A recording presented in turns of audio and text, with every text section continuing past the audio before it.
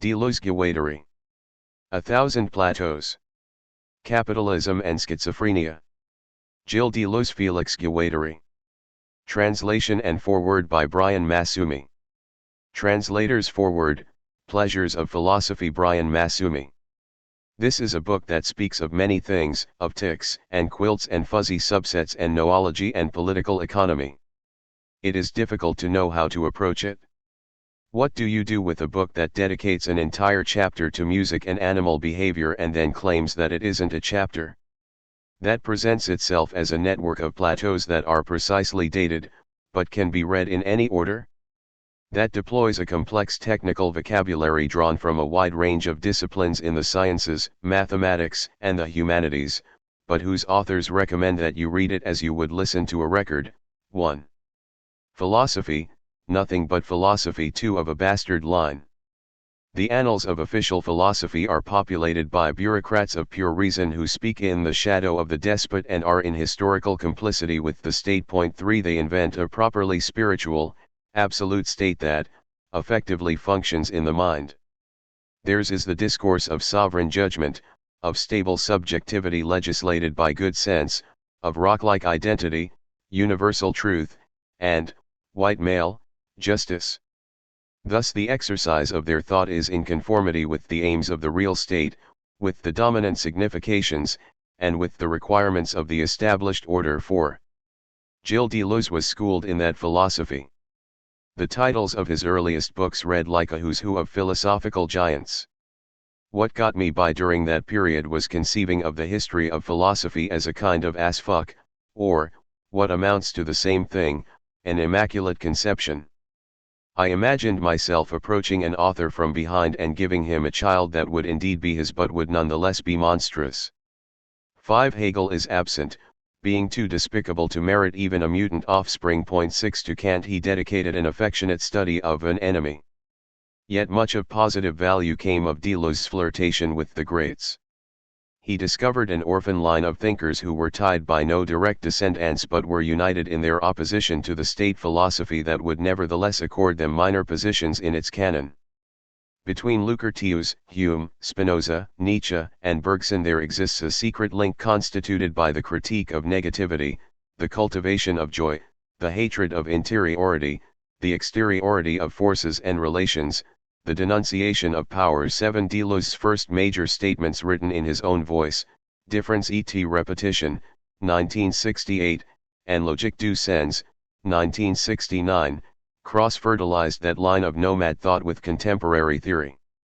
The ferment of the student-worker revolt of May 1968 and the reassessment it prompted of the role of the intellectual in society 8 led him to disclaim the ponderous academic apparatus 9 still in evidence in those works. However, many elements of the philosophy of difference they elaborated were transfused into a continuing collaboration, of which 1,000 Plateaus is the most recent product. Felix Guattari is a practicing psychoanalyst and lifelong political activist. He has worked since the mid-1950s at La Bourde, an experimental psychiatric clinic founded by Lacanian analyst Jean Ury. Guattari himself was among Lacan's earliest trainees, and although he never severed his ties with Lacan's Freudian school, the group therapy practiced at La Bourde took him in a very different direction.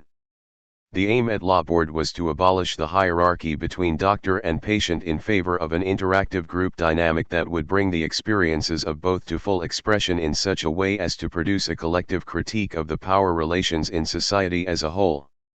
The central perspective is, to promote human relations that do not automatically fall into roles or stereotypes but open onto fundamental relations of a metaphysical kind that bring out the most radical and basic alienations of madness or neurosis 10 and channel them into revolutionary practice.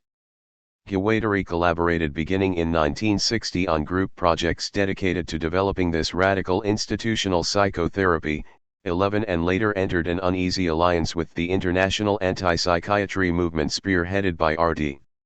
Lang in England and Franco Basaglia in Italy. 12 As Lacanian schools of psychoanalysis gained ground against psychiatry, the contractual Oedipal relationship between the analyst and the transference-bound analysand became as much of a target for Guattari as the legal bondage of the institutionalized patient in the conventional state hospital. He came to occupy the same position in relation to psychoanalysis as he had all along in relation to the parties of the left, an ultra-opposition within the opposition. His anti-hierarchical leanings made him a precursor to the events of May 1968 and an early partisan of the social movements that grew from them, including feminism and the gay rights movement. L. Anti-Oedipus, 1972, his first book with Deleuze, gave philosophical weight to his convictions and created one of the intellectual sensations of post-war France with its spirited polemics against state-happy or pro-party versions of Marxism and school-building strains of psychoanalysis, which separately and in various combinations represented the dominant intellectual currents of the time, in spite of the fundamentally anarchist nature of the spontaneous popular uprisings that had shaken the world in 1968. The most tangible result of Anti-Oedipus was that it short-circuited the connection between psychoanalysis and the far-left parties, in which he and Deleuze saw the potential for a powerful new bureaucracy of analytic reason. 15. For many French intellectuals, the hyperactivism of post-May gave way to a mid-70s slump, then a return to religion, telkal, or political conservatism, the nouveaux philosophes, in a foreshadowing of the Reagan 80s. Deleuze and Guattari never recanted. Nor did they simply revive the polemics. 1,000 Plateaus, 1980, written over a 7-year period, was billed as a sequel to Anti-Oedipus and shares its subtitle, Capitalism and Schizophrenia. But it constitutes a very different project. It is less a critique than a positive exercise in the affirmative nomad thought called for in Anti-Oedipus. State philosophy is another word for the representational thinking that has characterized Western metaphysics since Plato, but has suffered an at least momentary setback during the last quarter-century at the hands of Jacques Derrida, Michel Foucault, and post-structuralist theory generally. As described by Deleuze 16, it reposes on a double identity, of the thinking subject, and of the concepts it creates and to which it lends its own presumed attributes of sameness and constancy. The subject, its concepts, and also the objects in the world to which the concepts are applied have a shared, internal essence, the self-resemblance at the basis of identity. Representational thought is analogical, its concern is to establish a correspondence between these symmetrically structured domains. The faculty of judgment is the policeman of analogy, assuring that each of the three terms is honestly itself, and that the proper correspondences obtain. In thought its end is truth, in action justice. The weapons it wields in their pursuit are limitative distribution, the determination of the exclusive set of properties possessed by each term in contradistinction to the others, logos, law, and hierarchical ranking, the measurement of the degree of perfection of a term's self-resemblance in relation to a supreme standard, man, God, or gold, value, morality. The modus operandi is negation, x equals noti. Identity, resemblance, truth, justice, and negation. The rational foundation for order. The established order, of course, philosophers have traditionally been employees of the state. The collusion between philosophy and the state was most explicitly enacted in the first decade of the 19th century with the foundation of the University of Berlin, which was to become the model for higher learning throughout Europe and in the United States. The goal laid out for it by Wilhelm von Humboldt, based on proposals by Fichte and Schleiermacher, was the spiritual and moral training of the nation, to be achieved by deriving everything from an original principle, truth, by relating everything to an ideal, justice, and by unifying this principle and this ideal in a single idea, the state. The end product would be a fully legitimate subject of knowledge and society. 17 Each mind an analogously organized mini-state morally unified in the supermind of the state. Prussian mind meld. 18 More insidious than the well-known practical cooperation between university and government, the burgeoning military funding of research, is its philosophical role in the propagation of the form of representational thinking itself, that properly spiritual absolute state endlessly reproduced and disseminated at every level of the social fabric. Deconstruction-influenced feminists such as Helene Sixus and Luce Irigaray have attacked it under the name phallogocentrism. What the most privileged model of rock-like identity is goes without saying. In the introduction to 8,000 Plateaus, Deleuze and Guattari describe it as the arborescent model of thought, the proudly erect tree under whose spreading boughs latter-day plateaus conduct their class. Nomad thought does not immure itself in the edifice of an ordered interiority, it moves freely in an element of exteriority. It does not repose on identity, it rides difference. It does not respect the artificial division between the three domains of representation, subject, concept, and being, it replaces restrictive analogy with a conductivity that knows no bounds. The concepts it creates do not merely reflect the eternal form of a legislating subject, but are defined by a communicable force in relation to which their subject, to the extent that they can be said to have one, is only secondary. They do not reflect upon the world but are immersed in a changing state of things. A concept is a brick. It can be used to build the courthouse of reason. Or it can be thrown through the window. What is the subject of the brick? The arm that throws it? The body connected to the arm? The brain encased in the body? The situation that brought brain and body to such a juncture? All and none of the above. What is its object? The window? The edifice? The laws the edifice shelters? The class and other power relations encrusted in the laws? All and none of the above. What interests us are the circumstances. 19 Because the concept in its unrestrained usage is a set of circumstances, at a volatile juncture. It is a vector, the point of application of a force moving through a space at a given velocity in a given direction. The concept has no subject or object other than itself. It is an act. Nomad thought replaces the closed equation of representation, x equals not y, I equals not u, with an open equation. Plus y plus z plus a plus arm plus brick plus window plus. Rather than analyzing the world into discrete components, reducing their manyness to the one of identity, and ordering them by rank, it sums up a set of disparate circumstances in a shattering blow. It synthesizes a multiplicity of elements without effacing their heterogeneity or hindering their potential for future rearranging. To the contrary, the modus operandi of nomad thought is affirmation, even when its apparent object is negative. Force is not to be confused with power. Force arrives from outside to break constraints and open new vistas. Power builds walls. The space of nomad thought is qualitatively different from state space. Air against earth. State space is striated, or grid. Movement in it is confined as by gravity to a horizontal plane, and limited by the order of that plane to preset paths between fixed and identifiable points. Nomad space is smooth, or open-ended. One can rise up at any point and move to any other.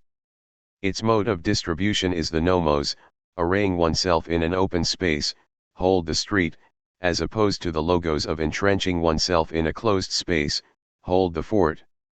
1,000 Plateaus is an effort to construct a smooth space of thought. It is not the first such attempt. Like state philosophy, nomad thought goes by many names.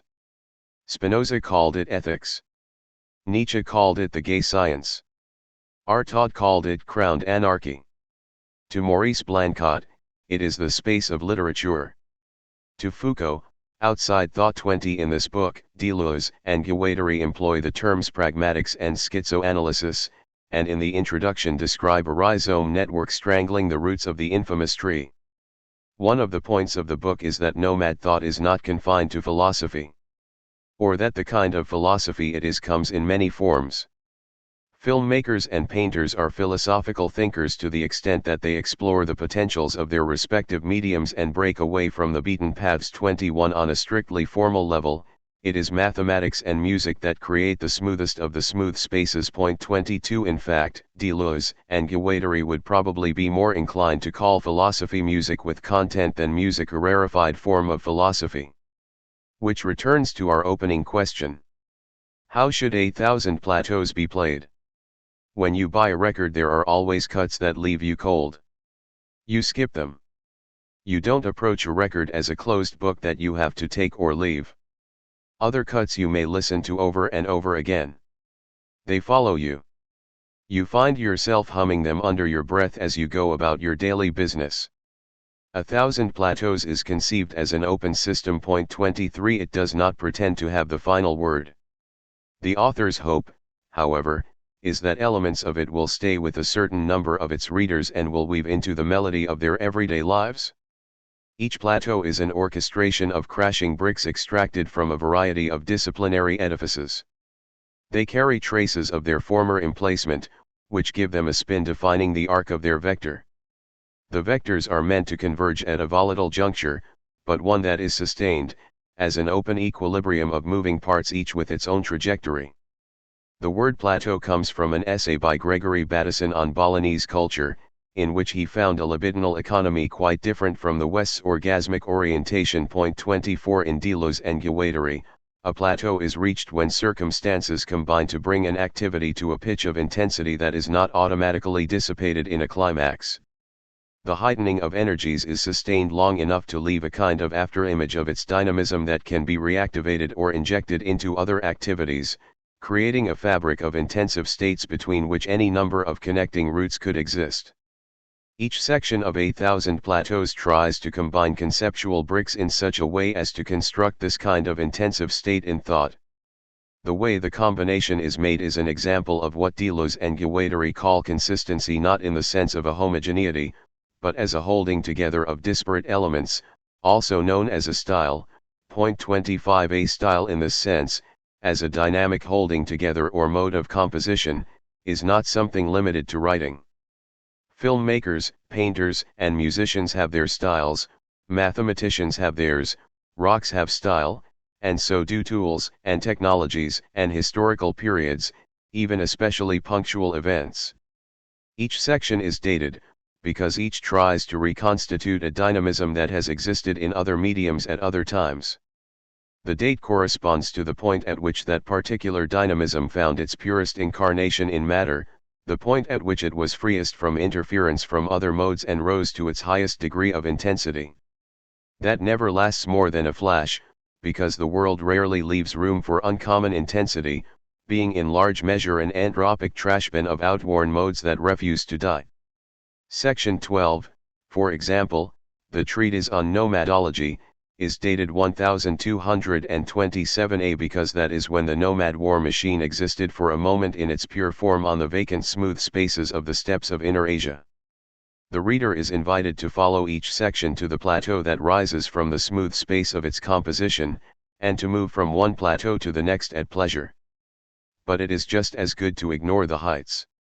You can take a concept that is particularly to your liking and jump with it to its next appearance. They tend to cycle back. Some might call that repetitious. Deleuze and Guattari call it a refrain.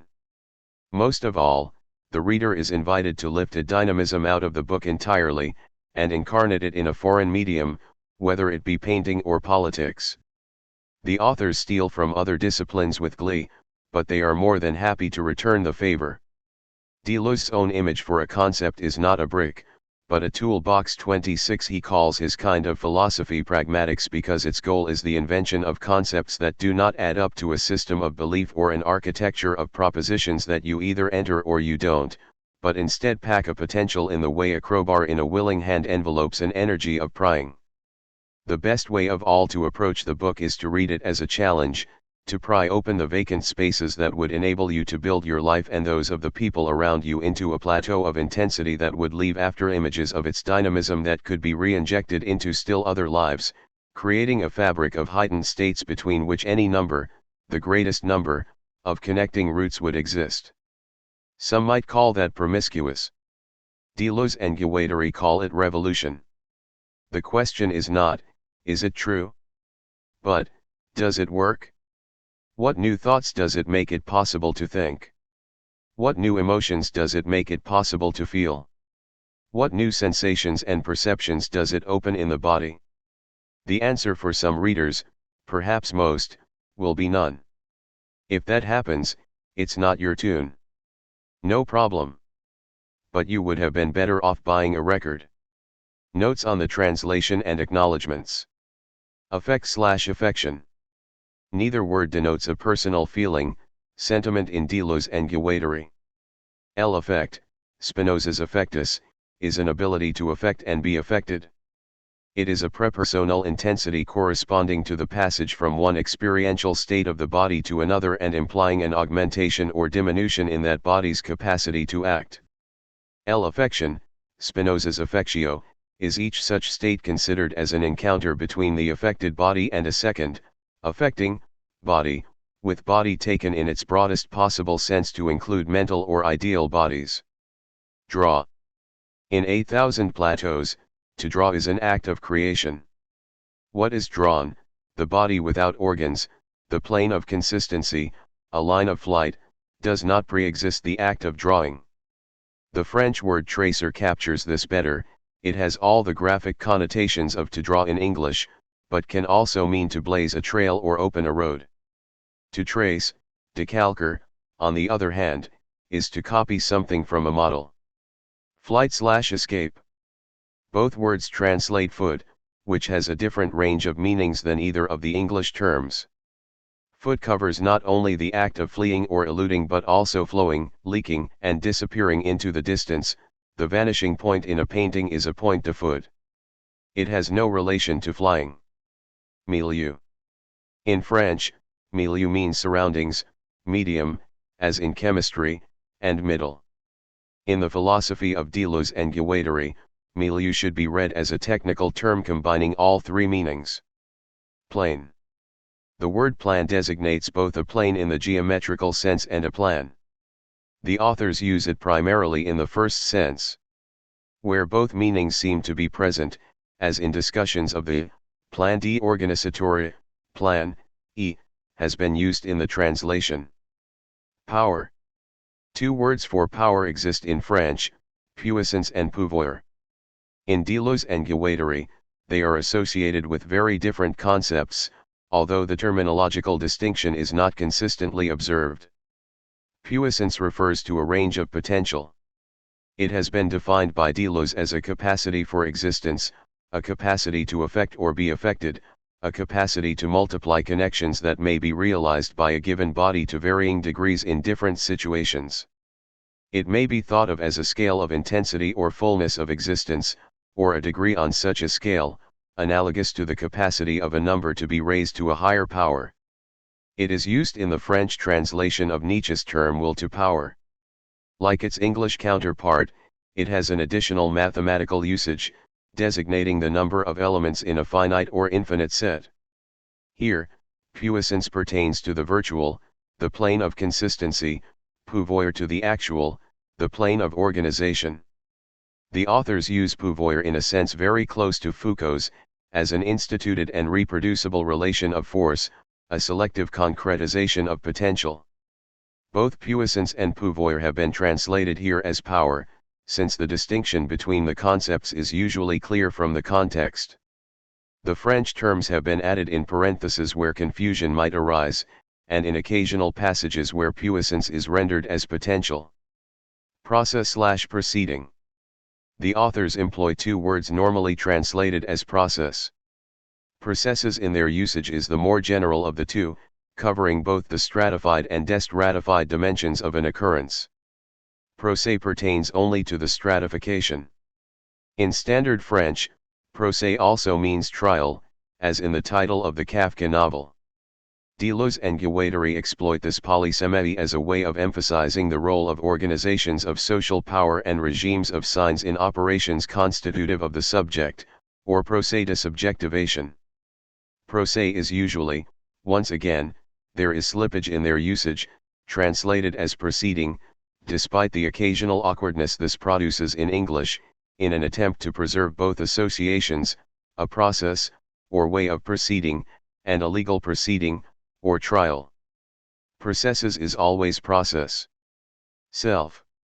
Both moi and soi have usually been translated as self, with the French in brackets. Soi is the self in its broadest sense, but as a neuter third-person pronoun implies an impersonality at the basis of the self. Moi is a more restricted concept, the me as subject of enunciation for the I, je, as subject of the statement. It is also the French term for the Freudian ego. Signifiance/interpretance. I have followed the increasingly common practice of importing signifiants and interparatants into English without modification. In Deleuze and Guattari, these terms refer respectively to the syntagmatic and paradigmatic processes of language as a signifying regime of signs. They are borrowed from Benveniste. Signifying capacity and interpretative capacity are the English translations used in Benveniste's work. Statement. Énonce, often utterance, has been translated here as statement, in keeping with the choice of the English translators of Foucault, to whose conception Deleuze and Guattari's is closest. Enunciation is used for enunciation. Trait. The word trait has a range of meanings not covered by any single word in English. Literally, it refers to a graphic drawing, and to the act of drawing a line. Abstractly, it is the purely graphic element. Figuratively, it is an identifying mark, a feature, or trait in the English sense, or any act constituting a mark or sign. In linguistics, distinctive features, traits distinctives or traits pertinents, are the elementary units of language that combine to form a phoneme.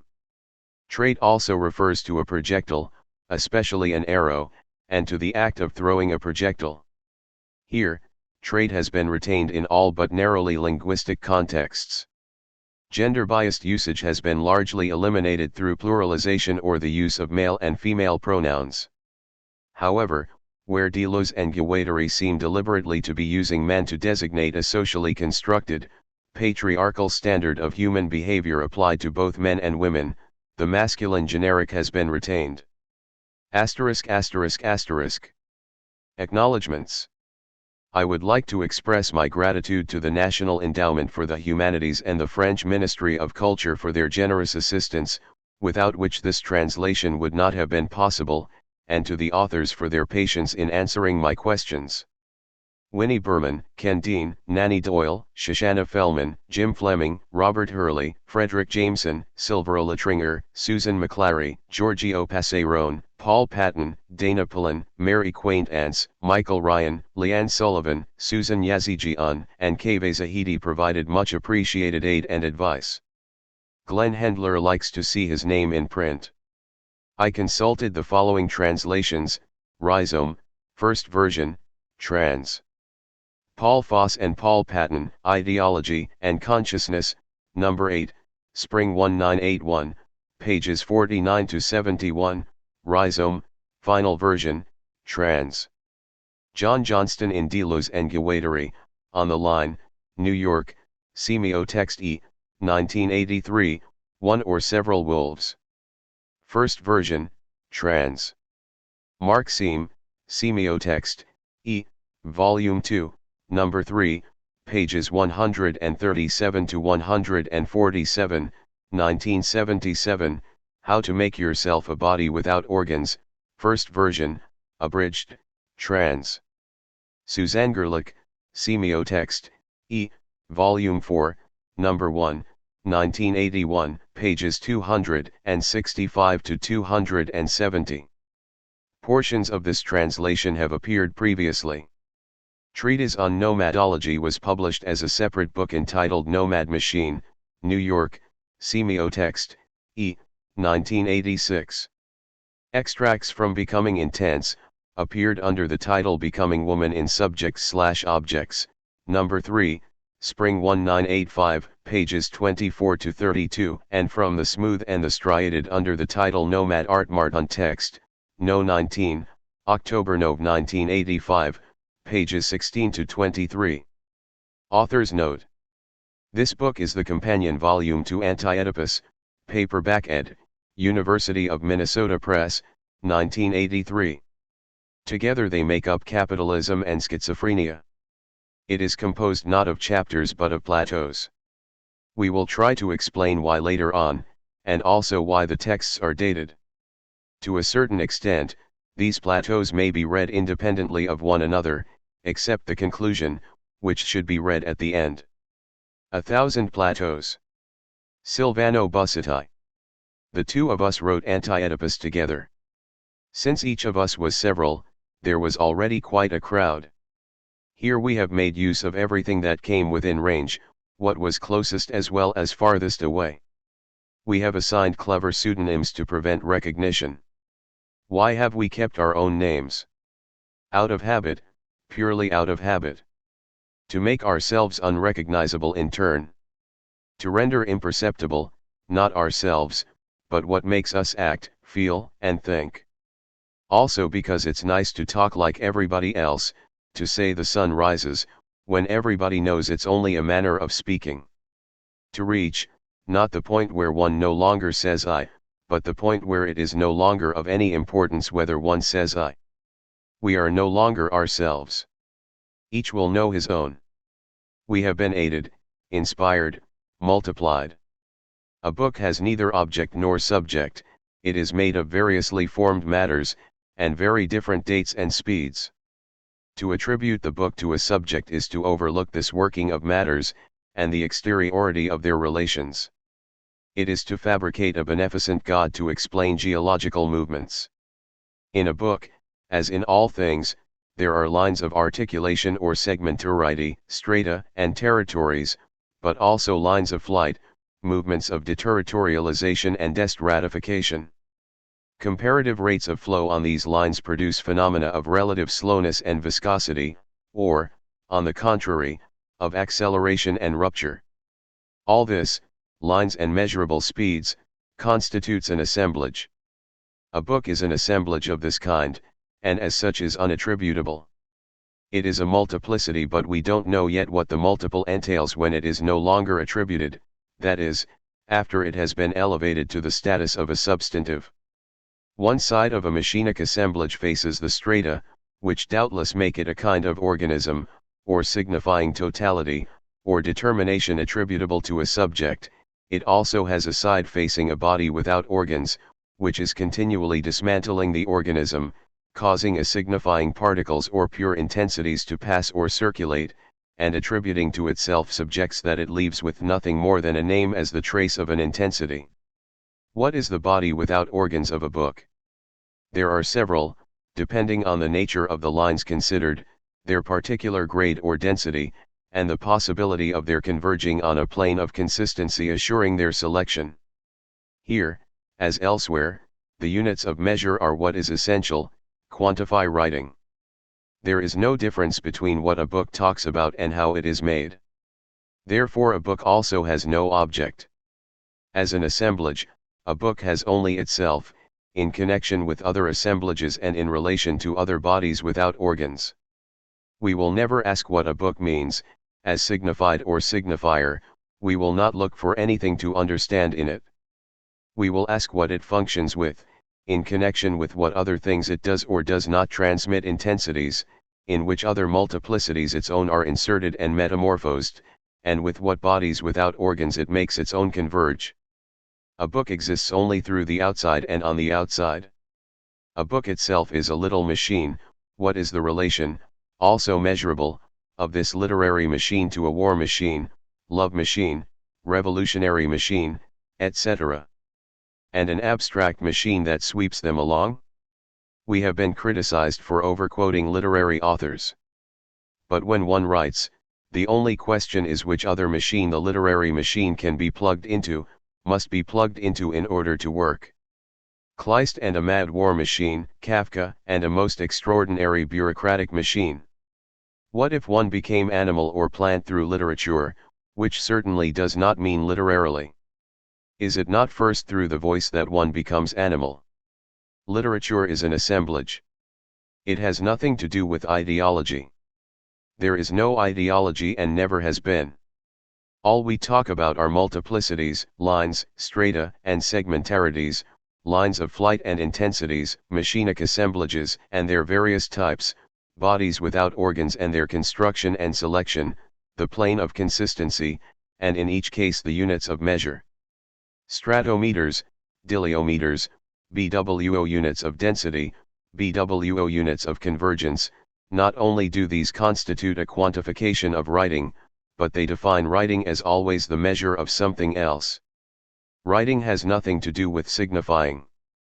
It has to do with surveying, mapping, even realms that are yet to come. A first type of book is the root book. the tree is already the image of the world, or the root the image of the world tree. This is the classical book, as noble, signifying, and subjective organic interiority, the strata of the book. The book imitates the world, as art imitates nature, by procedures specific to it that accomplish what nature cannot or can no longer do. The law of the book is the law of reflection, the one that becomes two. How could the law of the book reside in nature, when it is what presides over the very division between world and book, nature and art? One becomes two, whenever we encounter this formula, even stated strategically by Mao or understood in the most dialectical way possible. What we have before us is the most classical and well-reflected, oldest, and weariest kind of thought. Nature doesn't work that way.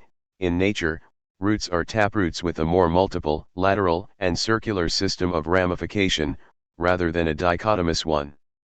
Thought lags behind nature. Even the book as a natural reality is a taproot, with its pivotal spine and surrounding leaves. But the book as a spiritual reality, the tree, or root as an image, endlessly develops the law of the one that becomes two, then of the two that become four. Binary logic is the spiritual reality of the root tree. Even a discipline as advanced as linguistics retains the root tree as its fundamental image, and thus remains wedded to classical reflection, for example, Chomsky and his grammatical trees, which begin at a point S and proceed by dichotomy. This is as much as to say that the system of thought has never reached an understanding of multiplicity. In order to arrive at two following a spiritual method, it must assume a strong principal unity. On the side of the object, it is no doubt possible, following the natural method, to go directly from 1 to 3, 4, or 5, but only if there is a strong principal unity available, that of the pivotal taproot supporting the secondary roots. That doesn't get us very far. The binary logic of dichotomy has simply been replaced by biunivocal relationships between successive circles. The pivotal taproot provides no better understanding of multiplicity than the dichotomous root. One operates in the object, the other in the subject. Binary logic and biunivocal relationships still dominate psychoanalysis, the tree of delusion in the Freudian interpretation of Schreber's case, linguistics, structuralism, and even information science. The radical system, or fascicular root, is the second figure of the book, to which our modernity pays willing allegiance. This time, the principal root has aborted, or its tip has been destroyed, an immediate, indefinite multiplicity of secondary roots grafts onto it and undergoes a flourishing development. This time, natural reality is what aborts the principal root, but the root's unity subsists, as past or yet to come, as possible. We must ask if reflexive, spiritual reality does not compensate for this state of things by demanding an even more comprehensive secret unity, or a more extensive totality. Take William Burroughs's cut-up method, the folding of one text onto another, which constitutes multiple and even adventitious roots, like a cutting, implies a supplementary dimension to that of the texts under consideration. In this supplementary dimension of folding, unity continues its spiritual labor. That is why the most resolutely fragmented work can also be presented as the total work or magnum opus. Most modern methods for making series proliferate or a multiplicity grow are perfectly valid in one direction, for example, a linear direction, whereas a unity of totalization asserts itself even more firmly in another, circular or cyclic, dimension. Whenever a multiplicity is taken up in a structure, its growth is offset by a reduction in its laws of combination. The abortionists of unity are indeed angel makers, doctors angelici, because they affirm a properly angelic and superior unity. Joyce's words, accurately described as having multiple roots, shatter the linear unity of the word, even of language, only to posit a cyclic unity of the sentence, text, or knowledge. Nietzsche's aphorisms shatter the linear unity of knowledge, only to invoke the cyclic unity of the eternal return, present as the non-known in thought.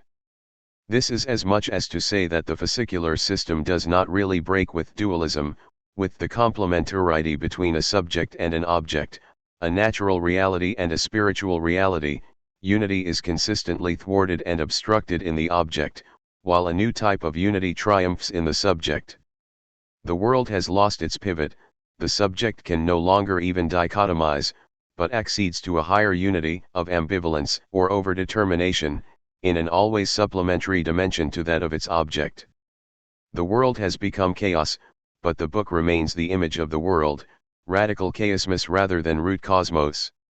A strange mystification, a book all the more total for being fragmented.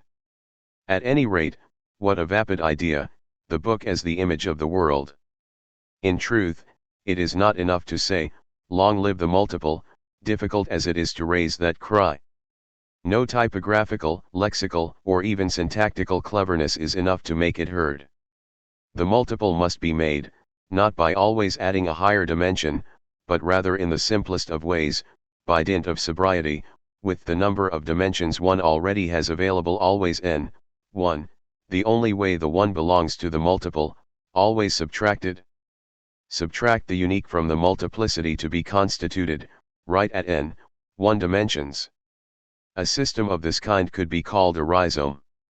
A rhizome as subterranean stem is absolutely different from roots and radicles. Bulbs and tubers are rhizomes. Plants with roots or radicles may be rhizomorphic in other respects altogether.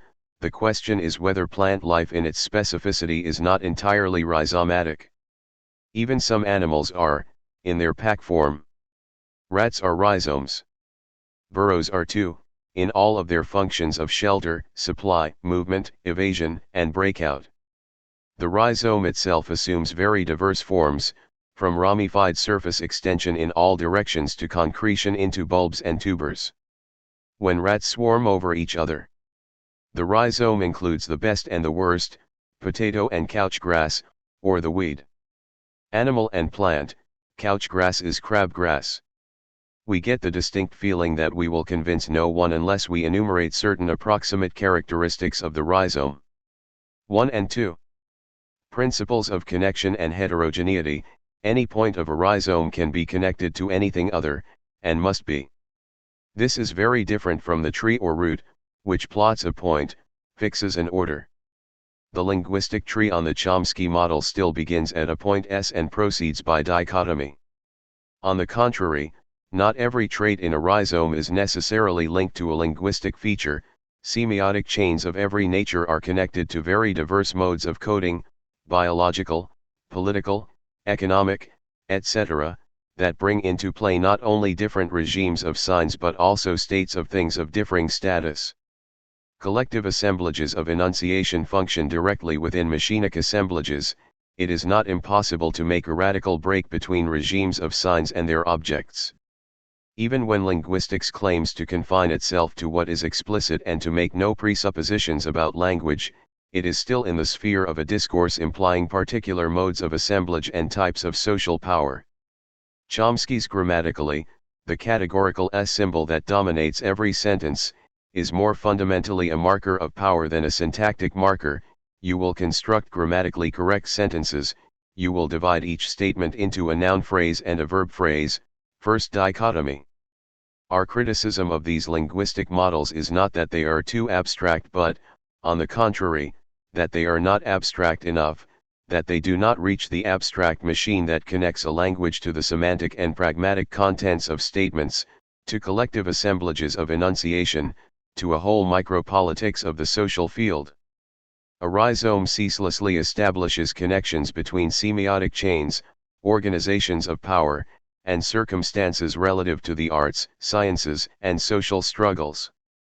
A semiotic chain is like a tuber agglomerating very diverse acts, not only linguistic, but also perceptive, mimetic, gestural, and cognitive. There is no language in itself, nor are there any linguistic universals, only a throng of dialects, patois, slangs, and specialized languages. There is no ideal speaker-listener, any more than there is a homogeneous linguistic community. Language is, in Weinreich's words, an essentially heterogeneous reality. One, there is no mother tongue, only a power takeover by a dominant language within a political multiplicity. Language stabilizes around a parish, a bishopric, a capital. It forms a bulb. It evolves by subterranean stems and flows, along river valleys or train tracks, it spreads like a patch of oil too. It is always possible to break a language down into internal structural elements, an undertaking not fundamentally different from a search for roots. There is always something genealogical about a tree. It is not a method for the people. A method of the rhizome type, on the contrary, can analyze language only by disintegrating it onto other dimensions and other registers. A language is never closed upon itself, except as a function of impotence. Principle of multiplicity, it is only when the multiple is effectively treated as a substantive, multiplicity, that it ceases to have any relation to the one as subject or object, natural or spiritual reality, image and world. Multiplicities are rhizomatic, and expose arborescent pseudo-multiplicities for what they are. There is no unity to serve as a pivot in the object, or to divide in the subject. There is not even the unity to abort in the object or return in the subject. A multiplicity has neither subject nor object, only determinations, magnitudes, and dimensions that cannot increase in number without the multiplicity changing in nature. The laws of combination therefore increase in number as the multiplicity grows. Puppet strings, as a rhizome or multiplicity, are tied not to the supposed will of an artist or puppeteer but to a multiplicity of nerve fibers, which form another puppet in other dimensions connected to the first. Call the strings or rods that move the puppet the weave. It might be objected that its multiplicity resides in the person of the actor, who projects it into the text. Granted, but the actor's nerve fibers in turn form a weave. And they fall through the gray matter, the grid, into the undifferentiated. The interplay approximates the pure activity of weavers attributed in myth to the Fates or Norns. 3. An assemblage is precisely this increase in the dimensions of a multiplicity that necessarily changes in nature as it expands its connections. There are no points or positions in a rhizome, such as those found in a structure, tree, or root. There are only lines. When Glenn Gould speeds up the performance of a piece, he is not just displaying virtuosity, he is transforming the musical points into lines, he is making the whole piece proliferate. The number is no longer a universal concept measuring elements according to their emplacement in a given dimension, but has itself become a multiplicity that varies according to the dimensions considered, the primacy of the domain over a complex of numbers attached to that domain. We do not have units, unites, of measure, only multiplicities, or varieties of measurement. The notion of unity, unite, appears only when there is a power takeover in the multiplicity by the signifier or a corresponding subjectification proceeding.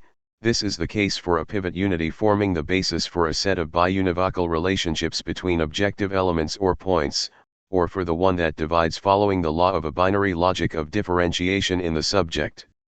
Unity always operates in an empty dimension supplementary to that of the system considered, overcoding. The point is that a rhizome or multiplicity never allows itself to be overcoded, never has available a supplementary dimension over and above its number of lines, that is, over and above the multiplicity of numbers attached to those lines.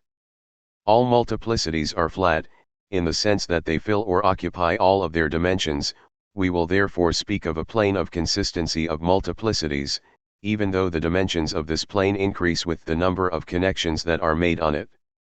Multiplicities are defined by the outside, by the abstract line, the line of flight or deterritorialization according to which they change in nature and connect with other multiplicities. The plane of consistency, grid, is the outside of all multiplicities. The line of flight marks the reality of a finite number of dimensions that the multiplicity effectively fills, the impossibility of a supplementary dimension, unless the multiplicity is transformed by the line of flight, the possibility and necessity of flattening all of the multiplicities on a single plane of consistency or exteriority, regardless of their number of dimensions. The ideal for a book would be to lay everything out on a plane of exteriority of this kind, on a single page, the same sheet, lived events, historical determinations, concepts, individuals, groups, social formations. Kleist invented a writing of this type, a broken chain of affects and variable speeds, with accelerations and transformations, always in a relation with the outside. Open rings. His texts, therefore, are opposed in every way to the classical or romantic book constituted by the interiority of a substance or subject. The war machine book against the state apparatus book. Flat multiplicities of n dimensions are a signifying and adjectives. They are designated by indefinite articles, or rather by partitives, some couch grass, some of a rhizome. Principle of a signifying rupture, against the over-signifying breaks separating structures or cutting across a single structure. A rhizome may be broken, shattered at a given spot, but it will start up again on one of its old lines, or on new lines. You can never get rid of ants because they form an animal rhizome that can rebound time and again after most of it has been destroyed. Every rhizome contains lines of segmentarity according to which it is stratified, territorialized, organized, signified, attributed, etc., as well as lines of deterritorialization down which it constantly flees. There is a rupture in the rhizome whenever segmentary lines explode into a line of flight, but the line of flight is part of the rhizome. These lines always tie back to one another. That is why one can never posit a dualism or a dichotomy, even in the rudimentary form of the good and the bad.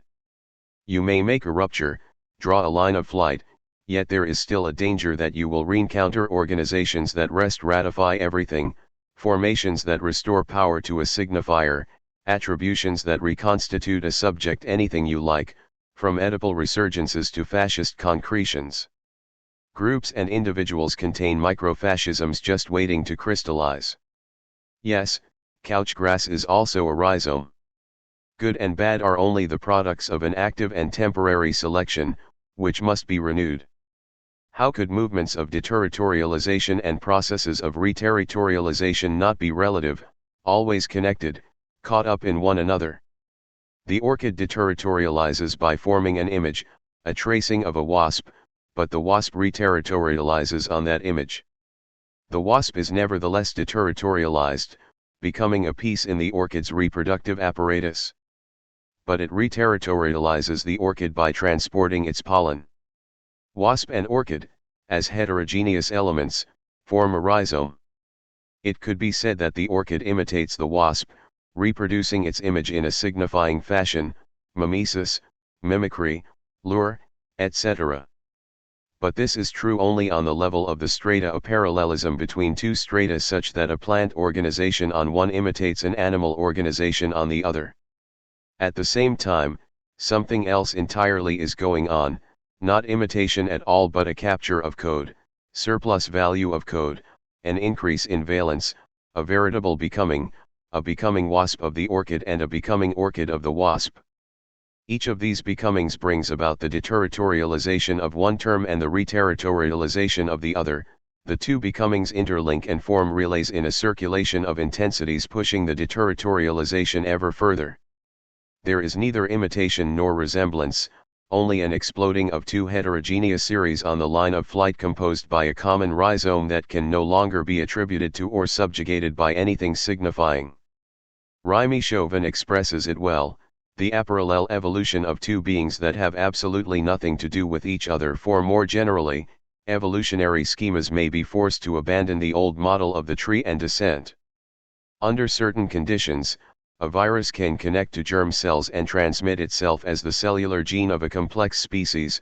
Moreover, it can take flight, move into the cells of an entirely different species, but not without bringing with it genetic information from the first host. For example, Benveniste and Totaro's current research on a type C virus, with its double connection to baboon DNA and the DNA of certain kinds of domestic cats. Evolutionary schemas would no longer follow models of arborescent descent going from the least to the most differentiated, but instead a rhizome operating immediately in the heterogeneous and jumping from one already differentiated line to another. 5 Once again, there is aparallel evolution, of the baboon and the cat. It is obvious that they are not models or copies of each other. A becoming baboon in the cat does not mean that the cat plays baboon. We form a rhizome with our viruses, or rather our viruses cause us to form a rhizome with other animals. As François Jacob says, transfers of genetic material by viruses or through other procedures, fusions of cells originating in different species, have results analogous to those of the abominable couplings dear to antiquity and the Middle Ages. 6. Transversal communications between different lines scramble the genealogical trees. Always look for the molecular, or even submolecular, particle with which we are allied. We evolve and die more from our polymorphous and rhizomatic flues than from hereditary diseases, or diseases that have their own line of descent. The rhizome is an anti-genealogy. The same applies to the book and the world. Contrary to a deeply rooted belief, the book is not an image of the world. It forms a rhizome with the world. There is an aparallel evolution of the book and the world. The book assures the deterritorialization of the world, but the world affects a reterritorialization of the book, which in turn deterritorializes itself in the world, if it is capable, if it can.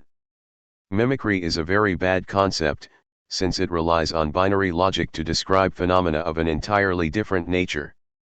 The crocodile does not reproduce a tree trunk, any more than the chameleon reproduces the colors of its surroundings. The pink panther imitates nothing, it reproduces nothing, it paints the world its color, pink on pink. This is its becoming world, carried out in such a way that it becomes imperceptible itself, a signifying, makes its rupture, its own line of flight, follows its aparallel evolution through to the end. The wisdom of the plants, even when they have roots, there is always an outside where they form a rhizome with something else, with the wind, an animal, human beings, and there is also an aspect under which animals themselves form rhizomes, as do people, etc. Drunkenness as a triumphant eruption of the plant in us. Always follow the rhizome by rupture, lengthen, prolong, and relay the line of flight, make it vary, until you have produced the most abstract and tortuous of lines of n dimensions and broken directions. Conjugate deterritorialized flows. Follow the plants. You start by delimiting a first line consisting of circles of convergence around successive singularities, then you see whether inside that line new circles of convergence establish themselves, with new points located outside the limits and in other directions. Right, form a rhizome, increase your territory by deterritorialization, extend the line of flight to the point where it becomes an abstract machine covering the entire plane of consistency. Go first to your old plant and watch carefully the watercourse made by the rain. By now the rain must have carried the seeds far away. Watch the crevices made by the runoff, and from them determine the direction of the flow. Then find the plant that is growing at the farthest point from your plant. All the devil's weed plants that are growing in between are yours.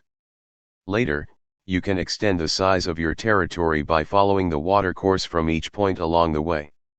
7. Music has always sent out lines of flight, like so many transformational multiplicities, even overturning the very codes that structure or arborify it. That is why musical form, right down to its ruptures and proliferations, is comparable to a weed, a rhizome. 8. 5 and 6.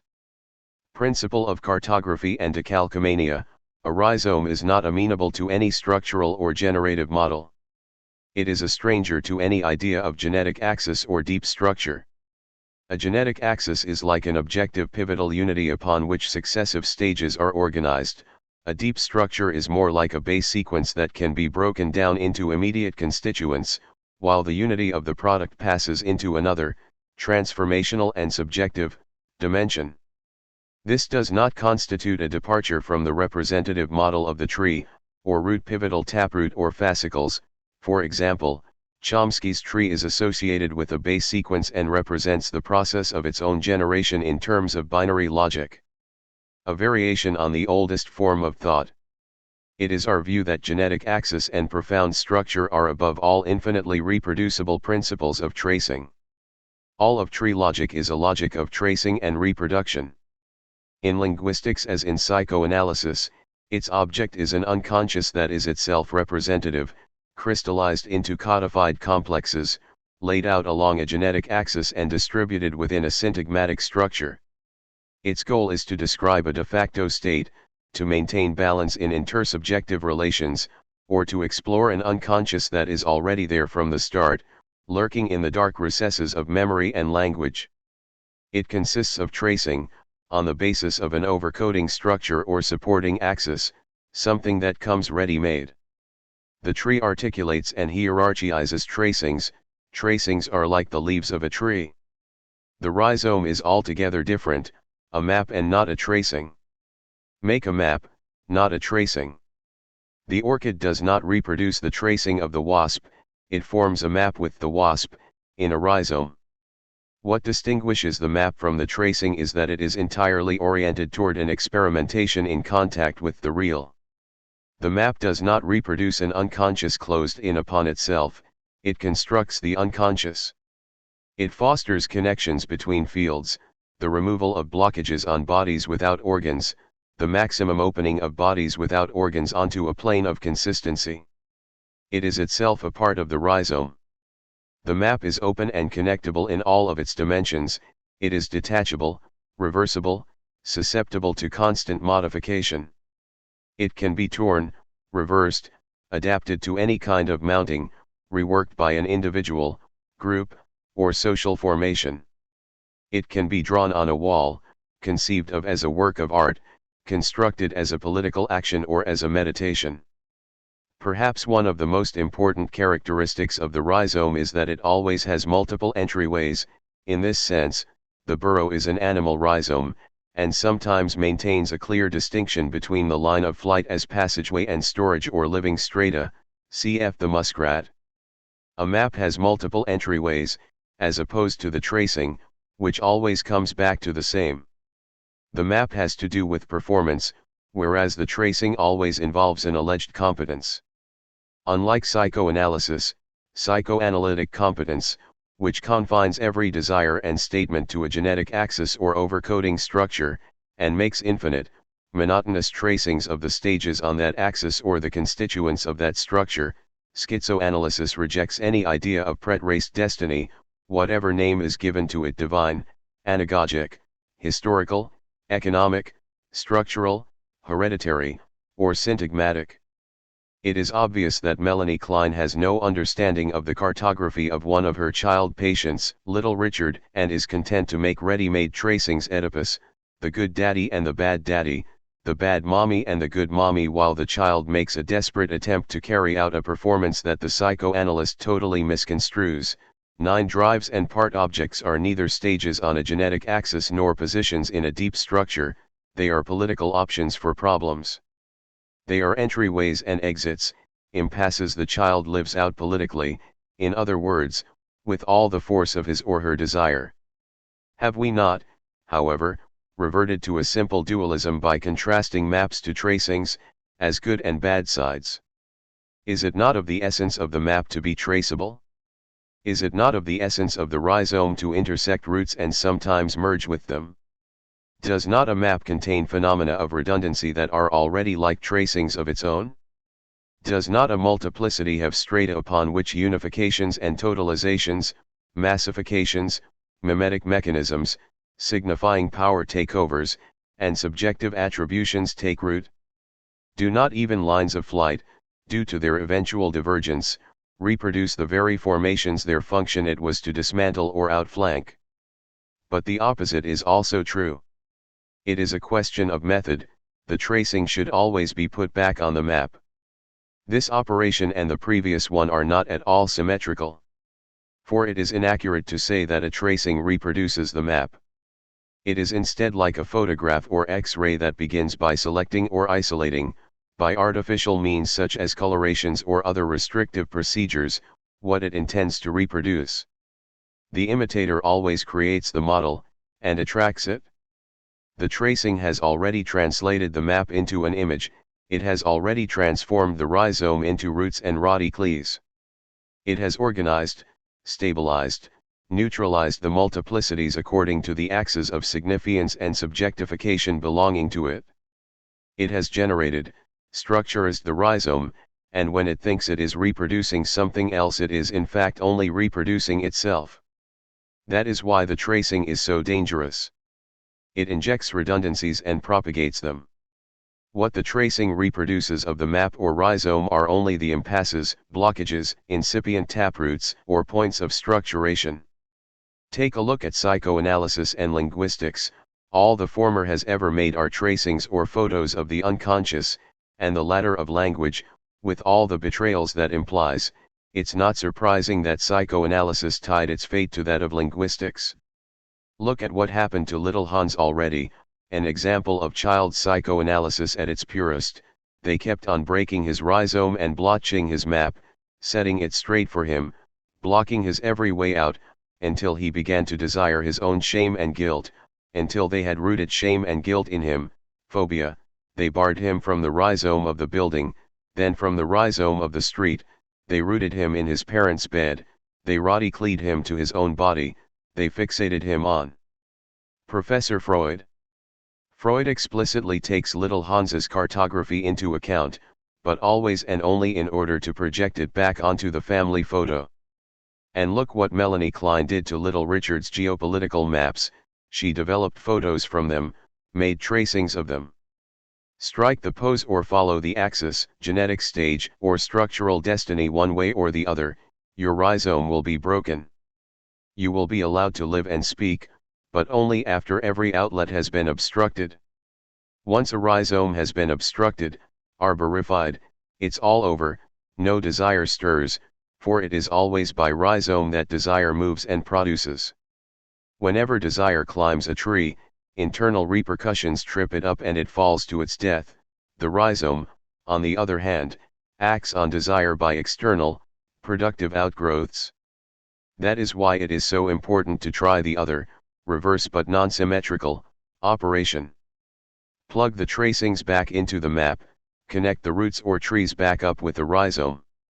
In the case of little Hans, studying the unconscious would be to show how he tries to build a rhizome, with the family house but also with the line of flight of the building, the street, etc., how these lines are blocked, how the child is made to take root in the family, be photographed under the father, be traced onto the mother's bed, then how Professor Freud's intervention assures a power takeover by the signifier, a subjectification of affects, how the only escape route left to the child is a becoming animal perceived as shameful and guilty, the becoming horse of little Hans, a truly political option. But these impasses must always be resituated on the map, thereby opening them up to possible lines of flight. The same applies to the group map. Show at what point in the rhizome there form phenomena of massification, bureaucracy, leadership, fascization, etc., which lines nevertheless survive, if only underground, continuing to make rhizome in the shadows.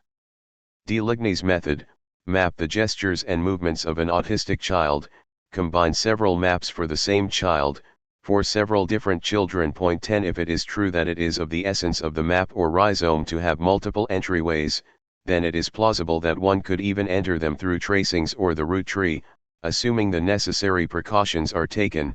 Once again, one must avoid any Manichaean dualism. For example, one will often be forced to take dead ends, to work with signifying powers and subjective affections, to find a foothold in formations that are Oedipal or paranoid or even worse, rigidified territorialities that open the way for other transformational operations. It is even possible for psychoanalysis to serve as a foothold, in spite of itself. In other cases, on the contrary, one will bolster oneself directly on a line of flight, enabling one to blow apart strata, cut roots, and make new connections. Thus, there are very diverse map tracing, rhizome root assemblages, with variable coefficients of deterritorialization. There exist tree or root structures in rhizomes. Conversely, a tree branch or root division may begin to burgeon into a rhizome. The coordinates are determined not by theoretical analyses implying universals but by apragmatics composing multiplicities or aggregates of intensities. A new rhizome may form in the heart of a tree, the hollow of a root, the crook of a branch.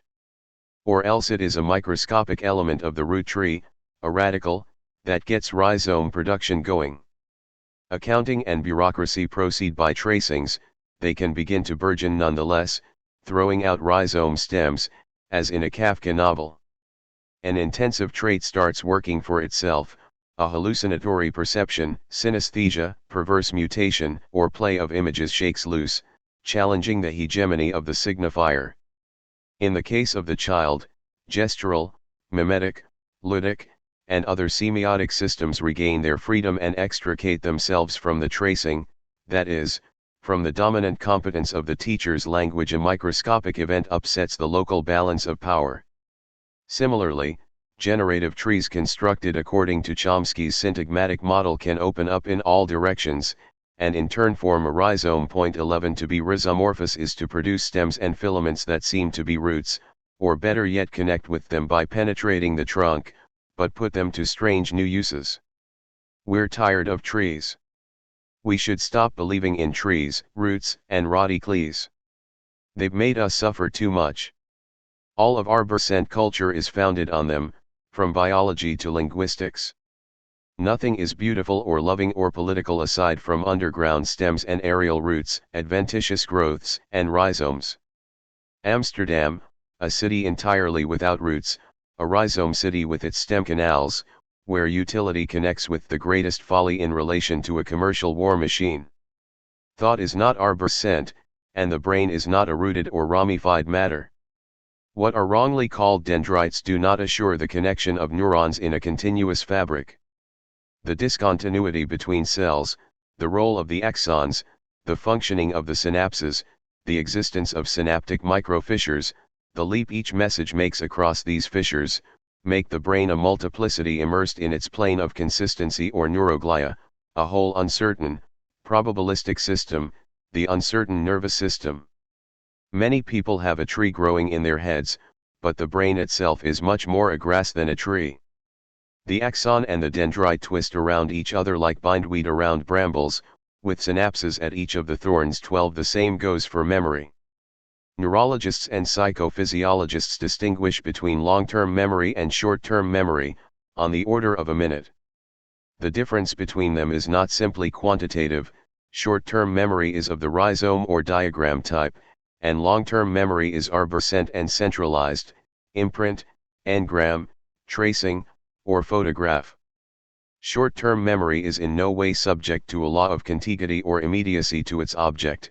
It can act at a distance, come or return a long time after, but always under conditions of discontinuity, rupture, and multiplicity. Furthermore, the difference between the two kinds of memory is not that of two temporal modes of apprehending the same thing.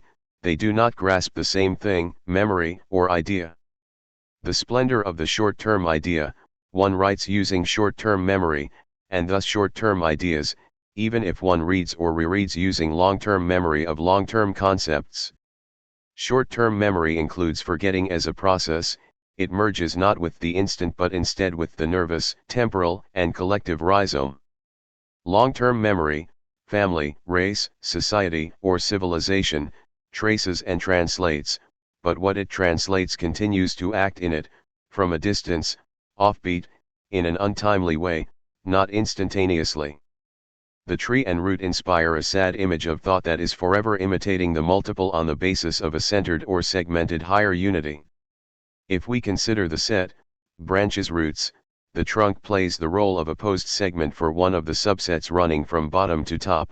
This kind of segment is a link dipole, in contrast to the unit dipoles formed by spokes radiating from a single center point. 13. Even if the links themselves proliferate, as in the radical system, one can never get beyond the 1-2, and fake multiplicities. Regenerations, reproductions, returns, hydras, and medusas do not get us any further. Arborescent systems are hierarchical systems with centers of significance and subjectification, central automata-like organized memories. In the corresponding models, an element only receives information from a higher unit, and only receives a subjective affection along pre-established paths. This is evident in current problems in information science and computer science, which still cling to the oldest modes of thought in that they grant all power to a memory or central organ. Pierre Rosenstiel and Jean Petitot, in a fine article denouncing the imagery of command trees, centered systems or hierarchical structures, Note that accepting the primacy of hierarchical structures amounts to giving arbor-sent structures privileged status. The arbor-sent form admits of topological explanation. In a hierarchical system, an individual has only one active neighbor, his or her hierarchical superior. The channels of transmission are pre-established, the arbor-sent system pre-exists the individual, who is integrated into it at an allotted place, signifiance and subjectification.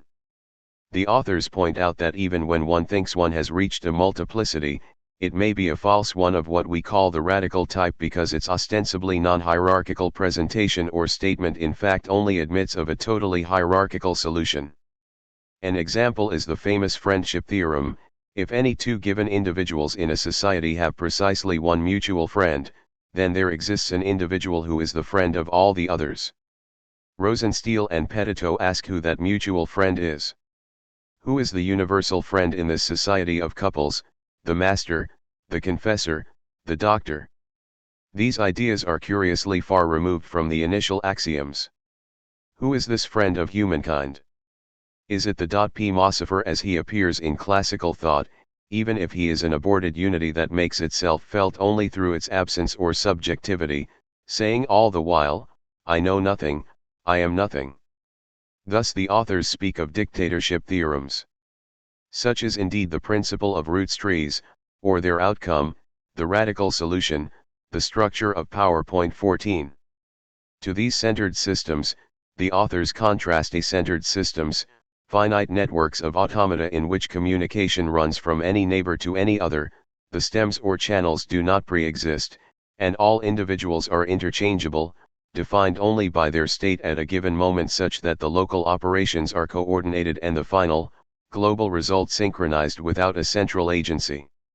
Transduction of intensive states replaces topology, and the graph regulating the circulation of information is in a way the opposite of the hierarchical graph. There is no reason for the graph to be a tree, we have been calling this kind of graph a map. The problem of the war machine, or the firing squad, is a general necessary for n individuals to manage to fire in unison. The solution without a general is to be found in an acentered multiplicity possessing a finite number of states with signals to indicate corresponding speeds, from a war rhizome or guerrilla logic point of view, without any tracing, without any copying of a central order. The authors even demonstrate that this kind of machinic multiplicity, assemblage, or society rejects any centralizing or unifying automaton as an asocial intrusion. 15. Under these conditions, n is in fact always n, 1. Rosenstiel and Petitot emphasize that the opposition, centered-acentered, is valid less as a designation for things than as a mode of calculation applied to things. Trees may correspond to the rhizome, or they may burgeon into a rhizome. It is true that the same thing is generally susceptible to both modes of calculation or both types of regulation, but not without undergoing a change in state. Take psychoanalysis as an example again. It subjects the unconscious to arbor-sent structures, hierarchical graphs, recapitulatory memories, central organs, the phallus, the phallus-tree not only in its theory but also in its practice of calculation and treatment. Psychoanalysis cannot change its method in this regard, it bases its own dictatorial power upon a dictatorial conception of the unconscious.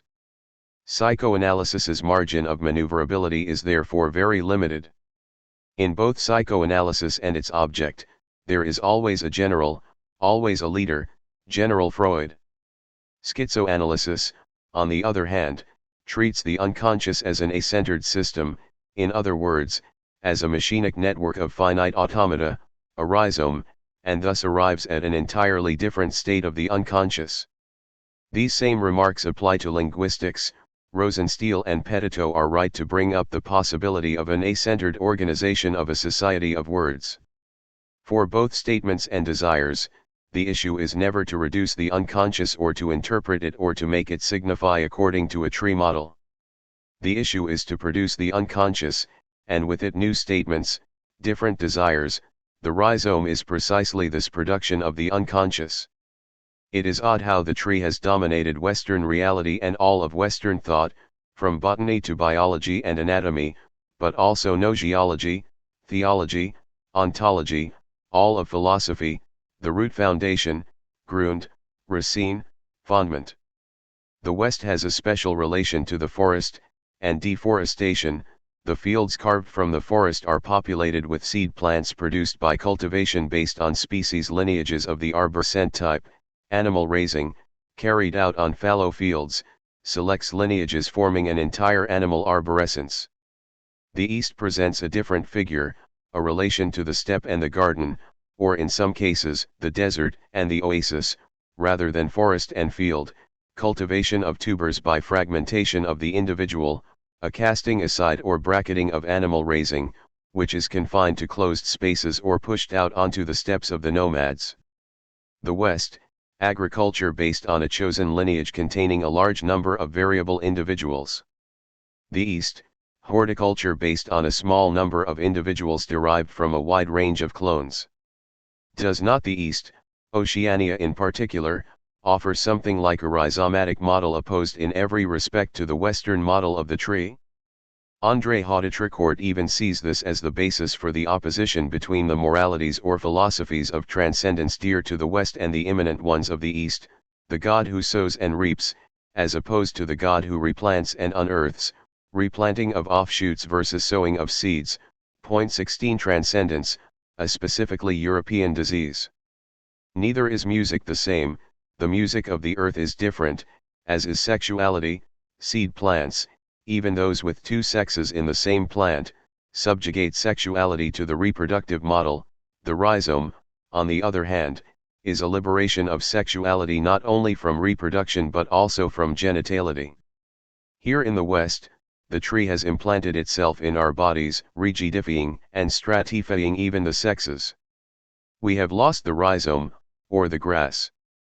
Henry Miller, China is the weed in the human cabbage patch. The weed is the nemesis of human endeavor. Of all the imaginary existences we attribute to plant, beast and star, the weed leads the most satisfactory life of all. True, the weed produces no lilies, no battleships, no sermons on the mount. Eventually the weed gets the upper hand. Eventually things fall back into a state of China. This condition is usually referred to by historians as the Dark Age. Grass is the only way out. The weed exists only to fill the waste spaces left by cultivated areas. It grows between, among other things. The lily is beautiful, the cabbage is provender, the poppy is maddening, but the weed is rank growth. It points a moral. 17 Which China is Miller talking about? The old China, the new, an imaginary one, or yet another located on a shifting map? America is a special case. Of course it is not immune from domination by trees or the search for roots.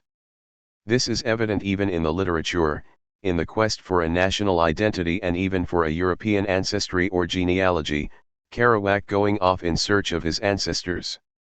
Nevertheless, everything important that has happened or is happening takes the root of the American rhizome, the beatniks, the underground, bands and gangs, successive lateral offshoots in immediate connection with an outside. American books are different from European books, even when the American sets off in pursuit of trees. The conception of the book is different. Leaves of grass and directions in America are different. The search for arborescence and the return to the old world occur in the East. But there is the rhizomatic West, with its Indians without ancestry, its ever-receding limit, its shifting and displaced frontiers. There is a whole American map in the West, where even the trees form rhizomes. America reversed the directions, it put its Orient in the West, as if it were precisely in America that the earth came full circle. Its west is the edge of the East. Point 18, India is not the intermediary between the Occident and the Orient, as Hautetricourt believed. America is the pivot point and mechanism of reversal. The American singer Patti Smith sings the Bible of the American dentist: don't go for the root, follow the canal. Are there not also two kinds of bureaucracy, or even three, or still more?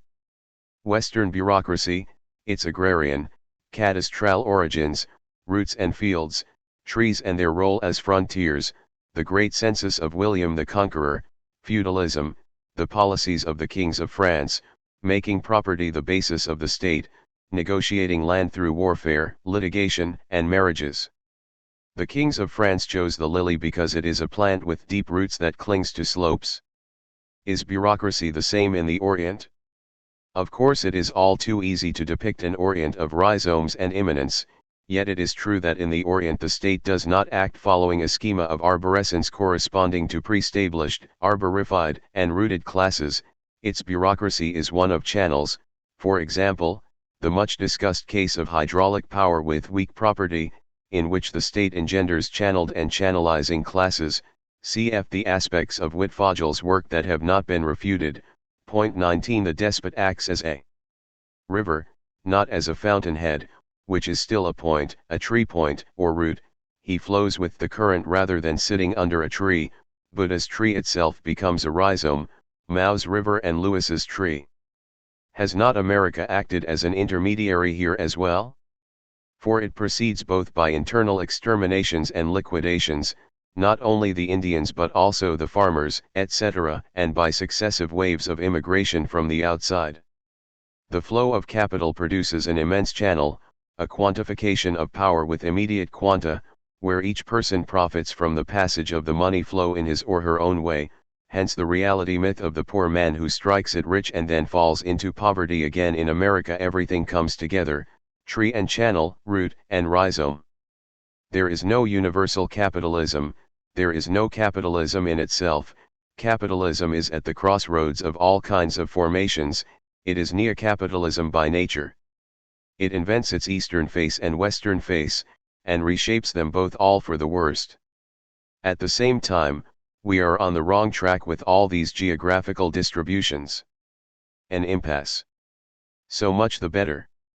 If it is a question of showing that rhizomes also have their own, even more rigid, despotism and hierarchy, then fine and good, for there is no dualism, no ontological dualism between here and there, no axiological dualism between good and bad, no blend or American synthesis.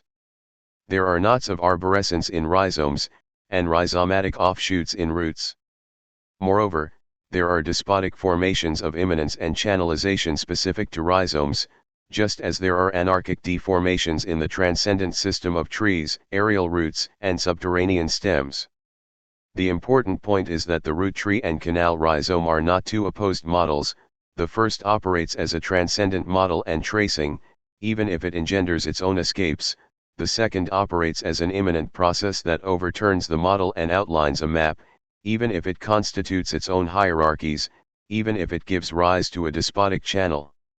It is not a question of this or that place on earth, or of a given moment in history, still less of this or that category of thought. It is a question of a model that is perpetually in construction or collapsing, and of a process that is perpetually prolonging itself, breaking off and starting up again. No, this is not a new or different dualism. The problem of writing, in order to designate something exactly, inexact expressions are utterly unavoidable. Not at all because it is a necessary step, or because one can only advance by approximations. An exactitude is in no way an approximation, on the contrary, it is the exact passage of that which is underway. We invoke one dualism only in order to challenge another. We employ a dualism of models only in order to arrive at a process that challenges all models. Each time, mental correctives are necessary to undo the dualisms we had no wish to construct but through which we pass. Arrive at the magic formula we all seek: pluralism equals via all the dualisms that are the enemy, an entirely necessary enemy, the furniture we are forever rearranging. Let us summarize the principal characteristics of a rhizome. Unlike trees or their roots, the rhizome connects any point to any other point, and its traits are not necessarily linked to traits of the same nature. It brings into play very different regimes of signs, and even non-sign states. The rhizome is reducible neither to the one nor the multiple. It is not the one that becomes two or even directly 3, 4, 5, etc. It is not a multiple derived from the one, or to which one is added, n+1. It is composed not of units but of dimensions, or rather directions in motion. It has neither beginning nor end, but always a middle, milieu, from which it grows and which it overspills. It constitutes linear multiplicities with n-dimensions having neither subject nor object, which can be laid out on a plane of consistency, and from which the one is always subtracted, n, 1. When a multiplicity of this kind changes dimension, it necessarily changes in nature as well, undergoes a metamorphosis. Unlike a structure, which is defined by a set of points and positions, with binary relations between the points and biunivocal relationships between the positions, the rhizome is made only of lines of segmentarity and stratification as its dimensions, and the line of flight or deterritorialization as the maximum dimension after which the multiplicity undergoes metamorphosis, changes in nature. These lines, or lineaments, should not be confused with lineages of the arborescent type, which are merely localizable linkages between points and positions. Unlike the tree, the rhizome is not the object of reproduction, neither external reproduction as image tree nor internal reproduction as tree structure. The rhizome is an antigenealogy. It is a short-term memory, or anti-memory. The rhizome operates by variation, expansion, conquest, capture, offshoots. Unlike the graphic arts, drawing, or photography, unlike tracings, the rhizome pertains to a map that must be produced, constructed, a map that is always detachable, connectable, reversible, modifiable, and has multiple entryways and exits and its own lines of flight. It is tracings that must be put on the map, not the opposite. In contrast to centered, even polycentric, systems with hierarchical modes of communication and pre-established paths, the rhizome is an acentered, non-hierarchical, non-signifying system without a general and without an organizing memory or central automaton, defined solely by a circulation of states. What is at question in the rhizome is a relation to sexuality but also to the animal, the vegetal, the world, politics, the book, things natural and artificial that is totally different from the arborescent relation, all manner of becomings. A plateau is always in the middle, not at the beginning or the end. A rhizome is made of plateaus. Gregory Bateson uses the word plateau to designate something very special, a continuous, self-vibrating region of intensities whose development avoids any orientation toward a culmination point or external end. Bateson cites Balinese culture as an example. Mother-child sexual games, and even quarrels among men, undergo this bizarre intensive stabilization. Some sort of continuing plateau of intensity is substituted for sexual climax, war, or a culmination point. It is a regrettable characteristic of the Western mind to relate expressions and actions to exterior or transcendent ends, instead of evaluating them on a plane of consistency on the basis of their intrinsic value. 20 For example, a book composed of chapters has culmination and termination points. What takes place in a book composed instead of plateaus that communicate with one another across microfissures, as in a brain? We call a plateau any multiplicity connected to other multiplicities by superficial underground stems in such a way as to form or extend a rhizome. We are writing this book as a rhizome. It is composed of plateaus. We have given it a circular form, but only for laughs. Each morning we would wake up, and each of us would ask himself what plateau he was going to tackle, writing 5 lines here, 10 there. We had hallucinatory experiences. We watched lines leave one plateau and proceed to another like columns of tiny ants. We made circles of convergence. Each plateau can be read starting anywhere and can be related to any other plateau. To attain the multiple, one must have a method that effectively constructs it. No typographical cleverness, no lexical agility, no blending or creation of words, no syntactical boldness, can substitute for it. In fact, these are more often than not merely mimetic procedures used to disseminate or disperse a unity that is retained in a different dimension for an image book. Techno-narcissism. Typographical, lexical, or syntactic creations are necessary only when they no longer belong to the form of expression of a hidden unity, becoming themselves dimensions of the multiplicity under consideration. We only know of rare successes in this. 21 We ourselves were unable to do it. We just used words that in turn function for us as plateaus. Rhizomatics equals schizoanalysis equals stratoanalysis equals. These words are concepts, but concepts are lines, which is to say, number systems attached to a particular dimension of the multiplicities, strata, molecular chains, lines of flight or rupture, circles of convergence, etc. Nowhere do we claim for our concepts the title of a science. We are no more familiar with scientificity than we are with ideology, all we know are assemblages. And the only assemblages are machinic assemblages of desire and collective assemblages of enunciation. No signifiance, no subjectification, writing to the th power, all individuated enunciation remains trapped within the dominant significations, all signifying desire is associated with dominated subjects. An assemblage, in its multiplicity, necessarily acts on semiotic flows, material flows, and social flows simultaneously, independently of any recapitulation that may be made of it in a scientific or theoretical corpus. There is no longer a tripartite division between a field of reality, the world, and a field of representation, the book, and a field of subjectivity, the author. Rather, an assemblage establishes connections between certain multiplicities drawn from each of these orders, so that a book has no sequel nor the world as its object nor one or several authors as its subject. In short, we think that one cannot write sufficiently in the name of an outside. The outside has no image, no signification, no subjectivity. The book as assemblage with the outside, against the book as image of the world. A rhizome book, not a dichotomous, pivotal, or fascicular book. Never send down roots, or plant them, however difficult it may be to avoid reverting to the old procedures. Those things which occur to me not from the root up but rather only from somewhere about their middle. Let someone then attempt to seize them, let someone attempt to seize a blade of grass and hold fast to it when it begins to grow only from the middle. 22. Why is this so difficult? The question is directly one of perceptual semiotics. It's not easy to see things in the middle, rather than looking down on them from above or up at them from below, or from left to right or right to left. Try it, you'll see that everything changes. It's not easy to see the grass in things and in words. Similarly, Nietzsche said that an aphorism had to be ruminated. Never is a plateau separable from the cows that populate it, which are also the clouds in the sky.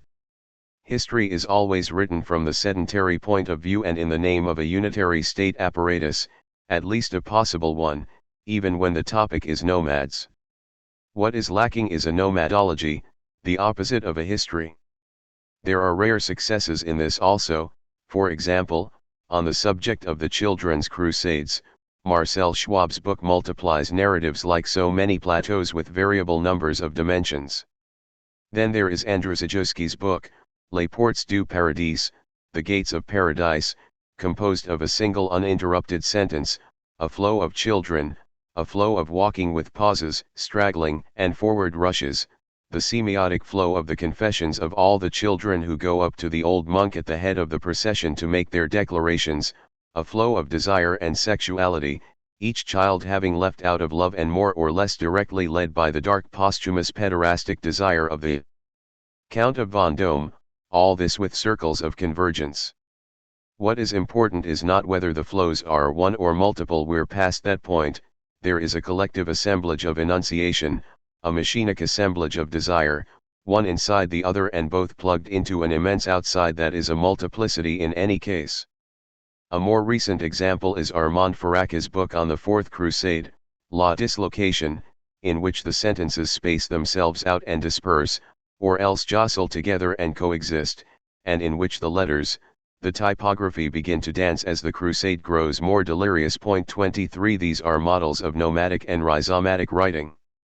Writing weds a war machine and lines of flight, abandoning the strata, segmentarities, sedentarity, the state apparatus. But why is a model still necessary? Aren't these books still images of the Crusades?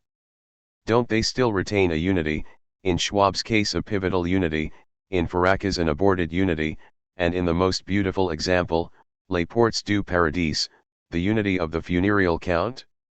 Is there a need for a more profound nomadism than that of the Crusades, a nomadism of true nomads, or of those who no longer even move or imitate anything? The nomadism of those who only assemble, consent. How can the book find an adequate outside with which to assemble in heterogeneity, rather than a world to reproduce? The cultural book is necessarily a tracing, already a tracing of itself, a tracing of the previous book by the same author, a tracing of other books however different they may be, an endless tracing of established concepts and words, a tracing of the world present, past, and future. Even the anti-cultural book may still be burdened by too heavy a cultural load, but it will use it actively, for forgetting instead of remembering, for underdevelopment instead of progress toward development, in nomadism rather than sedentarity, to make a map instead of a tracing. Rhizomatics equals pop analysis, even if the people have other things to do besides read it, even if the blocks of academic culture or pseudoscientificity in it are still too painful or ponderous. For science would go completely mad if left to its own devices. Look at mathematics, it's not a science, it's a monster slang, it's nomadic. Even in the realm of theory, especially in the realm of theory, any precarious and pragmatic framework is better than tracing concepts, with their breaks and progress changing nothing. Imperceptible rupture, not signifying break. The nomads invented a war machine in opposition to the state apparatus. History has never comprehended nomadism, the book has never comprehended the outside. The state as the model for the book and for thought has a long history, logos, the philosopher king, the transcendence of the idea, the interiority of the concept, the republic of minds, the court of reason, the functionaries of thought, man as legislator and subject. The state's pretension to be a world order, and to root man. The war machine's relation to an outside is not another model, it is an assemblage that makes thought itself nomadic, and the book a working part in every mobile machine, a stem for a rhizome, Kleist and Kafka against Goethe. Write to the nth power, the n, one power, write with slogans, make rhizomes, not roots, never plant. Don't sow, grow offshoots. Don't be one or multiple, be multiplicities. Run lines, never plot a point. Speed turns the point into a line, 24 be quick, even when standing still. Line of chance, line of hips, line of flight. Don't bring out the general in you. Don't have just ideas, just have an idea, Goddard. Have short-term ideas. Make maps, not photos or drawings. Be the Pink Panther and your loves will be like the wasp and the orchid, the cat and the baboon. As they say about Old Man River. He don't plant potatoes. Don't plant cotton. Them that plants them is soon forgotten. But Old Man River he just keeps rollin' along. A rhizome has no beginning or end, it is always in the middle, between things, interbeing, intermezzo. The tree is filiation, but the rhizome is alliance, uniquely alliance. The tree imposes the verb to be, but the fabric of the rhizome is the conjunction, and, this conjunction carries enough force to shake and uproot the verb to be. Where are you going? Where are you coming from? What are you heading for? These are totally useless questions. Making a clean slate, starting or beginning again from ground zero, seeking a beginning or a foundation all imply a false conception of voyage and movement, a conception that is methodical, pedagogical, initiatory, symbolic. But Kleist, Lenz, and Beichner have another way of traveling and moving, proceeding from the middle, through the middle, coming and going rather than starting and finishing. Point 25 American literature, and already English literature, manifest this rhizomatic direction to an even greater extent. They know how to move between things, establish a logic of the n, overthrow ontology, do away with foundations, nullify endings and beginnings. They know how to practice pragmatics. The middle is by no means an average, on the contrary, it is where things pick up speed. Between things does not designate a localizable relation going from one thing to the other and back again, but a perpendicular direction, a transversal movement that sweeps one and the other away, a stream without beginning or end that undermines its banks and picks up speed in the middle. 1914, One or Several Wolves. That day, the wolf man rose from the couch particularly tired. He knew that Freud had a genius for brushing up against the truth and passing it by, then filling the void with associations. He knew that Freud knew nothing about wolves, or anuses for that matter. The only thing Freud understood was what a dog is, and a dog's tail. It wasn't enough. It wouldn't be enough. The wolf man knew that Freud would soon declare him cured, but that it was not at all the case, and his treatment would continue for all eternity under Brunswick, Lacan, Leclerc. Finally, he knew that he was in the process of acquiring a veritable proper name, the wolf man, a name more properly his than his own, since it attained the highest degree of singularity in the instantaneous apprehension of a generic multiplicity, wolves. He knew that this new and true proper name would be disfigured and misspelled, retranscribed as a patronymic. Freud, for his part, would go on to write some extraordinary pages. Entirely practical pages, his article of 1915 on the unconscious, which deals with the difference between neurosis and psychosis. Freud says that hysterics or obsessives are people capable of making a global comparison between a sock and a vagina, a scar and castration, etc. Doubtless, it is at one and the same time that they apprehend the object globally and perceive it as lost. Yet it would never occur to a neurotic to grasp the skin erotically as a multiplicity of pores, little spots, little scars or black holes, or to grasp the sock erotically as a multiplicity of stitches. The psychotic can, we should expect the multiplicity of these little cavities to prevent him from using them as substitutes for the female genital one. Comparing a sock to a vagina is okay, it's done all the time, but you'd have to be insane to compare a pure aggregate of stitches to a field of vaginas, that's what Freud says. This represents an important clinical discovery, a whole difference in style between neurosis and psychosis. For example, Salvador Dali, in attempting to reproduce his delusions, may go on at length about the rhinoceros horn, he has not for all of that left neurotic discourse behind. But when he starts comparing goosebumps to a field of tiny rhinoceros horns, we get the feeling that the atmosphere has changed and that we are now in the presence of madness. Is it still a question of a comparison at all? It is, rather, a pure multiplicity that changes elements, or becomes.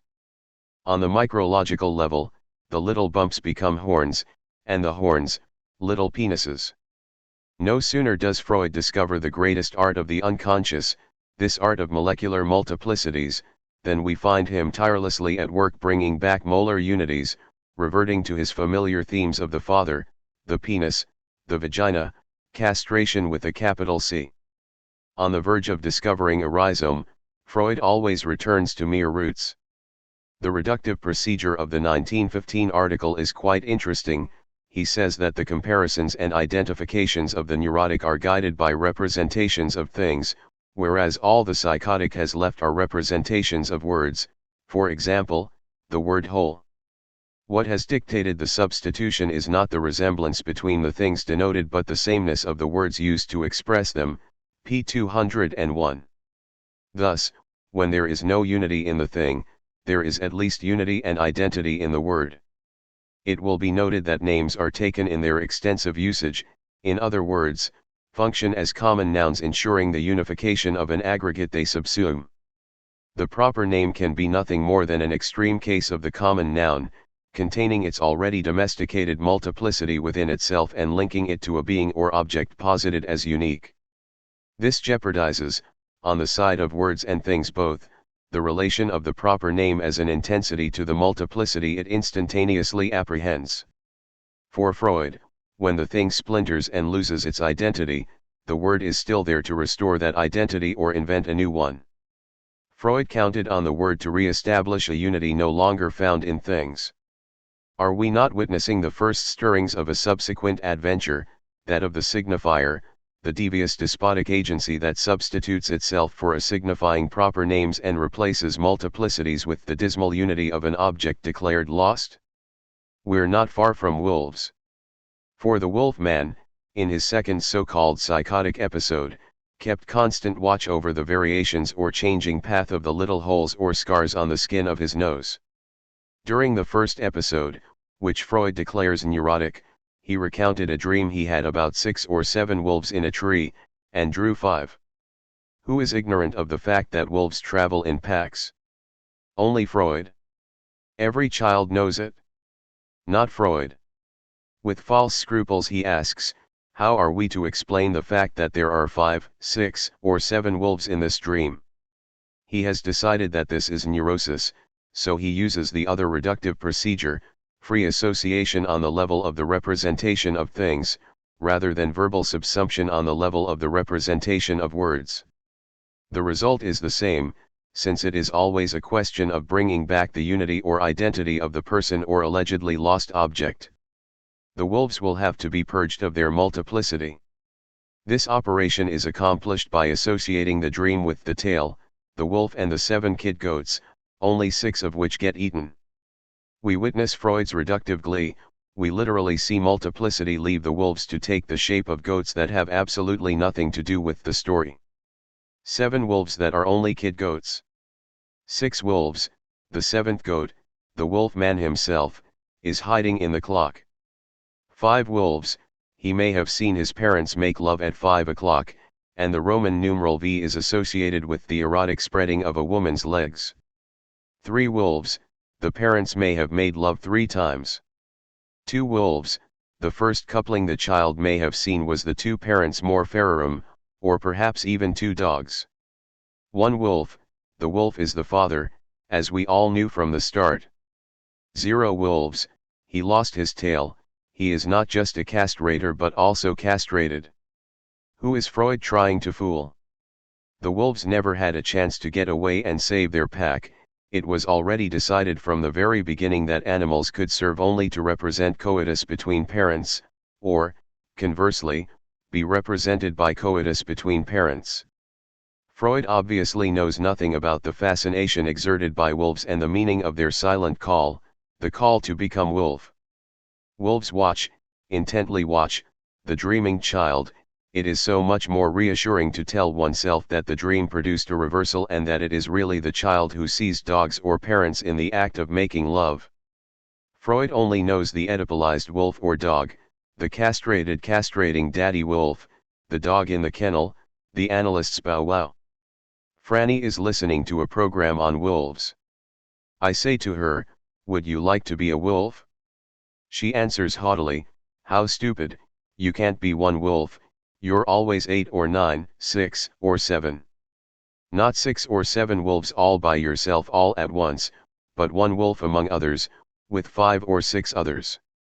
In becoming wolf, the important thing is the position of the mass, and above all the position of the subject itself in relation to the pack or wolf multiplicity, how the subject joins or does not join the pack, how far away it stays, how it does or does not hold to the multiplicity. To soften the harshness of her response, Franny recounts a dream, there is a desert. Again, it wouldn't make any sense to say that I am in the desert. It's a panoramic vision of the desert, and it's not a tragic or uninhabited desert. It's only a desert because of its ochre color and its blazing, shadowless sun. There is a teeming crowd in it, a swarm of bees, a rumble of soccer players, or a group of Tuareg.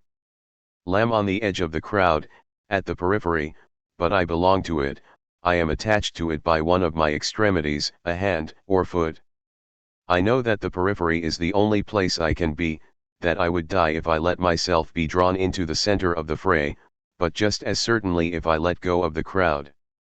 This is not an easy position to stay in, it is even very difficult to hold, for these beings are in constant motion and their movements are unpredictable and follow no rhythm. They swirl, go north, then suddenly east, none of the individuals in the crowd remains in the same place in relation to the others. So I too am in perpetual motion. All this demands a high level of tension, but it gives me a feeling of violent, almost vertiginous, happiness. A very good schizo dream. To be fully a part of the crowd and at the same time completely outside it, removed from it, to be on the edge, to take a walk like Virginia Woolf. Never again will I say, I am this, I am Point 1. Problems of peopling in the unconscious, all that passes through the pores of the schizo, the veins of the drug addict, swarming, teeming, ferment, intensities, races and tribes. This tale of white skin prickling with bumps and pustules, and of dwarfish black heads emerging from pores grimacing and abominable, needing to be shaved off every morning, is it a tale by Jean Ray, who knew how to bring terror to phenomena of micromultiplicity? And how about the Lilliputian hallucinations on ether? 1 schizo, 2 schizos, 3, there are babies growing in my every pore with me, it's not in the pores, it's in my veins, little iron rods growing in my veins. I don't want them to give me any shots, except with camphorated alcohol. Otherwise breasts grow in my every pore. Freud tried to approach crowd phenomena from the point of view of the unconscious, but he did not see clearly. He did not see that the unconscious itself was fundamentally a crowd. He was myopic and hard of hearing, he mistook crowds for a single person. Schizos, on the other hand, have sharp eyes and ears. They don't mistake the buzz and shove of the crowd for daddy's voice. Once Jung had a dream about bones and skulls. A bone or a skull is never alone. Bones are a multiplicity. But Freud wants the dream to signify the death of someone. Jung was surprised and pointed out that there were several skulls, not just one. Yet Freud still, 3. A multiplicity of pores, or blackheads, of little scars or stitches. Breasts, babies, and rods. A multiplicity of bees, soccer players, or Tuareg. A multiplicity of wolves or jackals. All of these things are irreducible but bring us to a certain status of the formations of the unconscious. Let us try to define the factors involved. First, something plays the role of the full body, the body without organs. In the preceding dream it was the desert. In the wolf-man's dream it is the denuded tree upon which the wolves are perched. It is also the skin as envelope or ring, and the sock as reversible surface. It can be a house or part of a house, any number of things, anything. Whenever someone makes love, really makes love, that person constitutes a body without organs, alone and with the other person or people. A body without organs is not an empty body stripped of organs, but a body upon which that which serves as organs, wolves, wolf eyes, wolf jaws, is distributed according to crowd phenomena, in Brownian motion, in the form of molecular multiplicities. The desert is populous. Thus the body without organs is opposed less to organs as such than to the organization of the organs insofar as it composes an organism. The body without organs is not a dead body but a living body, all the more alive and teeming once it has blown apart the organism and its organization. Lice hopping on the beach. Skin colonies. The full body without organs is a body populated by multiplicities. The problem of the unconscious has most certainly nothing to do with generation but rather peopling, population. It is an affair of worldwide population on the full body of the earth, not organic familial generation. I love to invent peoples, tribes, racial origins. I return from my tribes. As of today, I am the adoptive son of 15 tribes, no more, no less. And they in turn are my adopted tribes, for I love each of them more than if I had been born into it. People say, after all, schizophrenics have a mother and a father, don't they? Sorry, no, none as such. They only have a desert with tribes inhabiting it, a full body clinging with multiplicities. This brings us to the second factor, the nature of these multiplicities and their elements. Rhizome. One of the essential characteristics of the dream of multiplicity is that each element ceaselessly varies and alters its distance in relation to the others. On the wolf-man's nose, the elements, determined as pores in the skin, little scars in the pores, little ruts in the scar tissue, ceaselessly dance, grow, and diminish. These variable distances are not extensive quantities divisible by each other, rather, each is indivisible, or relatively indivisible, in other words, they are not divisible below or above a certain threshold, they cannot increase or diminish without their elements changing in nature. A swarm of bees, here they come as a rumble of soccer players in striped jerseys, or a band of Tuareg. Or, the wolf clan doubles up with a swarm of bees against the gang of Dulhs, under the direction of Mowgli, who runs on the edge. Yes, Kipling understood the call of the wolves, their libidinal meaning, better than Freud, and in the wolf man's case the story about wolves is followed by one about wasps and butterflies. We go from wolves to wasps. What is the significance of these indivisible distances that are ceaselessly transformed, and cannot be divided or transformed without their elements changing in nature each time? Is it not the intensive character of this kind of multiplicity's elements and the relations between them? Exactly like a speed or a temperature, which is not composed of other speeds and temperatures but rather is enveloped in or envelopes others, each of which marks a change in nature.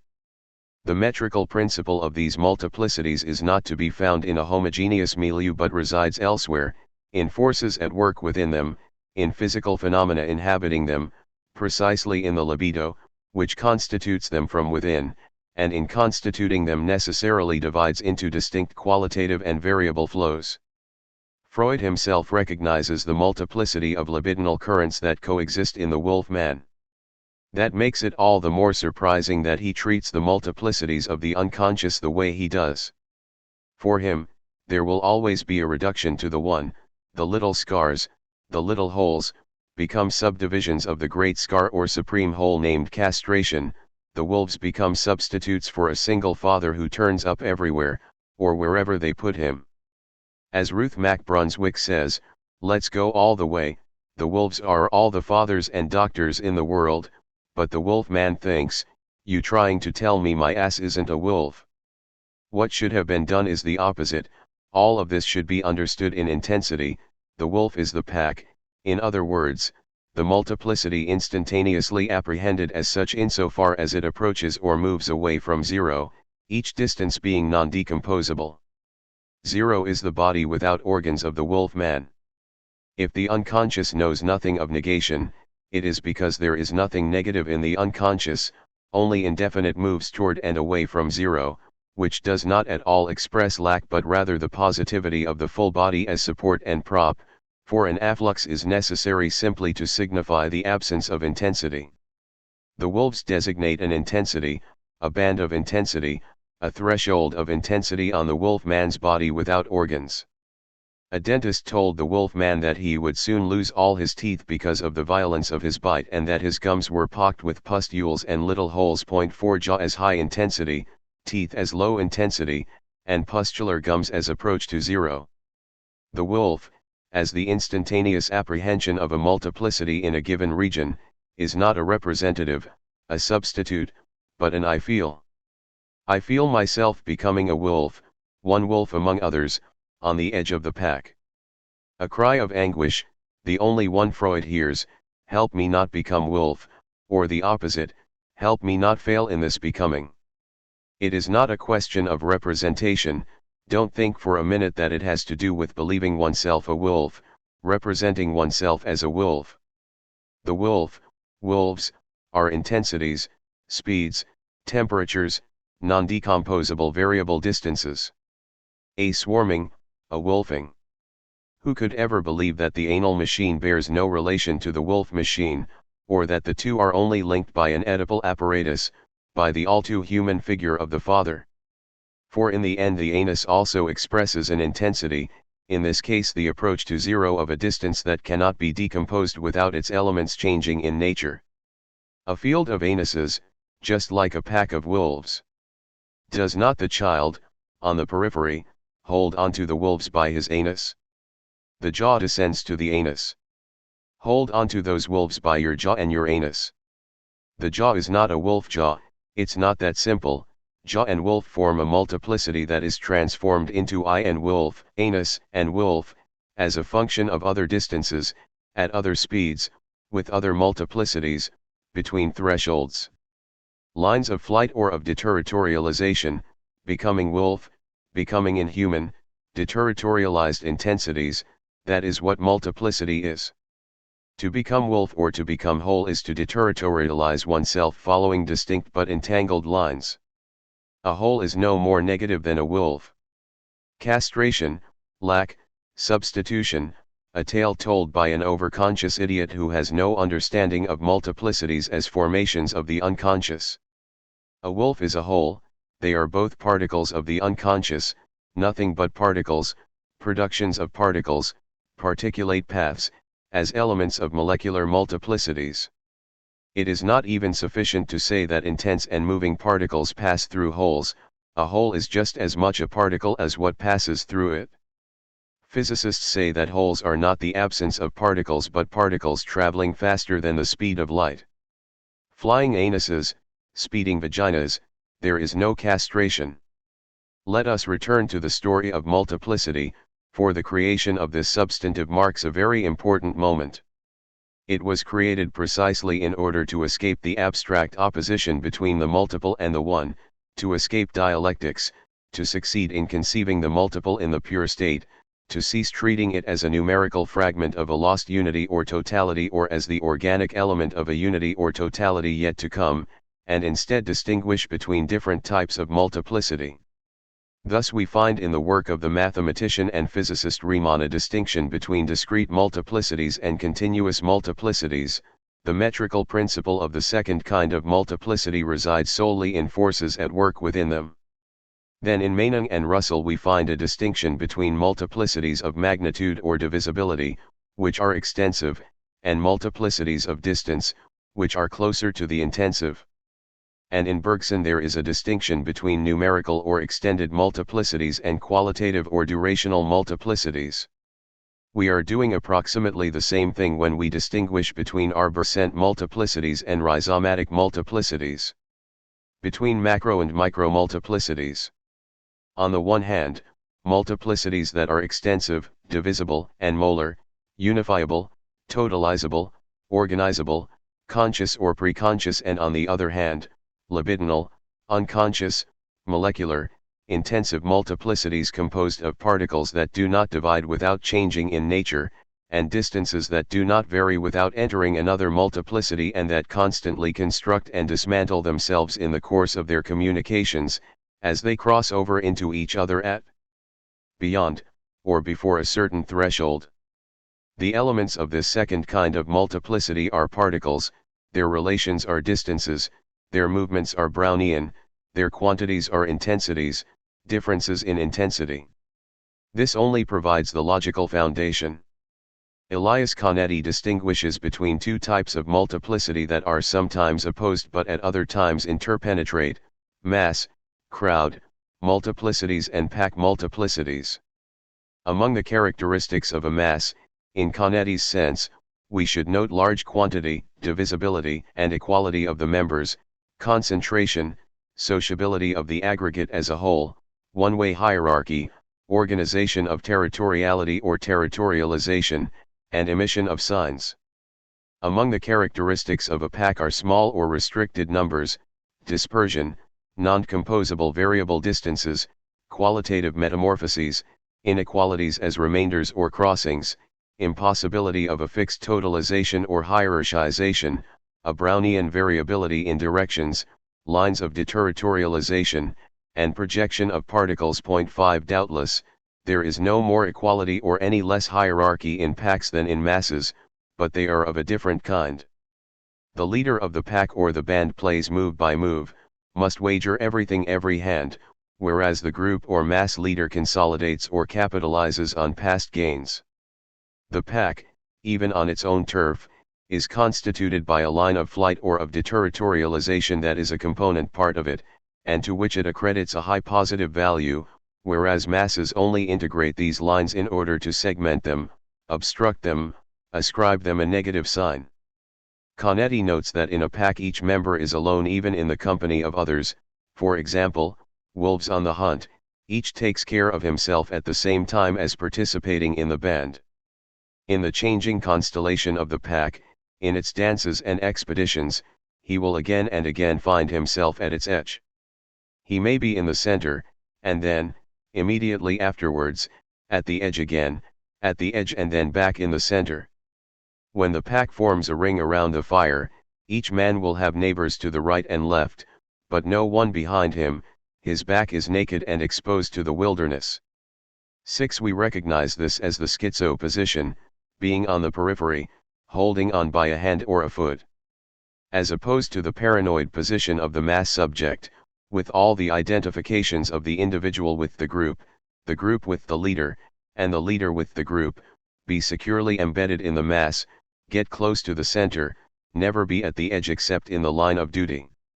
Why assume, as does Konrad Lorenz, for example, that bands and their type of companionship represent a more rudimentary evolutionary state than group societies or societies of conjugality? Not only do there exist bands of humans, but there are particularly refined examples. High society life differs from sociality in that it is closer to the pack. Social persons have a certain envious and erroneous image of the high society person because they are ignorant of high society positions and hierarchies, the relations of force, the very particular ambitions and projects. High society relations are never coextensive with social relations, they do not coincide. Even mannerisms, all bands have them, are specific to micro-multiplicities and distinct from social manners or customs. There is no question, however, of establishing a dualist opposition between the two types of multiplicities, molecular machines and molar machines, that would be no better than the dualism between the one and the multiple. There are only multiplicities of multiplicities forming a single assemblage, operating in the same assemblage, packs in masses and masses in packs. Trees have rhizome lines, and the rhizome points of arborescence. How could mad particles be produced with anything but a gigantic cyclotron? How could lines of deterritorialization be assignable outside of circuits of territoriality? Where else but in wide expanses, and in major upheavals in those expanses, could a tiny rivulet of new intensity suddenly start to flow? What do you not have to do in order to produce a new sound? Becoming animal, becoming molecular, becoming inhuman, each involves a molar extension, a human hyperconcentration, or prepares the way for them. In Kafka, it is impossible to separate the erection of a great paranoid bureaucratic machine from the installation of little schizo machines of becoming dog or becoming beetle. In the case of the wolf man, it is impossible to separate the becoming wolf of his dream from the military and religious organization of his obsessions. A military man does a wolf, a military man does a dog. There are not two multiplicities or two machines, one and the same machinic assemblage produces and distributes the whole, in other words, the set of statements corresponding to the complex. What does psychoanalysis have to say about all of this? Oedipus, nothing but Oedipus, because it hears nothing and listens to nobody. It flattens everything, masses and packs, molecular and molar machines, multiplicities of every variety. Take the wolf man's second dream during his so-called psychotic episode. In the street, a wall with a closed door, to the left an empty dresser, in front of the dresser the patient and a big woman with a little scar who seems to want to skirt around the wall, behind the wall, wolves, rushing for the door. Even Brunswick can't go wrong, although she recognizes herself in the big woman. She does see that this time the wolves are Bolsheviks, the revolutionary mass that had emptied the dresser and confiscated the wolf man's fortune. The wolves, in a metastable state, have gone over to a large-scale social machine, but psychoanalysis has nothing to say about all of these points except what Freud already said. It all leads back to Daddy. What do you know? He was one of the leaders of the Liberal Party in Russia, but that's hardly important. All that needs to be said is that the revolution assuaged the patient's feelings of guilt. You'd think that the investments and counter-investments of the libido had nothing to do with mass disturbances, pack movements, collective signs, and particles of desire. Thus it does not suffice to attribute molar multiplicities and mass machines to the preconscious, reserving another kind of machine or multiplicity for the unconscious. For it is the assemblage of both of these that is the province of the unconscious, the way in which the former condition the latter, and the latter prepare the way for the former, or elude them or return to them. The libido suffuses everything.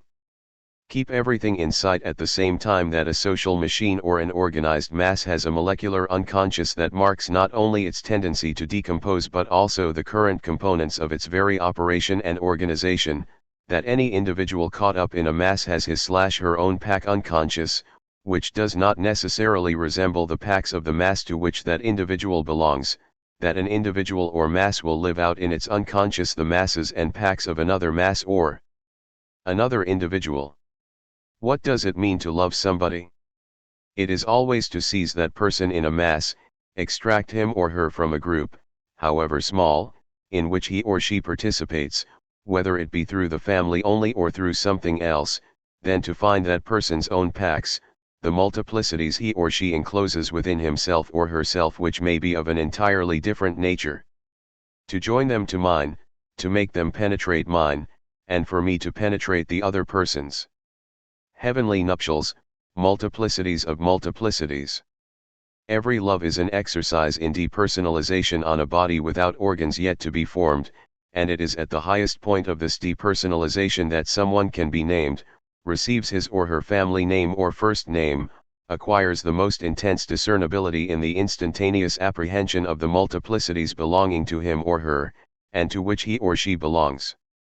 A pack of freckles on a face, a pack of boys speaking through the voice of a woman, a clutch of girls in Charles's voice, a horde of wolves in somebody's throat, a multiplicity of anuses in the anus, mouth, or eye one is intent upon. We each go through so many bodies in each other. Albertine is slowly extracted from a group of girls with its own number, organization, code, and hierarchy, and not only is this group or restricted mass suffused by an unconscious, but Albertine has her own multiplicities that the narrator, once he has isolated her, discovers on her body and in her lies until the end of their love returns her to the indiscernible. Above all, it should not be thought that it suffices to distinguish the masses and exterior groups someone belongs to or participates in from the internal aggregates that person envelopes in himself or herself. The distinction to be made is not at all between exterior and interior, which are always relative, changing, and reversible, but between different types of multiplicities that coexist, interpenetrate, and change places, machines, cogs, motors, and elements that are set in motion at a given moment, forming an assemblage productive of statements, I love you, or whatever. For Kafka, Felice is inseparable from a certain social machine, and, as a representative of the firm that manufactures them, from parlograph machines. How could she not belong to that organization in the eyes of Kafka, a man fascinated by commerce and bureaucracy? But at the same time, Felice's teeth, her big carnivorous teeth, send her racing down other lines, into the molecular multiplicities of a becoming dog, a becoming jackal. Felice is inseparable from the sign of the modern social machines belonging to her, from those belonging to Kafka, not the same ones, and from the particles, the little molecular machines, the whole strange becoming or journey Kafka will make and have her make through his perverse writing apparatus. There are no individual statements, only statement-producing machinic assemblages. We say that the assemblage is fundamentally libidinal and unconscious. It is the unconscious in person.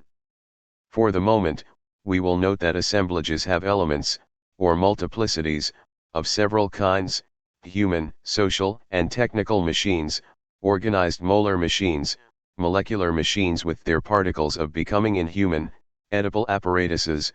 Yes, of course there are edible statements, many of them, and counter-edible apparatuses, variable in aspect and functioning. We will go into it later. We can no longer even speak of distinct machines, only of types of interpenetrating multiplicities that at any given moment form a single machinic assemblage, the faceless figure of the libido. Each of us is caught up in an assemblage of this kind, and we reproduce its statements when we think we are speaking in our own name, or rather we speak in our own name when we produce its statement. And what bizarre statements they are, truly, the talk of lunatics.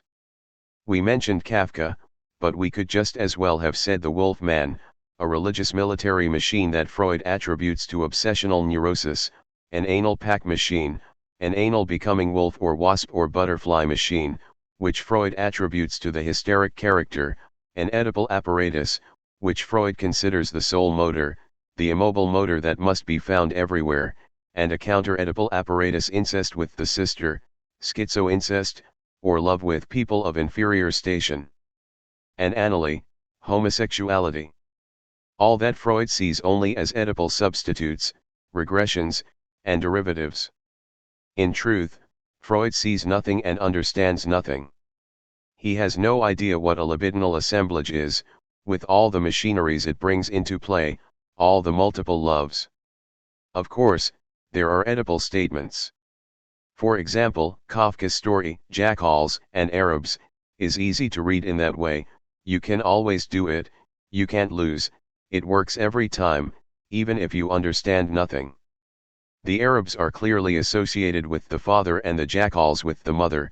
Between the two, there is a whole story of castration represented by the rusty scissors. But it so happens that the Arabs are an extensive, armed, organized mass stretching across the entire desert, and the jackals are an intense pack forever launching into the desert following lines of flight or deterritorialization. They are madmen, veritable madmen. Between the two, at the edge, the man of the north, the jackal man. And aren't those big scissors the Arab sign that guides or releases jackal particles, both to accelerate their mad race by detaching them from the mass and to bring them back to the mass, to tame them and whip them, to bring them around? Dead camel, Oedipal food apparatus. Counter-Oedipal carrion apparatus, kill animals to eat, or eat to clean up carrion. The jackals formulate the problem well. It is not that of castration but of cleanliness, propriety, also ownness, the test of desert desire. Which will prevail, mass territoriality or pack deterritorialization? The libido suffuses the entire desert, the body without organs on which the drama is played out. There are no individual statements, there never are. Every statement is the product of a machinic assemblage, in other words, of collective agents of enunciation. Take collective agents to mean not peoples or societies but multiplicities. The proper name, nom propre, does not designate an individual. It is on the contrary when the individual opens up to the multiplicities pervading him or her, at the outcome of the most severe operation of depersonalization, that he or she acquires his or her true proper name. The proper name is the instantaneous apprehension of a multiplicity. The proper name is the subject of a pure infinitive comprehended as such in a field of intensity. What Proust said about the first name, when I said Gilbert's name, I had the impression that I was holding her entire body naked in my mouth. The wolf man, a true proper name, an intimate first name linked to the becomings, infinitives, and intensities of a multiplied and depersonalized individual. What does psychoanalysis know about multiplication? The desert hour when the dromedary becomes 1,000 dromedaries snickering in the sky. The evening hour when 1,000 holes appear on the surface of the earth. Castration. Castration. Cries the psychoanalytic scarecrow, who never saw more than a hole, a father or a dog where wolves are, a domesticated individual where there are wild multiplicities. We are not just criticizing psychoanalysis for having selected Oedipal statements exclusively. For such statements are to a certain extent part of a machinic assemblage, for which they could serve as correctional indexes, as in a calculation of errors. We are criticizing psychoanalysis for having used Oedipal enunciation to make patients believe they would produce individual, personal statements, and would finally speak in their own name. The trap was set from the start. Never will the wolf man speak. Talk as he might about wolves, howl as he might like a wolf, Freud does not even listen. He glances at his dog and answers, "It's daddy." For as long as that lasts, Freud calls it neurosis. When it cracks, it's psychosis. The wolf man will receive the psychoanalytic Medal of Honor for services rendered to the cause, and even disabled veterans' benefits. He could have spoken in his own name only if the machinic assemblage that was producing particular statements in him had been brought to light. But there is no question of that in psychoanalysis. At the very moment the subject is persuaded that he or she will be uttering the most individual of statements, he or she is deprived of all basis for enunciation. Silence people, prevent them from speaking, and above all, when they do speak, pretend they haven't said a thing, the famous psychoanalytic neutrality. The wolf man keeps howling, 6 wolves. 7 wolves. Freud says, how's that? Goats, you say? How interesting. Take away the goats and all you have left is a wolf, so it's your father. That is why the wolf man feels so fatigued, he's left lying there with all his wolves in his throat, all those little holes on his nose, and all those libidinal values on his body without organs. The war will come, the wolves will become Bolsheviks, and the wolf man will remain suffocated by all he had to say. All we will be told is that he became well behaved, polite, and resigned again, honest and scrupulous. In short, cured. He gets back by pointing out that psychoanalysis lacks a truly zoological vision. Nothing can be more valuable for a young person than the love of nature and a comprehension of the natural sciences, in particular zoology. 7. 10,000 BC, the geology of morals, who does the earth think it is? The same Professor Challenger who made the earth scream with his pain machine, as described by Arthur Conan Doyle, gave a lecture after mixing several textbooks on geology and biology in a fashion befitting his simian disposition. He explained that the earth, the deterritorialized, the glacial, the giant molecule, is a body without organs.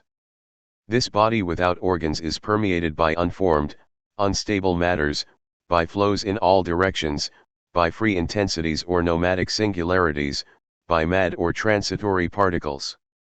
That, however, was not the question at hand.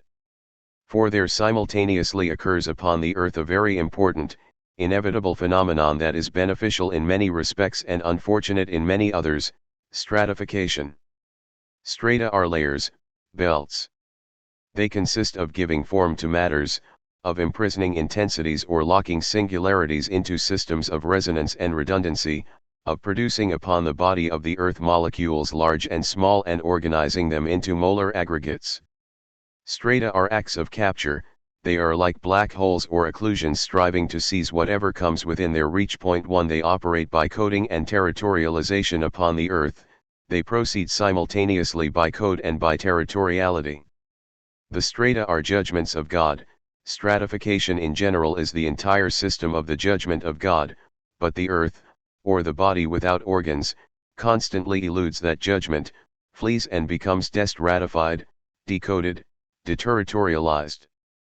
Challenger quoted a sentence he said he came across in a geology textbook. He said we needed to learn it by heart because we would only be in a position to understand it later on. A surface of stratification is a more compact plane of consistency lying between two layers. The layers are the strata.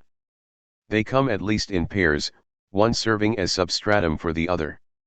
The surface of stratification is a machinic assemblage distinct from the strata. The assemblage is between two layers, between two strata. On one side it faces the strata. In this direction, the assemblage is an interstratum, but the other side faces something else, the body without organs or plane of consistency. Here, it is a metastratum. In effect, the body without organs is itself the plane of consistency, which becomes compact or thickens at the level of the strata. God is a lobster, or a double pincer, a double bind. Not only do strata come at least in pairs, but in a different way. Each stratum is double, it itself has several layers. Each stratum exhibits phenomena constitutive of double articulation. Articulate twice, ba. This is not at all to say that the strata speak or are language-based. Double articulation is so extremely variable that we cannot begin with a general model, only a relatively simple case. The first articulation chooses or deducts, from unstable particle flows, metastable molecular or quasi-molecular units, substances, upon which it imposes a statistical order of connections and successions, forms. The second articulation establishes functional, compact, stable structures, forms, and constructs the molar compounds in which these structures are simultaneously actualized, substances. In a geological stratum, for example, The first articulation is the process of sedimentation, which deposits units of cyclic sediment according to a statistical order, FLYSCH, with its succession of sandstone and schist. The second articulation is the folding that sets up a stable functional structure and affects the passage from sediment to sedimentary rock. It is clear that the distinction between the two articulations is not between substances and forms. Substances are nothing other than formed matters. Forms imply a code, modes of coding and decoding. Substances as formed matters refer to territorialities and degrees of territorialization and deterritorialization. But each articulation has a code and a territoriality, therefore each possesses both form and substance. For now, all we can say is that each articulation has a corresponding type of segmentarity or multiplicity. One type is supple, more molecular, and merely ordered, the other is more rigid, molar, and organized. Although the first articulation is not lacking in systematic interactions, it is in the second articulation in particular that phenomena constituting an overcoding are produced, phenomena of centering, unification, totalization, integration, hierarchization, and finalization. Both articulations establish binary relations between their respective segments. But between the segments of one articulation and the segments of the other there are biunivocal relationships obeying far more complex laws. The word structure may be used to designate the sum of these relations and relationships, but it is an illusion to believe that structure is the Earth's last word. Moreover, it cannot be taken for granted that the distinction between the two articulations is always that of the molecular and the molar. He skipped over the immense diversity of the energetic, physico-chemical, and geological strata. He went straight to the organic strata, or the existence of a great organic stratification. The problem of the organism, how to make the body an organism, is once again a problem of articulation, of the articulatory relation.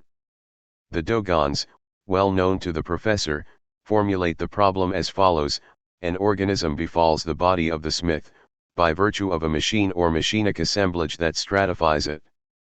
The shock of the hammer and the anvil broke his arms and legs at the elbows and knees, which until that moment he had not possessed.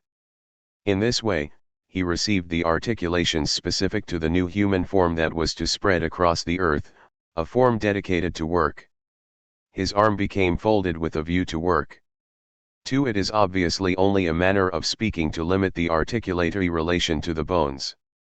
The entire organism must be considered in relation to a double articulation, and on different levels. 2d 10,000 BC, the geology of morals. First, on the level of morphogenesis, on the one hand, realities of the molecular type with aleatory relations are caught up in crowd phenomena or statistical aggregates determining an order, the protein fiber and its sequence or segmentarity. On the other hand, these aggregates themselves are taken up into stable structures that elect stereoscopic compounds, form organs, functions, and regulations, organize molar mechanisms, and even distribute centers capable of overflying crowds. Overseeing mechanisms, utilizing and repairing tools, overcoding the aggregate, the folding back on itself of the fiber to form a compact structure, a second kind of segmentarity. Point 3. Sedimentation and folding, fiber and enfolding. On a different level, the cellular chemistry presiding over the constitution of proteins also operates by double articulation. This double articulation is internal to the molecular. It is the articulation between small and large molecules, a segmentarity by successive modifications and polymerization. First, the elements taken from the medium are combined through a series of transformations. All this activity involves hundreds of chemical reactions. But ultimately, it produces a limited number of small compounds, a few dozen at most. In the second stage of cellular chemistry, the small molecules are assembled to produce larger ones. It is the polymerization of units linked end-to-end that forms the characteristic chains of macromolecules. The two stages of cellular chemistry, therefore, differ in their function, products, and nature. The first carves out chemical motifs, the second assembles them. The first forms compounds that exist only temporarily, for they are intermediaries on the path of biosynthesis. The second constructs stable products. The first operates by a series of different reactions, the second by repeating the same reaction. For there is, moreover, a third level, upon which cellular chemistry itself depends.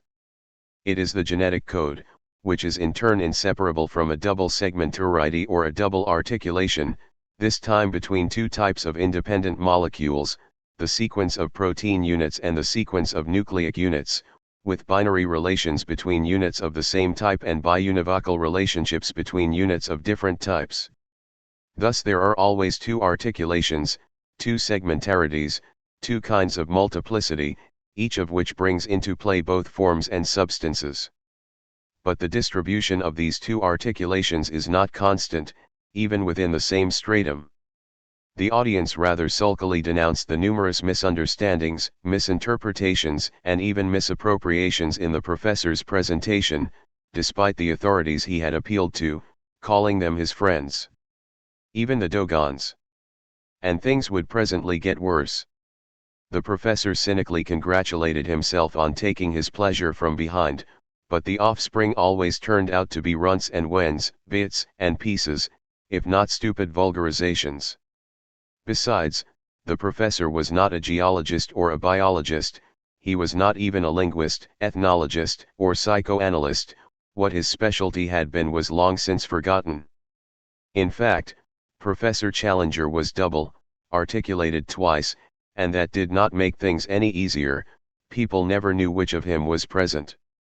He claimed to have invented a discipline he referred to by various names: rhizomatics, stratoanalysis, schizoanalysis, nomadology, micropolitics, pragmatics, the science of multiplicities. Yet no one clearly understood what the goals, method, or principles of this discipline were. Young Professor Alaska, Challenger's pet student, tried hypocritically to defend him by explaining that on a given stratum the passage from one articulation to the other was easily verified because it was always accompanied by a loss of water, in genetics as in geology, and even in linguistics, where the importance of the lost saliva phenomenon is measured.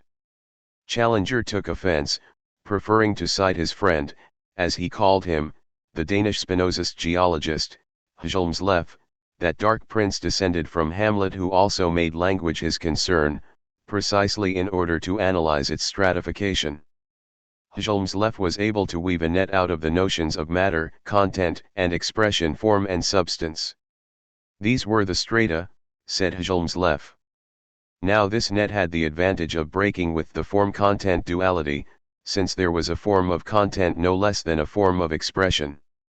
Gilles Deleuze's enemies saw this merely as a way of rebaptizing the discredited notions of the signified and signifier, but something quite different was actually going on. Despite what Gilles Deleuze himself may have said, the net is not linguistic in scope or origin. The same must be said of double articulation.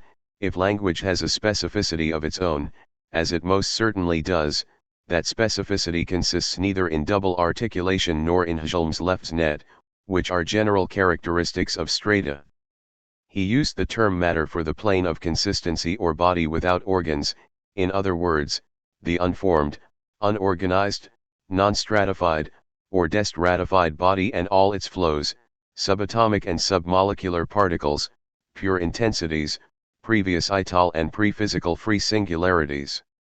He used the term content for formed matters, which would now have to be considered from two points of view: substance, insofar as these matters are chosen, and form, insofar as they are chosen in a certain order, substance and form of content.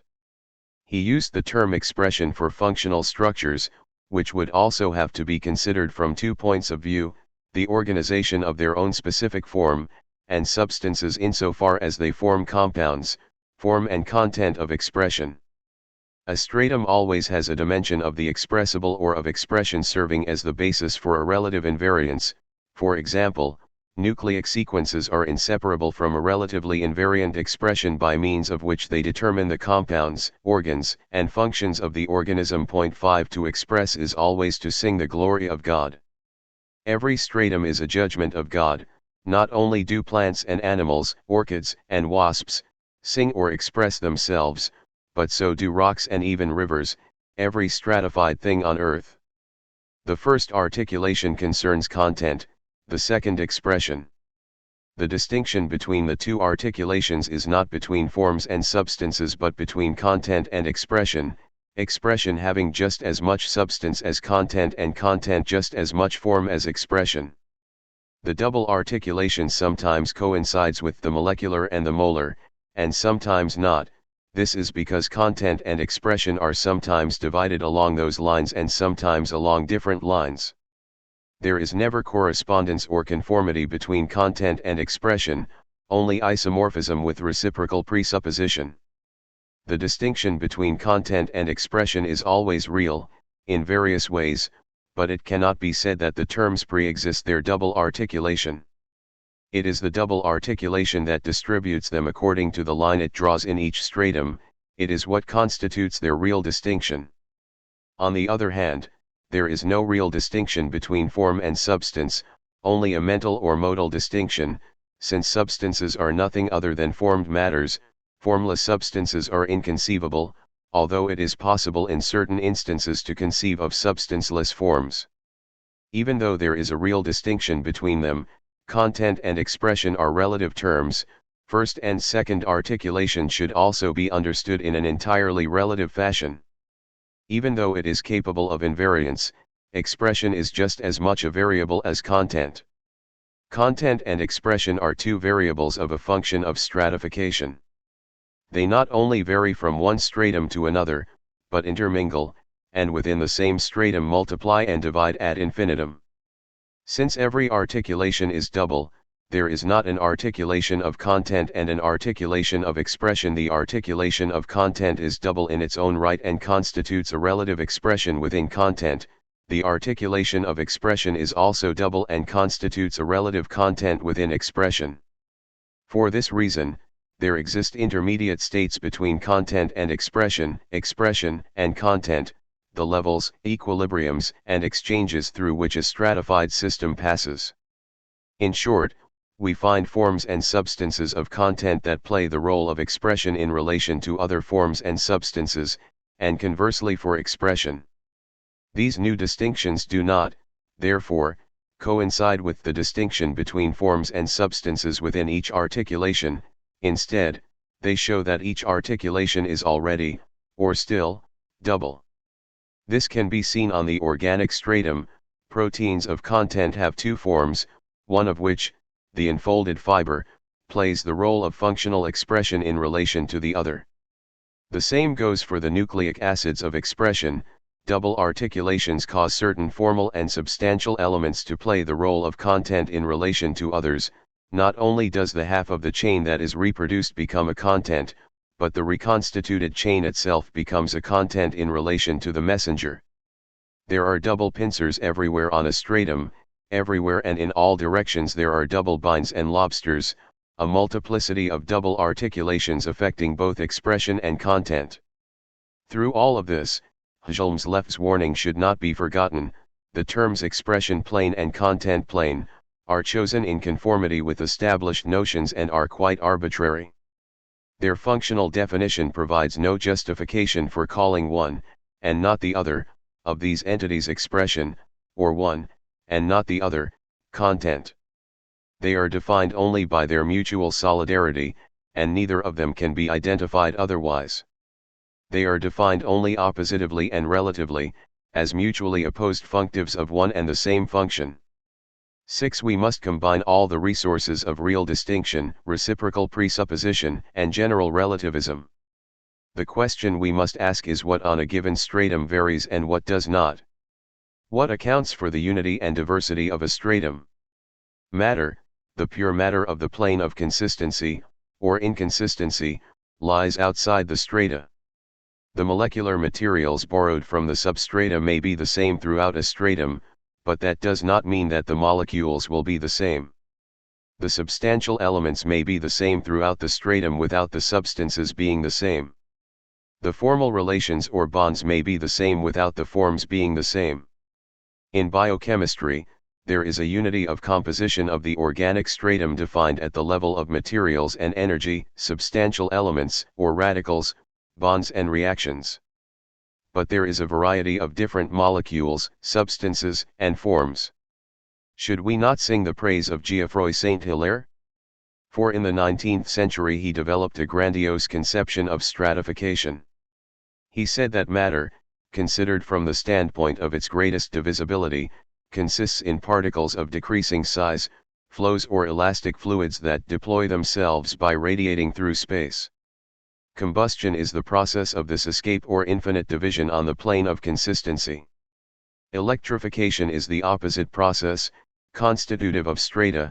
It is the process whereby similar particles group together to form atoms and molecules, similar molecules to form bigger molecules, and the biggest molecules to form molar aggregates, the attraction of like by like, as in a double pincer or double articulation. Thus there is no vital matter specific to the organic stratum, matter is the same on all the strata.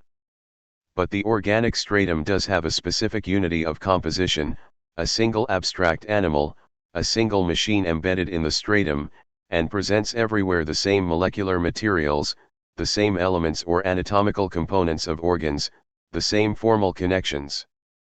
Organic forms are nevertheless different from one another, as are organs, compound substances, and molecules.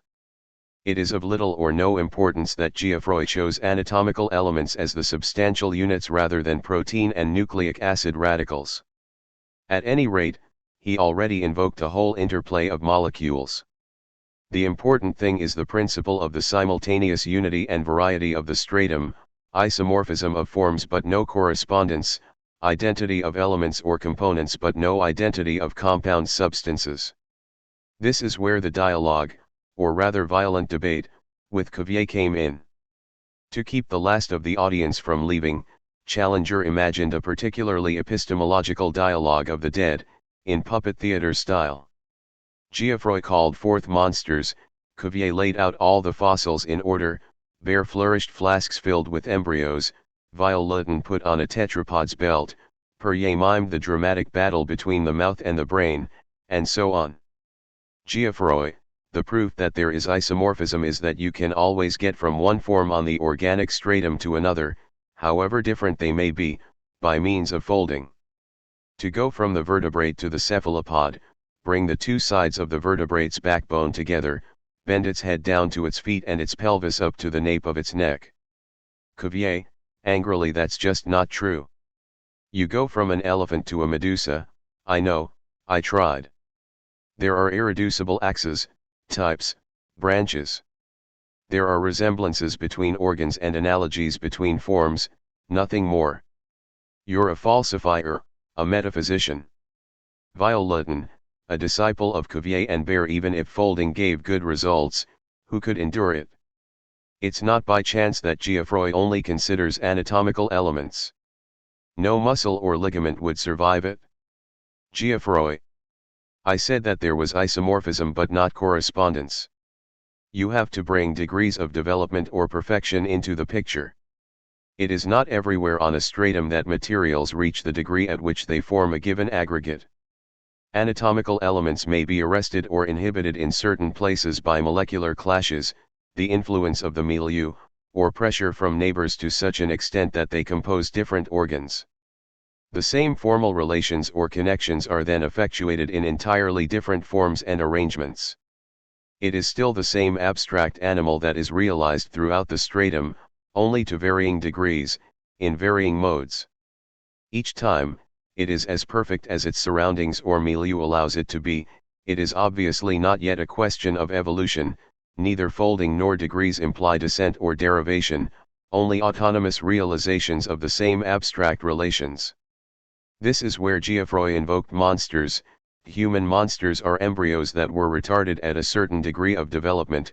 The human in them is only a straitjacket for inhuman forms and substances. Yes, the heterodelph is a crustacean. Bear, an ally of Cuvier and contemporary of Darwin, about whom he had reservations, in addition to being an enemy of Geoffroy. That's not true. You can't confuse degrees of development with types of forms. A single type has several degrees, A single degree is found in several types, but never will you make types out of degrees. An embryo of one type cannot display another type. At most, it can be of the same degree as an embryo of the second type. Violeton, a disciple of Bayer's who took both Darwin and Geoffroy one further, and then there are things that only an embryo can do or endure. It can do or endure these things precisely because of its type, not because it can go from one type to another according to degrees of development. Admire the tortoise. Its neck requires that a certain number of protovertebrae change position, and its front limbs must slide 180 degrees in relation to that of a bird. You can never draw conclusions about phylogenesis on the basis of embryogenesis. Folding does not make it possible to go from one type to another, quite the contrary, the types testify to the irreducibility of the forms of folding. Thus Violeton presented two kinds of interconnected arguments in the service of the same cause, saying first that there are things no animal can do by reason of its substance, and then that there are things that only an embryo can do by reason of its form. Two strong arguments. 7. We're a little lost now. There is so much going on in these retorts. So many endlessly proliferating distinctions. So much getting even, for epistemology is not innocent. The sweet and subtle Geoffroy and the violent and serious Cuvier do battle around Napoleon. Cuvier, the rigid specialist, is pitted against Geoffroy, always ready to switch specialties. Cuvier hates Geoffroy, he can't stomach Geoffroy's light-hearted formulas, his humor, yes, hens do indeed have teeth, the lobster has skin on its bones, etc. Cuvier is a man of power and terrain, and he won't let Geoffroy forget it. Geoffroy, on the other hand, prefigures the nomadic man of speed. Cuvier reflects a Euclidean space, whereas Geoffroy thinks topologically. Today let us invoke the folds of the cortex with all their paradoxes. Strata are topological, and Geoffroy is a great artist of the fold, a formidable artist. As such, he already has a presentiment of a certain kind of animal rhizome with aberrant paths of communication monsters. Cuvier reacts in terms of discontinuous photographs, and casts of fossils. But we're a little lost, because distinctions have proliferated in all directions. We have not even taken Darwin, evolutionism, or neo-evolutionism into account yet. This, however, is where a decisive phenomenon occurs. Our puppet theater becomes more and more nebulous, in other words, collective and differential. Earlier, we invoked two factors, and their uncertain relations, in order to explain the diversity within a stratum degrees of development or perfection and types of forms. They now undergo a profound transformation. There is a double tendency for types of forms to be understood increasingly in terms of populations, packs and colonies, collectivities or multiplicities, and degrees of development in terms of speeds, rates, coefficients, and differential relations. A double deepening. This, Darwinism's fundamental contribution, implies a new coupling of individuals and milieus on the stratum point 8. First, if we assume the presence of an elementary or even molecular population in a given milieu, the forms do not pre-exist the population, they are more like statistical results. The more a population assumes divergent forms, the more its multiplicity divides into multiplicities of different nature, the more its elements form distinct compounds or matters, the more efficiently it distributes itself in the milieu, or divides up the milieu. Thus the relationship between embryogenesis and phylogenesis is reversed. The embryo does not testify to an absolute form pre-established in a closed milieu, rather, the phylogenesis of populations has at its disposal, in an open milieu, an entire range of relative forms to choose from, none of which is pre-established. In embryogenesis, it is possible to tell from the parents, anticipating the outcome of the process, whether a pigeon or a wolf is developing. But here the points of reference themselves are in motion, there are only fixed points for convenience of expression. At the level of universal evolution, it is impossible to discern that kind of reference point. Life on Earth appears as a sum of relatively independent species of flora and fauna with sometimes shifting or porous boundaries between them. Geographical areas can only harbor a sort of chaos, or, at best, extrinsic harmonies of an ecological order, temporary equilibriums between populations. 9. Second, simultaneously and under the same conditions, the degrees are not degrees of pre-existent development or perfection but are instead global and relative equilibriums. They enter into play as a function of the advantage they give particular elements, then a particular multiplicity in the milieu, and as a function of a particular variation in the milieu. Degrees are no longer measured in terms of increasing perfection or a differentiation and increase in the complexity of the parts, but in terms of differential relations and coefficients such as selective pressure, catalytic action, speed of propagation, rate of growth, evolution, mutation, etc. Relative progress, then, can occur by formal and quantitative simplification rather than by complication, by a loss of components and syntheses rather than by acquisition. It is a question of speed, and speed is a differential. It is through populations that one is formed, assumes forms, and through loss that one progresses and picks up speed. Darwinism's two fundamental contributions move in the direction of a science of multiplicities, the substitution of populations for types, and the substitution of rates or differential relations for degrees. 10 These are nomadic contributions with shifting boundaries determined by populations or variations of multiplicities, and with differential coefficients or variations of relations. Contemporary biochemistry, or molecular Darwinism as Monod calls it, confirms, on the level of a single statistical and global individual, or a simple sample, the decisive importance of molecular populations and microbiological rates, for example, the endlessness of the sequence composing a chain, and the chance variation of a single segment in the sequence. Challenger admitted having digressed at length but added that there was no possible way to distinguish between the digressive and the non-digressive. The point was to arrive at several conclusions concerning the unity and diversity of a single stratum, in this case the organic stratum. To begin with, a stratum does indeed have a unity of composition, which is what allows it to be called a stratum: molecular materials, substantial elements, and formal relations or traits. Materials are not the same as the unformed matter of the plane of consistency, they are already stratified, and come from substrata. But of course substrata should not be thought of only as substrata. In particular, their organization is no less complex than, nor is it inferior to, that of the strata. We should be on our guard against any kind of ridiculous cosmic evolutionism. The materials furnished by a substratum are no doubt simpler than the compounds of a stratum, but their level of organization in the substratum is no lower than that of the stratum itself. The difference between materials and substantial elements is one of organization.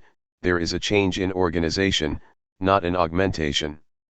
The materials furnished by the substratum constitute an exterior milieu for the elements and compounds of the stratum under consideration, but they are not exterior to the stratum. The elements and compounds constitute an interior of the stratum, just as the materials constitute an exterior of the stratum. Both belong to the stratum, the latter because they are materials that have been furnished to the stratum and selected for it, the former because they are formed from the materials. Once again, this exterior and interior are relative, they exist only through their exchanges and therefore only by virtue of the stratum responsible for the relation between them.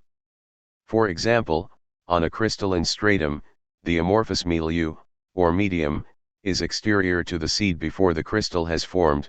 The crystal forms by interiorizing and incorporating masses of amorphous material. Conversely, the interiority of the seed of the crystal must move out to the system's exterior, where the amorphous medium can crystallize, the aptitude to switch over to the other form of organization. To the point that the seed itself comes from the outside. In short, both exterior and interior are interior to the stratum. The same applies to the organic stratum. The materials furnished by the substrata are an exterior medium constituting the famous prebiotic soup, and catalysts play the role of seed in the formation of interior substantial elements or even compounds. These elements and compounds both appropriate materials and exteriorize themselves through replication, even in the conditions of the primordial soup itself. Once again, interior and exterior exchange places, and both are interior to the organic stratum. The limit between them is the membrane that regulates the exchanges and transformation in organization, in other words, the distributions interior to the stratum, and that defines all of the stratum's formal relations or traits, even though the situation and role of the limit vary widely depending on the stratum, for example, the limit of the crystal as compared to the cellular membrane.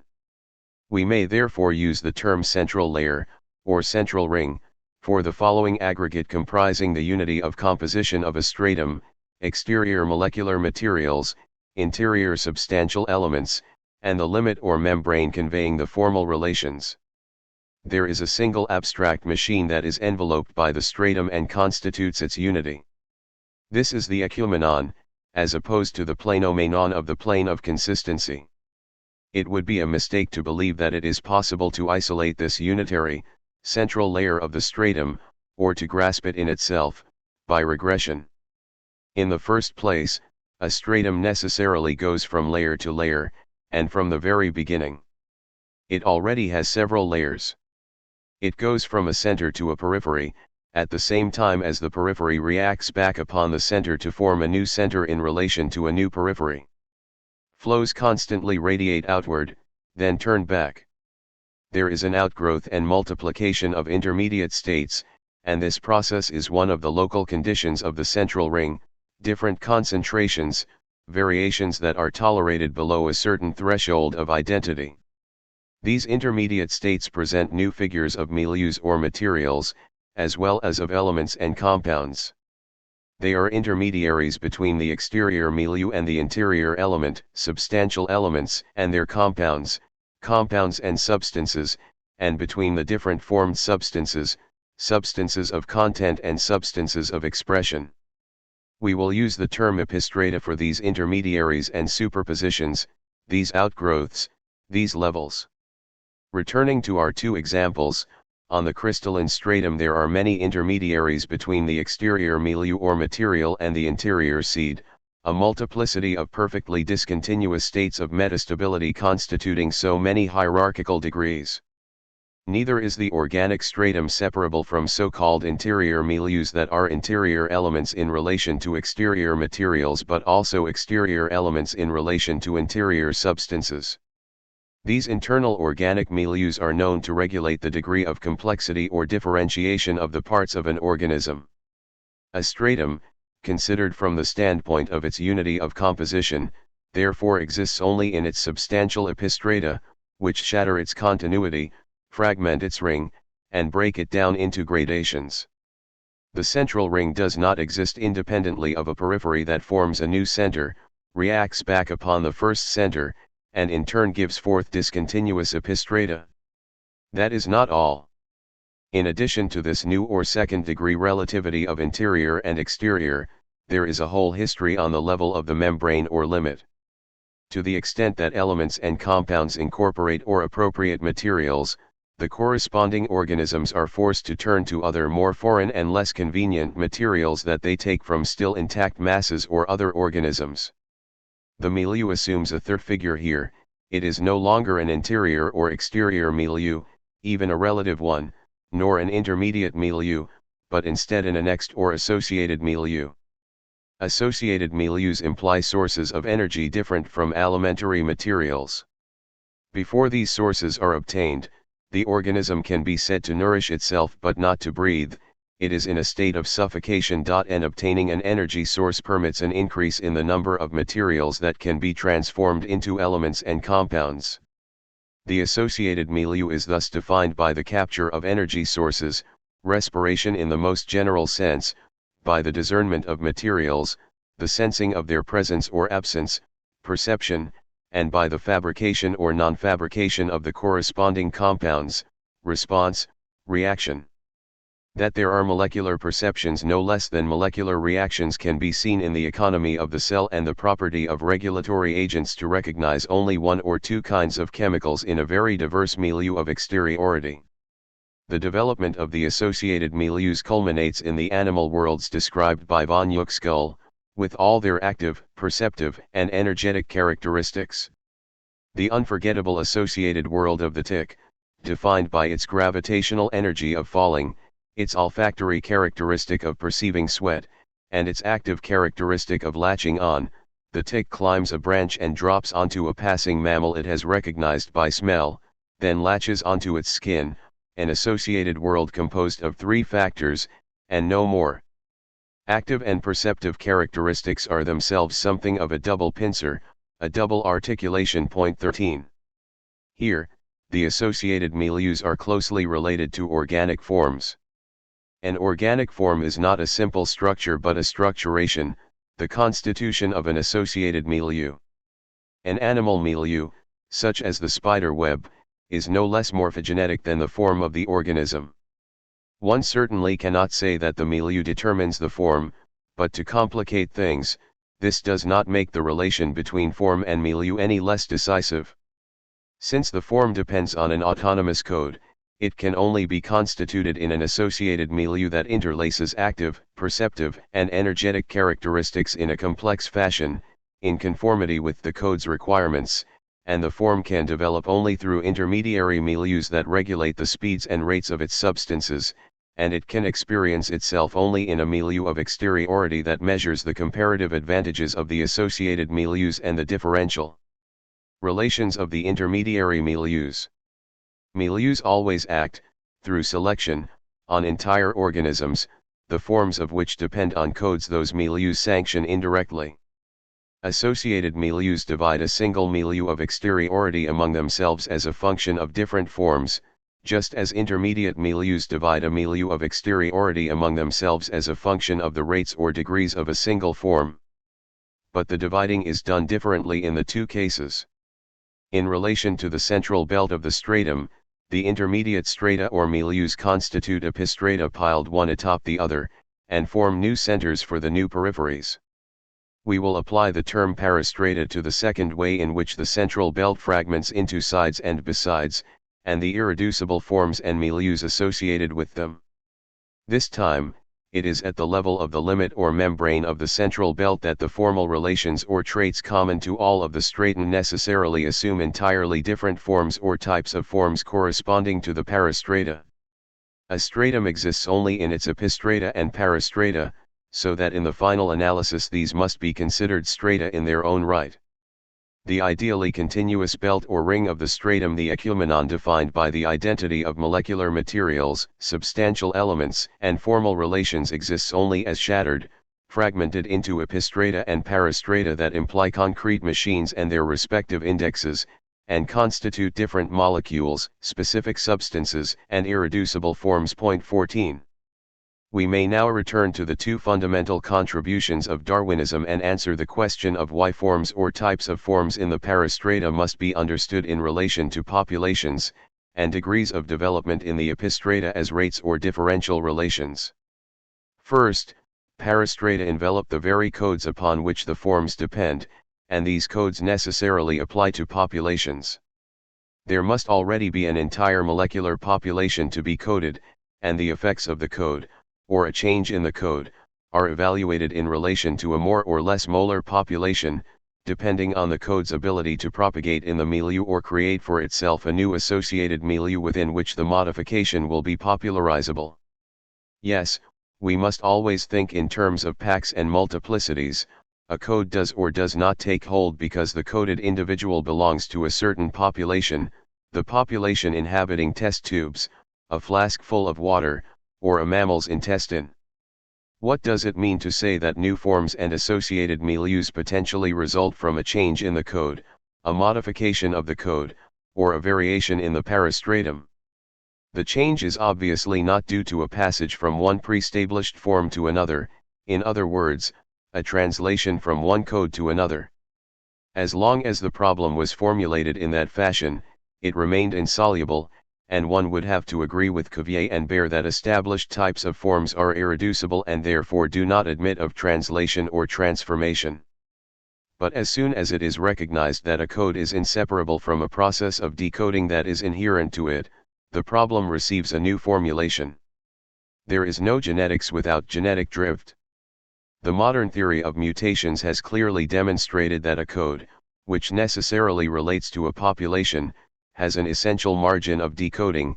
Not only does every code have supplements capable of free variation, but a single segment may be copied twice, the second copy left free for variation. In addition, fragments of code may be transferred from the cells of one species to those of another, man and mouse, monkey and cat, by viruses or through other procedures. This involves not translation between codes. Viruses are not translators, but a singular phenomenon we call surplus value of code, or side communication. 5. We will have occasion to discuss this further, for it is essential to all becomings animal. Every code is affected by a margin of decoding due to these supplements and surplus values. Supplements in the order of a multiplicity, surplus values in the order of a rhizome. Forms in the parastrata. The parastrata themselves, far from lying immobile and frozen upon the strata, are part of a machinic interlock. They relate to populations. Populations imply codes, and codes fundamentally include phenomena of relative decoding that are all the more usable, composable, and addable by virtue of being relative, always beside. Forms relate to codes and processes of coding and decoding in the parastrata. Substances, being formed matters, relate to territorialities and movements of deterritorialization and reterritorialization on the epistrata. In truth, the epistrata are just as inseparable from the movements that constitute them as the parastrata are from their processes. Nomadic waves or flows of deterritorialization go from the central layer to the periphery, then from the new center to the new periphery, falling back to the old center and launching forth to the new point. 16. The organization of the epistrata moves in the direction of increasing deterritorialization. Physical particles and chemical substances cross thresholds of deterritorialization on their own stratum and between strata. These thresholds correspond to more or less stable intermediate states, to more or less transitory valences and existences, to engagements with this or that other body, to densities of proximity, to more or less localizable connections. Not only are physical particles characterized by speeds of deterritorialization, Joycean tachyons, particles wholes, and quarks recalling the fundamental idea of the soup, but a single chemical substance, sulfur or carbon, for example, has a number of more and less deterritorialized states. The more interior milieus an organism has on its own stratum, assuring its autonomy and bringing it into a set of aleatory relations with the exterior, the more deterritorialized it is. That is why degrees of development must be understood relatively, and as a function of differential speeds, relations, and rates. Deterritorialization must be thought of as a perfectly positive power that has degrees and thresholds. Epistrata is always relative, and has reterritorialization as its flip side or complement. An organism that is deterritorialized in relation to the exterior necessarily reterritorializes on its interior milieus. A given presumed fragment of embryo is deterritorialized when it changes thresholds or gradients, but is assigned a new role by the new surroundings. Local movements are alterations. Cellular migration, stretching, invagination, folding are examples of this. Every voyage is intensive, and occurs in relation to thresholds of intensity between which it evolves or that it crosses. One travels by intensity. Displacements and spatial figures depend on intensive thresholds of nomadic deterritorialization, and thus on differential relations, that simultaneously define complementary, sedentary reterritorializations. Every stratum operates this way, by grasping in its pincers a maximum number of intensities or intensive particles over which it spreads its forms and substances, constituting determinate gradients and thresholds of resonance. Deterritorialization on a stratum always occurs in relation to a complementary reterritorialization. Point 17. As long as pre-established forms were compared to predetermined degrees, all one could do was affirm their irreducibility, and there was no way of judging possible communication between the two factors.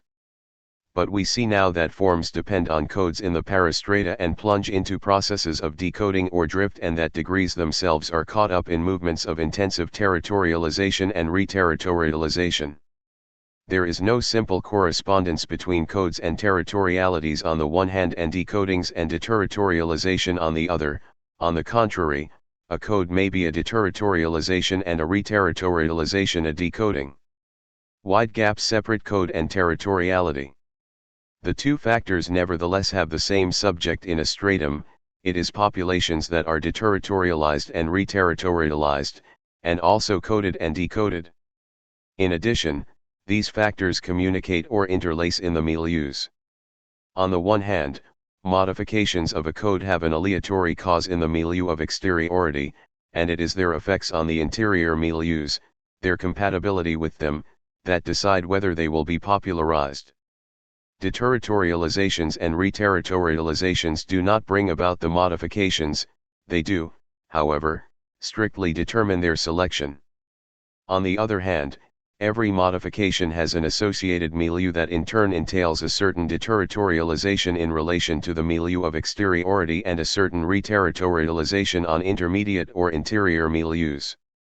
Perceptions and actions in an associated milieu, even those on a molecular level, construct or produce territorial signs, indexes.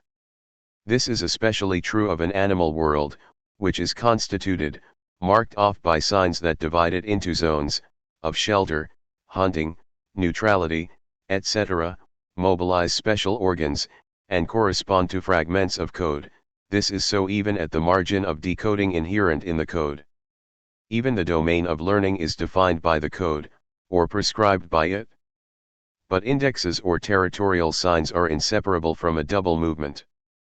Since the associated milieu always confronts a milieu of exteriority with which the animal is engaged and in which it takes necessary risks, a line of flight must be preserved to enable the animal to regain its associated milieu when danger appears, for example, the bull's line of flight in the arena, which it uses to regain the turf it has chosen.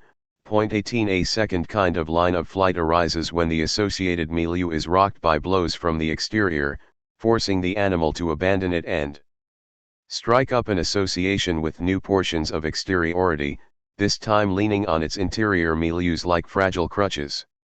When the seas dried, the primitive fish left its associated milieu to explore land, forced to stand on its own legs, now carrying water only on the inside, in the amniotic membranes protecting the embryo. In one way or the other, the animal is more a fleer than a fighter, but its flights are also conquests, creations.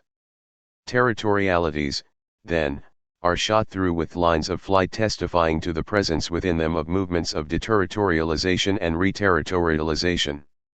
In a certain sense, they are secondary. They would be nothing without these movements that deposit them. In short, the epistrata and peristrata are continually moving, sliding, shifting, and changing on the ecumenon or unity of composition of a stratum. Some are swept away by lines of flight and movements of deterritorialization, others by processes of decoding or drift, but they all communicate at the intersection of the milieus. The strata are continually being shaken by phenomena of cracking and rupture, either at the level of the substrata that furnish the materials, a prebiotic soup, a pre-chemical soup, at the level of the accumulating epistrata, or at the level of the abutting peristrata. Everywhere there arise simultaneous accelerations and blockages, comparative speeds, differences in deterritorialization creating relative fields of reterritorialization. These relative movements should most assuredly not be confused with the possibility of absolute deterritorialization, an absolute line of flight, absolute drift. The former are stratic or interstratic, whereas the latter concern the plane of consistency and its destratification, its combustion, as Geoffroy would say.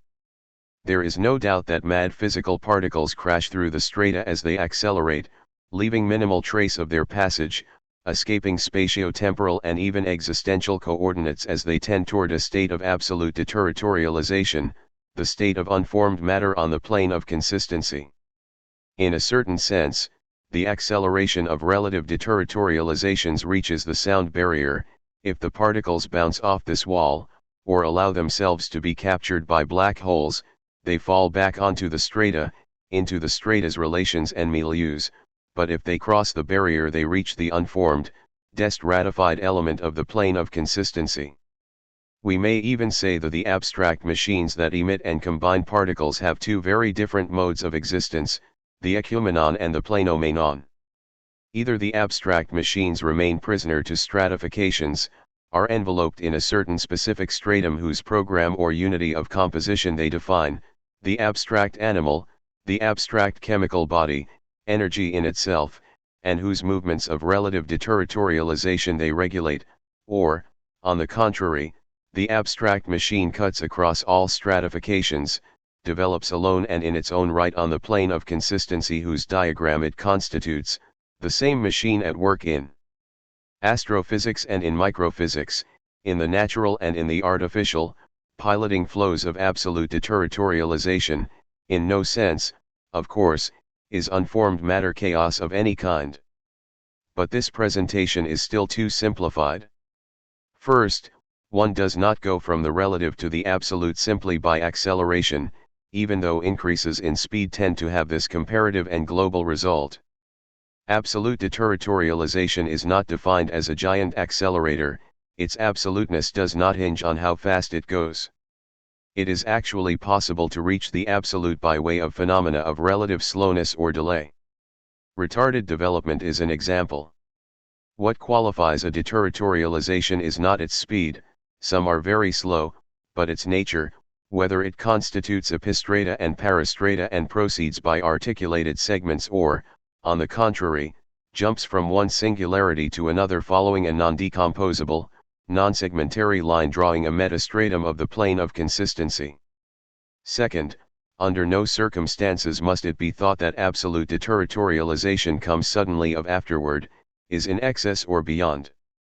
That would preclude any understanding of why the strata themselves are animated by movements of relative deterritorialization and decoding that are not like accidents occurring on them. In fact, what is primary is an absolute deterritorialization, an absolute line of flight, however complex or multiple that of the plane of consistency or body without organs, the earth, the absolutely deterritorialized.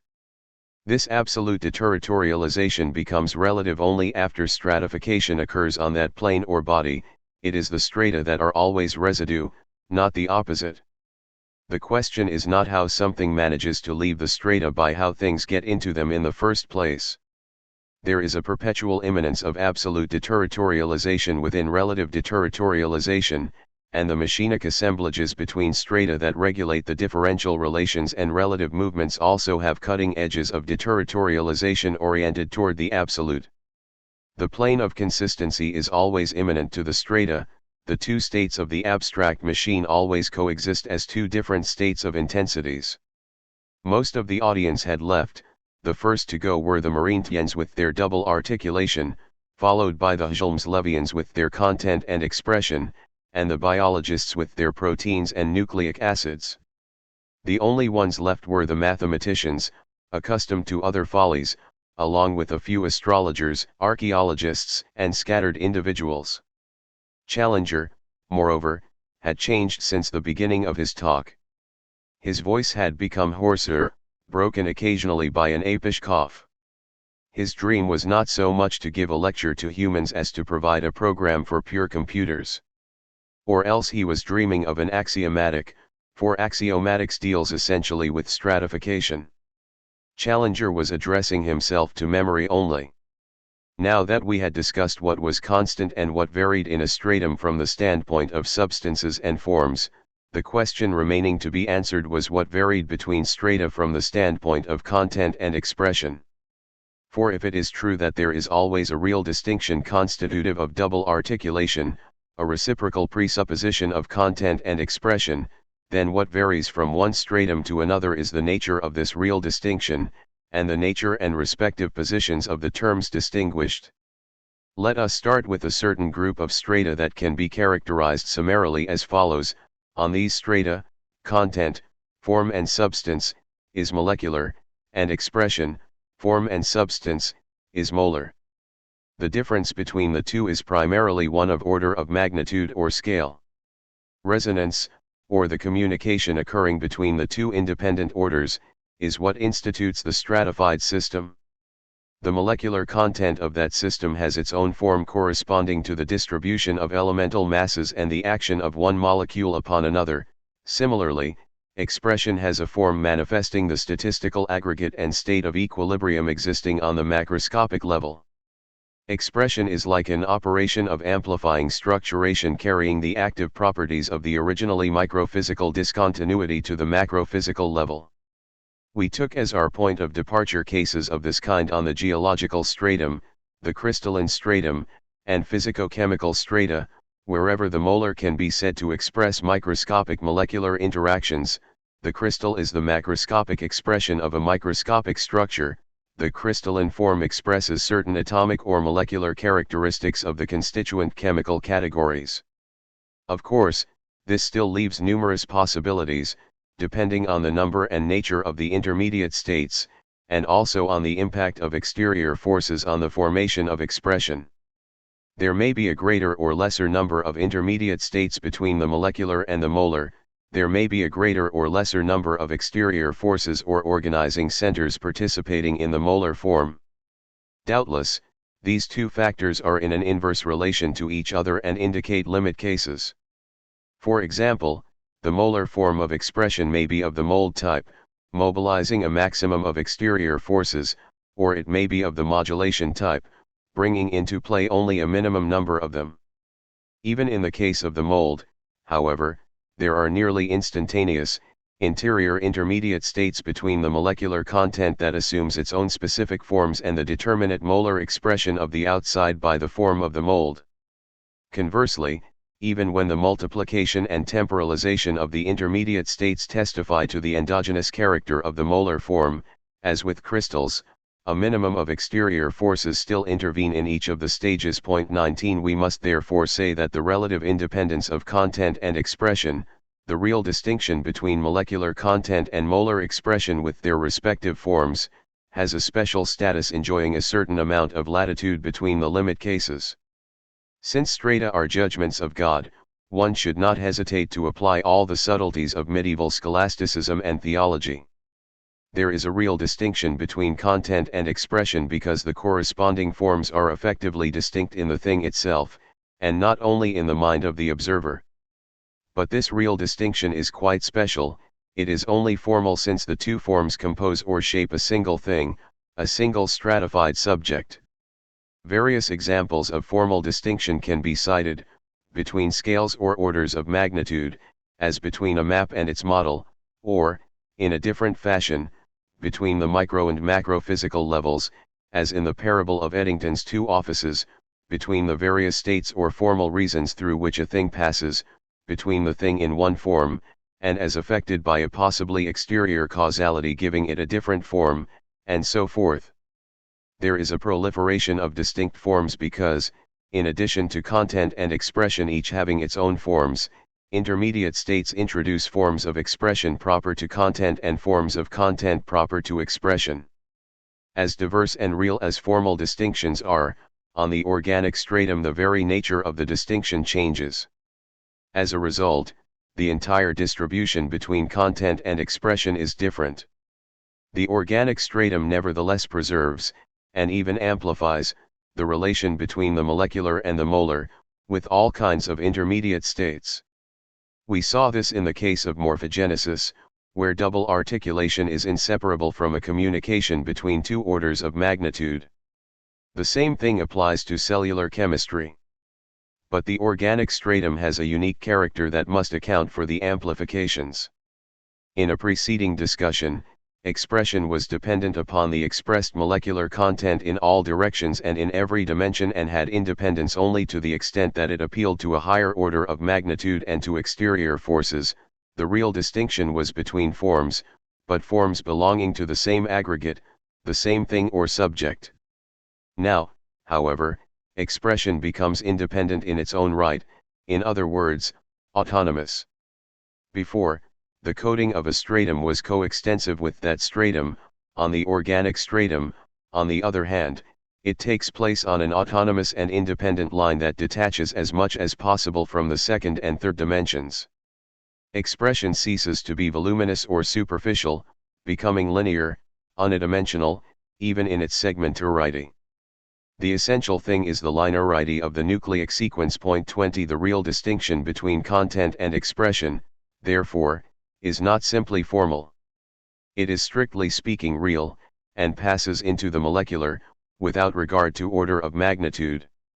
It is between two classes of molecules, nucleic acids of expression and proteins of content, nucleic elements or nucleotides and protein elements or amino acids. Both expression and content are now molecular and molar. The distinction no longer concerns a single aggregate or subject. Linearity takes us further in the direction of flat multiplicities, rather than unity. Expression involves nucleotides and nucleic acids as well as molecules that, in their substance and form, are entirely independent not only of molecules of content but of any directed action in the exterior milieu. Thus invariance is a characteristic of certain molecules and is not found exclusively on the molar scale. Conversely, proteins, in their substance and form of content, are equally independent of nucleotides. The only thing univocally determined is that one amino acid rather than another corresponds to a sequence of 3 nucleotides. Point 2. What the linear form of expression determines is therefore a derivative form of expression, one that is relative to content and that, through a folding back upon itself of the protein sequence of the amino acids, finally yields the characteristic three-dimensional structures.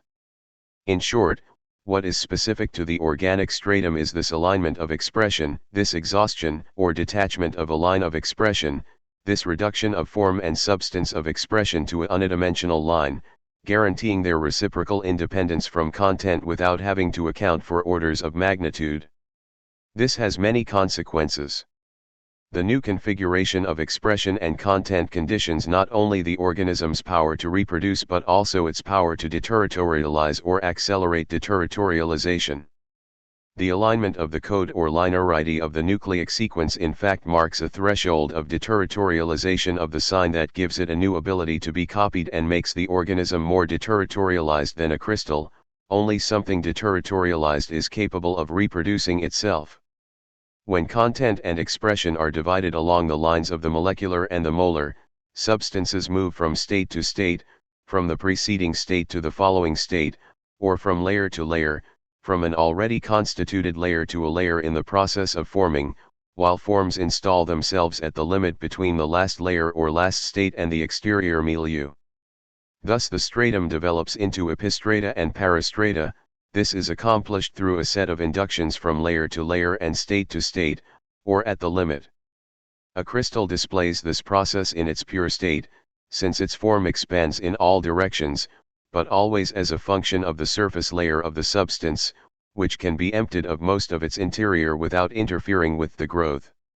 It is the crystal's subjugation to three-dimensionality, in other words its index of territoriality, that makes the structure incapable of formally reproducing and expressing itself. Only the accessible surface can reproduce itself, since it is the only deterritorializable part. On the contrary, the detachment of a pure line of expression on the organic stratum makes it possible for the organism to attain a much higher threshold of deterritorialization, gives it a mechanism of reproduction covering all the details of its complex spatial structure, and enables it to put all of its interior layers topologically in contact with the exterior, or rather with the polarized limit, hence the special role of the living membrane. The development of the stratum into epistrata and peristrata occurs not through simple inductions but through transductions that account for the amplification of the resonance between the molecular and the molar, independently of order of magnitude, for the functional efficacy of the interior substances, independently of distance, and for the possibility of a proliferation and even interlacing of forms, independently of codes, surplus values of code or phenomena of transcoding or aparallel. Evolution, point 22. There is a third major grouping of strata, defined less by a human essence than, once again, by a new distribution of content and expression. Form of content becomes alloplastic rather than homoplastic, in other words, it brings about modifications in the external world. Form of expression becomes linguistic rather than genetic, in other words, it operates with symbols that are comprehensible, transmittable, and modifiable from outside. What some call the properties of human beings, technology and language, tool and symbol, freehand and supple larynx, gesture, and speech are in fact properties of this new distribution. It would be difficult to maintain that the emergence of human beings marked the absolute origin of this distribution. Leroy Gourhan's analyses give us an understanding of how contents came to be linked with the hand-tool couple and expressions with the face-language couple. Point 23. In this context, the hand must not be thought of simply as an organ but instead as a coding, the digital code, a dynamic structuration, a dynamic formation, the manual form, or manual formal traits. The hand as a general form of content is extended in tools, which are themselves active forms implying substances, or formed matters.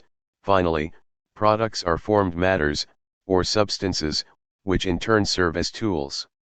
Whereas manual formal traits constitute the unity of composition of the stratum, the forms and substances of tools and products are organized into parastrata and epistrata that themselves function as veritable strata and mark discontinuities, breakages, communications, and diffusions, nomadisms and sedentarities, multiple thresholds and speeds of relative deterritorialization in human populations.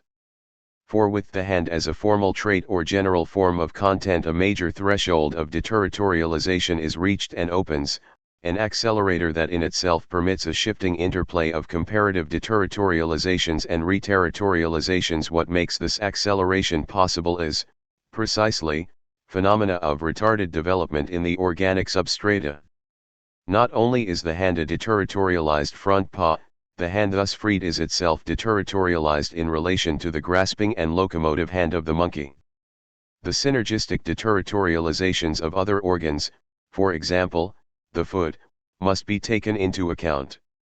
So must correlative deterritorializations of the milieu, the steppe as an associated milieu more deterritorialized than the forest, exerting a selective pressure of deterritorialization upon the body and technology. It was on the steppe, not in the forest, that the hand was able to appear as a free form, and fire as a technologically formable matter. Finally, complementary reterritorializations must be taken into account, the foot as a compensatory reterritorialization for the hand, also occurring on the steppe. Maps should be made of these things, organic, ecological, and technological maps one can lay out on the plane of consistency. On the other hand, language becomes the new form of expression, or rather the set of formal traits defining the new expression in operation throughout the stratum.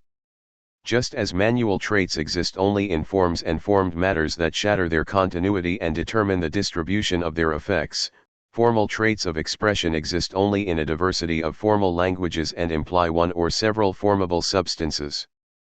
The substance involved is fundamentally vocal substance, which brings into play various organic elements, not only the larynx, but the mouth and lips, and the overall motricity of the face. Once again, a whole intensive map must be accounted for, the mouth as a deterritorialization of the snout, the whole conflict between the mouth and the brain, as Perrier called it, the lips as a deterritorialization of the mouth. Only humans have lips, in other words, an outward curling of the interior mucous membranes. Only human females have breasts, in other words, deterritorialized mammary glands. The extended nursing period advantageous for language learning is accompanied by a complementary reterritorialization of the lips on the breasts, and the breasts on the lips. What a curious deterritorialization, filling one's mouth with words instead of food and noises. The steppe, once more, seems to have exerted strong pressures of selection. The supple larynx is a development corresponding to the free hand and could have arisen only in a deforested milieu where it is no longer necessary to have gigantic laryngeal sacs in order for one's cries to be heard above the constant din of the forest. To articulate, to speak, is to speak softly. Everyone knows that lumberjacks rarely talk. 24 Physiological, acoustic, and vocal substance are not the only things that undergo all these deterritorializations. The form of expression, as language, also crosses a threshold. Vocal signs have temporal linearity, and it is the superlinearity that constitutes their specific deterritorialization and differentiates them from genetic linearity. Genetic linearity is above all spatial, even though its segments are constructed and reproduced in succession. thus at this level it does not require effective overcoding of any kind, only phenomena of end-to-end connection, local regulations, and partial interactions. Overcoding takes place only at the level of integrations implying different orders of magnitude. That is why Jacob is reluctant to compare the genetic code to a language. In fact, the genetic code has neither emitter, receiver, comprehension, nor translation, only redundancies and surplus values. 25 The temporal linearity of language expression relates not only to a succession but to a formal synthesis of succession in which time constitutes a process of linear overcoding and engenders a phenomenon unknown on the other strata, translation, translatability, as opposed to the previous inductions and transductions. Translation should not be understood simply as the ability of one language to represent in some way the givens of another language, but beyond that as the ability of language, with its own givens on its own stratum, to represent all the other strata and thus achieve a scientific conception of the world.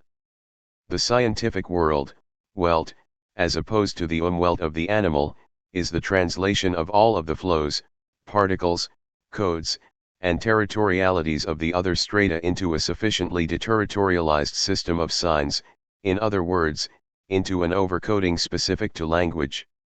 This property of overcoding or superlinearity explains why, in language, not only is expression independent of content, but form of expression is independent of substance.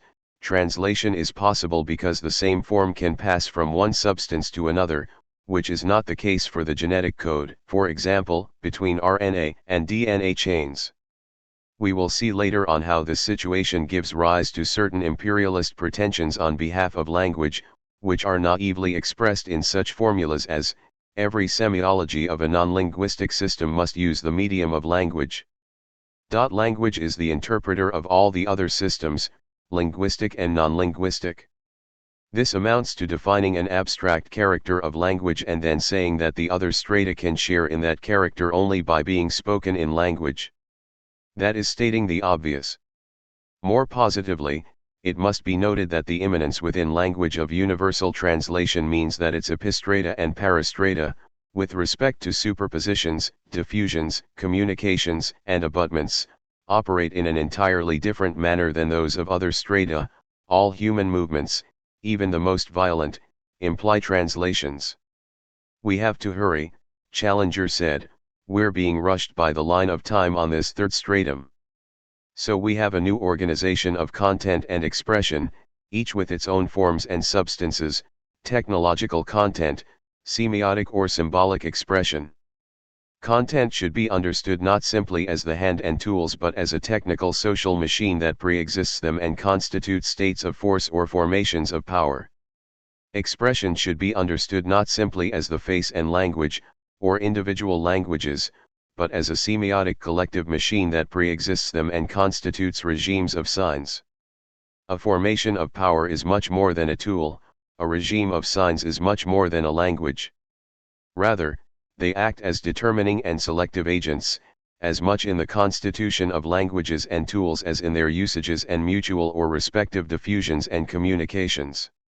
The third stratum sees the emergence of machines that are fully a part of that stratum but at the same time rear up and stretch their pincers out in all directions at all the other strata. Is this not like an intermediate state between the two states of the abstract machine? The state in which it remains enveloped in a corresponding stratum, ecumenon, and the state in which it develops in its own right on the destratified plane of consistency, planomenon. The abstract machine begins to unfold, to stand to full height, producing an illusion exceeding all strata, even though the machine itself still belongs to a determinate stratum. This is, obviously, the illusion constitutive of man. Who does man think he is? This illusion derives from the overcoding immanent to language itself. But what is not illusory are the new distributions between content and expression, technological content characterized by the hand-tool relation and, at a deeper level, tied to a social machine and formations of power, symbolic expression characterized by face-language relations and, at a deeper level, tied to a semiotic machine and regimes of signs.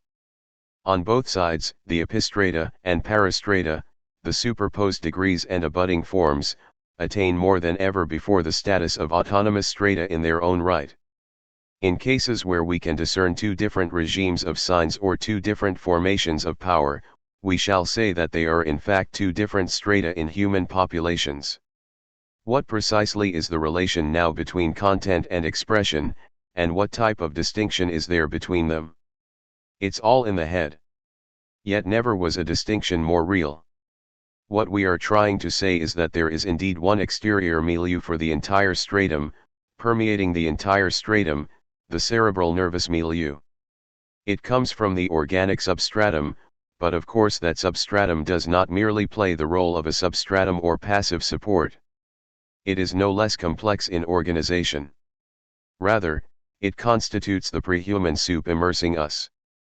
Our hands and faces are immersed in it. The brain is a population, a set of tribes tending toward two poles.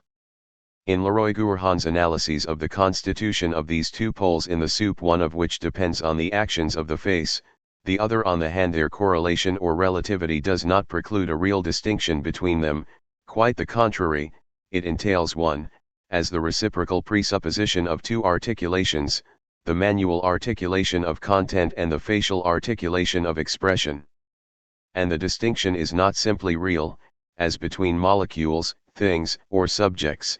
It has become essential, as they used to say in the Middle Ages, as between attributes, genres of being, or irreducible categories, things and words.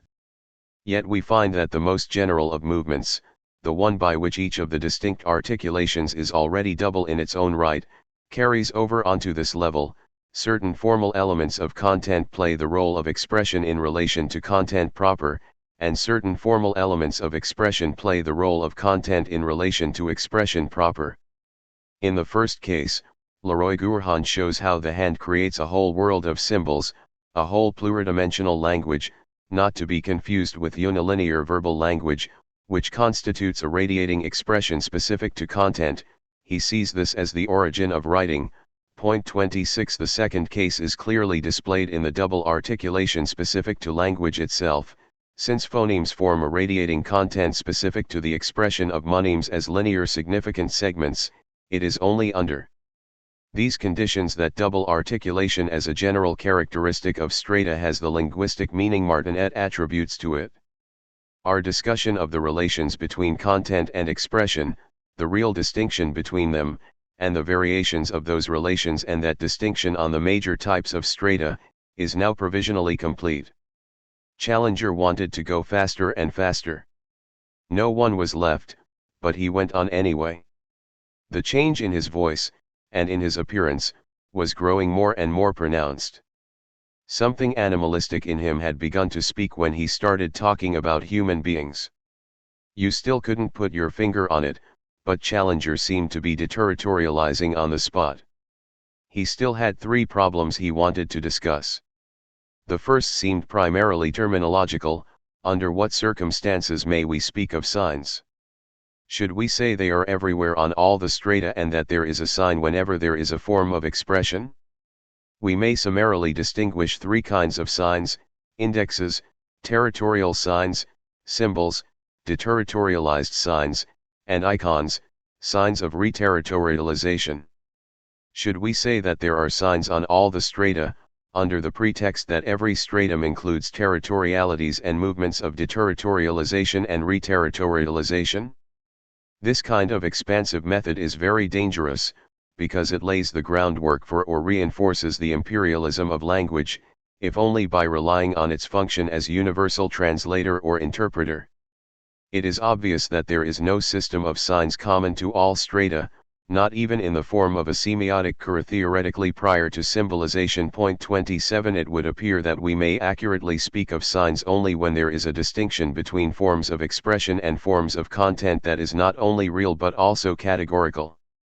Under these conditions, there is a semiotic system on the corresponding stratum because the abstract machine has precisely that fully erect posture that permits it to write, in other words, to treat language and extract a regime of signs from it.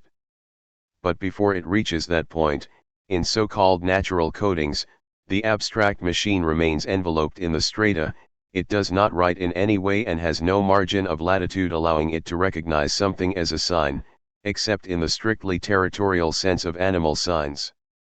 After that point, the abstract machine develops on the plane of consistency and no longer has any way of making a categorical distinction between signs and particles. For example, it writes, but flush with the real, it inscribes directly upon the plane of consistency. It therefore seems reasonable to reserve the word sign in the strict sense for the last group of strata. This terminological discussion would be entirely without interest if it did not bring us to yet another danger, not the imperialism of language affecting all of the strata, but the imperialism of the signifier affecting language itself, affecting all regimes of signs and the entire expanse of the strata upon which they are located. The question here is not whether there are signs on every stratum but whether all signs are signifiers, whether all signs are endowed with significance, whether the semiotic of signs is necessarily linked to a semiology of the signifier. Those who take this route may even be led to forego the notion of the sign, for the primacy of the signifier over language guarantees the primacy of language over all of the strata even more effectively than the simple expansion of the sign in all directions. What we are saying is that the illusion specific to this posture of the abstract machine, the illusion that one can grasp and shuffle all the strata between one's pincers, can be better secured through the erection of the signifier than through the extension of the sign. Thanks to significance, language can claim to be in direct contact with the strata without having to go through the supposed signs on each one. But we're still going in the same circle, we're still spreading the same canker. The linguistic relation between the signifier and signified has, of course, been conceived in many different ways. It has been said that they are arbitrary, that they are as necessary to each other as the two sides of the same leaf, that they correspond term by term, or else globally, and that they are so ambivalent as to be indistinguishable. In any event, the signified is thought not to exist outside of its relationship with signifier, and the ultimate signified is the very existence of the signifier, extrapolated beyond the sign. There is only one thing that can be said about the signifier, it is redundancy, it is the redundant. Hence its incredible despotism, and its success. Theories of arbitrariness, necessity, term by term or global correspondence, and ambivalence serve the same cause, the reduction of expression to the signifier. Yet forms of content and forms of expression are highly relative, always in a state of reciprocal presupposition. The relations between their respective segments are biunivocal, exterior, and deformed. There is never conformity between the two, or from one to the other. There is always real independence and a real distinction, even to fit the forms together, and to determine the relations between them, requires a specific, variable assemblage. None of these characteristics applies to the signifier-signified relation, even though some seem to coincide with it partially and accidentally. Overall, these characteristics stand in radical opposition to the scenario of the signifier. A form of content is not a signified, any more than a form of expression is a signifier. 28 This is true for all the strata, including those on which language plays a role. Signifier enthusiasts take an oversimplified situation as their implicit model, word and thing. From the word they extract the signifier, and from the thing is signified in conformity with the word, and therefore subjugated to the signifier. They operate in a sphere interior to and homogeneous with language. Let us follow Foucault in his exemplary analysis, which, though it seems not to be, is eminently concerned with linguistics. Take a thing like the prison is a form, the prison form, it is a form of content on a stratum and is related to other forms of content, school, barracks, hospital, factory. This thing or form does not refer back to the word prison but to entirely different words and concepts, such as delinquent and delinquency, which express a new way of classifying, stating, translating, and even committing criminal acts. Delinquency is the form of expression in reciprocal presupposition with the form of content prison. Delinquency is in no way a signifier, even a juridical signifier, the signified of which would be the prison. That would flatten the entire analysis. Moreover, the form of expression is reducible not to words but to a set of statements arising in the social field considered as a stratum. That is what a regime of signs is. The form of content is reducible not to a thing but to a complex state of things as a formation of power, architecture, regimentation, etc.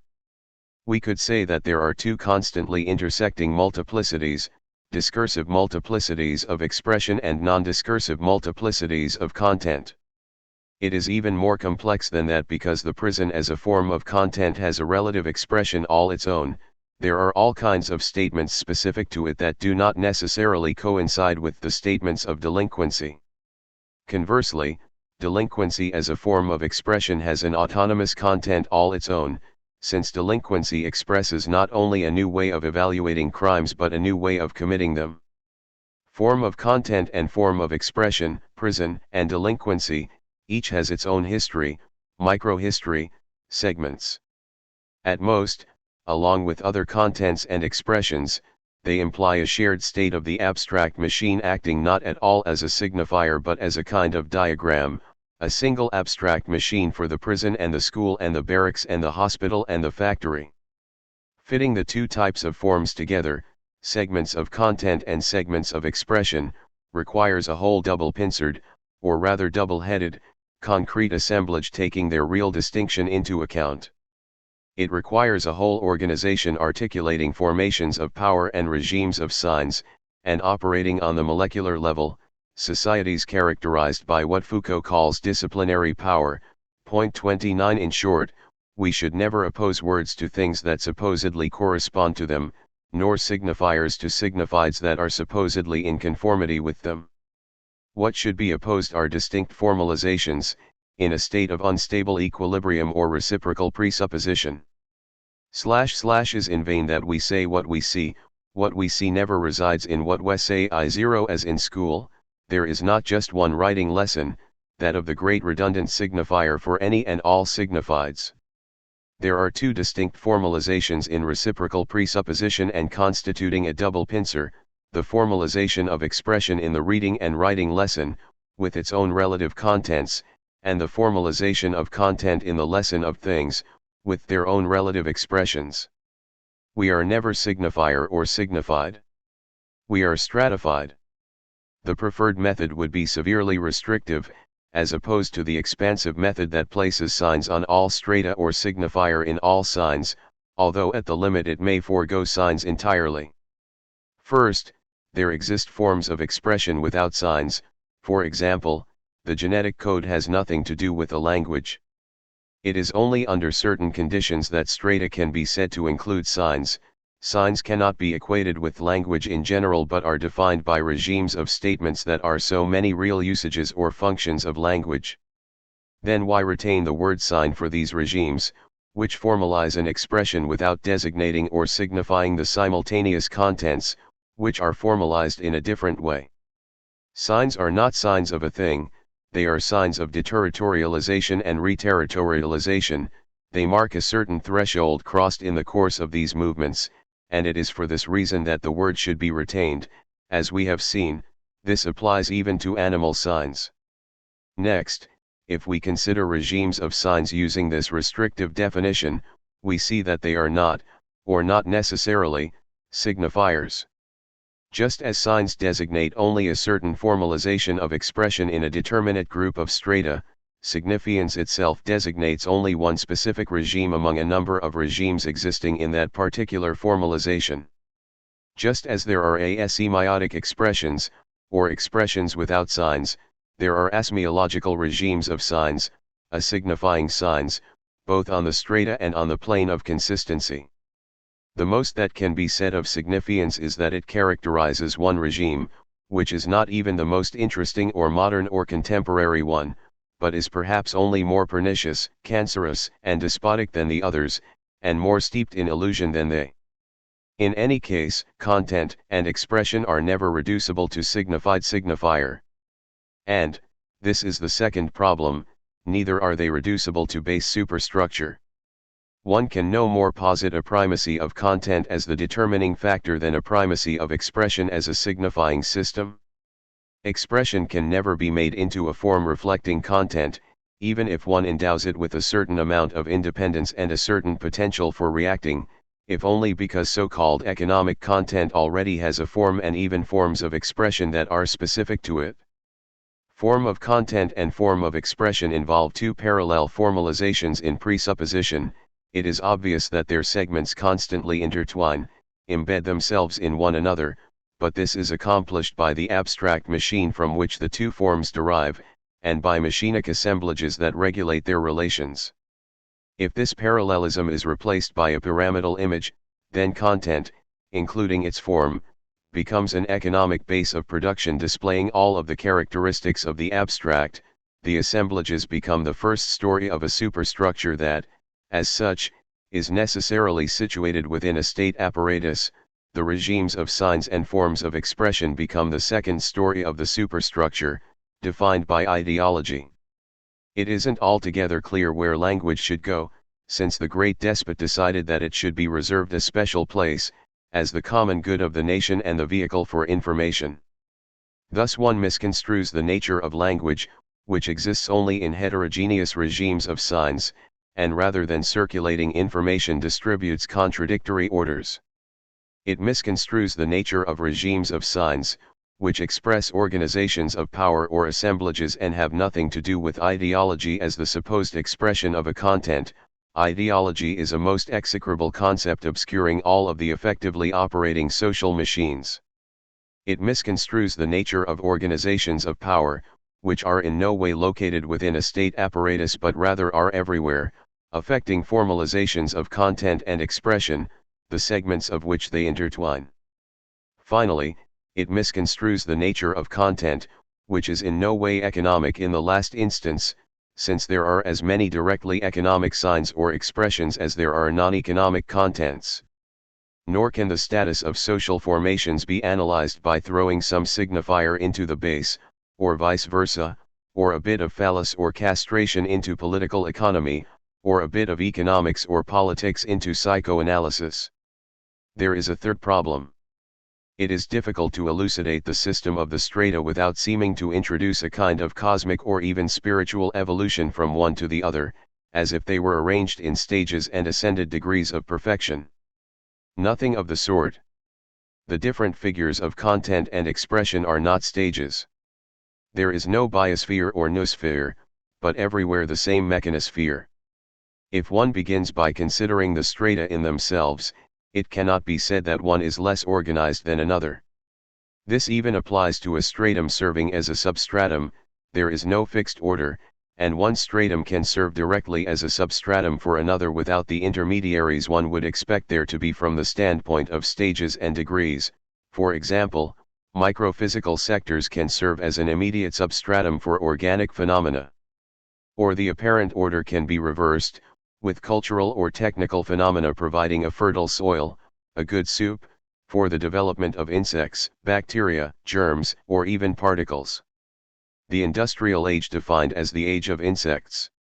It's even worse nowadays, you can't even tell in advance which stratum is going to communicate with which other, or in what direction. Above all, there is no lesser, no higher, or lower, organization. The substratum is an integral part of the stratum, is bound up with it as the milieu in which change occurs, and not an increase in organization. 31 Furthermore, if we consider the plane of consistency, we note that the most disparate of things and signs move upon it. A semiotic fragment rubs shoulders with a chemical interaction, an electron crashes into a language, a black hole captures a genetic message, a crystallization produces a passion, the wasp and the orchid cross a letter. There is no like here, we are not saying like an electron, like an interaction, etc. The plane of consistency is the abolition of all metaphor, all that consists is real. These are electrons in person, veritable black holes, actual organites, authentic sign sequences. It's just that they have been uprooted from their strata, destratified, decoded, deterritorialized, and that is what makes their proximity and interpenetration in the plane of consistency possible. A silent dance. The plane of consistency knows nothing of differences in level, orders of magnitude, or distances. It knows nothing of the difference between the artificial and the natural. It knows nothing of the distinction between contents and expressions, or that between forms and formed substances. These things exist only by means of and in relation to the strata. But how can one still identify and name things if they have lost the strata that qualified them, if they have gone into absolute deterritorialization? Eyes are black holes, but what are black holes and eyes outside their strata and territorialities? What it comes down to is that we cannot content ourselves with a dualism or summary opposition between the strata and the destratified plane of consistency. The strata themselves are animated and defined by relative speeds of deterritorialization. Moreover, absolute deterritorialization is there from the beginning, and the strata are spin-offs, thickenings on a plane of consistency that is everywhere, always primary and always immanent. In addition, the plane of consistency is occupied, drawn by the abstract machine. The abstract machine exists simultaneously developed on the destratified plane it draws, and enveloped in each stratum whose unity of composition it defines, and even half erected in certain strata whose form of prehension it defines. That which races or dances upon the plane of consistency thus carries with it the aura of its stratum, an undulation, a memory, or tension. The plane of consistency retains just enough of the strata to extract from them variables that operate in the plane of consistency as its own functions. The plane of consistency, or planomenon, is in no way an undifferentiated aggregate of unformed matters, but neither is it a chaos of formed matters of every kind. It is true that on the plane of consistency there are no longer forms or substances, content or expression, respective and relative deterritorializations. But beneath the forms and substances of the strata the plane of consistency, or the abstract machine, constructs continuums of intensity. It creates continuity for intensities that it extracts from distinct forms and substances. Beneath contents and expressions the plane of consistency, or the abstract machine, emits and combines particle signs that set the most asignifying of signs to functioning in the most deterritorialized of particles. Beneath relative movements the plane of consistency, or the abstract machine, performs conjunctions of flows of deterritorialization that transform the respective indexes into absolute values. The only intensities known to the strata are discontinuous, bound up in forms and substances. The only particles are divided into particles of content and articles of expression. The only deterritorialized flows are disjointed and reterritorialized. Continuum of intensities, combined emission of particles or signs particles, conjunction of deterritorialized flows, these are the three factors proper to the plane of consistency. They are brought about by the abstract machine and are constitutive of destratification. Now there is no hint in all of this of a chaotic white night or an undifferentiated black night. There are rules of plan, ing, of diagramming, as we will see later on, or elsewhere. The abstract machine is not random. The continuities, emissions, and combinations, and conjunctions do not occur in just any fashion. A final distinction must now be noted. Not only does the abstract machine have different simultaneous states accounting for the complexity of what takes place on the plane of consistency, but the abstract machine should not be confused with what we call a concrete machinic assemblage. The abstract machine sometimes develops upon the plane of consistency, whose continuums, emissions, and conjugations it constructs, and sometimes remains enveloped in a stratum whose unity of composition and force of attraction or prehension it defines. The machinic assemblage is something entirely different from the abstract machine, even though it is very closely connected with it. First, on a stratum, it performs the co-adaptations of content and expression, ensures biunivocal relationships between segments of content and segments of expression, and guides the division of the stratum into epistrata and peristrata. Next, between strata, it ensures the relation to whatever serves as a substratum and brings about the corresponding changes in organization. Finally, it is in touch with the plane of consistency because it necessarily effectuates the abstract machine on a particular stratum, between strata, and in the relation between the strata and the plane. An assemblage, for example, the smith's anvil among the Dogons, is necessary for the articulations of the organic stratum to come about. An assemblage is necessary for the relation between two strata to come about. And an assemblage is necessary for organisms to be caught within and permeated by a social field that utilizes them. Must not the Amazons amputate a breast to adapt the organic stratum to a warlike technological stratum, as though at the behest of a fearsome woman bow-step assemblage? Assemblages are necessary for states offery and regimes of signs to intertwine their relations. Assemblages are necessary in order for the unity of composition enveloped in a stratum, the relations between a given stratum and the others, and the relation between these strata and the plane of consistency to be organized rather than random. In every respect, machinic assemblages effectuate the abstract machine insofar as it is developed on the plane of consistency or enveloped in a stratum. The most important problem of all, given a certain machinic assemblage, what is its relation of effectuation with the abstract machine? How does it effectuate it? With what adequation? Classify assemblages. What we call the mechanosphere is the set of all abstract machines and machinic assemblages outside the strata, on the strata, or between strata. The system of the strata thus has nothing to do with signifier and signified, base and superstructure, mind and matter. All of these are ways of reducing the strata to a single stratum, or of closing the system in on itself by cutting it off from the plane of consistency as destratification. We had to summarize before we lost our voice. Challenger was finishing up. His voice had become unbearably shrill. He was suffocating. His hands were becoming elongated pincers that had become incapable of grasping anything but could still vaguely point to things. Some kind of matter seemed to be pouring out from the double mask, the two heads. It was impossible to tell whether it was getting thicker or more watery.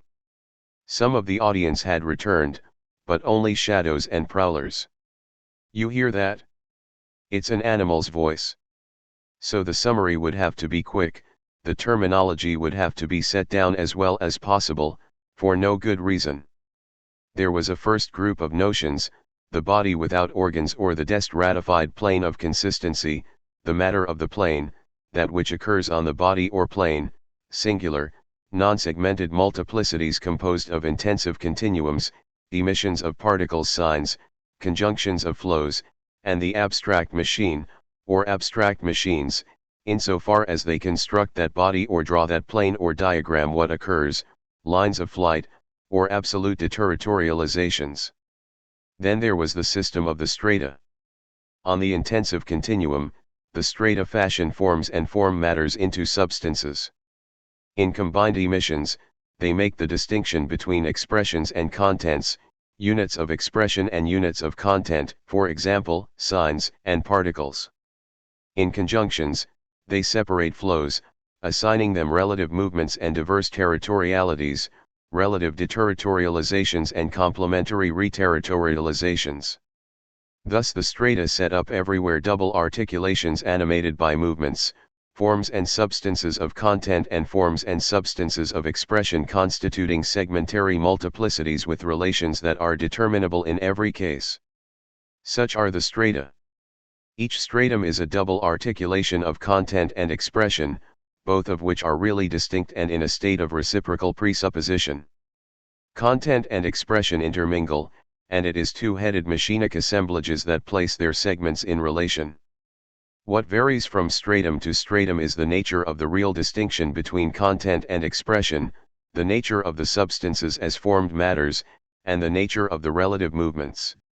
We may make a summary distinction between three major types of real distinction: the real formal distinction between orders of magnitude, with the establishment of a resonance of expression, induction; the real distinction between different subjects, with the establishment of a linearity of expression, transduction; and the real essential distinction between different attributes or categories, with the establishment of a superlinearity of expression, translation. Each stratum serves as the substratum for another stratum. Each stratum has a unity of composition defined by its milieu, substantial elements, and formal traits, ecummenon.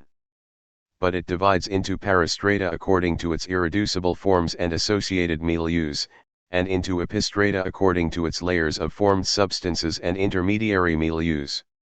Epistrata and peristrata must themselves be thought of as strata.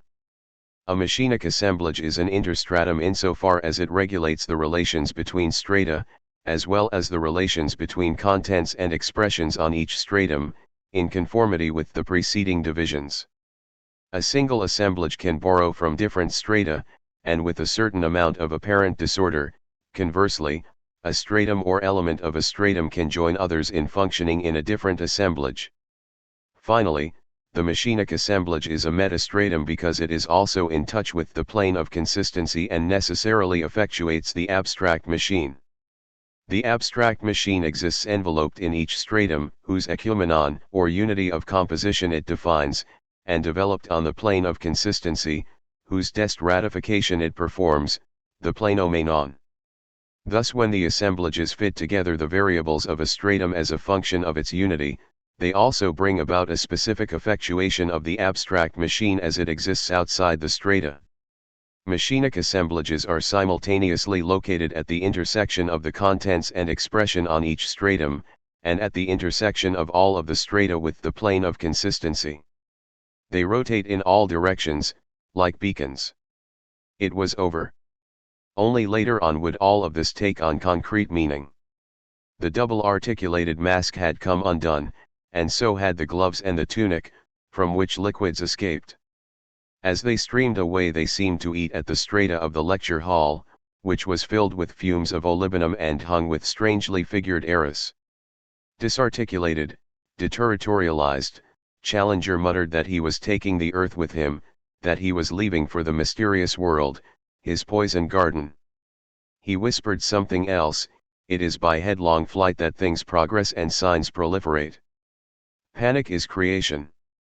A young woman cried out, her face convulsed with a wilder, deeper, and more hideous epilepsy of stark panic than they had seen on human countenance before. No one had heard the summary, and no one tried to keep Challenger from leaving. Challenger, or what remained of him, slowly hurried toward the plane of consistency, following a bizarre trajectory with nothing relative left about it. He tried to slip into an assemblage serving as a drum gate, the particle clock with its intensive clicking and conjugated rhythms hammering out the absolute. The figure slumped oddly into a posture scarcely human, and began a curious, fascinated sort of shuffle toward the coffin-shaped clock. The figure had now reached the abnormal clock, and the watchers saw through the dense fumes a blurred black claw fumbling with the tall, hieroglyphed door. The fumbling made a queer, clicking sound. Then the figure entered the coffin-shaped case and pulled the door shut after it. The abnormal clicking went on, beating out the dark, cosmic rhythm which underlies all mystical gate openings. 32 The mechanosphere, or rhizosphere. November 20, 1923 Postulates of linguistics. Language is informational and communicational. When the schoolmistress instructs her students on a rule of grammar or arithmetic, she is not informing them, any more than she is informing herself when she questions a student. She does not so much instruct as ensign, give orders or commands. A teacher's commands are not external or additional to what he or she teaches us. They do not flow from primary significations or result from information. An order always and already concerns prior orders, which is why ordering is redundancy.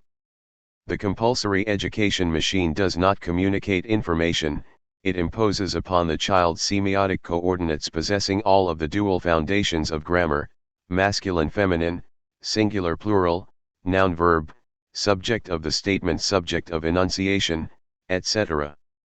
The elementary unit of language, the statement, is the order word. 1 Rather than common sense, a faculty for the centralization of information, we must define an abominable faculty consisting in emitting, receiving, and transmitting order words. Language is made not to be believed but to be obeyed, and to compel obedience. The Baroness has not the slightest intention of convincing me of her sincerity, she is simply indicating that she prefers to see me pretend to agree to. We see this in police or government announcements, which often have little plausibility or truthfulness, but say very clearly what should be observed and retained. The indifference to any kind of credibility exhibited by these announcements often verges on provocation. This is proof that the issue lies elsewhere. Let people say, that is all language demands. Spengler notes that the fundamental forms of speech are not the statement of a judgment or the expression of a feeling, but the command, the expression of obedience, the assertion, the question, the affirmation, or negation, very short phrases that command life and are inseparable from enterprises and large-scale projects. Ready? Yes. Go ahead. 3 words are not tools, but we give children language, pens, and notebooks as we give workers shovels and pickaxes. A rule of grammar is a power marker before it is a syntactical marker. The order does not refer to prior significations or to a prior organization of distinctive units. Quite the opposite. Information is only the strict minimum necessary for the emission, transmission, and observation of orders as commands. One must be just informed enough not to confuse fire with for, or to avoid the unfortunate situation of the teacher and the student as described by Lewis Carroll. The teacher, at the top of the stairs, asks a question that is passed on by servants, who distort it at each step of the way, and the student, below in the courtyard, returns an answer that is also distorted at each stage of the trip back. Language is not life, it gives life orders. Life does not speak, it listens and waits. 4 Every order word, even a father's to his son, carries a little death sentence, a judgment, as Kafka put it. The hard part is to specify the status and scope of the order word. It is not a question of the origin of language, since the order word is only a language function, a function coextensive with language. If language always seems to presuppose itself, if we cannot assign it a non-linguistic point of departure, it is because language does not operate between something seen, or felt, and something said, but always goes from saying to saying. We believe that narrative consists not in communicating what one has seen but in transmitting what one has heard, what someone else said to you. Hearsay. It does not even suffice to invoke a vision distorted by passion. The first language, or rather the first determination of language, is not the trope or metaphor but indirect discourse. The importance some have accorded metaphor and metonymy proves disastrous for the study of language. Metaphors and metonymies are merely effects, they are a part of language only when they presuppose indirect discourse. There are many passions in a passion, all manner of voices in a voice, murmurings, speaking in tongues, that is why all discourse is indirect, and the translative movement proper to language is that of indirect discourse. 5 Benveniste denies that the bee has language, even though it has an organic coding process and even uses tropes. It has no language because it can communicate what it has seen but not transmit what has been communicated to it. A bee that has seen a food source can communicate the message to bees that did not see it, but a bee that has not seen it cannot transmit the message to others that did not see it. 6 Language is not content to go from a first party to a second party, from one who has seen to one who has not, but necessarily goes from a second party to a third party, neither of whom has seen. It is in this sense that language is the transmission of the word as order word, not the communication of a sign as information.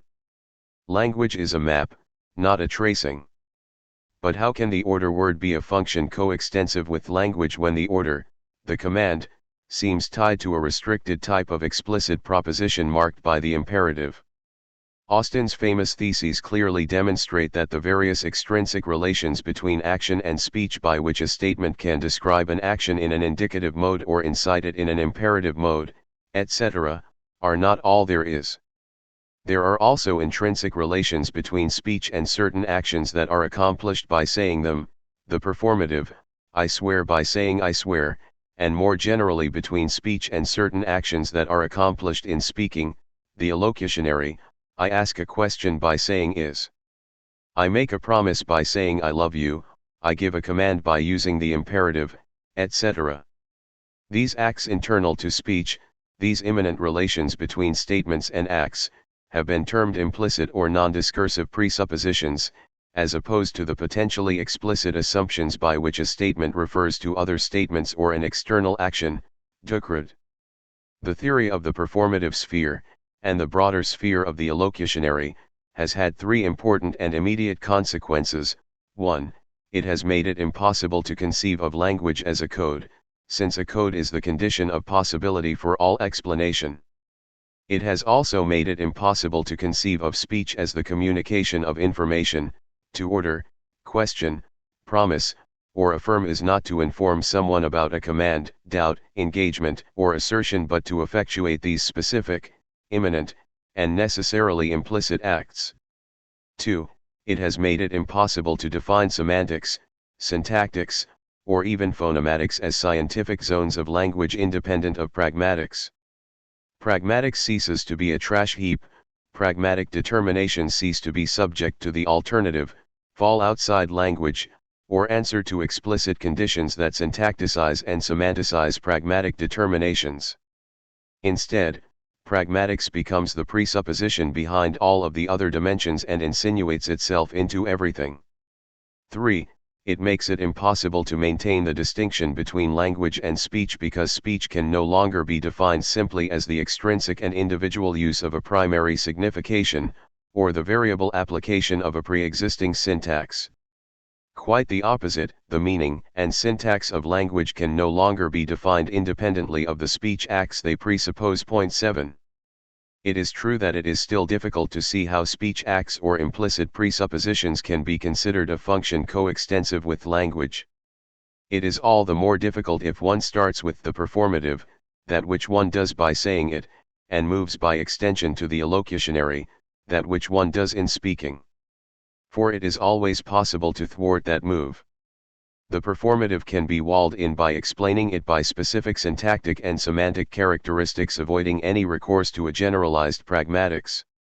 According to Benveniste, for example, the performative relates not to acts but instead to a property of self-referentiality of terms, the true personal pronouns, I, you, defined as shifters. By this account, a pre-existent structure of subjectivity, or intersubjectivity, in language, rather than presupposing speech acts, is adequate to account for them. Point 8. Benveniste thus defines language as communicational rather than informational. This properly linguistic intersubjectivity, or subjectification, explains all the rest, in other words, everything that is brought into being by saying it. The question is whether subjective communication is any better a linguistic notion than ideal information. Oswald Ducret has set forth the reasons that have led him to reverse Benveniste's schema. The phenomenon of self-referentiality cannot account for the performative. The opposite is the case. It is the fact that certain statements are socially devoted to the accomplishment of certain actions that explains self-referentiality. The performative itself is explained by the allocutionary, not the opposite. It is the allocutionary that constitutes the non-discursive or implicit presuppositions. And the allocutionary is in turn explained by collective assemblages of enunciation, by juridical acts or equivalents of juridical acts, which, far from depending on subjectification proceedings or assignations of subjects in language, in fact determine their distribution. Communication is no better a concept than information. Intersubjectivity gets us no further than signifiance in accounting for these statements' acts assemblages that in each language delimit the role and range of subjective morphemes. Point 9. We will see that the analysis of indirect discourse confirms this point of view, since it shows that subjectifications are not primary but result from a complex assemblage. We call order words, not a particular category of explicit statements, for example, in the imperative, but the relation of every word or every statement to implicit presuppositions, in other words, to speech acts that are, and can only be, accomplished in the statement. Order words do not concern commands only, but every act that is linked to statements by a social obligation. Every statement displays this link, directly or indirectly. Questions, promises, are order words. The only possible definition of language is the set of all order words, implicit presuppositions, or speech acts current in a language at a given moment. The relation between the statement and the act is internal, immanent, but it is not one of identity. Rather, it is a relation of redundancy.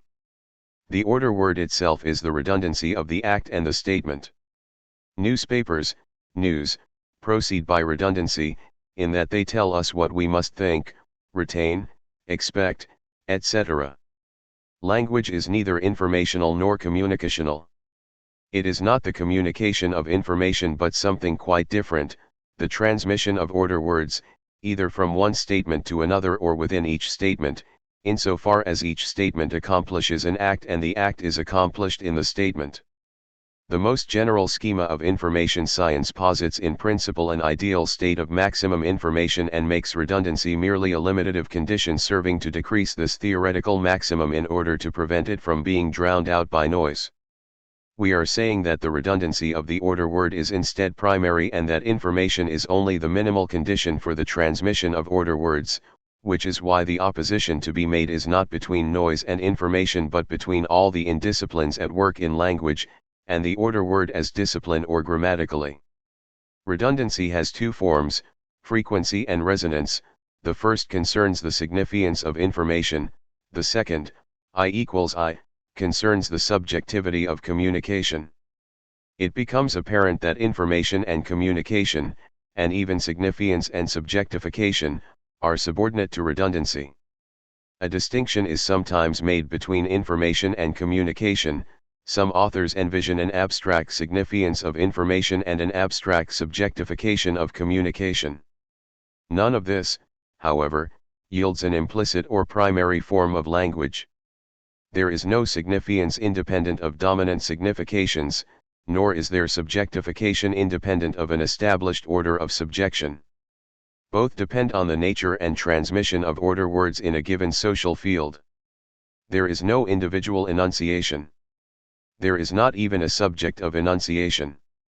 Yet relatively few linguists have analyzed the necessarily social character of enunciation. The problem is that it is not enough to establish that enunciation has this social character, since it could be extrinsic, therefore too much or too little is said about it. The social character of enunciation is intrinsically founded only if one succeeds in demonstrating how enunciation in itself implies collective assemblages. It then becomes clear that the statement is individuated, and enunciation subjectified, only to the extent that an impersonal collective assemblage requires it and determines it to be so. It is for this reason that indirect discourse, especially free indirect discourse, is of exemplary value. There are no clear, distinctive contours. What comes first is not an insertion of variously individuated statements, or an interlocking of different subjects of enunciation, but a collective assemblage resulting in the determination of relative subjectification proceedings, or assignations of individuality and their shifting distributions within discourse. Indirect discourse is not explained by the distinction between subjects, rather, it is the assemblage, as it freely appears in this discourse, that explains all the voices present within a single voice, the glimmer of girls in a monologue by Charles, the languages in a language, the order words in a word. The American murderer son of Sam killed on the prompting of an ancestral voice, itself transmitted through the voice of a dog. The notion of collective assemblage of enunciation takes on primary importance since it is what must account for the social character.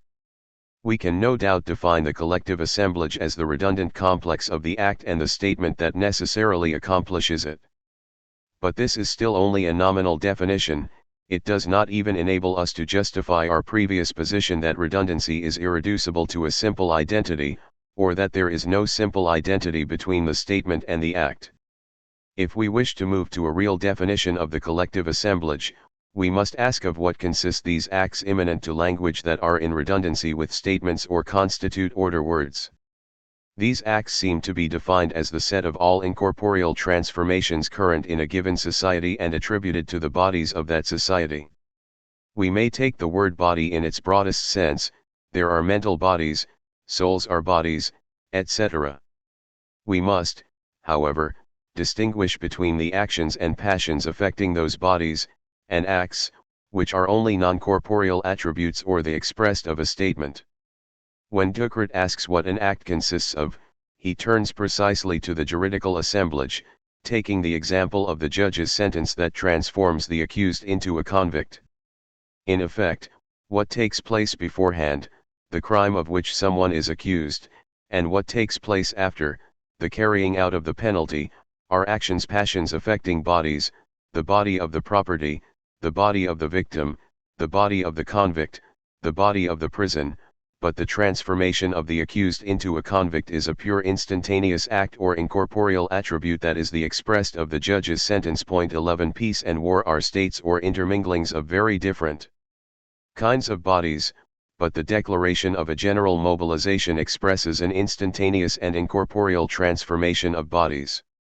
Bodies have an age, they mature and grow old, but majority, retirement, any given age category, are incorporeal transformations that are immediately attributed to bodies in particular societies.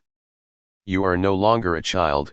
This statement concerns an incorporeal transformation, even if it applies to bodies and inserts itself into their actions and passions.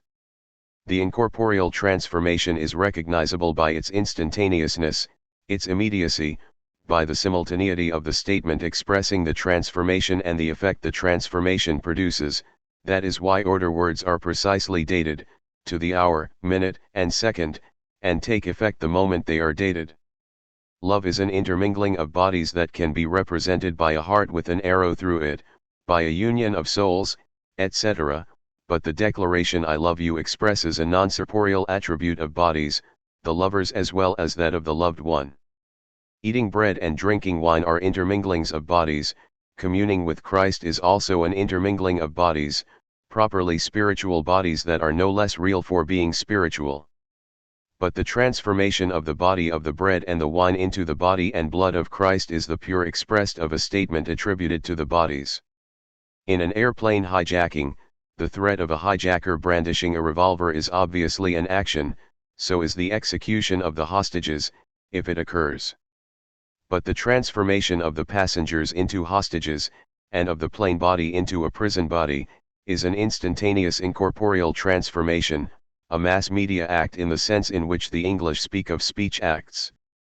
The order words or assemblages of enunciation in a given society, in short, the elocutionary, designate this instantaneous relation between statements and the incorporeal transformations or non-corporeal attributes they express. The instantaneousness of the order word, which can be projected to infinity, placed at the origin of society, is quite strange. For Rousseau, for example, the passage from the state of nature to the social state is like a leap in place, an incorporeal transformation occurring at 0 hour. Real history undoubtedly recounts the actions and passions of the bodies that develop in a social field, it communicates them in a certain fashion, but it also transmits order words, in other words, pure acts intercalated into that development. History will never be rid of dates. Perhaps economics or financial analysis best demonstrates the presence and instantaneousness of these decisive acts in an overall process. That is why statements definitely do not belong to ideology, but are already at work in what is supposedly the domain of the economic base.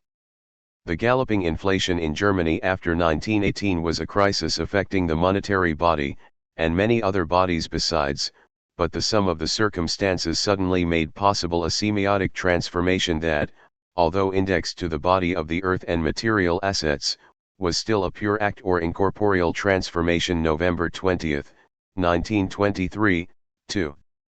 The assemblages are in constant variation, are themselves constantly subject to transformations. First, the circumstances must be taken into account. Benveniste clearly demonstrates that a performative statement is nothing outside of the circumstances that make it performative.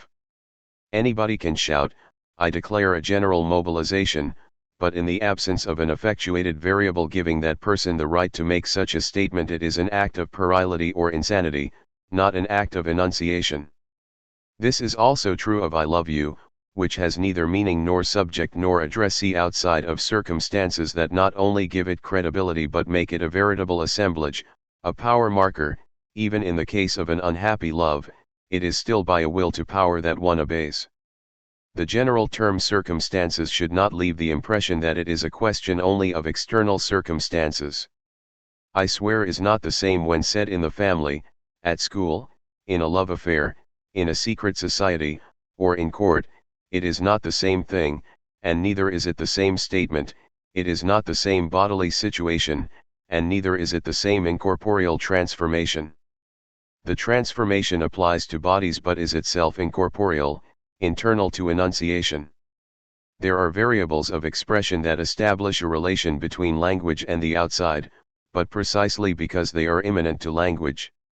As long as linguistics confines itself to constants, whether syntactical, morphological, or phonological, it ties the statement to a signifier and enunciation to a subject and accordingly botches the assemblage.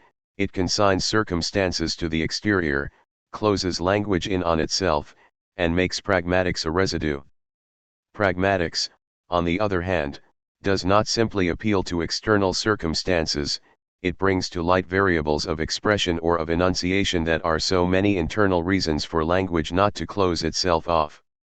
As Volozhinov-Bakhtin says, as long as linguistics extracts constants, it is incapable of helping us understand how a single word can be a complete enunciation.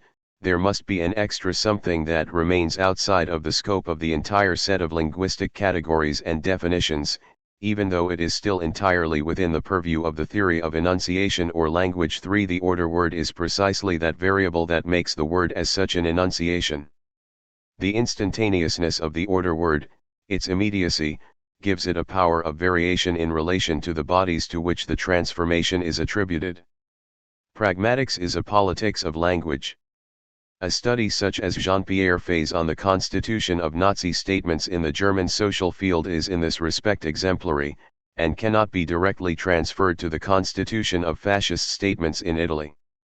Transformational research of this kind is concerned with the variation of the order words and non-corporeal attributes linked to social bodies and effectuating immanent acts.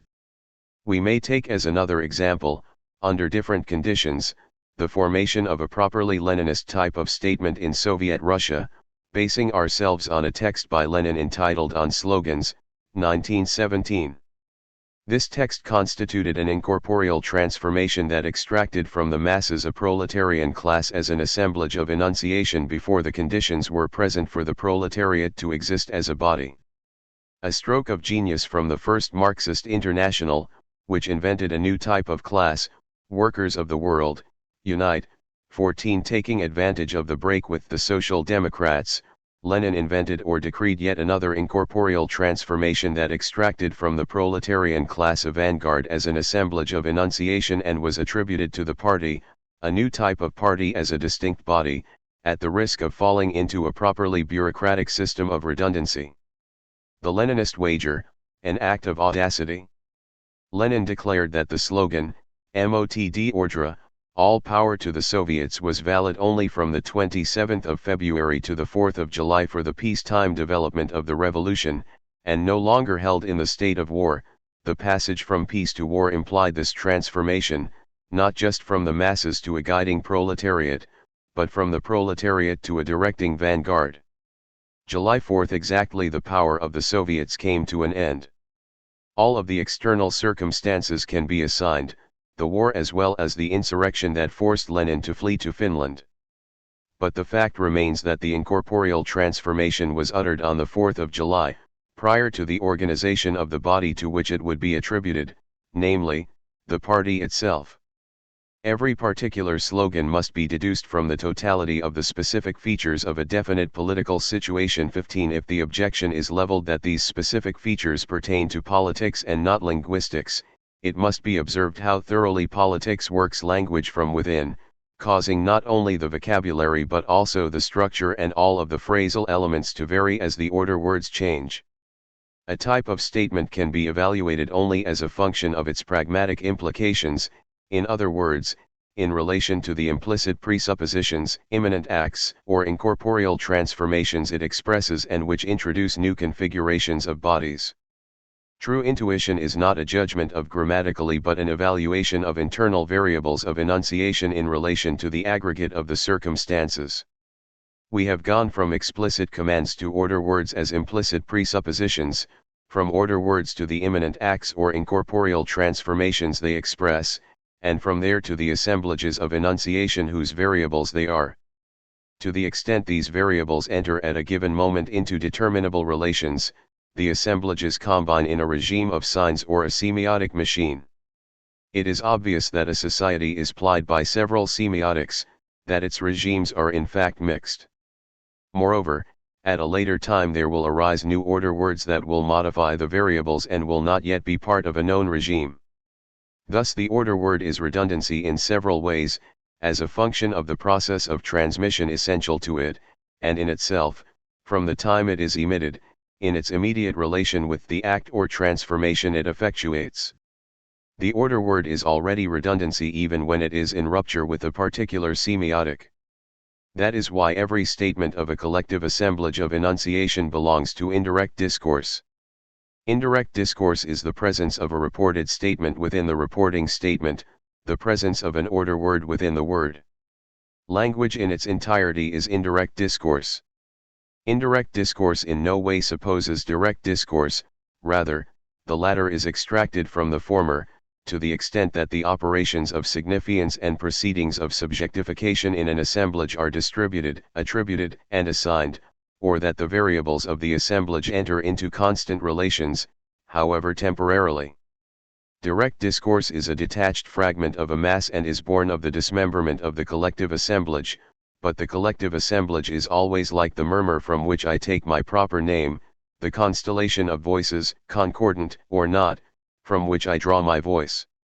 I always depend on a molecular assemblage of enunciation that is not given in my conscious mind, any more than it depends solely on my apparent social determinations, which combine many heterogeneous regimes of signs. Speaking in tongues. To write is perhaps to bring this assemblage of the unconscious to the light of day, to select the whispering voices, to gather the tribes and secret idioms from which I extract something I call myself, moi. I is an order word.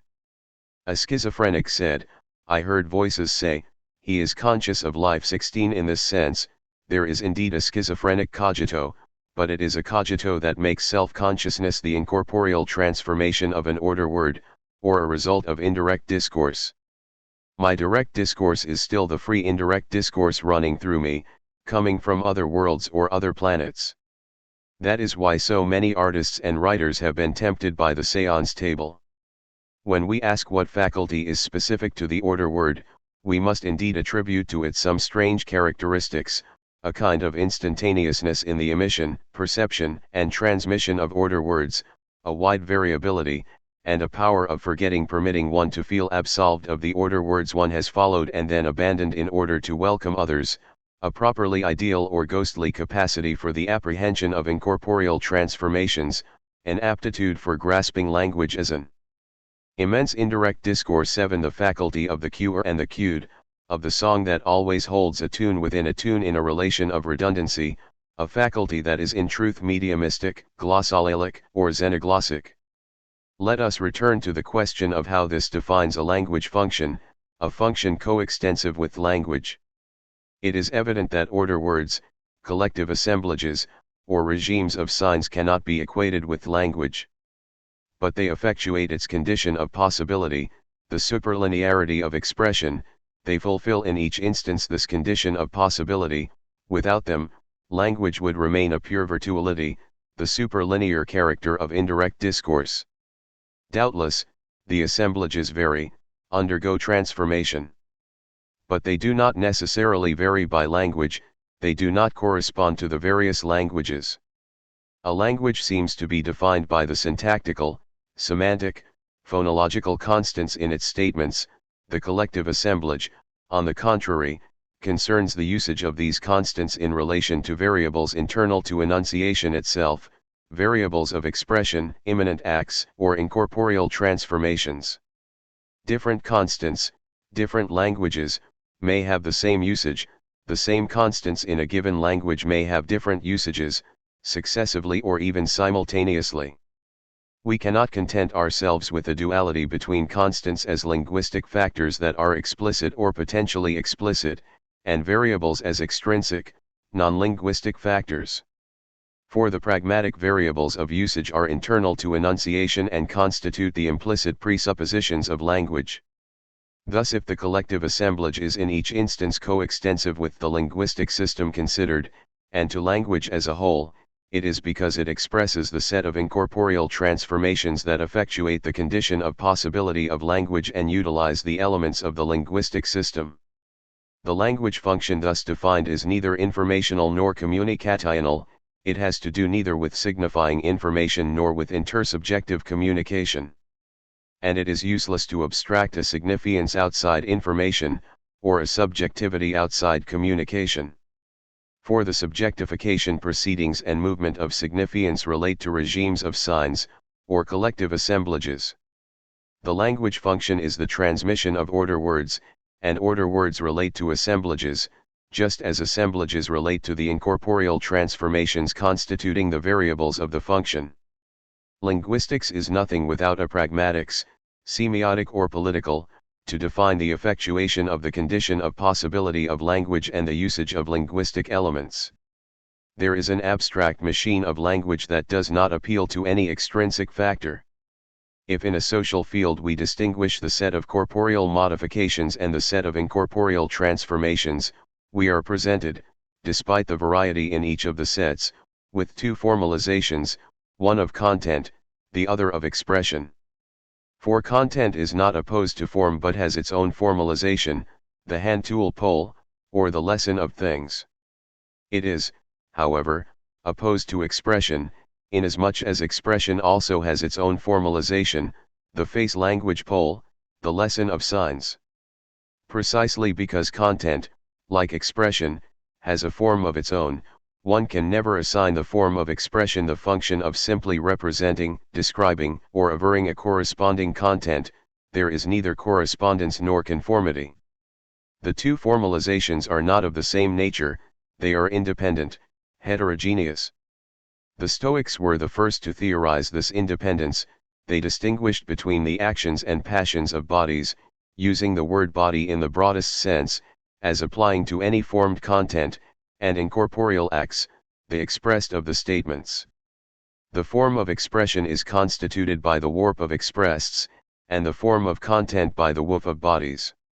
When knife cuts flesh, when food or poison spreads through the body, when a drop of wine falls into water, there is an intermingling of bodies, but the statements, the knife is cutting the flesh, I am eating, the water is turning red, express incorporeal transformations of an entirely different nature, events. Point 18. The genius of the Stoics was to have taken this paradox as far as it could go, up to the point of insanity and cynicism, and to have grounded it in the most serious of principles. Their reward was to be the first to develop a philosophy of language. The paradox gets us nowhere unless, like the Stoics, we add that incorporeal transformations, incorporeal attributes, apply to bodies, and only to bodies. They are the expressed of statements but are attributed to bodies. The purpose is not to describe or represent bodies. Bodies already have proper qualities, actions, and passions, souls, in short forms, which are themselves bodies. Representations are bodies too. If non-corporeal attributes apply to bodies, if there are good grounds for making a distinction between the incorporeal expressed to become red and the corporeal quality red, etc., it has nothing to do with representation. We cannot even say that the body or state of things is the referent of the sign. In expressing the non-corporeal attribute, and by that token attributing it to the body, one is not representing or referring but intervening in a way, it is a speech act. The independence of the two kinds of forms of expression and forms of content, is not contradicted but confirmed by the fact that the expressions or expresses are inserted into or intervene in contents, not to represent them but to anticipate them or move them back, slow them down or speed them up, separate or combine them, delimit them in a different way. The warp of the instantaneous transformations is always inserted into the woof of the continuous modifications. Hence the significance of dates for the Stoics. From what moment can it be said that someone is bald? In what sense does a statement of the type "there will be a naval battle tomorrow" constitute a date or order word? The night of August 4, July 4, 1917, November 20, 1923, what incorporeal transformation is expressed by these dates, incorporeal yet attributed to bodies, inserted into them? The independence of the form of expression and the form of content is not the basis for a parallelism between them or a representation of one by the other, but on the contrary a parcelling of the two, a manner in which expressions are inserted into contents, in which we ceaselessly jump from one register to another, in which signs are at work in things themselves just as things extend into or are deployed through signs. An assemblage of enunciation does not speak of things, it speaks on the same level as states of things and states of content. So that the same X, the same particle, may function either as a body that acts and undergoes actions or as a sign constituting an act or order word, depending on which form it is taken up by, for example, the theoretico-experimental aggregate of physics. In short, the functional independence of the two forms is only the form of their reciprocal presupposition, and of the continual passage from one to the other. We are never presented with an interlinkage of order words and a causality of contents each in its own right, nor do we see one represent the other, with the second serving as referent. On the contrary, the independence of the two lines is distributive, such that a segment of one always forms a relay with a segment of the other, slips into, introduces itself into the other. We constantly pass from order words to the silent order of things, as Foucault puts it, and vice versa. But when we use a word as vague as intervene, when we say that expressions intervene or insert themselves into contents, are we not still prey to a kind of idealism in which the order word instantaneously falls from the sky? What we must determine is not an origin but points of intervention or insertion in the framework of the reciprocal presupposition of the two forms. Both forms of content and forms of expression are inseparable from a movement of deterritorialization that carries them away. Both expression and content are more or less deterritorialized, relatively deterritorialized, according to the particular state of their form. In this respect, one cannot posit a primacy of expression over content, or content over expression. Sometimes the semiotic components are more deterritorialized than the material components, and sometimes the reverse. For example, a mathematical complex of signs may be more deterritorialized than a set of particles. Conversely, the particles may have experimental effects that deterritorialize the semiotic system. A criminal action may be deterritorializing in relation to the existing regime of signs. The earth cries for revenge and crumbles beneath my feet, my offense is too great, but the sign that expresses the act of condemnation may in turn be deterritorializing in relation to all actions and reactions. A fugitive and a vagabond shalt thou be in the earth. General 4:12, you cannot even be killed. In short, there are degrees of deterritorialization that quantify the respective forms and according to which contents and expression are conjugated, feed into each other, accelerate each other, or on the contrary become stabilized and perform a reterritorialization. What we call circumstances or variables are these degrees themselves. There are variables of content, or proportions in the interminglings or aggregations of bodies, and there are variables of expression, factors internal to enunciation.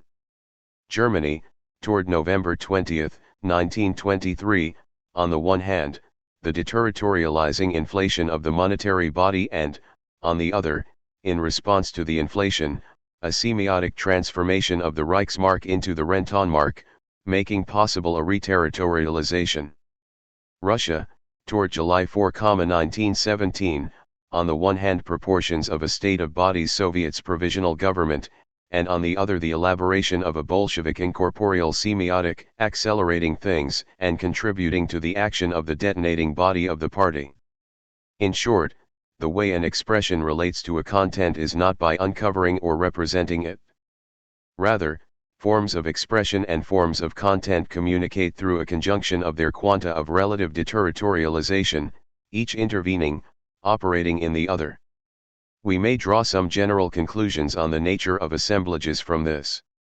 On a first, horizontal, axis, an assemblage comprises two segments, one of content, the other of expression. On the one hand it is a machinic assemblage of bodies, of actions, and passions, an intermingling of bodies reacting to one another. On the other hand it is a collective assemblage of enunciation, of acts and statements, of incorporeal transformations attributed to bodies. Then on a vertical axis, the assemblage has both territorial sides, or reterritorialized sides, which stabilize it, and cutting edges of deterritorialization, which carry it away. No one is better than Kafka at differentiating the two axes of the assemblage and making them function together. On the one hand, the ship machine, the hotel machine, the circus machine, the castle machine, the court machine, each with its own intermingled pieces, gears, processes, and bodies contained in one another or bursting out of containment, see the head bursting through the roof. 19. On the other hand, the regime of signs or of enunciation, each regime with its incorporeal transformations, acts, death sentences, and judgments, proceedings, law. It is obvious that statements do not represent machines. The stoker's discourse does not describe stoking as a body, it has its own form, and a development without resemblance. 20. Yet it is attributed to bodies, to the whole ship as a body. A discourse of submission to order words, a discourse of discussion, claims, accusation, and defense. On the second axis, what is compared or combined of the two aspects, what always inserts one into the other, are the sequenced or conjugated degrees of deterritorialization, and the operations of reterritorialization that stabilize the aggregate at a given moment. K, the K function, designates the line of flight or deterritorialization that carries away all of the assemblages but also undergoes all kinds of reterritorializations and redundancies of childhood, village life, love, bureaucracy, etc. The tetravalence of the assemblage. Taking the feudal assemblage as an example, we would have to consider the interminglings of bodies defining feudalism, the body of the earth and the social body, the body of the overlord, vassal, and serf, the body of the knight and the horse and their new relation to the stirrup, the weapons and tools assuring a symbiosis of bodies, a whole machinic assemblage. We would also have to consider statements, expressions, the juridical regime of heraldry, all of the incorporeal transformations, in particular, oaths and their variables, the oath of obedience, but also the oath of love, etc. The collective assemblage of enunciation. On the other axis, we would have to consider the feudal territorialities and reterritorializations, and at the same time the line of deterritorialization that carries away both the knight and his mount, statements, and acts. We would have to consider how all this combines in the Crusades. It would be an error to believe that content determines expression by causal action, even if expression is accorded the power not only to reflect content but to react upon it in an active way. This kind of ideological conception of the statement, which subordinates it to a primary economic content, runs into all kinds of difficulties inherent to dialectics. First, although it may be possible to conceive of a causal action moving from content to expression, the same cannot be said for the respective forms, the form of content and the form of expression. We must recognize that expression is independent and that this is precisely what enables it to react upon contents. This independence, however, has been poorly conceived. If contents are said to be economic, the form of content cannot be said to be economic and is reduced to a pure abstraction, namely, the production of goods and the means of that production considered in themselves. Similarly, if expressions are said to be ideological, the form of expression is not said to be ideological and is reduced to language as abstraction, as the availability of a good shared by all. Those who take this approach claim to characterize contents and expressions by all the struggles and conflicts pervading them in two different forms, but these forms themselves are exempt from struggle and conflict, and the relation between them remains entirely indeterminate. 21 The only way to define the relation is to revamp the theory of ideology by saying that expressions and statements intervene directly in productivity, in the form of a production of meaning or sign value. The category of production doubtless has the advantage of breaking with schemas of representation, information, and communication. But is it any more adequate than these schemas? Its application to language is very ambiguous in that it appeals to an ongoing dialectical miracle of the transformation of matter into meaning, content into expression, the social process into a signifying system. We think the material or machinic aspect of an assemblage relates not to the production of goods but rather to a precise state of intermingling of bodies in a society, including all the attractions and repulsions, sympathies and antipathies, alterations, amalgamations, penetrations, and expansions that affect bodies of all kinds in their relations to one another. What regulates the obligatory, necessary, or permitted interminglings of bodies is above all an alimentary regime and a sexual regime. Even technology makes the mistake of considering tools in isolation. Tools exist only in relation to the interminglings they make possible or that make them possible. The stirrup entails a new man-horse symbiosis that at the same time entails new weapons and new instruments. Tools are inseparable from symbioses or amalgamations defining a nature-society machinic assemblage. They presuppose a social machine that selects them and takes them into its phylum. A society is defined by its amalgamations, not by its tools. Similarly, the semiotic or collective aspect of an assemblage relates not to a productivity of language but to regimes of signs, to a machine of expression whose variables determine the usage of language elements. These elements do not stand on their own any more than tools do. There is a primacy of the machinic assemblage of bodies over tools and goods, a primacy of the collective assemblage of enunciation over language and words. The articulation of the two aspects of the assemblage is affected by the movements of deterritorialization that quantify their forms. That is why a social field is defined less by its conflicts and contradictions than by the lines of flight running through it.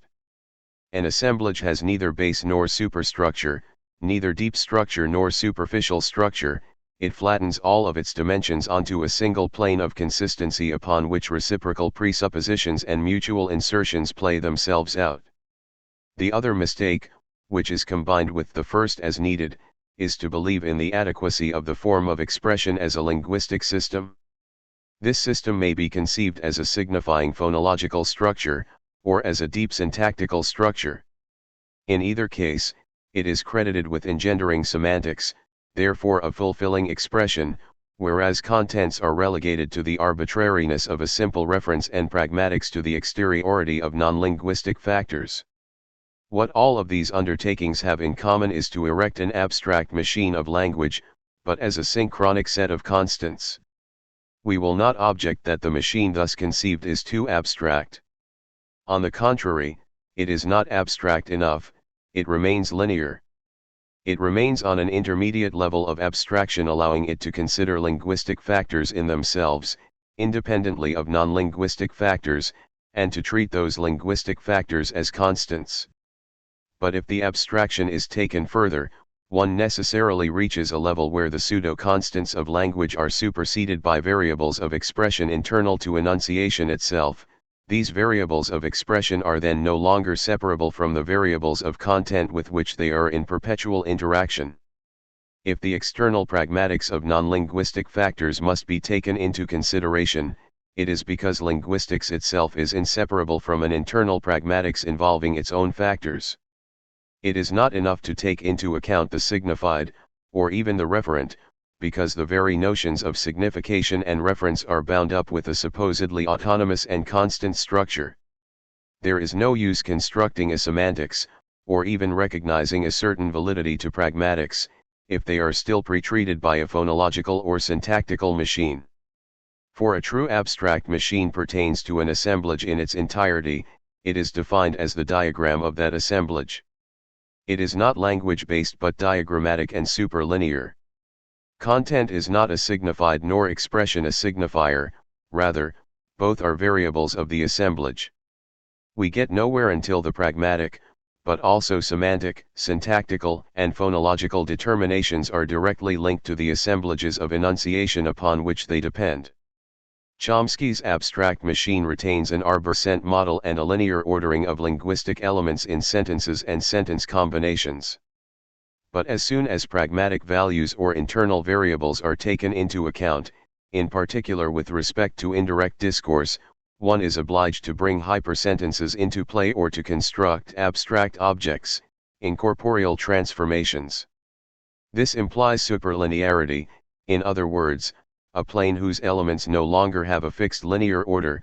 The rhizome model. Point 22. From this standpoint, the interpenetration of language and the social field and political problems lies at the deepest level of the abstract machine, not at the surface.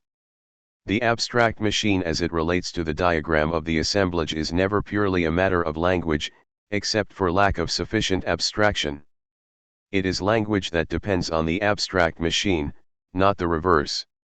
At most, we may distinguish in the abstract machine two states of the diagram, one in which variables of content and expression are distributed according to their heterogeneous forms in reciprocal presupposition on a plane of consistency, and another in which it is no longer even possible to distinguish between variables of content and expression because the variability of that same plane has prevailed over the duality of forms, rendering them indiscernible.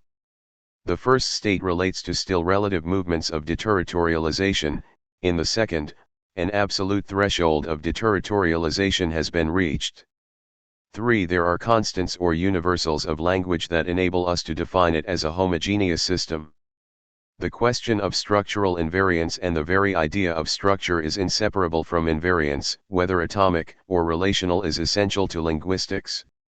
It is what allows linguistics to claim a basis in pure scientificity, to be nothing but science, save from any supposedly external or pragmatic factor. The question of invariance assumes several closely connected forms. 1. The constants of a language, phonological, by commutativity, syntactical, by transformativity, semantic, by generativity. 2. The universals of language, by decomposition of the phoneme into distinctive features, of syntax into fundamental constituents, of signification into minimal semantic elements. 3.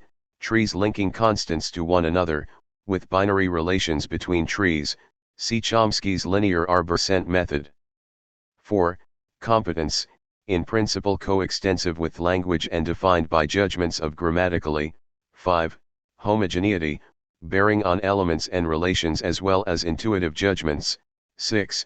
Synchrony, which erects an in itself and a for itself of language, perpetually moving from the objective system to the subjective consciousness that apprehends its principle, that of the linguist himself or herself. One can juggle all of these factors, subtract some or even add new ones. They go together, however, because the essentials of all of them are present on the level of any one. For example, the distinction between speech and language is recapitulated in the distinction between competence and performance, but at the level of grammatically. If it is objected that the distinction between competence and performance is entirely relative, a linguistic competence can be economic, religious, political, or aesthetic, etc. The teaching competence of a grade school teacher may be only a performance in relation to the judgment of an inspector or government regulations. Linguists respond that they are willing to multiply levels of competence, and even to introduce pragmatic values into the system. Breckley, for example, proposes adding an idiosyncratic performatory competence factor tied to a whole constellation of linguistic, psychological, or sociological factors. But what use is this injection of pragmatics if pragmatics is in turn considered to have constants or universals of its own? And in what way are expressions like I, promise, no more universal than greet, name, or condemn? 23. Similarly, when efforts are made to make Chomsky's trees bud and to shatter linear order, as long as the pragmatic components marking the ruptures are placed above the tree or effaced from the derivation, nothing has really been accomplished. One has failed to constitute a rhizome. 24. In truth, the nature of the abstract machine is the most general problem. There is no reason to tie the abstract to the universal or the constant, or to efface the singularity of abstract machines insofar as they are built around variables and variations. The debate between Chomsky and Leibov will give us a better understanding of what the issue is. Every language is an essentially heterogeneous reality. Linguists know this and say so. But this is a factual remark. Chomsky asks only that one carve from this aggregate a homogeneous or standard system as a basis for abstraction or idealization, making possible a scientific study of principles. Limiting oneself to standard English is thus not the issue, for even a linguist who studies Black English or the English of the ghettos is obliged to extract a standard system guaranteeing the constancy and homogeneity of the object under study. No science can operate any other way, they say. Thus Chomsky pretends to believe that by asserting his interest in the variable features of language, Labov is situating himself in a de facto pragmatics external to linguistics. 25 Labov, however, has other ambitions. When he brings to light lines of inherent variation, he does not see them simply as free variants pertaining to pronunciation, style, or non-pertinent features that lie outside the system and leave the homogeneity of the system intact, neither does he see them as a de facto mix between two systems, each homogeneous in its own right, as if the speaker moved from one to the other. He refuses the alternative linguistics set up for itself, assigning variants to different systems, or relegating them to a place outside the structure. It is the variation itself that is systematic, in the sense in which musicians say that the theme is the variation. Labov sees variation as a de jure component affecting each system from within, sending it cascading or leaping on its own power and forbidding one to close it off, to make it homogeneous in principle. Labov does consider variables of all kinds: phonetic, phonological, syntactical, semantic, stylistic. Yet it would seem difficult to accuse him of missing the distinction between the de jure and the de facto, or between linguistics and stylistics, or synchrony and diachrony, or pertinent and non-pertinent features, or competence and performance, or the grammatically of language and the agrammatically of speech. Although this may be hardening his positions, we would say rather that Labov proposes a different distribution of the de facto and the de jure, and especially a different conception of the de jure itself and of abstraction. He takes the example of a young black person who, in a very short series of phrases, seems to pass from the black English system to the standard system 18 times. Is it not the abstract distinction between the two systems that proves arbitrary and insufficient? For the majority of the forms belongs to one or the other only by virtue of the fortuities of a given sequence.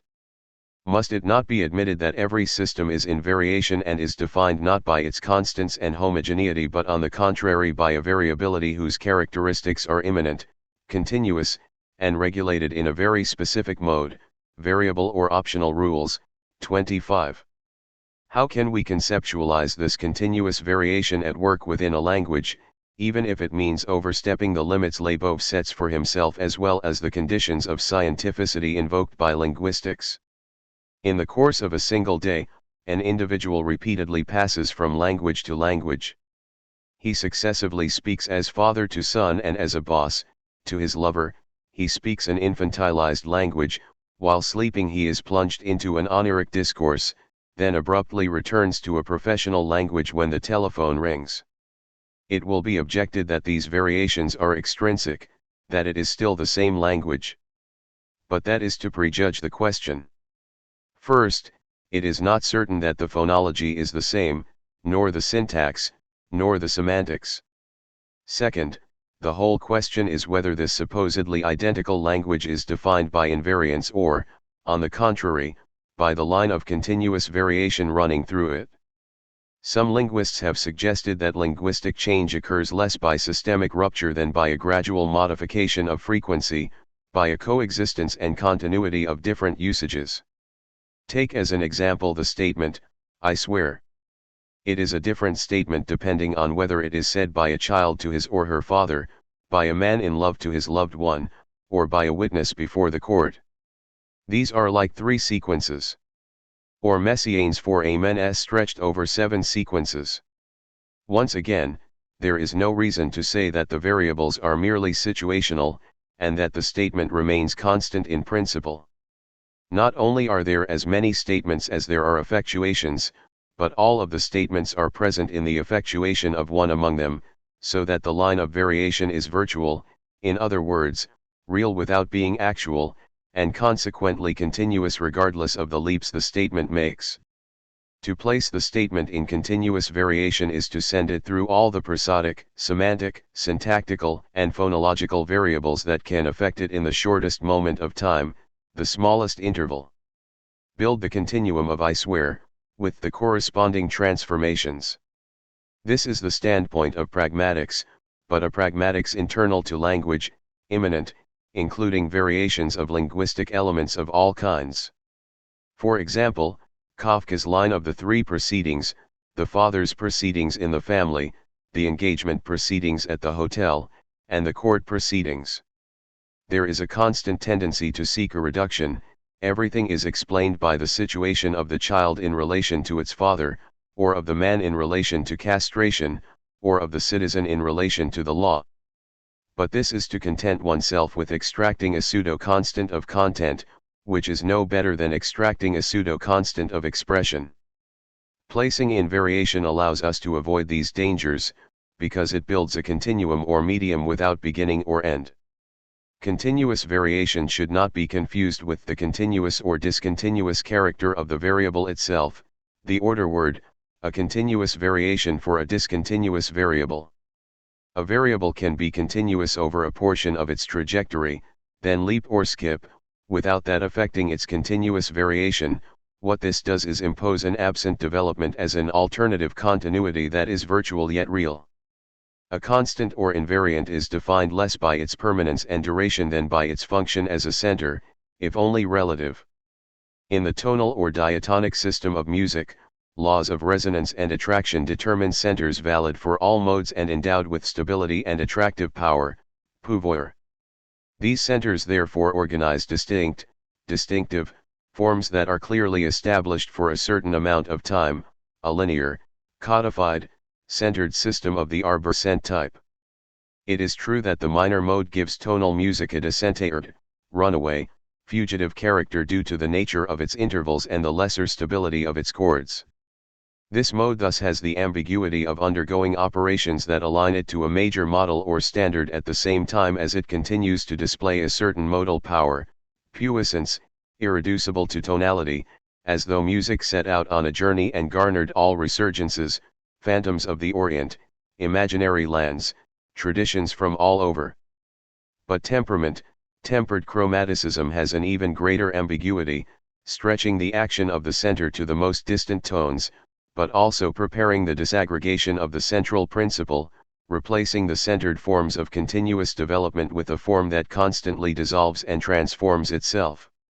When development subordinates form and spans the whole, as in Beethoven, variation begins to free itself and becomes identified with creation. But when chromaticism is unleashed, becomes a generalized chromaticism, turns back against temperament, affecting not only pitches but all sound components, durations, intensities, timbre, attacks, it becomes impossible to speak of a sound form organizing matter. It is no longer even possible to speak of a continuous development of form. Rather, it is a question of a highly complex and elaborate material making audible non-sonorous forces. The couple matter form is replaced by the coupling material forces. The synthesizer has taken the place of the old a priori synthetic judgment, and all functions change accordingly. By placing all its components in continuous variation, music itself becomes a superlinear system, a rhizome instead of a tree, and enters the service of a virtual cosmic continuum of which even wholes, silences, ruptures, and breaks are a part. Thus the important thing is certainly not to establish a pseudo-break between the tonal system and atonal music. The latter, on the contrary, in breaking away from the tonal system, only carried temperament to its ultimate conclusion, although no Viennese stopped there. The essential thing is almost the opposite movement, the ferment in the tonal system itself, during much of the 19th and 20th centuries, that dissolved temperament and widened chromaticism while preserving a relative tonality, which reinvented new modalities, brought a new amalgamation of major and minor, and in each instance conquered realms of continuous variation for this variable or that. This ferment came to the forefront and made itself heard in its own right, and, through the molecular material thus wrought, it made audible the non-sonorous forces of the cosmos that have always agitated music. A bit of time in the pure state, 27 a grain of absolute intensity. The words tonal, modal, atonal do not mean much. Music is not alone in being art as cosmos and in drawing the virtual lines of an infinite variation. Once again, the objection will be raised that music is not a language, that the components of sound are not pertinent features of language, that there is no correspondence between the two. We are not suggesting any correspondence. We keep asking that the issue be left open, that any presupposed distinction be rejected. This especially applies to the language-speech distinction, which is used to relegate all kinds of variables at work within expression and enunciation to a position outside language. The voice-music relation proposed by Jean-Jacques Rousseau, on the other hand, could have taken not only phonetics and prosody but all of linguistics in a different direction. The voice in music has always been a privileged axis of experimentation, playing simultaneously on language and sound. Music has linked the voice to instruments in various ways, but as long as the voice is song, its main role is to hold sound. It functions as a constant circumscribed on a note and accompanied by the instrument. Only when the voice is tied to timbre does it reveal a tessitura that renders it heterogeneous to itself and gives it a power of continuous variation. It is then no longer accompanied, but truly machined. It belongs to a musical machine that prolongs or superposes on a single plane parts that are spoken, sung, achieved by special effects, instrumental, or perhaps electronically generated. This is the sound plane of a generalized glissando, implying the constitution of a statistical space in which each variable has, not an average value, but a probability of frequency that places it in continuous variation with the other variables. 28 Luciano Berio's visage, face, and Dieter Schnabel's glossolalie, speaking in tongues, are typical examples of this. And despite what Berio himself says, it is less a matter of using pseudo-constants to produce a simulacrum of language or a metaphor for the voice than of attaining that secret neuter language without constants and entirely in indirect discourse where the synthesizer and the instrument speak no less than the voice, and the voice plays no less than the instrument. It should not be thought that music has forgotten how to sing in a now mechanical and atomized world. Rather, an immense coefficient of variation is affecting and carrying away all of the phatic, aphatic, linguistic, poetic, instrumental, or musical parts of a single sound assemblage, a simple scream suffusing all degrees. Thomas Mann. There are many procedures for placing the voice in variation, not only Spreekgesang, speech song, which constantly leaves pitch behind by descent or ascent, but also circular breathing techniques and zones of resonance in which several voices seem to issue from the same mouth. Secret languages are very significant in this connection, in learned as well as popular music. Certain ethnomusicologists have found extraordinary cases, in Dahomey, for example, where a first, diatonic, vocal part is superseded by a chromatic descent into a secret language that slips from one sound to the next in a continuous fashion, modulating a sound continuum into smaller and smaller intervals until it becomes a parlando, all of the intervals of which blur together, and then the diatonic part is itself transposed according to the chromatic levels of a terraced architecture, the song sometimes interrupted by a parlando, by a simple conversation lacking definite pitch. 29 It is perhaps characteristic of secret languages, slangs, jargons, professional languages, nursery rhymes, merchants' cries to stand out less for their lexical inventions or rhetorical figures than for the way in which they effect continuous variations of the common elements of language. They are chromatic languages, close to a musical notation. A secret language does not merely have a hidden cipher or code still operating by constants and forming a subsystem, it places the public language's system of variables in a state of variation. This is what we are getting at, a generalized chromaticism. Placing elements of any nature in continuous variation is an operation that will perhaps give rise to new distinctions, but takes none as final and has none in advance. On the contrary, this operation in principle bears on the voice, speech, language, and music simultaneously. There is no reason to make prior, principal distinctions. Linguistics in general is still in a kind of major mode, still has a sort of diatonic scale and a strange taste for dominants, constants, and universals.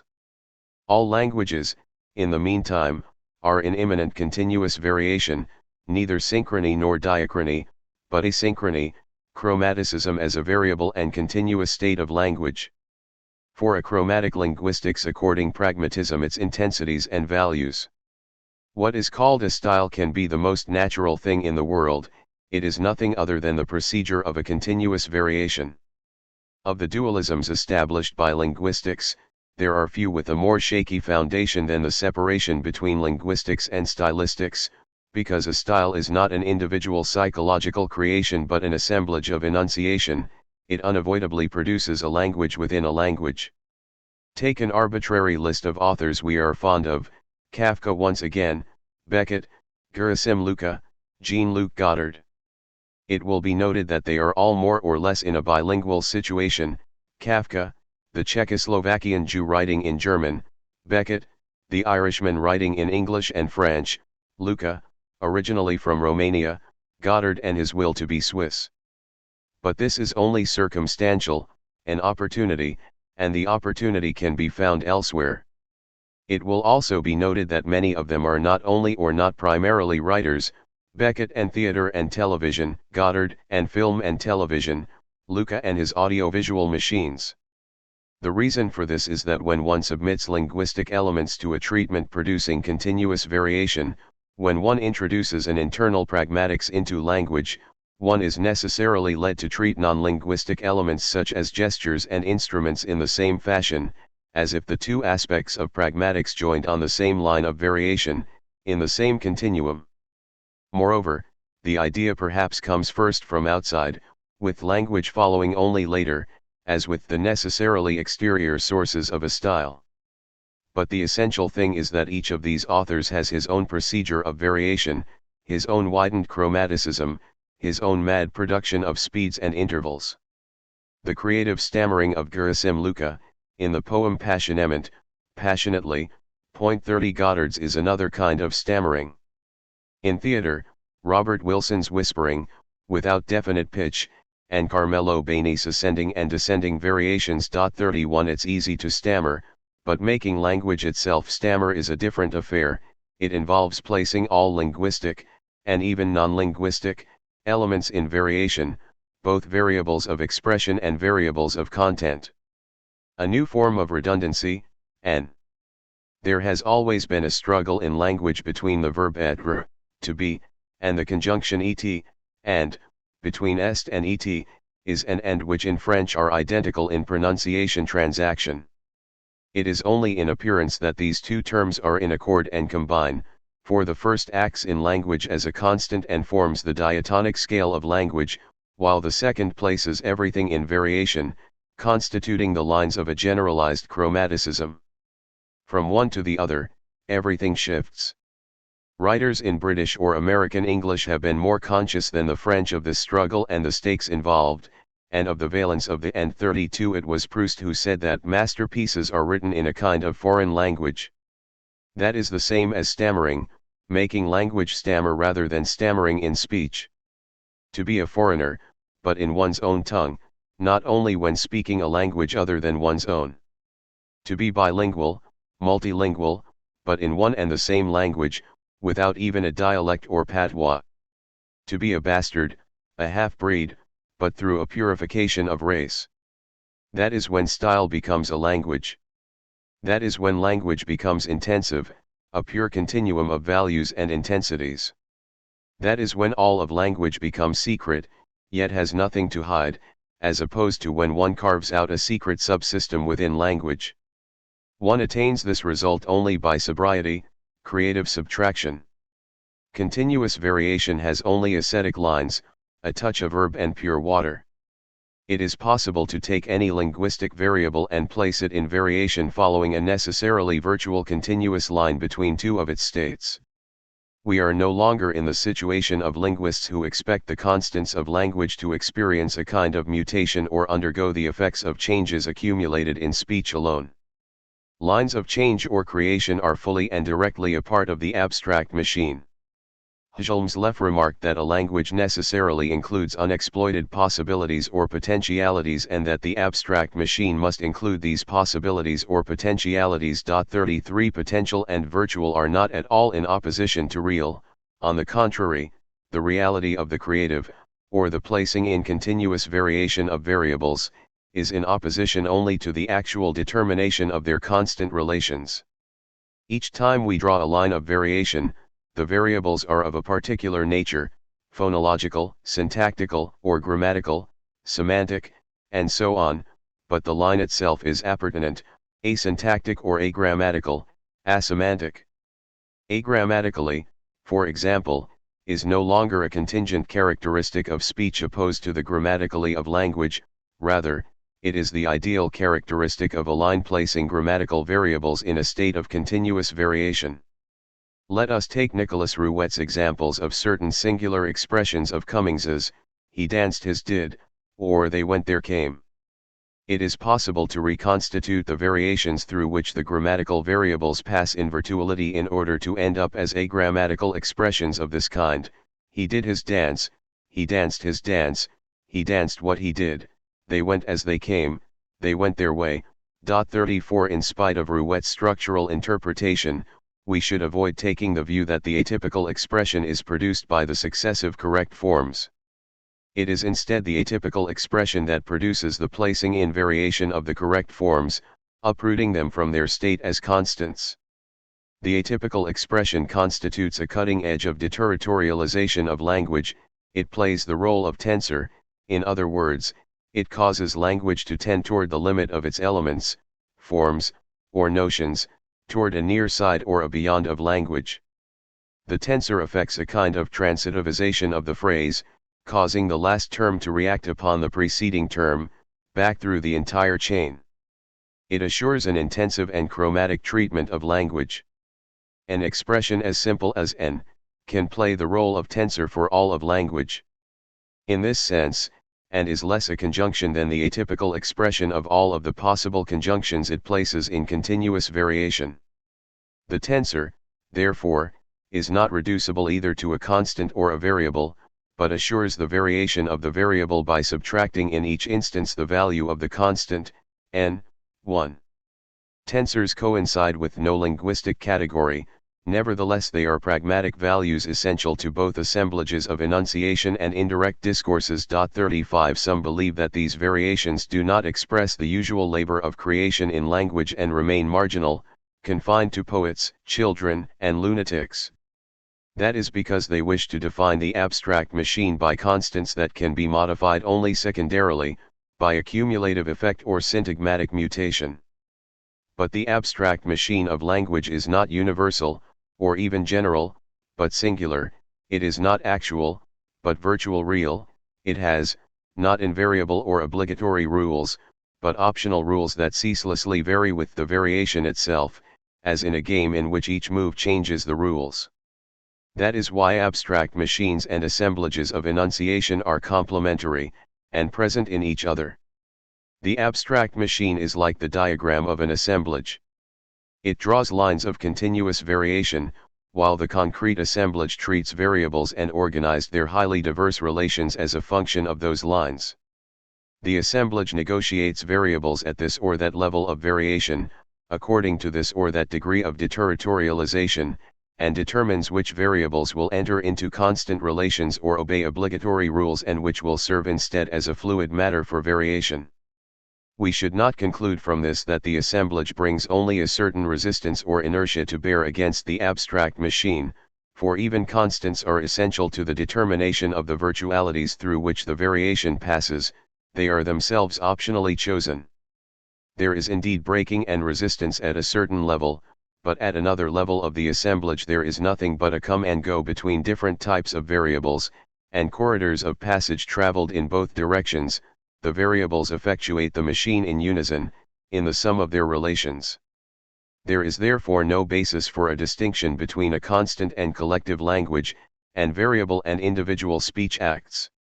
The abstract machine is always singular, designated by the proper main of a group or individual, while the assemblage of enunciation is always collective, in the individual as in the group.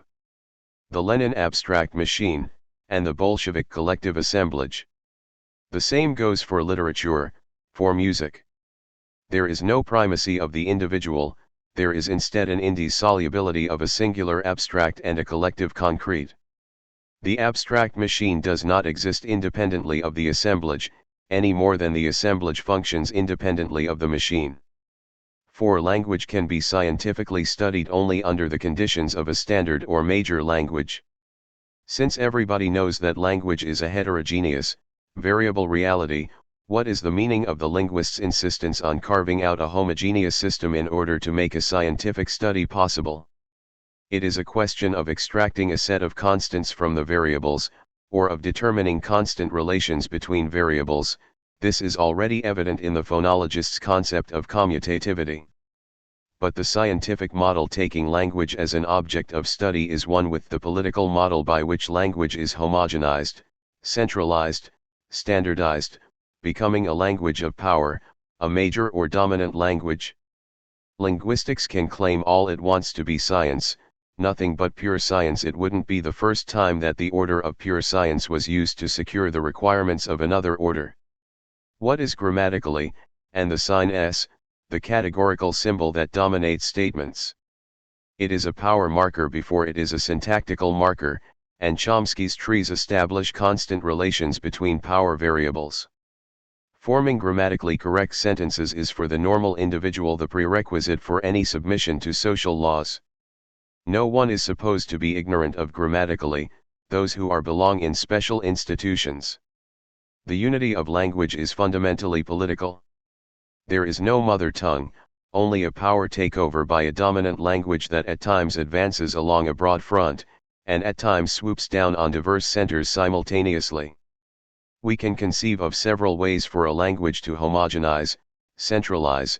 The Republican way is not necessarily the same as the royal way, and is not the least harsh. 36 The scientific enterprise of extracting constants and constant relations is always coupled with the political enterprise of imposing them on speakers and transmitting order words. Speak white and loud. Yes, what a wonderful language for hiring. Giving orders. Appointing the hour of death in the works and of the break that refreshes. Must a distinction then be made between two kinds of languages, high and low, major and minor? The first would be defined precisely by the power, pouvoir, of constants, the second by the power, puissance, of variation. We do not simply wish to make an opposition between the unity of a major language and the multiplicity of dialects. Rather, each dialect has a zone of transition and variation, or better, each minor language has a properly dialectical zone of variation. According to Malmberg, it is rare to find clear boundaries on dialect maps. Instead, there are transitional and limitrope zones, zones of indiscernibility. It is also said that the Quebecois language is so rich in modulations and variations of regional accents and in games with tonic accents that it sometimes seems, with no exaggeration, that it would be better preserved by musical notation than by any system of spelling. 37 The very notion of dialect is quite questionable. Moreover, it is relative because one needs to know in relation to what major language it exercises its function. For example, the Quebecois language must be evaluated not only in relation to Standard French but also in relation to Major English, from which it borrows all kinds of phonetic and syntactical elements, in order to set them in variation. The Bantu dialects must be evaluated not only in relation to the mother tongue but also in relation to Afrikaans as a major language, and English as a counter-major language preferred by blacks. 38 In short, the notion of dialect does not elucidate that of minor language, but the other way around. It is the minor language that defines dialects through its own possibilities for variation. Should we identify major and minor languages on the basis of regional situations of bilingualism or multilingualism, including at least one dominant language and one dominated language, or a world situation giving certain languages an imperialist power over others, for example, the role of American English today? At least two things prevent us from adopting this point of view. As Chomsky notes, a dialect, ghetto language, or minor language is not immune to the kind of treatment that draws a homogeneous system from it and extracts constants. Black English has its own grammar, which is not defined by a sum of mistakes or infractions against Standard English, but that grammar can be studied only by applying to it the same rules of study that are applied to Standard English. In this sense, the notions of major and minor seem to have no linguistic relevance. When French lost its worldwide major function, it lost nothing of its constancy and homogeneity, its centralization. Conversely, Afrikaans attained homogeneity when it was a locally minor language struggling against English.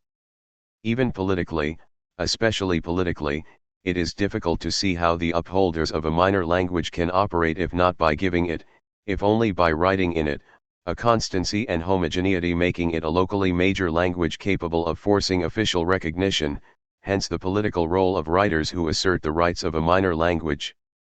But the opposite argument seems more compelling: the more a language has or acquires the characteristics of a major language, the more it is affected by continuous variations that transpose it into a minor language. It is futile to criticize the worldwide imperialism of a language by denouncing the corruptions it introduces into other languages, for example, the purists' criticisms of English influences in French, the petit bourgeois or academic denunciation of franglais. For if a language such as British English or American English is major on a world scale, it is necessarily worked upon by all the minorities of the world, using very diverse procedures of variation. Take the way Gaelic and Irish English set English in variation. Or the way Black English and any number of ghetto languages set American English in variation, to the point that New York is virtually a city without a language. Furthermore, American English could not have constituted itself without this linguistic labor of the minorities. Or the linguistic situation in the old Austrian Empire: German was a major language in relation to the minorities, but as such it could not avoid being treated by those minorities in a way that made it a minor language in relation to the German of the Germans. There is no language that does not have intralinguistic, endogenous, internal minorities. So at the most general level of linguistics, Chomsky's and Leibov's positions are constantly passing and converting into each other. Chomsky can say that even a minor, dialectical, or ghetto language cannot be studied unless invariants are extracted from it and extrinsic or mixed variables are eliminated, and Leibov can respond that even a standard or major language cannot be studied independently of inherent variations, which are precisely neither mixed nor extrinsic. You will never find a homogeneous system that is not still or already affected by a regulated, continuous, immanent process of variation. Why does Chomsky pretend not to understand this? There are not, therefore, two kinds of languages but two possible treatments of the same language. Either the variables are treated in such a way as to extract from them constants and constant relations, or in such a way as to place them in continuous variation. We were wrong to give the impression at times that constants existed alongside variables, linguistic constants alongside variables of enunciation. That was only for convenience of presentation. For it is obvious that the constants are drawn from the variables themselves. Universals in linguistics have no more existence in themselves than they do in economics, and are always concluded from a universalization or a rendering uniform involving variables. Constant is not opposed to variable, it is a treatment of the variable opposed to the other kind of treatment, or continuous variation.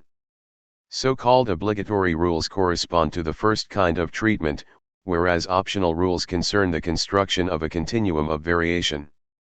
Moreover, there are a certain number of categories or distinctions that cannot be invoked, that are inapplicable and useless as a basis for objections because they presuppose the first treatment and are entirely subordinated to the quest for constants, for example, language as opposed to speech, synchrony as opposed to diachrony, competence as opposed to performance, distinctive features as opposed to non-distinctive, or secondarily distinctive, features. For non-distinctive features, whether prosodic, stylistic, or pragmatic, are not only omnipresent variables, in contrast to the presence or absence of a constant, they are not only superlinear and supersegmental elements, in contrast to linear segmental elements. Their very characteristics give them the power to place all the elements of language in a state of continuous variation. For example, the impact of tone on phonemes, accent on morphemes, or intonation on syntax. These are not secondary features but another treatment of language that no longer operates according to the preceding categories. Major and minor do not qualify two different languages but rather two usages or functions of language. Bilingualism, of course, provides a good example, but once again we use it simply for the sake of convenience.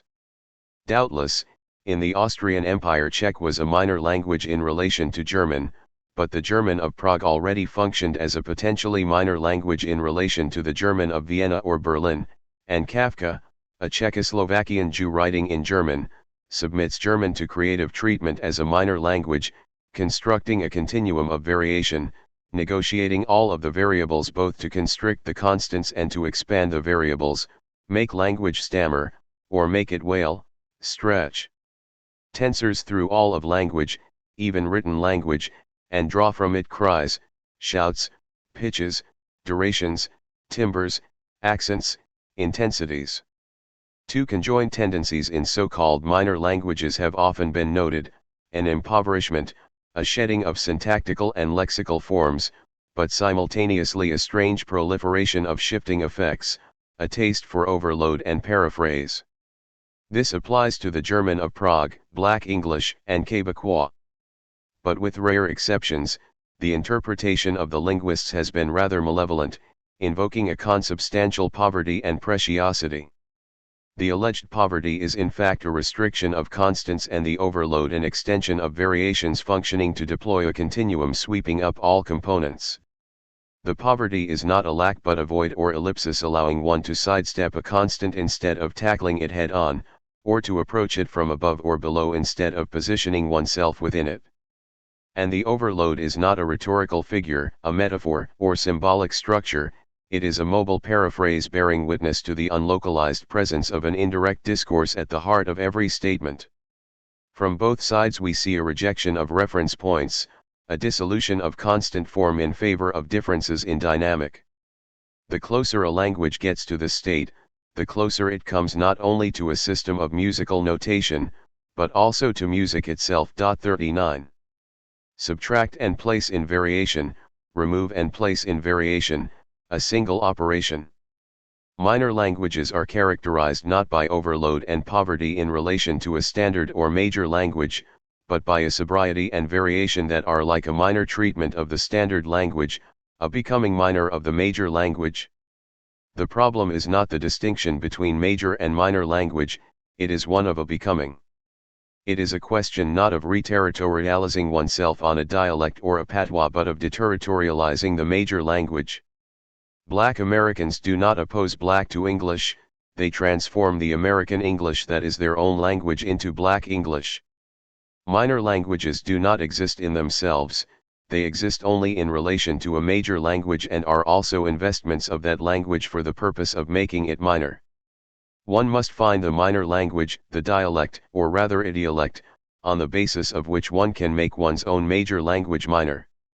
That is the strength of authors termed minor, who are in fact the greatest, the only greats, having to conquer one's own language, in other words, to attain that sobriety in the use of a major language, in order to place it in a state of continuous variation, the opposite of regionalism. It is in one's own language that one is bilingual or multilingual. Conquer the major language in order to delineate in it as yet unknown minor languages. Use the minor language to send the major language racing. Minor authors are foreigners in their own tongue. If they are bastards, if they experience themselves as bastards, it is due not to a mixing or intermingling of languages but rather to a subtraction and variation of their own language achieved by stretching tensors through it. The notion of minority is very complex, with musical, literary, linguistic, as well as juridical and political, references. The opposition between minority and majority is not simply quantitative. Majority implies a constant, of expression or content, serving as a standard measure by which to evaluate it.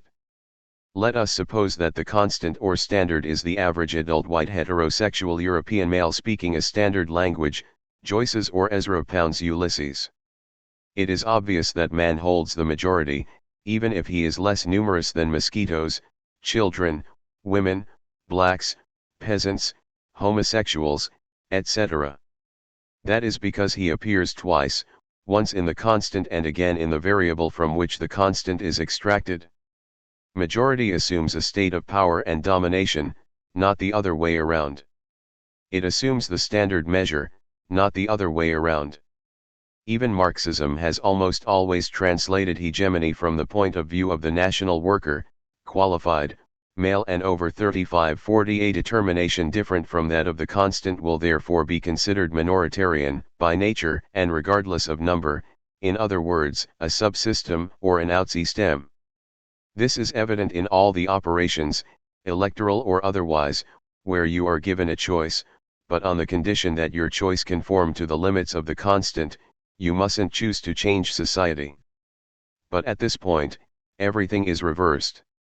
For the majority, insofar as it is analytically included in the abstract standard, is never anybody, it is always nobody Ulysses, whereas the minority is the becoming of everybody, one's potential becoming to the extent that one deviates from the model.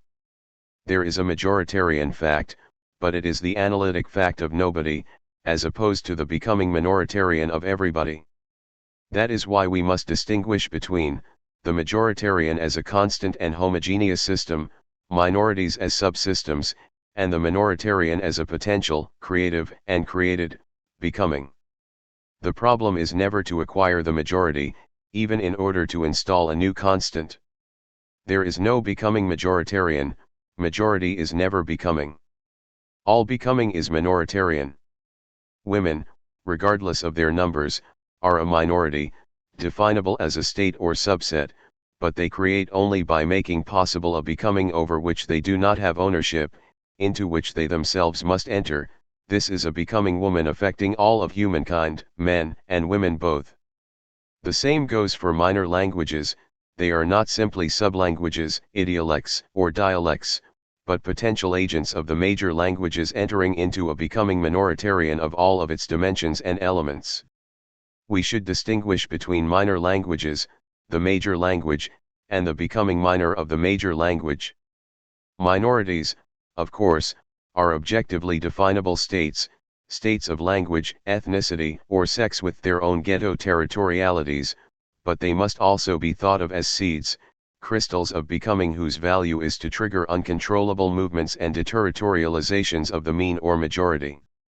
That is why Pasolini demonstrated that the essential thing, precisely in free indirect discourse, is to be found neither in language A, nor in language B, but in language X, which is none other than language A in the actual process of becoming language B. 41. There is a universal figure of minoritarian consciousness as the becoming of everybody, and that becoming is creation. One does not attain it by acquiring the majority. The figure to which we are referring is continuous variation, as an amplitude that continually oversteps the representative threshold of the majoritarian standard, by excess or default. In erecting the figure of a universal minoritarian consciousness, one addresses powers, puissances, of becoming that belong to a different realm from that of power, pouvoir, and domination. Continuous variation constitutes the becoming minoritarian of everybody, as opposed to the majoritarian fact of nobody. Becoming minoritarian as the universal figure of consciousness is called autonomy. It is certainly not by using a minor language as a dialect, by regionalizing or ghettoizing, that one becomes revolutionary, rather, by using a number of minority elements, by connecting, conjugating them, one invents a specific, unforeseen, autonomous becoming. 42. The major and minor mode are two different treatments of language, one of which consists in extracting constants from it, the other in placing it in continuous variation. The order word is the variable of enunciation that effectuates the condition of possibility of language and defines the usage of its elements according to one of the two treatments. We must therefore return to it as the only metalanguage capable of accounting for this double direction, this double treatment of variables. The problem of the functions of language is in general poorly formulated because this order word variable, which subsumes all possible functions, is overlooked. Following Canetti's suggestions, we may begin from the following pragmatic situation: the order word is a death sentence, it always implies a death sentence, even if it has been considerably softened, becoming symbolic, initiatory, temporary, etc. Order words bring immediate death to those who receive the order, or potential death if they do not obey, or a death they must themselves inflict. Take elsewhere. A father's orders to his son, "You will do this, you will not do that," cannot be separated from the little death sentence the son experiences on a point of his person. Death, death, it is the only judgment, and it is what makes judgment a system. The verdict. But the order word is also something else, inseparably connected. It is like a warning cry or a message to flee. It would be oversimplifying to say that flight is a reaction against the order word, rather, it is included in it, as its other face in a complex assemblage, its other component. Canetti is right to invoke the lion's roar, which enunciates flight and death simultaneously. 43 The order word has two tones. The prophet receives order words just as much in taking flight as in longing for death. Jewish prophetism fused the wish to be dead and the flight impulse with the divine order word. Now if we consider the first aspect of the order word, in other words, death as the expressed of the statement, it clearly meets the preceding requirements, even though death essentially concerns bodies, is attributed to bodies, its immediacy, its instantaneousness, lends it the authentic character of an incorporeal transformation. What precedes and follows it may be an extensive system of actions and passions, a slow labor of bodies. In itself, it is neither action nor passion, but a pure act, a pure transformation. That enunciation fuses with the statement, the sentence. That man is dead. You are already dead when you receive the order word. In effect, death is everywhere, as that ideal, uncrossable boundary separating bodies, their forms, and states, and as the condition, even initiatory, even symbolic, through which a subject must pass in order to change its form or state. This is the sense in which Canetti speaks of enantiomorphosis. 44 A regime that involves a hieratic and immutable master who at every moment legislates by constants, prohibiting or strictly limiting metamorphoses, giving figures clear and stable contours, setting forms in opposition two by two and requiring subjects to die in order to pass from one form to the other. It is always by means of something incorporeal that a body separates and distinguishes itself from another. The figure, insofar as it is the extremity of a body, is the non-corporeal attribute that limits and completes that body. Death is the figure. It is through death that a body reaches completion not only in time but in space, and it is through death that its lines form or outline a shape. There are dead spaces just as there are dead times. If enantiomorphosis is practiced often the whole world shrivels. Social prohibitions against metamorphosis are perhaps the most important of all. Death itself, the strictest of all boundaries, is what is interposed between classes. 45 In a regime of this kind, any new body requires the erection of an opposable form, as well as the formation of distinct subjects. Death is the general incorporeal transformation attributed to all bodies from the standpoint of their forms and substances.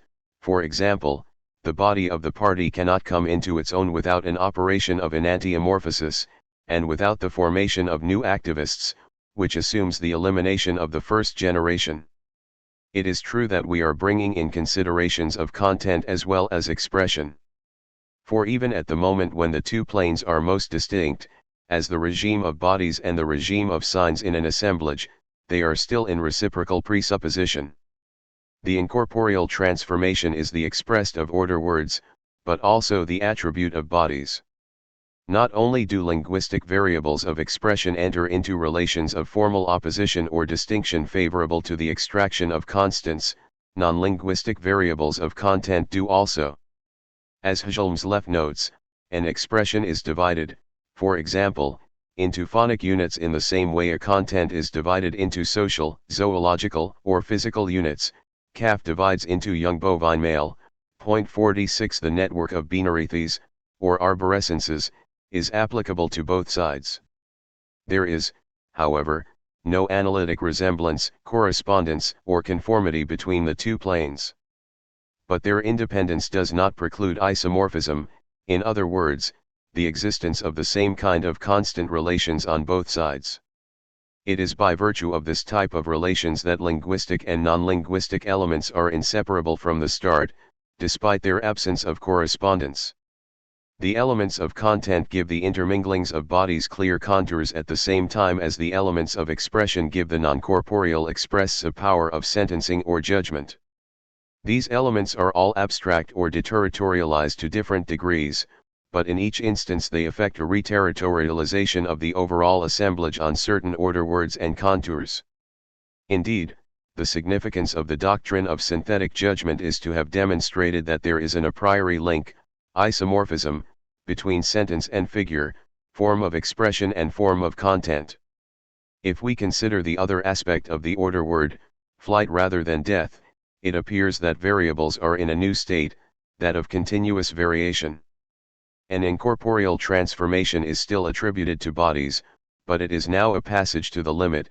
That is the only way, not to eliminate death, but to reduce it or make it a variation itself. This movement pushes language to its own limits, while bodies are simultaneously caught up in a movement of metamorphosis of their contents or a process of exhaustion causing them to reach or overstep the limit of their figures. This is an appropriate place to bring up the opposition between minor sciences and major sciences, for example, the tendency of the broken line to become a curve, a whole operative geometry of the trait and movement, a pragmatic science of placings in variation that operates in a different manner than the royal or major science of Euclid's invariance and travels a long history of suspicion and even repression. We will return to this question later. Point 47. The smallest interval is always diabolical. The master of metamorphoses is opposed to the invariant hieratic king. It is as though an intense matter or a continuum of variation were freed, here in the internal tensors of language, there in the internal tensions of content. The idea of the smallest interval does not apply to figures of the same nature, it implies at least a curve and a straight line, a circle and a tangent. We witness a transformation of substances and a dissolution of forms, a passage to the limit or flight from contours in favor of fluid forces, flows, air, light, and matter, such that a body or a word does not end at a precise point. We witness the incorporeal power of that intense matter, the material power of that language. A matter more immediate, more fluid, and more ardent than bodies or words. In continuous variation the relevant distinction is no longer between a form of expression and a form of content but between two inseparable planes in reciprocal presupposition. The relativity of the distinction between them is now fully realized on the plane of consistency, where the assemblage is swept up by a now absolute deterritorialization. Absolute, however, does not mean undifferentiated. Differences, now infinitely small, are constituted in a single matter serving both for expression as incorporeal power and for content as limitless corporeality. The relation of presupposition between variables of content and expression no longer requires two forms. The placing in variation of the variables instead draws the two forms together and affects the conjunction of cutting edges of deterritorialization on both sides. This occurs on the plane of a single liberated matter that contains no figures, is deliberately unformed, and retains in expression and in content only those cutting edges, tensors, and tensions. Gestures and things, voices and sounds, are caught up in the same opera, swept away by the same shifting effects of stammering, vibrato, tremolo, and overspilling. A synthesizer places all of the parameters in continuous variation, gradually making fundamentally heterogeneous elements end up turning into each other in some way. The moment this conjunction occurs there is a common matter. It is only at this point that one reaches the abstract machine, or the diagram of the assemblage. The synthesizer has replaced judgment, and matter has replaced the figure or formed substance. It is no longer even appropriate to group biological, physico-chemical, and energetic intensities on the one hand, and mathematical, aesthetic, linguistic, informational, semiotic intensities, etc., on the other. The multiplicity of systems of intensities conjugates or forms a rhizome throughout the entire assemblage the moment the assemblage is swept up by these vectors or tensions of flight. For the question was not how to elude the order word but how to elude the death sentence it envelopes, how to develop its power of escape, how to prevent escape from veering into the imaginary or falling into a black hole, how to maintain or draw out the revolutionary potentiality of the order word. Hofmannsthal adopts the order word, Germany, Germany, or the need to reterritorialize, even in a melancholy mirror. But beneath this order word he hears another, as if the old German figures were mere constants that were then effaced to uncover a relation with nature and life all the more profound for being variable. When should this relation to life be a hardening, when submission? At what moment is rebellion called for, and at what moment surrender or impassibility? When is dry speech necessary, and when exuberance or amusement? 48. Whatever the breaks and ruptures, only continuous variation brings forth this virtual line, this virtual continuum of life, the essential element of the real beneath the everyday. There is a splendid statement in one of Herzog's films. The main character asks himself a question and then says, "Who will answer this answer?" Actually, there is no question, answers are all one ever answers. To the answer already contained in a question, cross-examination, competition, plebiscite, etc., one should respond with questions from another answer. One should bring forth the order word of the order word. In the order word, life must answer the answer of death, not by fleeing, but by making flight act and create. There are passwords beneath order words. Words that pass, words that are components of passage, whereas order words mark stoppages or organized, stratified compositions. A single thing or word undoubtedly has this twofold nature: it is necessary to extract one from the other to transform the compositions of order into components of passage.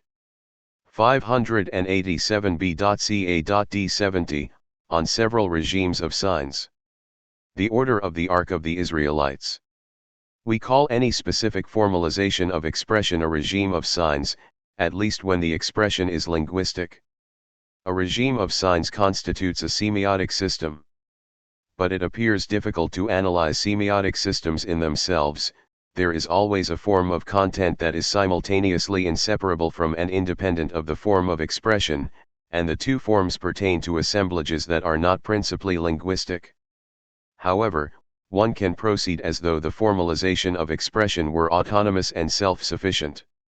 Even if that is done, there is such diversity in the forms of expression, such a mixture of these forms, that it is impossible to attach any particular privilege to the form or regime of the signifier. If we call the signifying semiotic system semiology, then semiology is only one regime of signs among others, and not the most important one. Hence the necessity of a return to pragmatics, in which language never has universality in itself, self-sufficient formalization, a general semiology, or a meta-language. Thus it is the study of the signifying regime that first testifies to the inadequacy of linguistic presuppositions, and in the very name of regimes of signs. There is a simple general formula for the signifying regime of the sign: the signifying sign. Every sign refers to another sign, and only to another sign, ad infinitum. That is why, at the limit, one can forego the notion of the sign, for what is retained is not principally the sign's relation to a state of things it designates, or to an entity it signifies, but only the formal relation of sign to sign insofar as it defines a so-called signifying chain. The limitlessness of signifiance replaces the sign.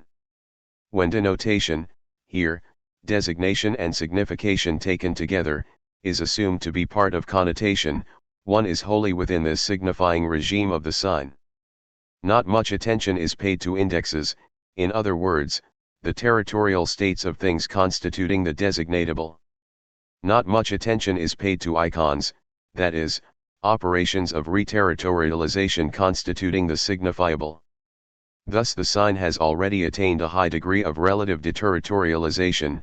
It is thought of as a symbol in a constant movement of referral from sign to sign. The signifier is the sign in redundancy with the sign. All signs are signs of signs. The question is not yet what a given sign signifies, but to which other signs it refers, or which signs add themselves to it to form a network without beginning or end that projects its shadow onto an amorphous atmospheric continuum. It is this amorphous continuum that for the moment plays the role of the signified, but it continually glides beneath the signifier, for which it serves only as a medium or wall. The specific forms of all contents dissolve in it. The atmospherization or mundanization of contents. Contents are abstracted. This is the situation Levi Strauss describes: the world begins to signify before anyone knows what it signifies. The signified is given without being known. Point 1. Your wife looked at you with a funny expression. And this morning the mailman handed you a letter from the IRS and crossed his fingers.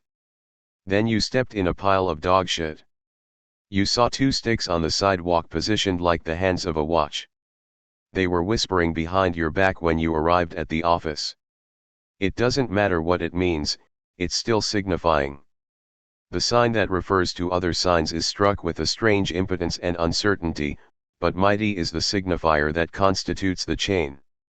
The paranoiac shares this impotence of the deterritorialized sign assailing him from every direction in the gliding atmosphere, but that only gives him better access to the superpower of the signifier, through the royal feeling of wrath, as master of the network spreading through the atmosphere. The paranoid despotic regime, they are attacking me and making me suffer, but I can guess what they're up to. I'm one step ahead of them. I've always known, I have power even in my impotence. I'll get them. Nothing is ever over and done with in a regime of this kind. It's made for that. It's the tragic regime of infinite debt, to which one is simultaneously debtor and creditor. A sign refers to another sign, into which it passes and which carries it into still other signs. To the point that it returns in a circular fashion. Not only do signs form an infinite network, but the network of signs is infinitely circular. The statement survives its object, the name survives its owner. Whether it passes into other signs or is kept in reserve for a time, the sign survives both its state of things and its signified. It leaps like an animal or a dead person to regain its place in the chain and invest a new state, a new signified, from which it will in turn extricate itself. Point 2. A hint of the eternal return. There is a whole regime of roving, floating statements, suspended names, signs lying in wait to return and be propelled by the chain. The signifier as the self-redundancy of the deterritorialized sign, a funereal world of terror. But what counts is less the circularity of signs than the multiplicity of the circles or chains. The sign refers not only to other signs in the same circle, but to signs in other circles or spirals as well. Robert Lowy describes how Crow and Hopi men react differently when their wives cheat on them. The Crow are nomadic hunters and the Hopi sedentaries with an imperial tradition. A Crow Indian whose wife has cheated on him slashes her face, whereas the Hopi who has fallen victim to the same misfortune, without losing his calm, withdraws and prays for drought and famine to descend on the village. It is easy to see where the paranoia resides, the despotic element or signifying regime, or again, as Levi Strauss says, the bigotry. In effect, for a Hopi everything is connected. A social disturbance or a domestic incident calls into question the system of the universe, the levels of which are united by multiple correspondences. A disruption on one plane is only intelligible, and morally tolerable, as a projection of other disruptions involving other levels. 3. The Hopi jump from one circle to another, or from one sign to another on a different spiral. One leaves the village or the city, only to return. The jumps may be regulated not only by pre-signifying rituals but also by a whole imperial bureaucracy passing judgment on their legitimacy. The jumps are not made at random, they are not without rules. Not only are they regulated, but some are prohibited. Do not overstep the outermost circle, do not approach the innermost circle. There is a distinction between circles because, although all signs refer to each other only to the extent that they are deterritorialized, oriented toward the same center of significance, distributed throughout an amorphous continuum, they have different speeds of deterritorialization attesting to a place of origin, temple, palace, house, street, village, bush, etc., and they have differential relations maintaining the distinction between circles or constituting thresholds in the atmosphere of the continuum, private and public, family incident, and social disorder. Moreover, the distribution of these thresholds and circles changes according to the case. Deception is fundamental to the system. Jumping from circle to circle, always moving the scene, playing it out somewhere else, such is the hysteric operation of the deceiver as subject, answering to the paranoid operation of the despot installed in his center of significance. There is one other aspect, the signifying regime is not simply faced with the task of organizing into circles signs emitted from every direction, it must constantly assure the expansion of the circles or spiral, it must provide the center with more signifier to overcome the entropy inherent in the system and to make new circles blossom or replenish the old. Thus a secondary mechanism in the service of signifiance is necessary, interpretance or interpretation. This time the signifier assumes a new figure, it is no longer the amorphous continuum that is given without being known and across which the network of signs is strung. A portion of signified is made to correspond to a sign or group of signs for which that signified has been deemed suitable, thus making it knowable. To the syntagmatic axis of the sign referring to other signs is added a paradigmatic axis on which the sign, thus formalized, fashions for itself a suitable signified. Once again there is abstraction of the content, but in a new way. The interpretive priest, the seer, is one of the despot God's bureaucrats. A new aspect of deception arises, the deception of the priest. Interpretation is carried to infinity and never encounters anything to interpret that is not already itself an interpretation. The signified constantly reimparts signifier, recharges it or produces more of it. The form always comes from the signifier. The ultimate signified is therefore the signifier itself, in its redundancy or excess. It is perfectly futile to claim to transcend interpretation or even communication through the production of signifier, because communication and interpretation are what always serve to reproduce and produce signifier. That is certainly not the way to revive the notion of production.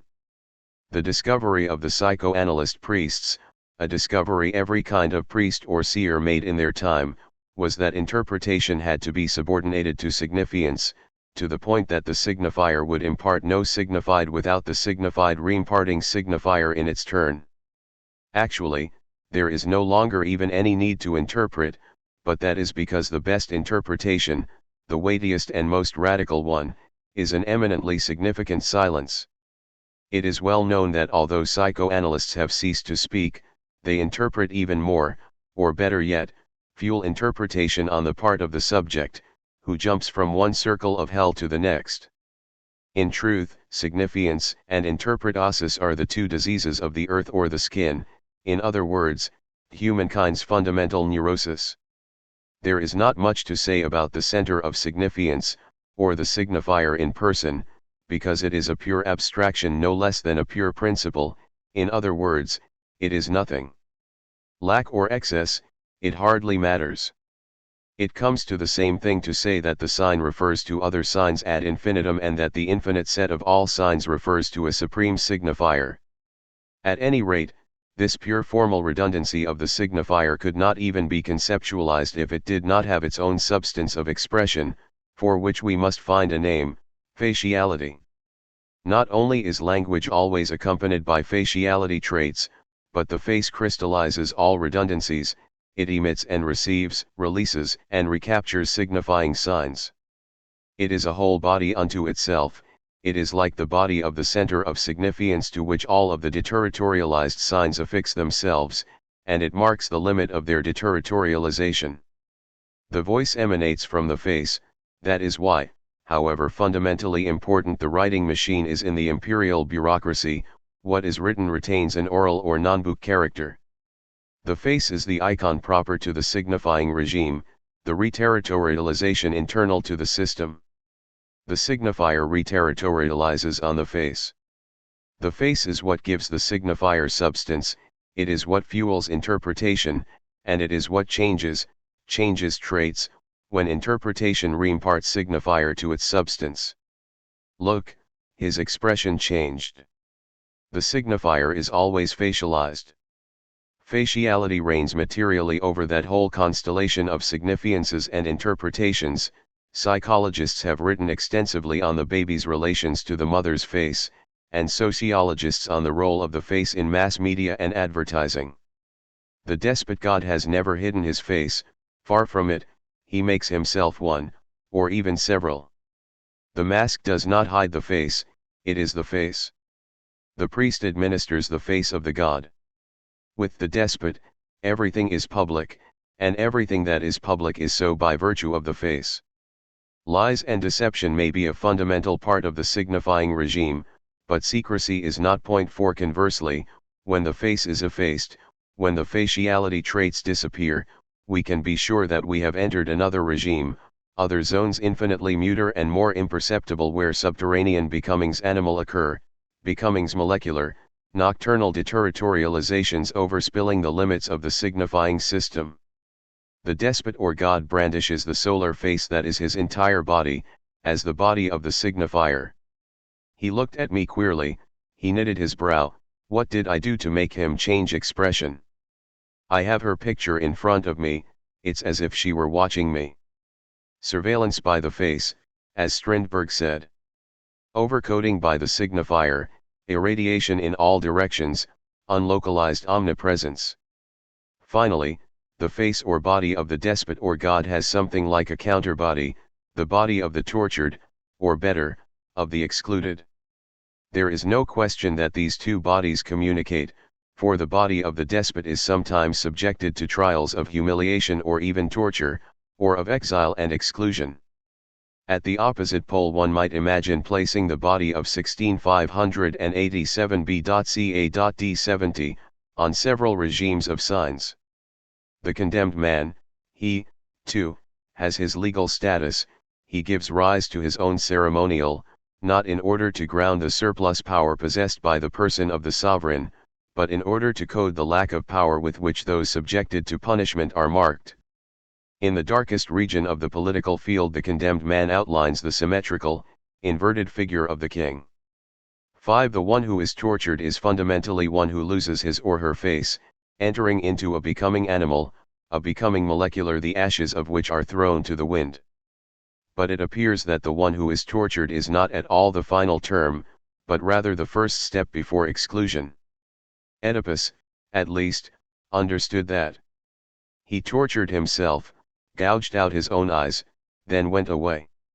The right, the becoming animal of the scapegoat, clearly illustrates this. A first expiatory animal is sacrificed, but a second is driven away, sent out into the desert wilderness. In the signifying regime, the scapegoat represents a new form of increasing entropy in the system of signs. It is charged with everything that was bad in a given period, that is, everything that resisted signifying signs, everything that eluded the referral from sign to sign through the different circles. It also assumes everything that was unable to recharge the signifier at its center and carries off everything that spills beyond the outermost circle. Finally, and especially, it incarnates that line of flight the signifying regime cannot tolerate, in other words, an absolute deterritorialization. The regime must block a line of this kind or define it in an entirely negative fashion precisely because it exceeds the degree of deterritorialization of the signifying sign, however high it may be. The line of flight is like a tangent to the circles of signifiance and the center of the signifier. It is under a curse. The goat's anus stands opposite the face of the despot or God. Anything that threatens to put the system to flight will be killed or put to flight itself. Anything that exceeds the excess of the signifier or passes beneath it will be marked with a negative value. Your only choice will be between a goat's ass and the face of the God, between sorcerers and priests.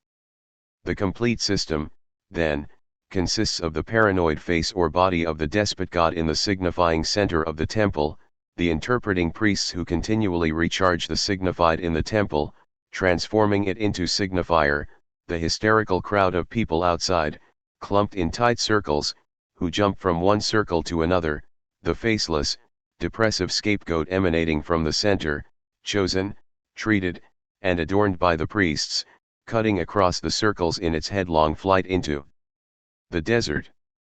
This excessively hasty overview is applicable not only to the imperial despotic regime but to all subjected, arbor-sent, hierarchical, centered groups, political parties, literary movements, psychoanalytic associations, families, conjugal units, etc. The photo, faciality, redundancy, significance, and interpretation are at work everywhere. The dreary world of the signifier, its archaism with an always contemporary function, its essential deception, connoting all of its aspects, its profound antics. The signifier reigns over every domestic squabble, and in every state apparatus. The signifying regime of the sign is defined by 8 aspects or principles. 1. The sign refers to another sign, ad infinitum, the limitlessness of signifiance, which deterritorializes the sign. 2. The sign is brought back by other signs and never ceases to return, the circularity of the deterritorialized sign. 3. The sign jumps from circle to circle and constantly displaces the center at the same time as it ties into it, the metaphor or hysteria of signs. 4. The expansion of the circles is assured by interpretations that impart signified and reimpart signifier, the interpretasis of the priest. 5. The infinite set of signs refers to a supreme signifier presenting itself as both lack and excess, the despotic signifier, the limit of the system's deterritorialization. 6. The form of the signifier has a substance, or the signifier has a body, namely, the face, the principle of faciality traits, which constitute a reterritorialization. 7.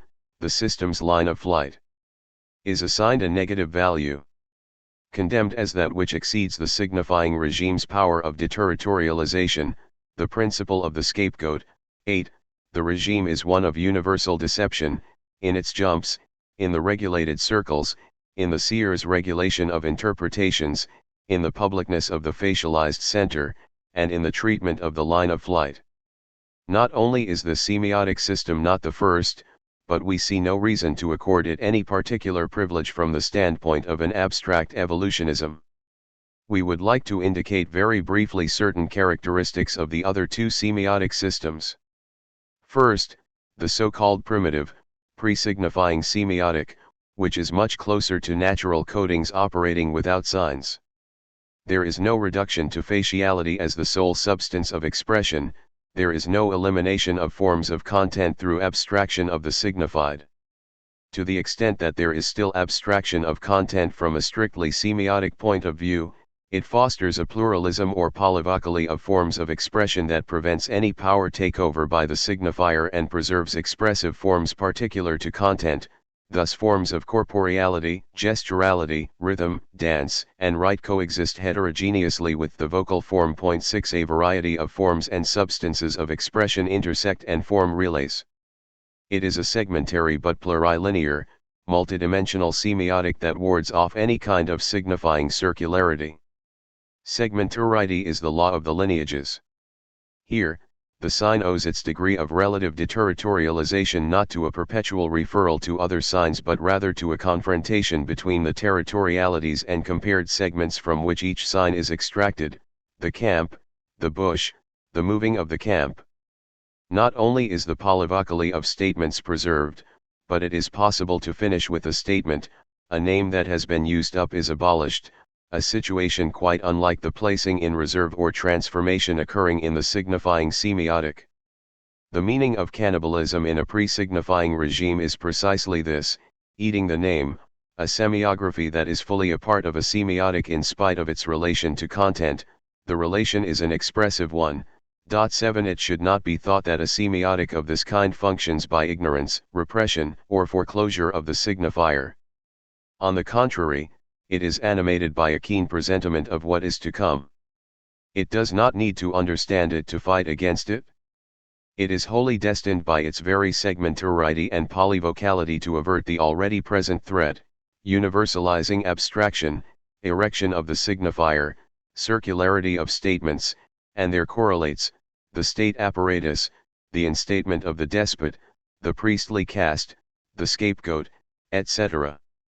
Every time they eat a dead man, they can say, one more the state won't get. There is another semiotic, the counter-signifying semiotic, whose most notable representatives are the fearsome, warlike, and animal-raising nomads, as opposed to hunter nomads, who belong to the previous semiotic.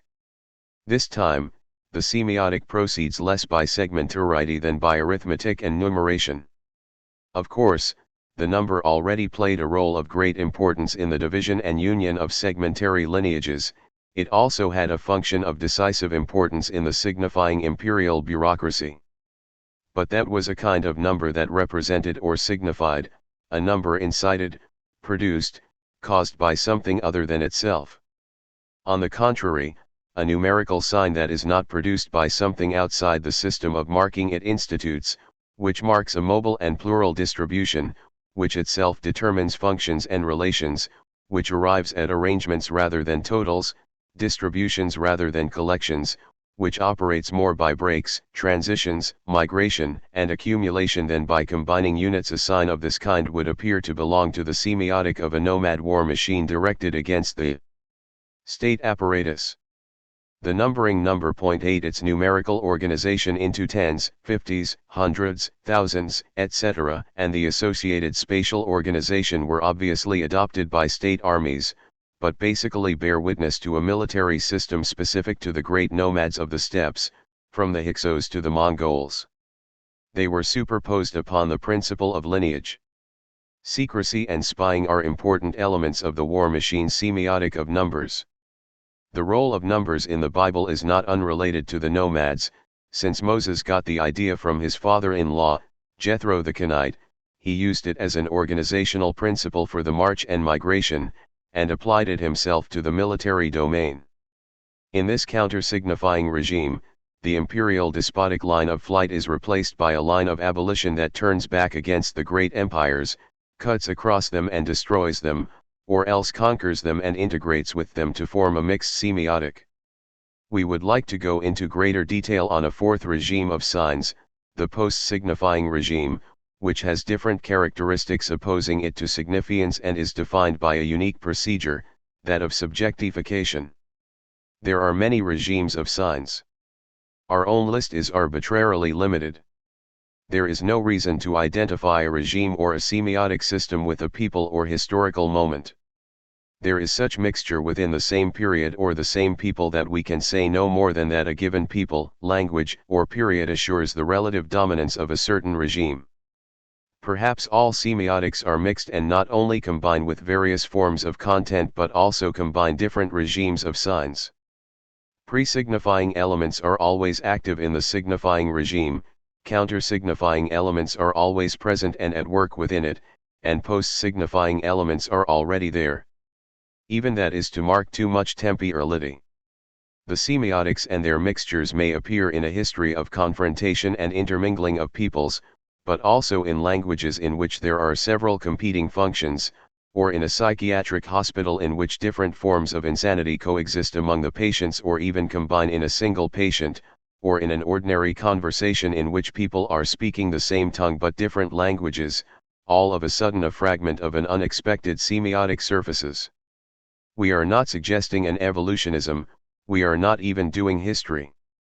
Semiotic systems depend on assemblages, and it is the assemblages that determine that a given people, period, or language, and even a given style, fashion, pathology, or minuscule event in a limited situation, can assure the predominance of one semiotic or another. We are trying to make maps of regimes of signs, we can turn them around or retain selected coordinates or dimensions, and depending on the case we will be dealing with a social formation, a pathological delusion, delire, a historical event, etc. We will see this on another occasion when we deal with a dated social system, courtly love, and then switch to a private enterprise called masochism. We can also combine maps or separate them. To make the distinction between two types of semiotics, for example, the post-signifying regime and the signifying regime, we must consider very diverse domains simultaneously. In the first years of the 20th century, psychiatry, at the height of its clinical skills, confronted the problem of non-hallucinatory delusions in which mental integrity is retained without intellectual diminishment. There was a first major grouping, paranoid or interpretive delusions, which already subsumed various aspects.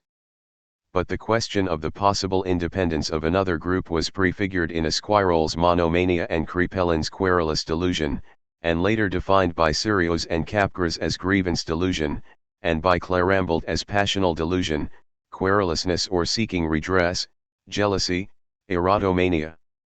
Basing ourselves on very fine studies of Sirius and Capgras on the one hand, and Clarambald on the other, the latter took the distinction furthest, we will contrast a paranoid interpretive ideal regime of signifiance with a passional, post-signifying subjective regime.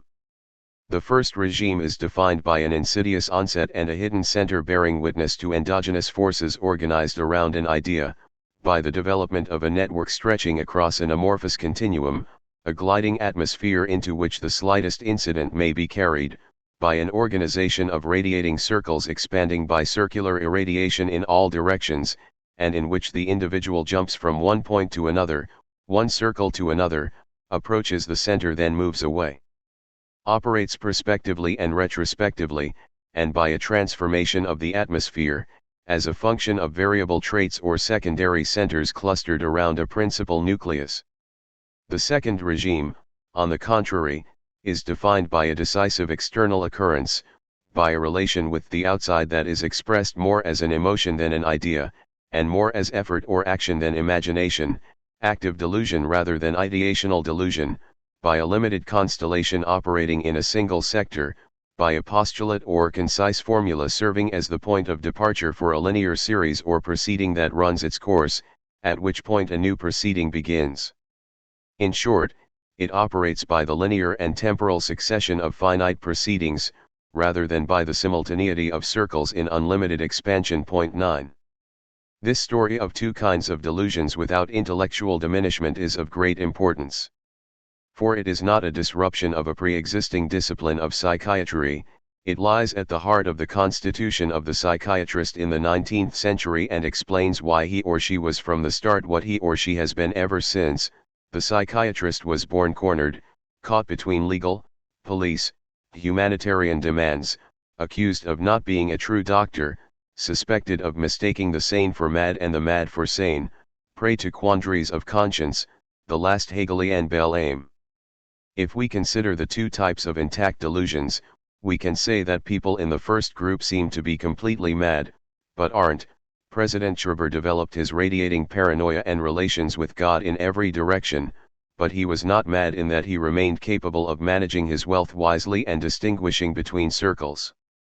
At the other pole are those who do not seem mad in any way, but are, as borne out by their sudden actions, such as quarrels, arsons, murders, esquiroles for great monomanias, erotic, intellectual, arson, and homicidal, already belong in this category. In short, psychiatry was not at all constituted in relation to the concept of madness, or even as a modification of that concept, but rather by its split in these two opposite directions. And is it not our own double image, all of ours, that psychiatry thus reveals, seeming mad without ing it, then being it without seeming it? This twofold assertion is also psychoanalysis's point of departure, its way of linking into psychiatry. We seem to be mad but aren't, observe the dream, we are mad but don't seem to be, observe everyday life. Thus psychiatrists were alternately in the position of on the one hand pleading for tolerance and understanding, underscoring the uselessness of confinement, appealing for open-door asylums, and on the other arguing for stepped-up surveillance and special high-security asylums, stricter measures necessitated by the fact that the mad seemed not to be. 10 Is it by chance that the distinction between the two major kinds of delusions, ideational and active, in many ways recapitulates the distinction between the classes? Paranoiacs do not particularly need to be committed, they are usually bourgeois, whereas monomaniacs, passional redress seekers, are most often from the working and rural classes, or are marginal, as in the case of political assassins. A class with irradiating ideas, but of course, against a class reduced to linear, sporadic, partial, local actions. All paranoiacs are not bourgeois, all passionals or monomaniacs are not proletarian.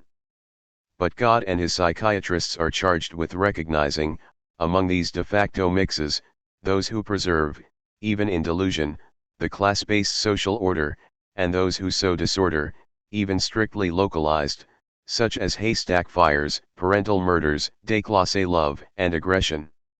We are trying, then, to make a distinction between a paranoid, signifying, despotic regime of signs and a passional or subjective, post-signifying, authoritarian regime. Authoritarian is assuredly not the same as despotic, passional is not the same as paranoid, and subjective is not the same as signifying. What happens in the second regime, by comparison with the signifying regime as we have already defined it? In the first place, a sign, or packet of signs detaches from the irradiating circular network and sets to work on its own account, starts running a straight line, as though swept into a narrow, open passage. Already the signifying system drew a line of flight or deterritorialization exceeding the specific index of its deterritorialized signs, but the system gave that line a negative value and sent the scapegoat fleeing down it. Here, it seems that the line receives a positive sign, as though it were effectively occupied and followed by a people who find in it their reason for being or destiny. Once again, we are not, of course, doing history. We are not saying that a people invents this regime of signs, only that at a given moment a people effectuates the assemblage that assures the relative dominance of that regime under certain historical conditions, and that regime, that dominance, that assemblage may be assured under other conditions, for example, pathological, literary, romantic, or entirely mundane. We are not saying that a people is possessed by a given type of delusion, but that the map of a delusion, its coordinates considered, may coincide with the map of a people, its coordinates considered. The paranoid Pharaoh and the passional Hebrew. In the case of the Jewish people, a group of signs detaches from the Egyptian imperial network of which it was a part and sets off down a line of flight into the desert, pitting the most authoritarian of subjectivities against despotic signifiance, the most passional and least interpretive of delusions against interpretational paranoid delusion, in short, a linear proceeding and grievance against the irradiating circular network. Your grievance, your proceeding, that is Moses' word to his people, and the proceedings come one after the other along a line of passion. 12 From this Kafka derives his own conception of querulousness or the proceeding, and the succession of linear segments, the father proceeding, hotel proceeding, ship proceeding, court proceeding. We cannot overlook the most fundamental or extensive event in the history of the Jewish people, the destruction of the temple, in two stages, 587 BC and AD 70.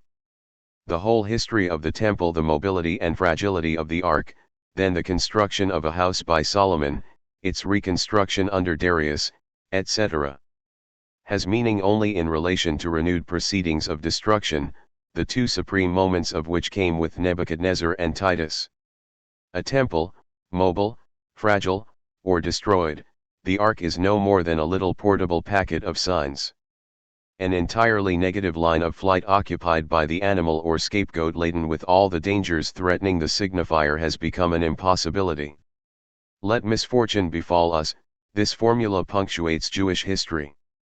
It is we who must follow the most deterritorialized line, the line of the scapegoat, but we will change its sign, we will turn it into the positive line of our subjectivity, our passion, our proceeding, or grievance. We will be our own scapegoat. We will be the lamb, the God who, like a lion, was given blood. Sacrifice must be shoved into the background, and the sacrificed God must occupy the foreground. God became the animal that was slain, instead of the animal that does the slaying. 13 We will follow, we will wed the tangent separating the land from the waters, we will separate the circular network from the gliding continuum, we will make the line of separation our own, in order to forge our path along it and dissociate the elements of the signifier, the dove of the ark. A narrow line of march, and in between that is not a mean but a slender line. There is a Jewish specificity, immediately affirmed in a semiotic system. This semiotic, however, is no less mixed than any other. On the one hand, it is intimately related to the counter-signifying regime of the nomads. The Hebrews had a nomadic past, a continuing relationship with the nomadic numerical organization that inspired them, and their own particular becoming nomad. Their line of deterritorialization owed much to the military line of nomadic destruction. Point 14 On the other hand, it has an essential relation to the signifying semiotic itself, for which the Hebrews and their God would always be nostalgic, re-establish an imperial society and integrate with it, enthrone a king like everybody else, Samuel, rebuild a temple that would finally be solid. David and Solomon, Zechariah, erect the spiral of the Tower of Babel and find the face of God again, not just bring the wandering to a halt, but overcome the diaspora, which itself exists only as a function of an ideal regathering. We only have space to indicate what, in this mixed semiotic, bears witness to the new post-signifying subjective or passional regime. Faciality undergoes a profound transformation. The God averts his face, which must be seen by no one, and the subject, gripped by a veritable fear of the God, averts his or her face in turn. The averted faces, in profile, replace the frontal view of the radiant face. It is this double turning away that draws the positive line of flight. The prophet is the main figure in this assemblage. He needs a sign to guarantee the word of God. He is himself marked by a sign indicating the special regime to which he belongs. It is Spinoza who has elaborated the profoundest theory of prophetism, taking into account the semiotic proper to it. Cain, who turns away from the God who turns away from him, already follows the line of deterritorialization, protected by a sign allowing him to escape death. The mark of Cain. A punishment worse than imperial death? The Jewish God invented the reprieve, existence in reprieve, indefinite postponement. 15. But he also invented the positivity of alliance, or the covenant, as the new relation with the deity, since the subject remains alive. Abel, whose name is vanity, is nothing. Cain is the true man. This is very different from the system of rigging or deception animating the face of the signifier, the interpretation of the seer and the displacements of the subject. It is the regime of betrayal, universal betrayal, in which the true man never ceases to betray God just as God betrays man, with the wrath of God defining the new positivity. Before his death, Moses receives the words of the great song of betrayal. Even the prophet, unlike the seer priest, is fundamentally a traitor and thus fulfills God's order better than anyone who remained faithful could. God calls upon Jonah to go to Nineveh to entreat the inhabitants, who had repeatedly betrayed God, to mend their ways. But Jonah's first act is to take off in the opposite direction. He also betrays God, fleeing far from the face of Adonai. 16. He takes a ship for Tarshish and sleeps, like a righteous man. The tempest sent by God causes him to be thrown into the sea, where he is swallowed by the great fish and vomited out at the boundary between land and water, the limit of separation or line of flight earlier occupied by the dove of the ark. Jonah, precisely, is the word for dove. But Jonah, in fleeing from the face of God, did exactly what God had wanted. He took the evil of Nineveh upon himself. He did it even more effectively than God had wanted. He anticipated God. That is why he slept like a righteous man. God let him live, temporarily protected by the tree of Cain, but then made the tree die because Jonah had renewed the covenant by occupying the line of flight. 17. Jesus universalizes the system of betrayal. He betrays the God of the Jews. He betrays the Jews. He is betrayed by God. Why hast thou forsaken me? Matthew 27:46, Mark 15:34. Transaction. He is betrayed by Judas, the true man. He took evil upon himself, but the Jews who kill him also take it upon themselves. Jesus is asked for a sign of his divine descendants. He invokes the sign of Jonah. Luke 11:29. Transaction. Cain, Jonah, and Jesus constitute three great linear proceedings along which signs rush and form relays. There are many others. Everywhere a double turning away on a line of flight. When a prophet declines the burden God entrusts to him, Moses, Jeremiah, Isaiah, etc., it is not because the burden would have been too heavy, as with an imperial oracle or seer who refuses a dangerous mission. It is instead a case like Jonah's, who by hiding and fleeing and betraying anticipates the will of God more effectively than if he had obeyed. The prophet is always being forced by God, literally violated by him, much more than inspired by him. The prophet is not a priest. The prophet does not know how to talk. God puts the words in his mouth, word ingestion, a new form of semiophagy. Unlike the seer, the prophet interprets nothing, his delusion is active rather than ideational or imaginative, his relation to God is passional and authoritative rather than despotic and signifying, he anticipates and detects the powers, puissances, of the future rather than applying past and present powers, pouvoirs.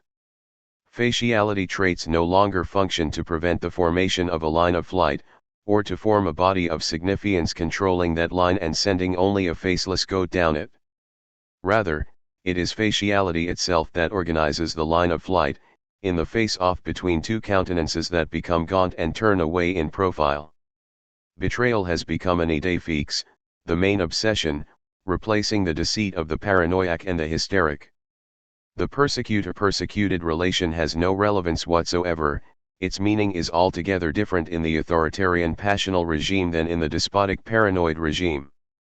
Something is still bothering us, the story of Oedipus. Oedipus is almost unique in the Greek world. The whole first part is imperial, despotic, paranoid, interpretive, divinatory. But the whole second part is Oedipus's wandering, his line of flight, the double turning away of his own face and that of God. Rather than very precise limits to be crossed in order, or which one does not have the right to cross, hybris, there is a concealed limit toward which Oedipus is swept. Rather than interpretive signifying irradiation, there is a subjective linear proceeding permitting Oedipus to keep a secret, but only as a residue capable of starting a new linear proceeding. Oedipus, his name is Aetios, he invents something worse than death or exile, he wanders and survives on a strangely positive line of separation or deterritorialization.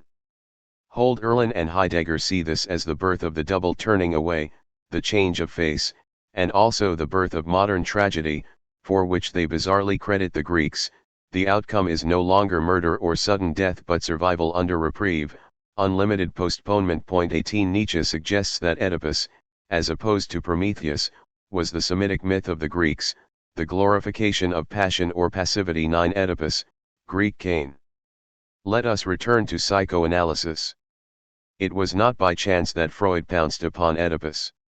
Psychoanalysis is a definite case of a mixed semiotic, a despotic regime of significance and interpretation, with irradiation of the face, but also an authoritarian regime of subjectification and prophetism, with a turning away of the face.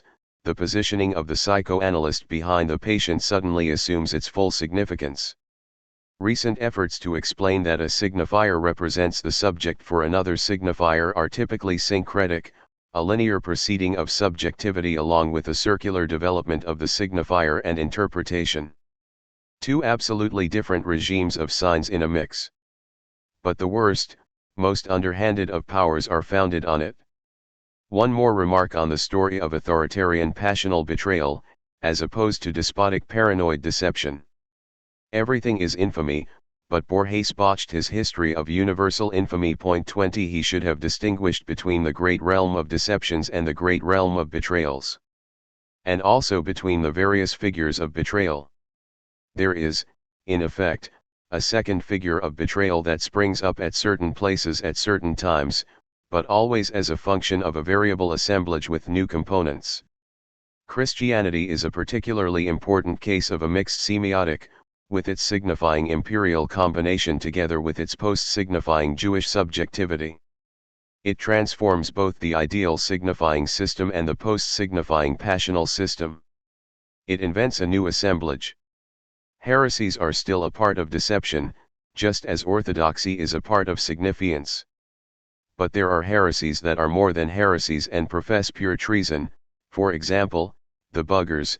It is not by chance that the Bulgars played a special role. 21 Beware the Bulgars, as Monsieur Plume would say. The problem is one of territorialities in relation to deep movements of deterritorialization. England, another territoriality or another deterritorialization, Cromwell, everywhere a traitor, a straight line of passional subjectification opposed to the royal center of significance and the intermediary circles, the dictator against the despot. Richard III, the deformed, the twisted, whose ideal is to betray everything, he confronts Lady Anne in a face-off in which the two countenances turn away, but each knows she or he is the other's, destined for the other. This is unlike Shakespeare's other historical dramas, in which kings and assassins deceive in order to take power but then become good kings. That kind are men of the state. Richard III comes from elsewhere. His ventures, including those with women, derive more from a war machine than from a state apparatus. He is the traitor, springing from the great nomads and their secrecy. He says so from the beginning, when he mentions a secret project infinitely surpassing the conquest of power. He wants to return the war machine both to the fragile state and pacified couples. The only one to guess is Lady Anne, fascinated, terrified, consenting. Elizabethan theatre is full of these traitorous characters who aspire to be absolute traitors, in opposition to the deceptions of the man of the court or even of the state. How many betrayals accompanied the great discoveries of Christendom, the discovery of new lands and continents. Lines of deterritorialization on which small groups betray everything, their companions, the king, the indigenous peoples, the neighboring explorer, in the mad hope of founding, with a woman of their family, a race that would finally be pure and represent a new beginning. Herzog's film, Aguirre, is very Shakespearean. Aguirre asks, how can one be a traitor everywhere and in everything? I'm the only traitor here. No more deception, it's time for betrayal. What a grandiose dream. I will be the last traitor, the total traitor, and therefore the last man. Then there was the Reformation, the extraordinary figure of Luther, as traitor to all things and all people, his personal relation with the devil resulting in betrayal, through good deeds as well as bad. These new figures of betrayal always return to the Old Testament, I am the wrath of God. But betrayal has become humanist, it does not fall between God and his own men, it relies on God, but falls between the men of God and the others, denounced as deceivers. In the end, there is only one man of God or of the wrath of God, a single betrayer against all deceivers.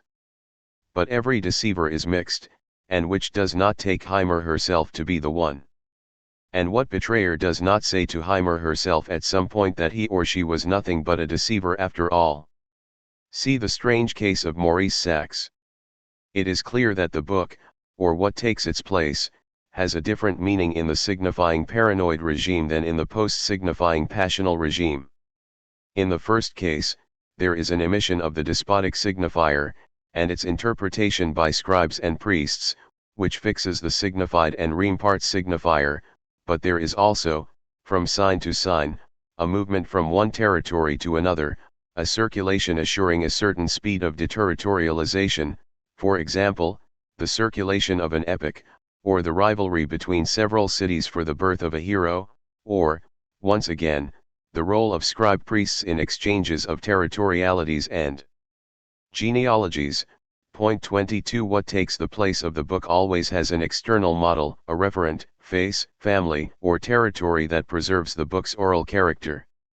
On the contrary, in the passional regime the book seems to be internalized, and to internalize everything, it becomes the sacred written book. It takes the place of the face and God, who hides his face and gives Moses the inscribed stone tablets. God manifests himself through trumpets and the voice, but what is heard in sound is the non-face, just as what is seen in the book are words. The book has become the body of passion, just as the face was the body of the signifier. It is now the book, the most deterritorialized of things, that fixes territories and genealogies. The latter are what the book says, and the former the place at which the book is said. The function of interpretation has totally changed. Or it disappears entirely in favor of a pure and literal recitation forbidding the slightest change, addition, or commentary. The famous stultify yourself of the Christians belongs to this passional line, the Quran goes the furthest in this direction. Or else interpretation survives but becomes internal to the book itself, which loses its circulatory function for outside elements. For example, the different types of coded interpretation are fixed according to axes internal to the book. Interpretation is organized according to correspondences between two books, such as the Old and New Testaments, and may even induce a third book suffused by the same element of interiority. Point 23. Finally, interpretation may reject all intermediaries or specialists, and become direct, since the book is written both in itself and in the heart, once as a point of subjectification and again in the subject, the Reformation conception of the book. In any case, this is the point of departure for the delusional passion of the book as origin and finality of the world. The unique book, the total work, all possible combinations inside the book, the tree book, the cosmos book, all of these platitudes so dear to the avant-gardes, which cut the book off from its relations with the outside, are even worse than the chant of the signifier. Of course, they are entirely bound up with a mixed semiotic. But in truth they have a particularly pious origin. Wagner, Mallarmé, and Joyce, Marx and Freud, still Bibles. If passional delusion is profoundly monomaniacal, monomania for its part found a fundamental element of its assemblage in monotheism and the book. The strangest cult. This is how things are in the passional regime, or the regime of subjectification. There is no longer a center of significance connected to expanding circles or an expanding spiral, but a point of subjectification constituting the point of departure of the line. There is no longer a signifier-signified relation, but a subject of enunciation issuing from the point of subjectification and a subject of the statement in a determinable relation to the first subject. There is no longer sign-to-sign circularity, but a linear proceeding into which the sign is swept via subjects. We may consider these three diverse realms. 1. The Jews as opposed to the empires. God withdraws his face, becoming a point of subjectification for the drawing of a line of flight or deterritorialization. Moses is the subject of enunciation, constituted on the basis of the tablets of God that replace the face. The Jewish people constitute the subject of the statement, for betrayal as well as for a new land, and enter an ever-renewed covenant or linear proceeding rather than a circular expansion. 2. So-called modern, or Christian, philosophy, Descartes as opposed to ancient philosophy. There is a primacy of the idea of the infinite as an absolutely necessary point of subjectification. The cogito, consciousness, the I think is the subject of enunciation that reflects its own use and conceives of itself following a line of deterritorialization represented by methodical doubt. The subject of the statement is the union of the soul and the body, or feeling, guaranteed in a complex way by the cogito, and performs the necessary reterritorializations. The cogito is a proceeding that must always be recommenced, haunted by the possibility of betrayal, a deceitful God, and an evil genius. When Descartes says, I can infer I think therefore I am but not I walk therefore I am, he is initiating the distinction between the two subjects, what still Cartesian contemporary linguists call a shifter, even though they find traces of the second subject in the first. 19th century psychiatry, monomania distinguished from mania, subjective delusion separated from ideational delusions, possession replacing sorcery, a slow elaboration of passional delusion, as distinct from paranoia. The schema of passional delusion according to Clairambert is as follows: the postulate as the point of subjectification, he loves me, pride as the tonality of the subject of enunciation, delusional pursuit of the loved one, spite, rancor, a result of a reversion to the subject of the statement. Passional delusion is a veritable cogito. In the foregoing example of erotomania, as well as in jealousy and querulous delusion, Clairambert stresses that a sign must follow a segment or linear proceeding through to the end before it can begin another, whereas the signs in paranoid delusion form an endless, self-adjusting network developing in all directions. The cogito also follows a linear temporal proceeding needing to be recommenced. The history of the Jews is punctuated by catastrophes after each of which there were just enough survivors to start a new proceeding.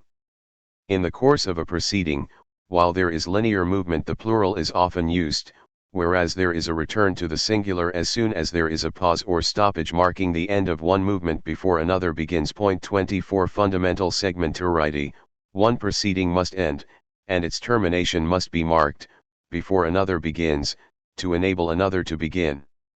The point of subj edification is the origin of the passional line of the post-signifying regime. The point of subjectification can be anything.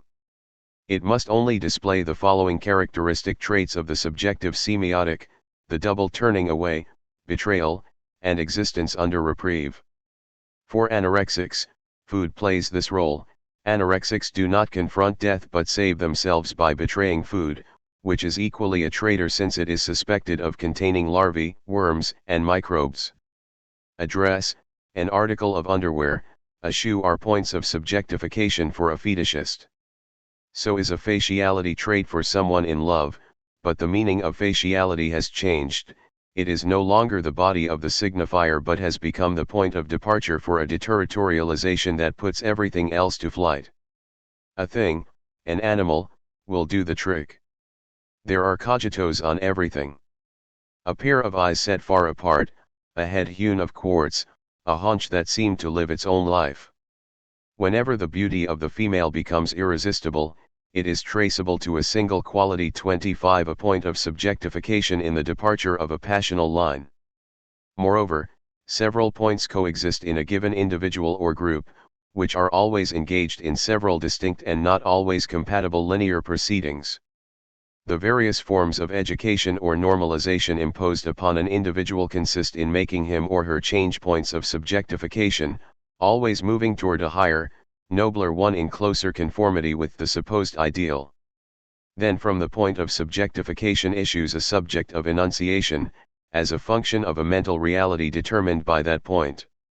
Then from the subject of enunciation issues a subject of the statement, in other words, a subject bound to statements in conformity with a dominant reality, of which the mental reality just mentioned is a part, even when it seems to oppose it. What is important, what makes the post-signifying passional line a line of subjectification or subjection, is the constitution, the doubling of the two subjects, and the recoiling of one into the other, of the subject of enunciation into the subject of the statement. The linguists acknowledge this when they speak of the imprint of the process of enunciation in the statement. Signifiance brought about uniformity in the substance of enunciation. Now subjectivity affects an individuation, collective, or particular. Substance has become subject, as they say. The subject of enunciation recoils into the subject of the statement, to the point that the subject of the statement resupplies subject of enunciation for another proceeding. The subject of the statement has become the respondent or guarantor of the subject of enunciation, through a kind of reductive echolalia, in a biunivocal relation. This relation, this recoiling, is also that of mental reality into the dominant reality. There is always an appeal to a dominant reality that functions from within, already in the Old Testament, and during the Reformation, with trade and capitalism. There is no longer even a need for a transcendent center of power.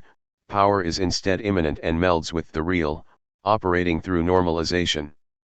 A strange invention, as if in one form the doubled subject were the cause of the statements of which, in its other form, it itself is a part. This is the paradox of the legislator subject replacing the signifying despot. The more you obey the statements of the dominant reality, the more in command you are as subject of enunciation in mental reality, for in the end you are only obeying yourself. You are the one in command, in your capacity as a rational being. A new form of slavery is invented, namely, being slave to oneself, or to pure reason, the cogito. Is there anything more passional than pure reason? Is there a colder, more extreme, more self-interested passion than the cogito? Althusser clearly brings out this constitution of social individuals as subjects. He calls it interpellation, hey you, over there, and calls the point of subjectification the absolute subject. He analyzes the specular doubling of subjects and for purposes of demonstration uses the example of God, Moses, and the Jewish people. 26 Linguists like Benveniste adopt a curious linguistic personology that is very close to the cogito, the you, which can doubtless designate the person one is addressing, but more importantly, a point of subjectification on the basis of which each of us is constituted as a subject. The slash as subject of enunciation, designating the person that utters and reflects its own use in the statement, the empty non-referential sign. This is the I appearing in propositions of the type I believe, I assume, I think, finally, the I as subject of the statement, indicating a state for which a she or he could always be substituted. I suffer, I walk, I breathe, I feel. Point 27. This is not, however, a question of a linguistic operation, for a subject is never the condition of possibility of language or the cause of the statement. There is no subject, only collective assemblages of enunciation. Subjectification is simply one such assemblage and designates a formalization of expression or a regime of signs rather than a condition internal to language. Neither is it a question of a movement characteristic of ideology, as Althusser says. Subjectification as a regime of signs or a form of expression is tied to an assemblage, in other words, an organization of power that is already fully functioning in the economy, rather than superposing itself upon contents or relations between contents determined as real in the last instance. Capital is a point of subjectification par excellence. The psychoanalytic cogito, the psychoanalyst presents Heimer herself as an ideal point of subjectification that brings the patient to abandon old, so-called neurotic, points. The patient is partially a subject of enunciation in all he or she says to the psychoanalyst, and under the artificial mental conditions of the session, the patient is therefore called the analysand. But in everything else the patient says or does, he or she is a subject of the statement, eternally psychoanalyzed, going from one linear proceeding to another, perhaps even changing analysts, growing increasingly submissive to the normalization of a dominant reality. In this sense, psychoanalysis, with its mixed semiotic, fully participates in a line of subjectification. The psychoanalyst does not even have to speak anymore, the analysand assumes the burden of interpretation. As for the psychoanalyzed patient, the more he or she thinks about his or her next session, or the preceding one, in segments, the better a subject he or she is. Just as the paranoid regime had two axes, one sign referring to another, making the sign a signifier, and the signifier referring to the signified, so too the passional regime, the line of subjectification, has two axes, one syntagmatic and the other paradigmatic. As we have just seen, the first axis is consciousness. Consciousness as passion is precisely that doubling of subjects, of the subject of enunciation and the subject of the statement, and the recoiling of one into the other. But the second form of subjectification is love as passion, love-passion, another type of doubling and recoiling. Here again, a variable point of subjectification serves to distribute two subjects that as much conceal their faces as reveal them to each other, that wed a line of flight, a line of deterritorialization forever drawing them together and driving them apart. But everything changes, there is a celibate side to this doubled consciousness, and there is a passional love couple that no longer has any use for consciousness or reason. Yet it is the same regime, even in betrayal and even if the betraying is done by a third party. Adam and Eve, and Cain's wife, about whom the Bible should have said more. Richard III, the traitor, is in the end given consciousness in a dream, but only the strange face-off with Lady Anne, a meeting of two countenances that conceal themselves knowing that they have promised themselves to each other following the same line that will nonetheless separate them. The most loyal and tender, or intense, love assigns subject of enunciation and a subject of the statement that constantly switch places, wrapped in the sweetness of being a naked statement in the other's mouth, and of the other's being a naked enunciation in my own mouth. But there is always a traitor in the making. What love is not betrayed?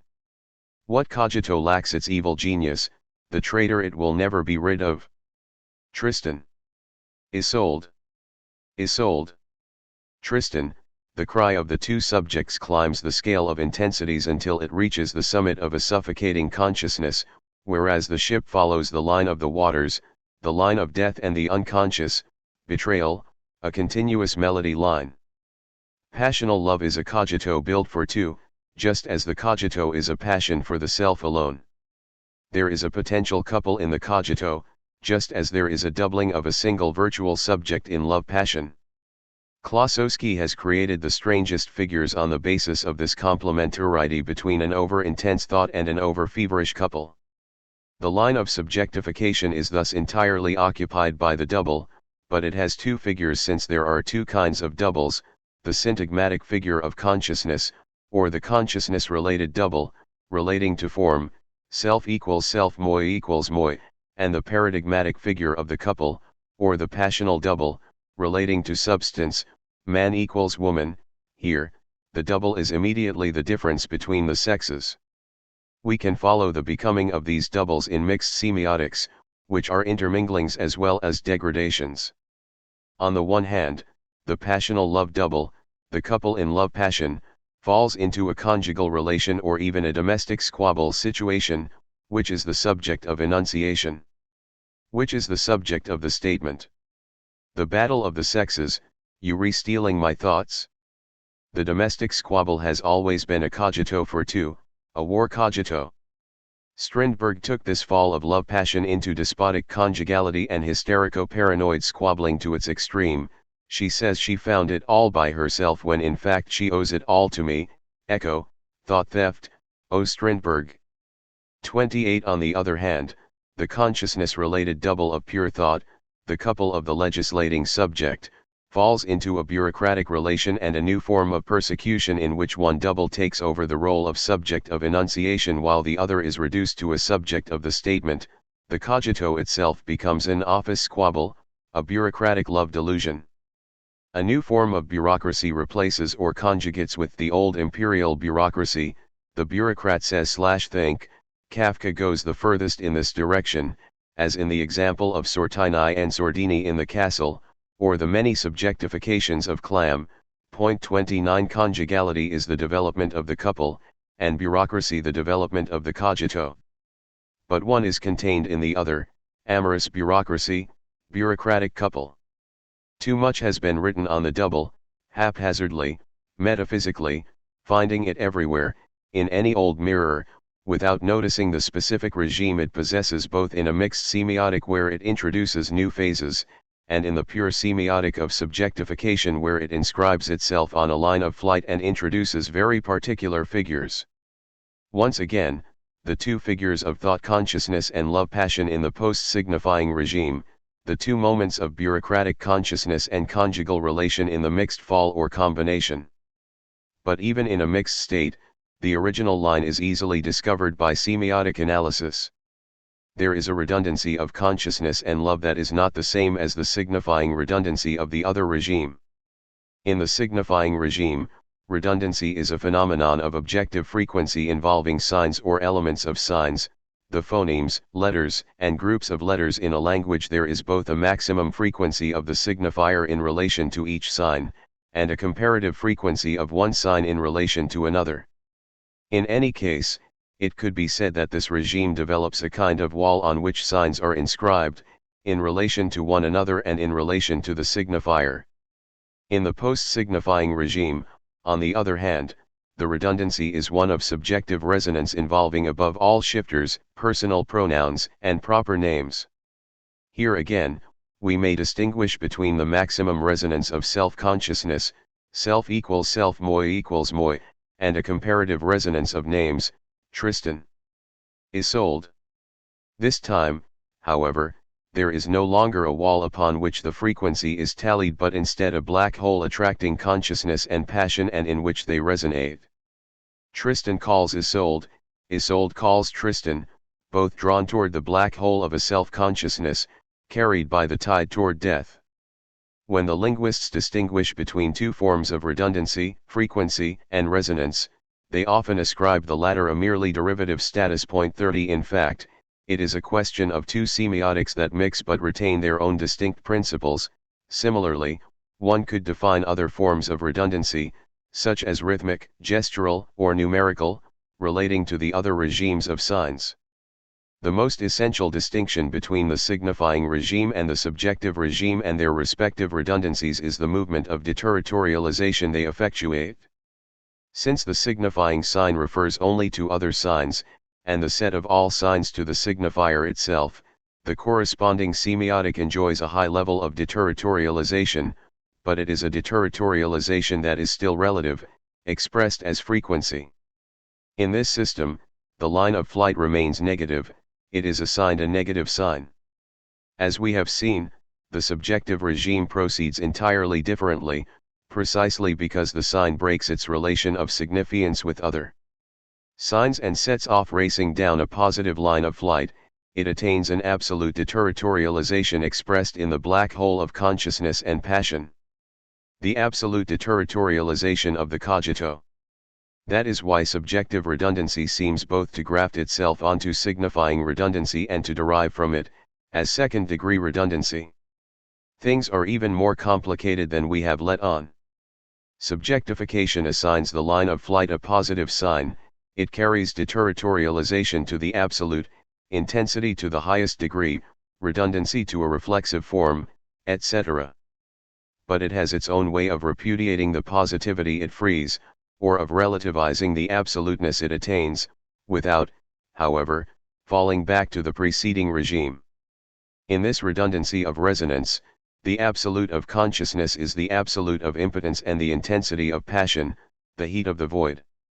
This is because subjectification essentially constitutes finite linear proceedings, one of which ends before the next begins, thus the cogito is always recommenced, a passion or grievance is always recapitulated.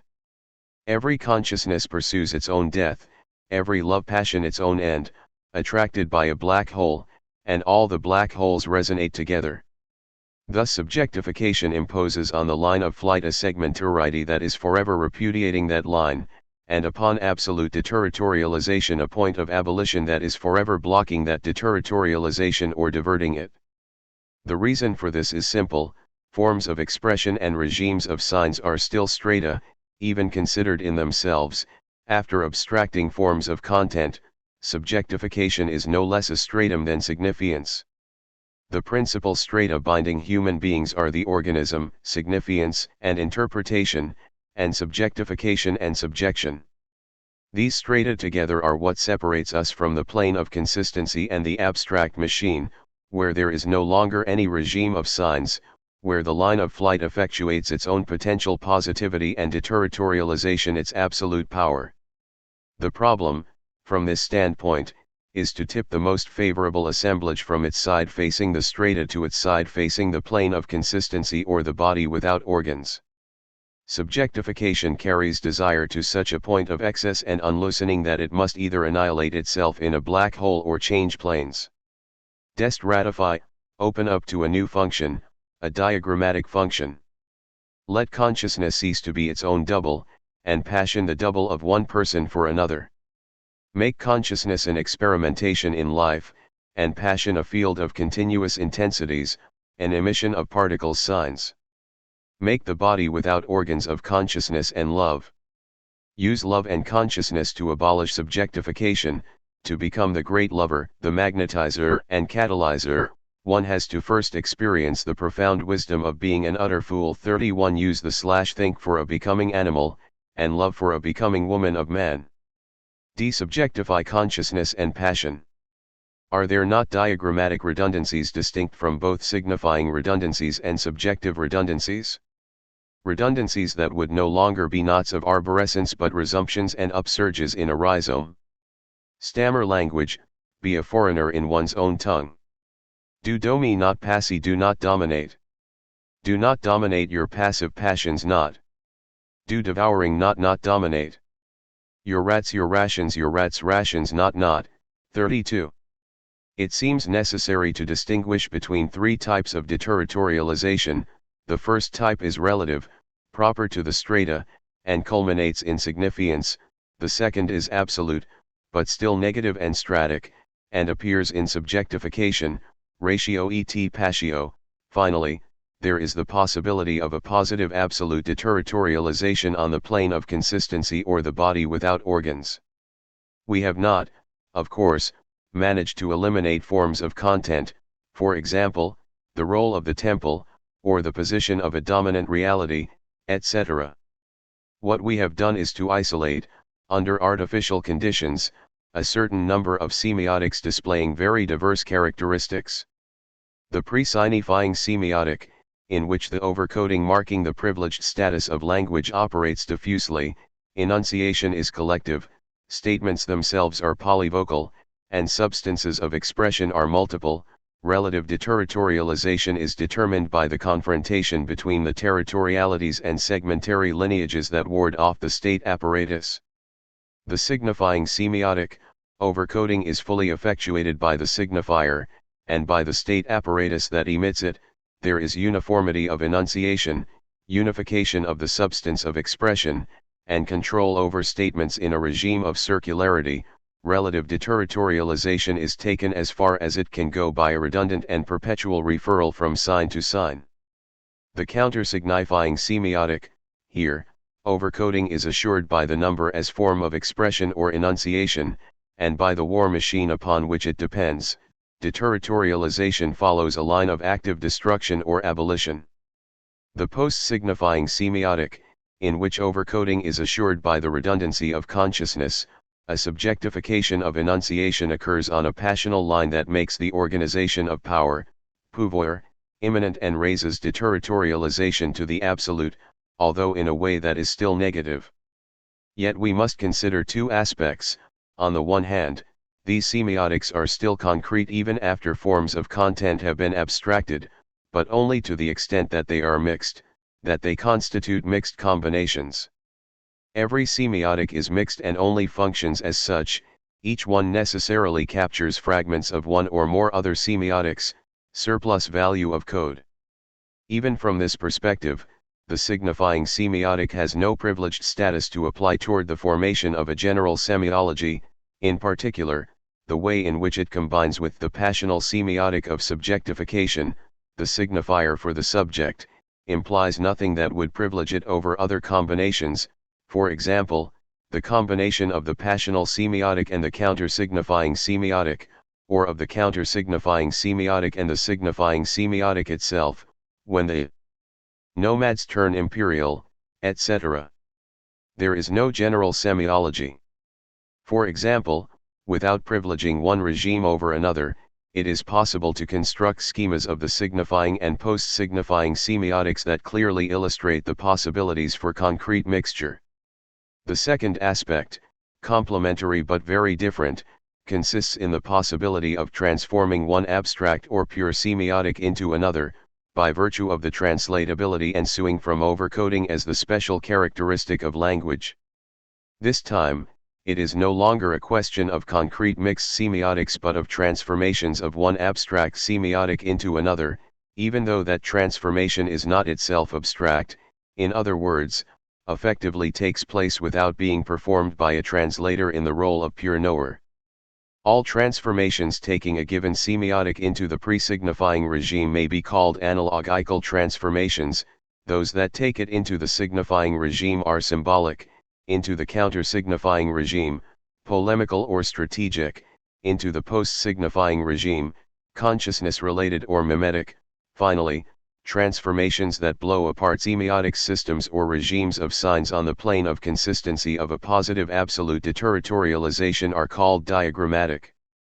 A transformation is not the same thing as a statement in a pure semiotic, nor even an ambiguous statement requiring a whole pragmatic analysis to determine the semiotic it belongs to, nor a statement belonging to a mixed semiotic, although the transformation may have that effect. A transformational statement marks the way in which a semiotic translates for its own purposes a statement originating elsewhere, and in so doing diverts it, leaving untransformable residues and actively resisting the inverse transformation. Furthermore, transformations are not limited to the ones we just listed. It is always through transformation that a new semiotic is created in its own right. Translations can be creative. New pure regimes of signs are formed through transformation and translation. Again, there is no general semiology but rather a transsemiotic. In analogical transformations, we often see sleep, drugs, and amorous rapture form expressions that translate into pre-signifying regimes, the subjective or signifying regimes one wishes to impose upon the expressions, but which they resist by themselves, imposing upon these regimes an unexpected segmentarity and polyvocaly. Christianity underwent strange creative translations in its transmission to barbarian or even savage peoples. The introduction of monetary signs into certain commercial circuits in Africa caused those signs to undergo an analogical transformation that was very difficult to control, except when the circuits underwent a destructive transformation instead. 33 The songs of Black Americans, including, especially, the words, would be a better example, since they show how the slaves translated the English signifier and made pre-signifying or even counter-signifying use of the language, blending it with their own African languages just as they blended old African work songs with their new forced labor. These songs also show how, with Christianization and the abolition of slavery, the slaves underwent a proceeding of subjectification or even individuation that transformed their music, while the music simultaneously transformed the proceeding by analogy. And also how unique problems of faciality were posed when whites in blackface appropriated the words and songs and blacks responded by darkening their faces another hue, taking back their dances and songs, even transforming or translating those of the whites. 34 Of course, the crudest and most visible transformations were in the other direction, the symbolic translations occurring when the signifier takes power. The preceding examples concerning monetary signs and rhythmic regimes can be repeated in the opposite direction. The passage from an African dance to a white dance often exhibits a consciousness-related or mimetic translation, accompanied by a power takeover by significance and subjectification. In Africa the dance is impersonal, sacred, and obscene. When the phallus becomes erect and is handled like a banana, it is not a personal hard-on we see but a tribal erection. The hoochie coochie dancer of the big city dances alone a fact of staggering significance. The law forbids response, forbids participation. Nothing is left of the primitive rite but the suggestive movements of the body. What they suggest varies with the individual observer. It is not simply linguistic, lexical, or even syntactic transformations that determine the importance of a true semiotic translation but the opposite. Crazy talk is not enough. In each case we must judge whether what we see is an adaptation of an old semiotic, a new variety of a particular mixed semiotic, or the process of creation of an as yet unknown regime. For example, it is relatively easy to stop saying I, but that does not mean that you have gotten away from the regime of subjectification. Conversely, you can keep on saying I, just for kicks, and already be in another regime in which personal pronouns function only as fictions. Significance and interpretation are so thick-skinned, they form such a sticky mixture with subjectification, that it is easy to believe that you are outside them when you are in fact still secreting them. People sometimes denounce interpretation yet show so signifying a face that they simultaneously impose interpretation upon the subject, which continues to nourish itself on it in order to survive. Who can really believe that psychoanalysis is capable of changing a semiotic amassing every deception? The only change there has been is a role switch. Instead of a patient who signifies and a psychoanalyst who interprets, we now have a signifying analyst and it is the patient who does all the interpreting.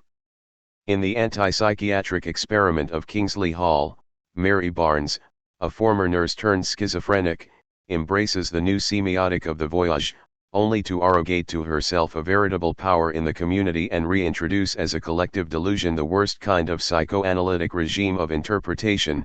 She interpreted everything that was done for her, or for anyone else for that matter.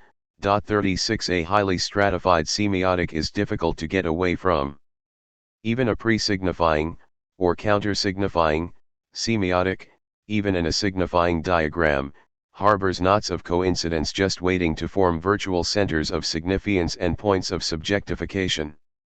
Of course, an operation of translation is not easy when it is a question of destroying a dominant atmospheric semiotic. One of the things of profound interest in Castaneda's books, under the influence of drugs, or other things, and of a change of atmosphere, is precisely that they show how the Indian manages to combat the mechanisms of interpretation and instill in the disciple a pre-signifying semiotic, or even in a signifying diagram. Stop. You're making me tired. Experiment, don't signify and interpret. Find your own places, territorialities, deterritorializations, regime, lines of flight. Semiotize yourself instead of rooting around in your prefab childhood and Western semiology. Don Juan stated that in order to arrive at seeing, one first had to stop the world. Stopping the world was indeed an appropriate rendition of certain states of awareness in which the reality of everyday life is altered because the flow of interpretation, which ordinarily runs uninterruptedly, has been stopped by a set of circumstances alien to the flow. 37 In short, a true semiotic transformation appeals to all kinds of variables, not only external ones, but also variables implicit to language, internal to statements. Pragmatics, then, already displays two components. The first could be called generative, since it shows how the various abstract regimes form concrete mixed semiotics, with what variants, how they combine, and which one is predominant. The second is the transformational component, which shows how these regimes of signs are translated into each other, especially when there is a creation of a new regime. Generative pragmatics makes tracings of mixed semiotics, transformational pragmatics makes maps of transformations. Although a mixed semiotic does not necessarily imply effective creativity, and may content itself with combinatory possibilities without veritable transformation, it is still the transformational component that accounts for the originality of a regime as well as for the novelty of the mixes it enters at a given moment in a given domain. This second component is therefore the more profound, and it is the only means of measuring the elements of the first component. 38 For example, we may ask when statements of the Bolshevik type first appeared, and how Leninism, at the time of the break with the Social Democrats, effected a veritable transformation that created an original semiotic, even if its fall into the mixed semiotic of Stalinist organization was inevitable. In an exemplary study, Jean-Pierre Fay did a detailed analysis of the transformations that produced Nazism, viewed as a system of new statements in a given social field. At what moment is a regime of signs established, and in what domain? Throughout an entire people? In a fraction of that people? In a more or less localizable margin inside a psychiatric hospital? For as we have seen, we can find a semiotic of subjectification in the ancient history of the Jews, but also in psychiatric diagnosis in the 19th century, with, of course, profound variations and even veritable transformations in the corresponding semiotic. All of these questions fall within the purview of pragmatics. There is no question that the most profound transformations and translations of our time are not occurring in Europe.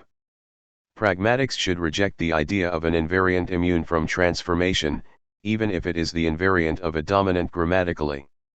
For language is a political affair before it is an affair for linguistics. Even the evaluation of degrees of grammatically is a political matter. What is a semiotic, in other words, a regime of signs or a formalization of expression? They are simultaneously more and less than language. Language as a whole is defined by superlinearity, its condition of possibility. Individual languages are defined by constants, elements, and relations of a phonological, syntactical, and semantic nature. Doubtless, every regime of signs effectuates the condition of possibility of language and utilizes language elements, but that is all. No regime can be identical to that condition of possibility, and no regime has the property of constants. As Foucault clearly shows, regimes of signs are only functions of existence of language that sometimes span a number of languages and are sometimes distributed within a single language. They coincide neither with a structure nor with units of a given order, but rather intersect them and cause them to appear in space and time. This is the sense in which regimes of signs are assemblages of enunciation, which cannot be adequately accounted for by any linguistic category. What makes a proposition or even a single word a statement pertains to implicit presuppositions that cannot be made explicit, that mobilize pragmatic variables proper to enunciation, incorporeal transformations. This precludes explaining an assemblage in terms of the signifier or the subject, because both pertain to variables of enunciation within the assemblage. It is signifiance and subjectification that presuppose the assemblage, not the reverse. The names we gave to the regimes of signs, pre-signifying, signifying, counter-signifying, post-signifying, would remain evolutionist if heterogeneous functions or varieties of assemblages did not effectively correspond to them: segmentarization, signifiance and interpretation, numeration, subjectification. Regimes of signs are thus defined by variables that are internal to enunciation but remain external to the constants of language and irreducible to linguistic categories. But at this point, everything turns around, and the reasons why a regime of signs is less than language also become the reasons why it is more than language. Only one side of the assemblage has to do with enunciation or formalizes expression; on its other side, inseparable from the first, it formalizes contents. It is a machinic assemblage or an assemblage of bodies. Now contents are not signifieds dependent upon a signifier in any way, nor are they objects in any kind of relation of causality with the subject. They have their own formalization and have no relation of symbolic correspondence or linear causality with the form of expression. The two forms are in reciprocal presupposition, and they can be abstracted from each other only in a very relative way because they are two sides of a single assemblage. We must therefore arrive at something in the assemblage itself that is still more profound than these sides and can account for both of the forms in presupposition, forms of expression or regimes of signs, semiotic systems, and forms of content or regimes of bodies, physical systems. This is what we call the abstract machine, which constitutes and conjugates all of the assemblage's cutting edges of deterritorialization. 39 We must say that the abstract machine is necessarily much more than language. When linguists, following Chomsky, rise to the idea of a purely language-based abstract machine, our immediate objection is that their machine, far from being too abstract, is not abstract enough because it is limited to the form of expression and to alleged universals that presuppose language. Abstracting content is an operation that appears all the more relative and inadequate when seen from the viewpoint of abstraction itself. A true abstract machine has no way of making a distinction within itself between a plane of expression and a plane of content because it draws a single plane of consistency, which in turn formalizes contents and expressions according to strata and reterritorializations. The abstract machine in itself is destratified, deterritorialized.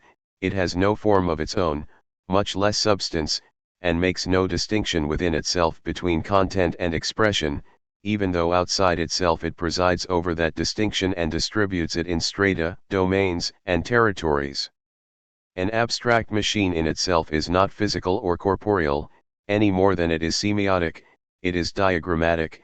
It knows nothing of the distinction between the artificial and the natural either. It operates by matter, not by substance, by function, not by form. Substances and forms are of expression or of content. But functions are not yet semiotically formed, and matters are not yet physically formed. The abstract machine is pure matter function, a diagram independent of the forms and substances, expressions, and contents it will distribute. We define the abstract machine as the aspect or moment at which nothing but functions and matters remain. A diagram has neither substance nor form, neither content nor expression. 40 Substance is a formed matter, and matter is a substance that is unformed either physically or semiotically. Whereas expression and content have distinct forms, are really distinct from each other, function has only traits, of content and of expression, between which it establishes a connection.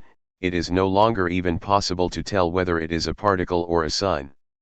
A matter content having only degrees of intensity, resistance, conductivity, heating, stretching, speed, or tardiness, and a function expression having only tensors, as in a system of mathematical, or musical, writing. Writing now functions on the same level as the real, and the real materially writes. The diagram retains the most deterritorialized content and the most deterritorialized expression, in order to conjugate them.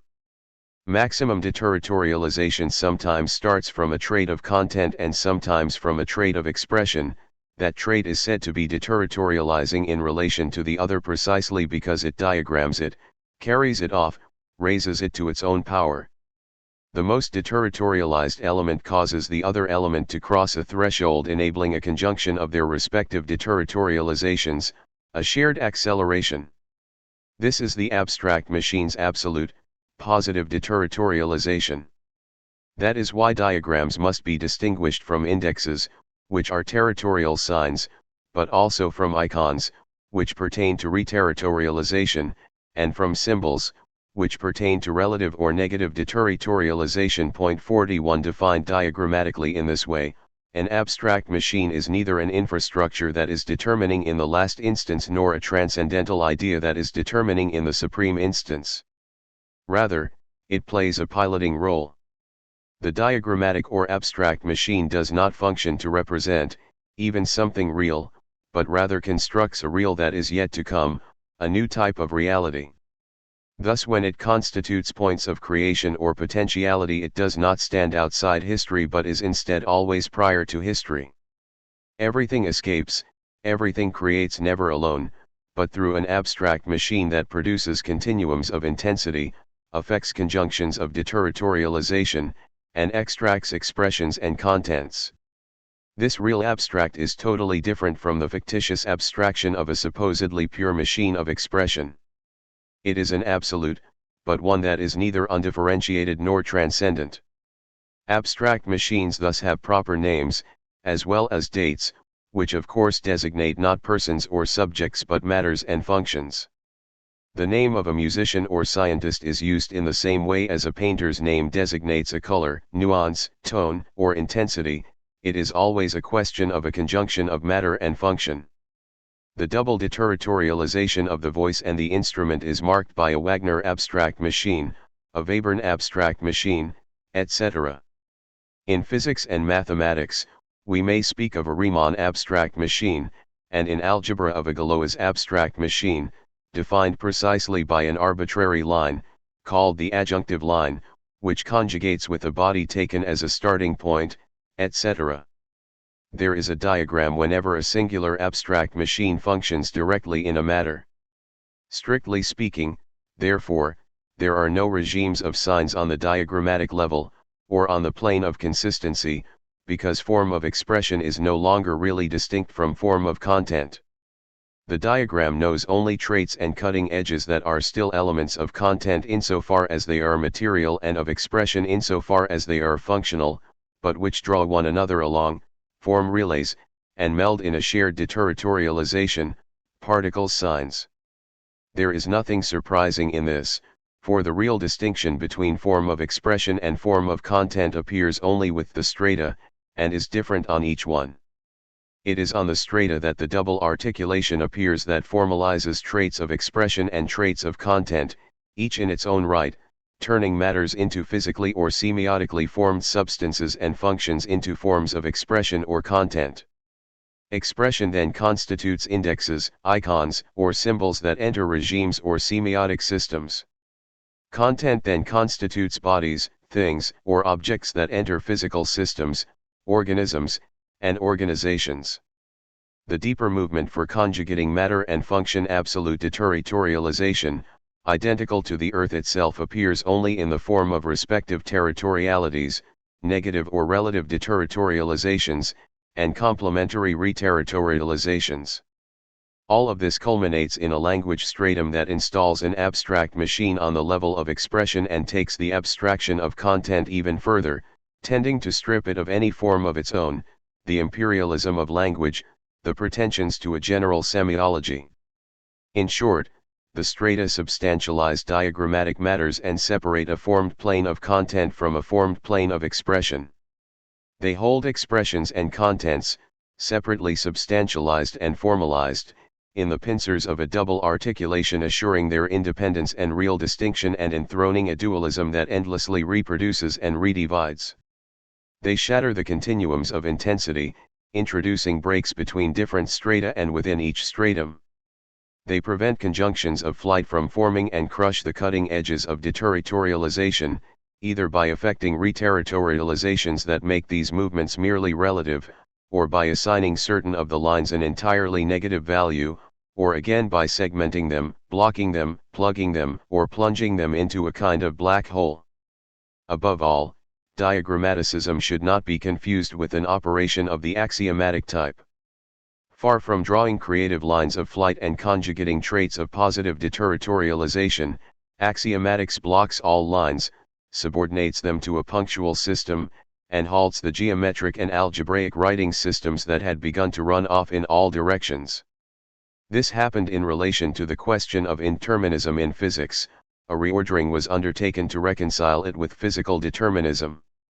Mathematical writing systems were axiomatized, in other words, rest ratified, resemiotized, and material flows were rephysicalized. It is as much a political as a scientific affair. Science must not go crazy. Hilbert and de Broglie were as much politicians as scientists. They re-established order. An axiomatization, a semiotization, a physicalization, is not a diagram but in fact the opposite of a diagram. The program of a stratum, against the diagram of the plane of consistency. This does not, however, preclude the diagrams heading back down the road to escape and scattering new, singular abstract machines. The mathematical creation of improbable functions was carried out in opposition to axiomatization, and the material invention of unfindable particles in opposition to physicalization. Science as such is like everything else, madness is as intrinsic to it as reorderings.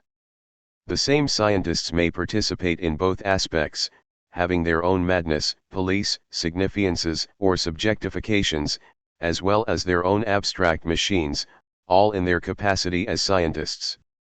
The phrase "the politics of science" is a good designation for these currents, which are internal to science and not simply circumstances and state factors that act upon it from the outside, leading it to make as atomic bomb here and embark upon a space program there. These political influences or determinations would not exist if science itself did not have its own poles, oscillations, strata, and destratifications, its own lines of flight and reorderings, in short, the more or less potential events of its own politics, its own particular polemics, its own internal war machine, of which thwarted, persecuted, or hindered scientists are historically a part. It is not enough to say that axiomatics does not take invention and creation into account. It possesses a deliberate will to halt or stabilize the diagram, to take its place by lodging itself on a level of coagulated abstraction too large for the concrete but too small for the real. We will see in what sense this is the capitalist level. We cannot, however, content ourselves with a dualism between the plane of consistency and its diagrams and abstract machines on the one hand, and the strata and their programs and concrete assemblages on the other.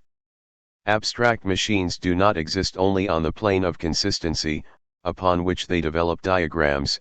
They are already present enveloped or encasted in the strata in general, or even erected on particular strata upon which they simultaneously organize a form of expression and a form of content. What is illusory in the second case is the idea of an exclusively expressive or language-based abstract machine, not the idea of an abstract machine internal to the stratum and accounting for the relativity of those two distinct forms. Thus there are two complementary movements, one by which abstract machines work the strata and are constantly setting things loose, another by which they are effectively stratified, effectively captured by the strata. On the one hand, strata could never organize themselves if they did not harness diagrammatic matters or functions and formalize them from the standpoint of both expression and content. Every regime of signs, and even significance and subjectification, is still a diagrammatic effect, although relativized and negativized. On the other hand, abstract machines would never be present, even on the strata, if they did not have the power or potentiality to extract and accelerate destratified particles signs, the passage to the absolute. Consistency is neither totalizing nor structuring, rather, it is deterritorializing. A biological stratum, for example, evolves not according to statistical phenomena but rather according to cutting edges of deterritorialization. The security, tranquility, and homeostatic equilibrium of the strata are thus never completely guaranteed. To regain a plane of consistency that inserts itself into the most diverse systems of stratification and jumps from one to the other, it suffices to prolong the lines of flight working the strata, to connect the dots, to conjugate the processes of deterritorialization. We have seen that signifiance and interpretation, consciousness and passion, can prolong themselves following these lines, and at the same time open out onto a properly diagrammatic experience. All of these states or modes of the abstract machine coexist in what we call the machinic assemblage. The assemblage has two poles or vectors. One vector is oriented toward the strata, upon which it distributes territorialities, relative deterritorializations, and reterritorializations. The other is oriented toward the plane of consistency or destratification, upon which it conjugates processes of deterritorialization, carrying them to the absolute of the earth. It is along its stratic vector that the assemblage differentiates a form of expression, from the standpoint of which it appears as a collective assemblage of enunciation, from a form of content, from the standpoint of which it appears as a machinic assemblage of bodies. It fits one form to the other, one manifestation to the other, placing them in reciprocal presupposition. But along its diagrammatic or destratified vector, it no longer has two sides. All it retains are traits of expression and content from which it extracts degrees of deterritorialization that add together and cutting edges that conjugate. A regime of signs has more than just two components. It has, in fact, four of them, which form the object of pragmatics. The first was the generative component, which shows how a form of expression located on the language stratum always appeals to several combined regimes. In other words, how every regime of signs or semiotic is concretely mixed. On the level of this component, one can abstract forms of content, most successfully if emphasis is placed on the mixture of regimes in the form of expression. One should not, however, conclude from this the predominance of a regime constituting a general semiology and unifying forms. The second, transformational, component, shows how one abstract regime can be translated, transformed into another, and especially how it can be created from other regimes. This second component is obviously more profound, because all mixed regimes presuppose these transformations from one regime to another, past, present, or potential, as a function of the creation of new regimes. Once again, one abstracts, or can abstract, content, since the analysis is limited to metamorphoses internal to the form of expression, even though the form of expression is not adequate to account for them. The third component is diagrammatic. It consists in taking regimes of signs or forms of expression and extracting from them particle signs that are no longer formalized but instead constitute unformed traits capable of combining with one another. This is the height of abstraction, but also the moment at which abstraction becomes real. Everything operates through abstract real machines, which have names and dates. One can abstract forms of content, but one must simultaneously abstract forms of expression, for what is retained of each are only unformed traits. That is why an abstract machine that would operate purely on the level of language is an absurdity. It is clear that this diagrammatic component is in turn more profound than the transformational component. The creation's transformations of a regime of signs operate by the emergence of ever new abstract machines. Finally, the last, properly machinic, component is meant to show how abstract machines are effectuated in concrete assemblages. It is these assemblages that give distinct form to traits of expression, but not without doing the same for traits of content, the two forms being in reciprocal presupposition, or having a necessary, unformed relation that once again prevents the form of expression from behaving as though it were self-sufficient, although it is independent or distinct in a strictly formal way. Thus pragmatics, or schizoanalysis, can be represented by four circular components that bud and form rhizomes.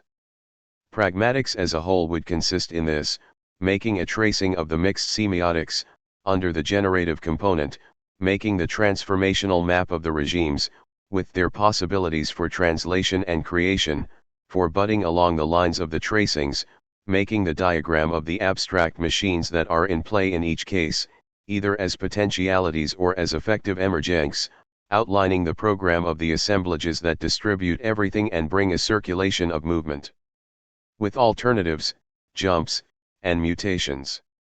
For example, in considering a given proposition, in other words, a verbal aggregate defined syntactically, semantically, and logically as the expression of an individual or group, I love you or I am jealous, one would begin by asking to which statement this proposition corresponds in the group or individual, for the same proposition can be tied to completely different statements. This question means, what regime of signs is the proposition taken up by and without which its syntactical, semantic, and logical elements would remain totally empty universal conditions? What non-linguistic element, or variable of enunciation, gives it consistency? There is a pre-signifying I love you of the collective type in which, as Miller says, a dance weds all the women of the tribe. There is a counter-signifying I love you of the distributive and polemical type that has to do with war and relations of force, the I love you of Penthesilea and Achilles.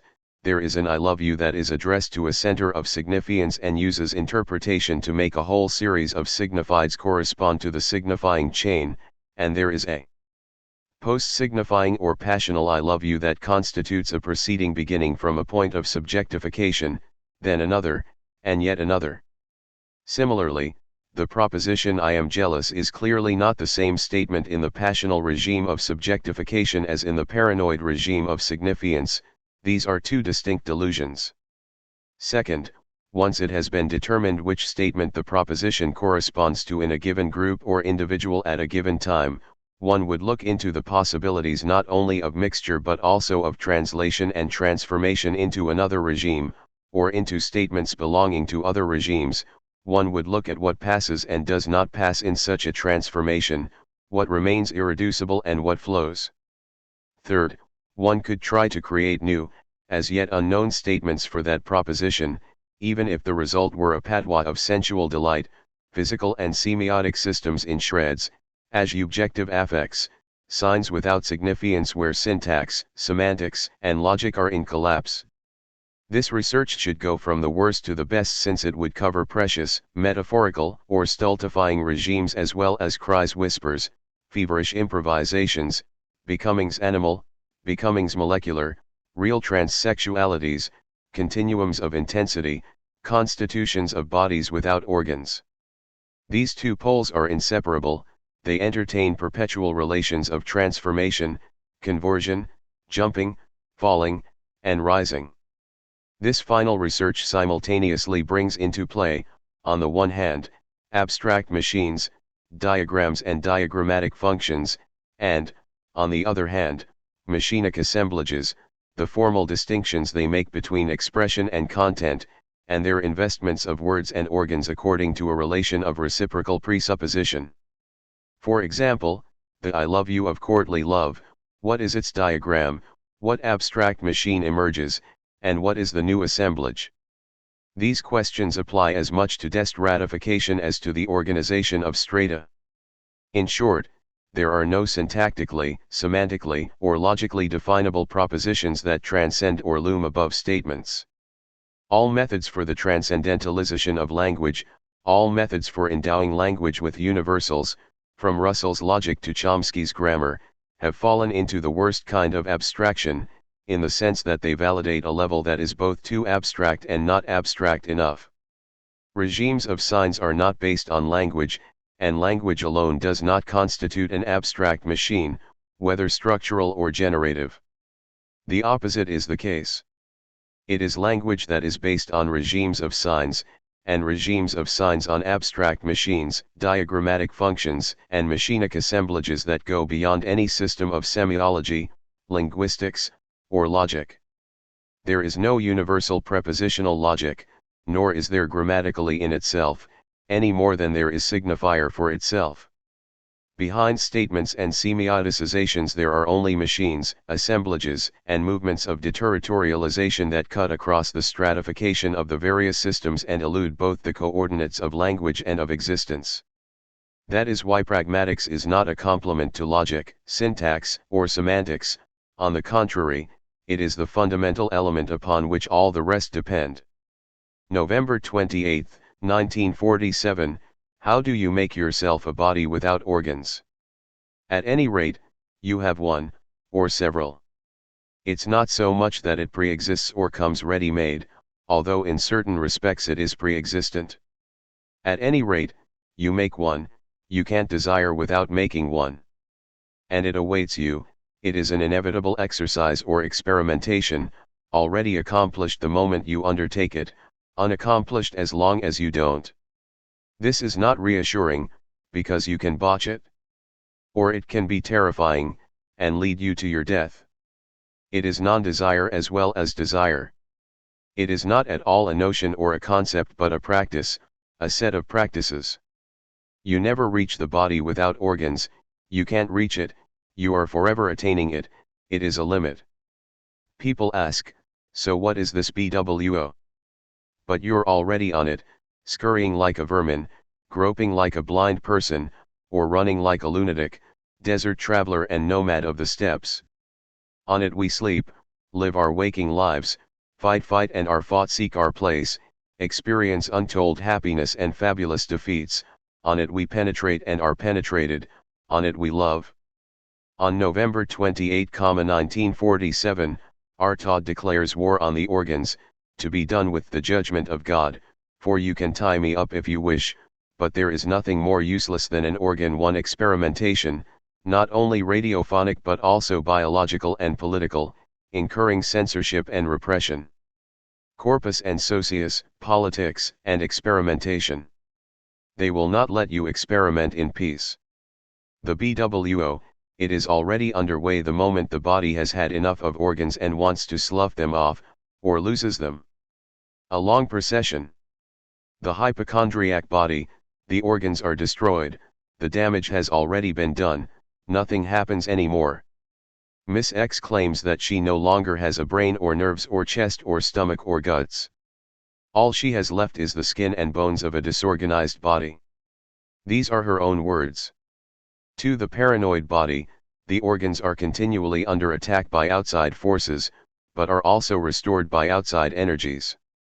He lived for a long time without a stomach, without intestines, almost without lungs, with a torn esophagus, without a bladder, and with shattered ribs. He used sometimes to swallow part of his own larynx with his food, etc.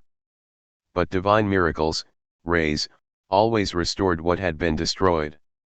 3. The schizo body, waging its own active internal struggle against the organs, at the price of catatonia.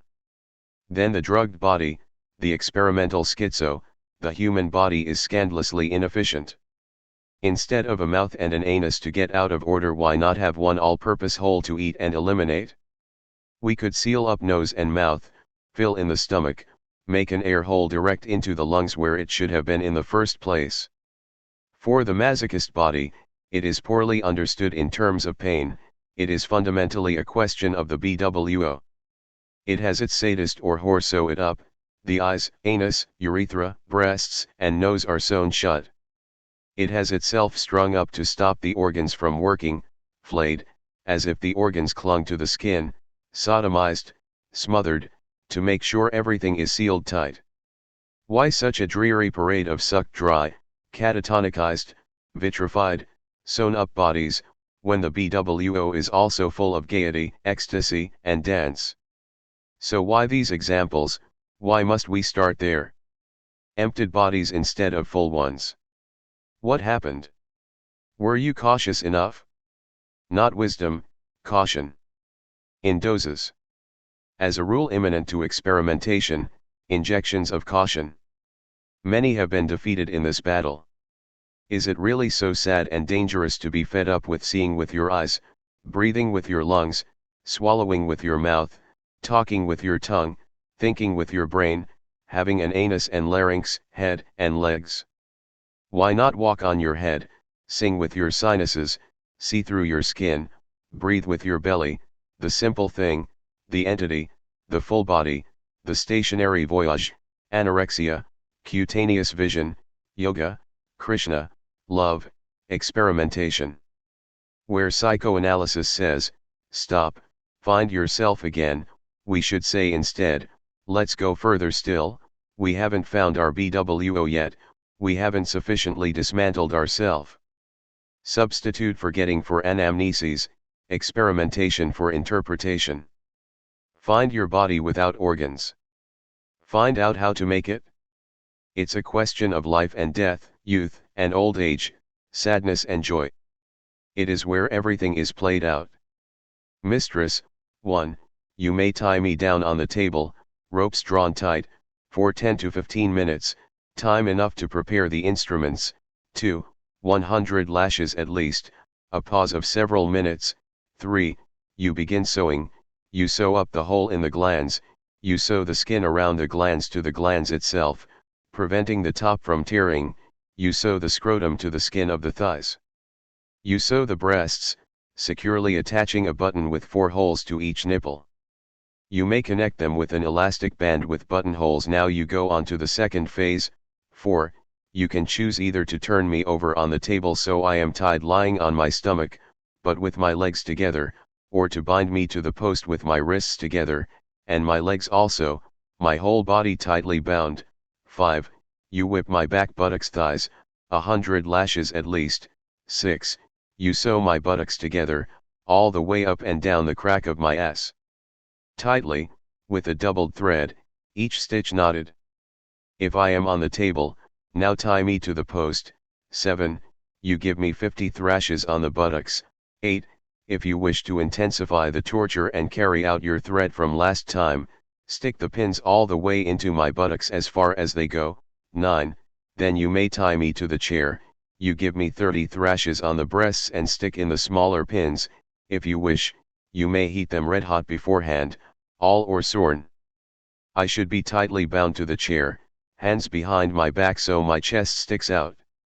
I haven't mentioned burns, only because I have a medical exam coming up in a while, and they take a long time to heal. This is not a fantasy, it is a program. There is an essential difference between the psychoanalytic interpretation of the fantasy and the anti-psychiatric experimentation of the program. Between the fantasy, an interpretation that must itself be interpreted, and the motor program of experimentation. 5 The BWO is what remains when you take everything away. What you take away is precisely the fantasy and significances and subjectifications as a whole. Psychoanalysis does the opposite. It translates everything into fantasies, it converts everything into fantasy, it retains the fantasy. It royally botches the real, because it botches the BWO. Something will happen. Something is already happening. But what comes to pass on the BWO is not exactly the same as how you make yourself one. However, one is included in the other. Hence the 2 phases set forth in the preceding letter. Why 2 clearly distinguished phases, when the same thing is done in both cases, sewing and flogging? One phase is for the fabrication of the BWO, the other to make something circulate on it or pass across it.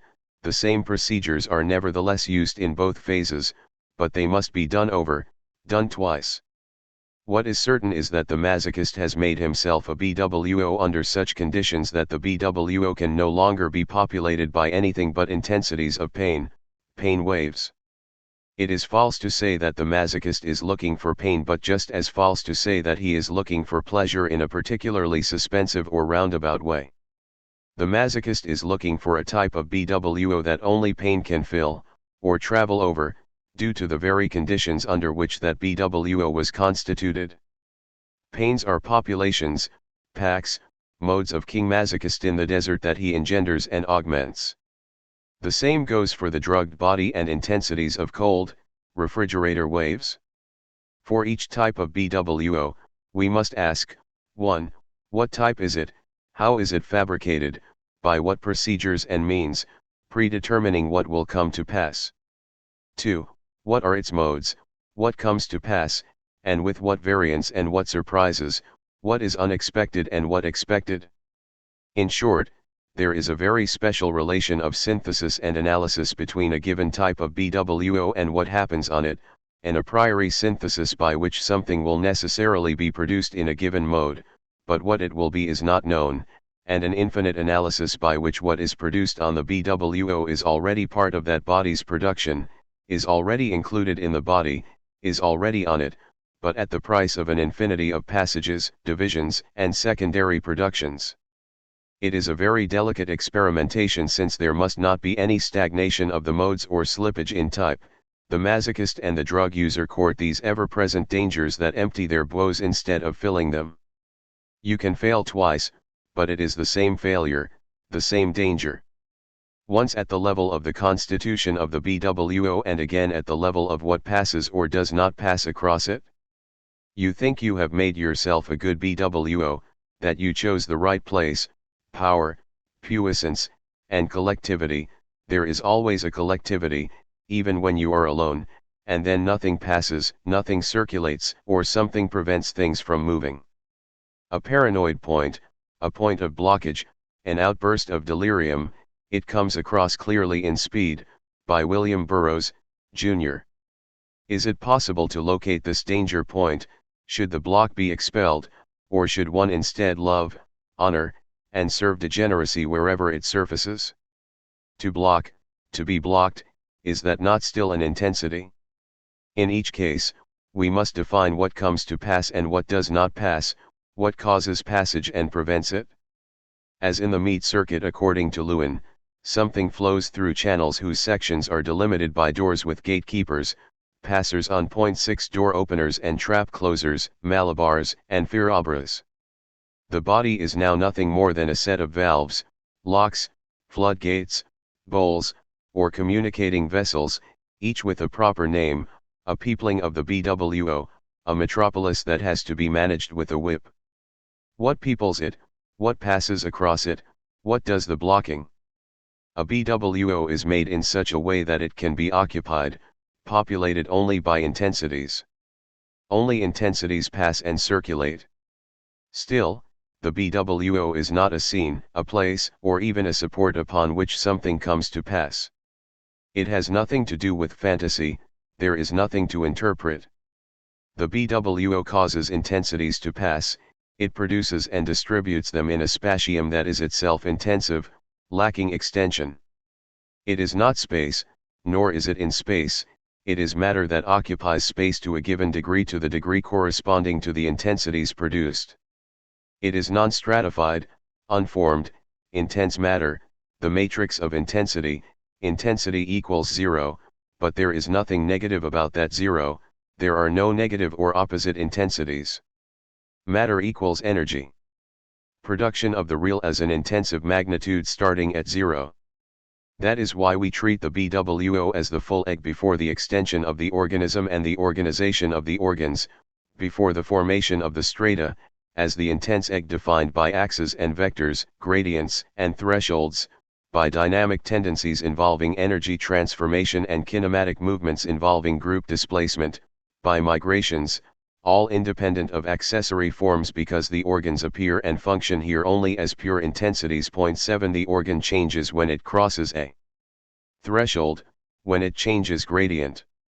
No organ is constant as regards either function or position, sex organs sprout anywhere, rectums open, defecate and close. The entire organism changes color and consistency in split-second adjustments. 8 The tantric egg. After all, is not Spinoza's Ethics the great book of the BWO? The attributes are types or geniuses of woes, substances, powers, zero intensities as matrices of production. The modes are everything that comes to pass, waves and vibrations, migrations, thresholds, and gradients, intensities produced in a given type of substance starting from a given matrix. The masochist body as an attribute or genus of substance, with its production of intensities and pain modes based on its degree 0 of being sewn up. The drugged body as a different attribute, with its production of specific intensities based on absolute cold equals 0. Junkies always beef about the cold as they call it, turning up their black coat collars and clutching their withered necks, pure junk con. A junkie does not want to be warm, he wants to be cool, cooler, cold. But he wants the cold like he wants his junk, not outside where it does him no good but inside so he can sit around with a spine like a frozen hydraulic jack, his metabolism approaching absolute 0. 9 etc. The problem of whether there is a substance of all substances, a single substance for all attributes, becomes, is there a totality of all BWOSL? If the BWO is already a limit, what must we say of the totality of all BWOs? It is a problem not of the one and the multiple but of a fusional multiplicity that effectively goes beyond any opposition between the one and the multiple. A formal multiplicity of substantial attributes that, as such, constitutes the ontological unity of substance. There is a continuum of all of the attributes or genuses of intensity under a single substance, and a continuum of the intensities of a certain genus under a single type or attribute. A continuum of all substances in intensity and of all intensities in substance. The uninterrupted continuum of the BWO. BWO, immanence, immanent limit. Drug users, masochists, schizophrenics, lovers all both pay homage to Spinoza. The BWO is the field of immanence of desire, the plane of consistency specific to desire, with desire defined as a process of production without reference to any exterior agency, whether it be a lack that hollows it out or a pleasure that fills it. Every time desire is betrayed, cursed, uprooted from its field of immanence, a priest is behind it. The priest cast the triple curse on desire, the negative law, the extrinsic rule, and the transcendent ideal. Facing north, the priest said, "Desire is lack, how could it not lack what it desires?" The priest carried out the first sacrifice, named castration, and all the men and women of the north lined up behind him, crying in cadence, "Lack, lack, it's the common law." Then, facing south, the priest linked desire to pleasure. For there are hedonistic, even orgiastic, priests. Desire will be assuaged by pleasure, and not only will the pleasure obtain silence desire for a moment, but the process of obtaining it is already a way of interrupting it, of instantly discharging it and unburdening oneself of it. Pleasure as discharge, the priest carries out the second sacrifice, named masturbation. Then, facing east, he exclaimed, "Jouissance is impossible, but impossible jouissance is inscribed in desire." For that, in its very impossibility, is the ideal, the manque jouir that is life. 10 The priest carried out the third sacrifice, fantasy, or the 1001 nights, the 120 days, while the men of the East chanted, "Yes, we will be your fantasy, your ideal and impossibility, yours and also our own." The priest did not turn to the west. He knew that in the west lay a plane of consistency, but he thought that the way was blocked by the columns of Hercules, that it led nowhere and was uninhabited by people. But that is where desire was lurking. West was the shortest route east, as well as to the other directions, rediscovered or deterritorialized. The most recent figure of the priest is the psychoanalyst, with his or her three principles: pleasure, death, and reality. Doubtless, psychoanalysis demonstrated that desire is not subordinated to procreation, or even to genitality. That was its modernism. But it retained the essentials. It even found new ways of inscribing in desire the negative law of lack, the external rule of pleasure, and the transcendent ideal of fantasy. Take the interpretation of masochism. When the ridiculous death instinct is not invoked, it is claimed that the masochist, like everybody else, is after pleasure but can only get it through pain and fantasied humiliations whose function is to allay or ward off deep anxiety. This is inaccurate. The masochist's suffering is the price he must pay, not to achieve pleasure, but to untie the pseudo-bond between desire and pleasure as an extrinsic measure. Pleasure is in no way something that can be attained only by a detour through suffering. It is something that must be delayed as long as possible because it interrupts the continuous process of positive desire. There is, in fact, a joy that is immanent to desire as though desire were filled by itself and its contemplations, a joy that implies no lack or impossibility and is not measured by pleasure, since it is what distributes intensities of pleasure and prevents them from being suffused by anxiety, shame, and guilt. In short, the masochist uses suffering as a way of constituting a body without organs and bringing forth a plane of consistency of desire. That there are other ways, other procedures than masochism, and certainly better ones, is beside the point. It is enough that some find this procedure suitable for them. Take a masochist who did not undergo psychoanalysis program. At night, put on the bridle and attach my hands more tightly, either to the bit with the chain, or to the big belt right after returning from the bath. Put on the entire harness right away also, the reins and thumb screws, and attach the thumb screws to the harness. My penis should be in a metal sheath. Ride the reins for 2 hours during the day, and in the evening as the master wishes. Confinement for 3 or 4 days, hands still tied, the reins alternately tightened and loosened. The master will never approach her horse without the crop, and without using it. If the animal should display impatience or rebelliousness, the reins will be drawn tighter, the master will grab them and give the beast a good thrashing. 11. What is this masochist doing? He seems to be imitating a horse, equus eroticus, but that's not it. Nor are the horse and the master trainer or mistress images of the mother or father. Something entirely different is going on, a becoming animal essential to masochism. It is a question of forces. The masochist presents it this way: training axiom, destroy the instinctive forces in order to replace them with transmitted forces. In fact, it is less a destruction than an exchange and circulation. What happens to a horse can also happen to me. Horses are trained, humans impose upon the horses instinctive forces, transmitted forces that regulate the former, select, dominate, overcode them. The masochist effects an inversion of signs, the horse transmits its transmitted forces to him, so that the masochist's innate forces will in turn be tamed. There are two series: the horse's, innate force, force transmitted by the human being, and the masochist's, force transmitted by the horse, innate force of the human being. One series explodes into the other, forms a circuit with it, an increase in power or a circuit of intensities. The master, or rather the mistress rider, the equestrian, ensures the conversion of forces and the inversion of signs. The masochist constructs an entire assemblage that simultaneously draws and fills the field of immanence of desire. He constitutes a body without organs or plane of consistency, using himself, the horse, and the mistress. Results to be obtained: that I am kept in continual expectancy of actions and orders, and that little by little all opposition is replaced by a fusion of my person with yours. Thus at the mere thought of your boots, without even acknowledging it, I must feel fear.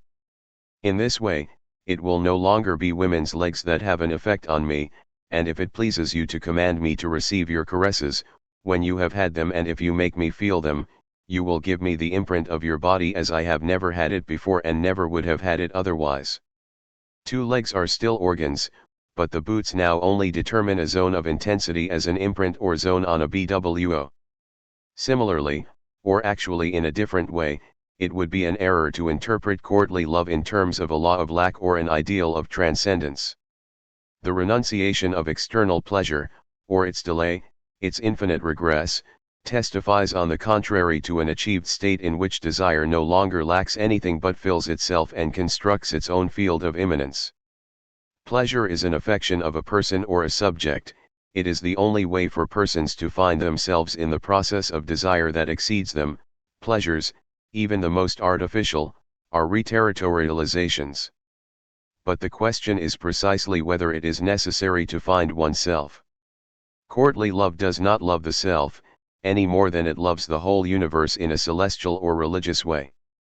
It is a question of making a body without organs upon which intensities pass, self and other, not in the name of a higher level of generality or a broader extension, but by virtue of singularities that can no longer be said to be personal, and intensities that can no longer be said to be extensive.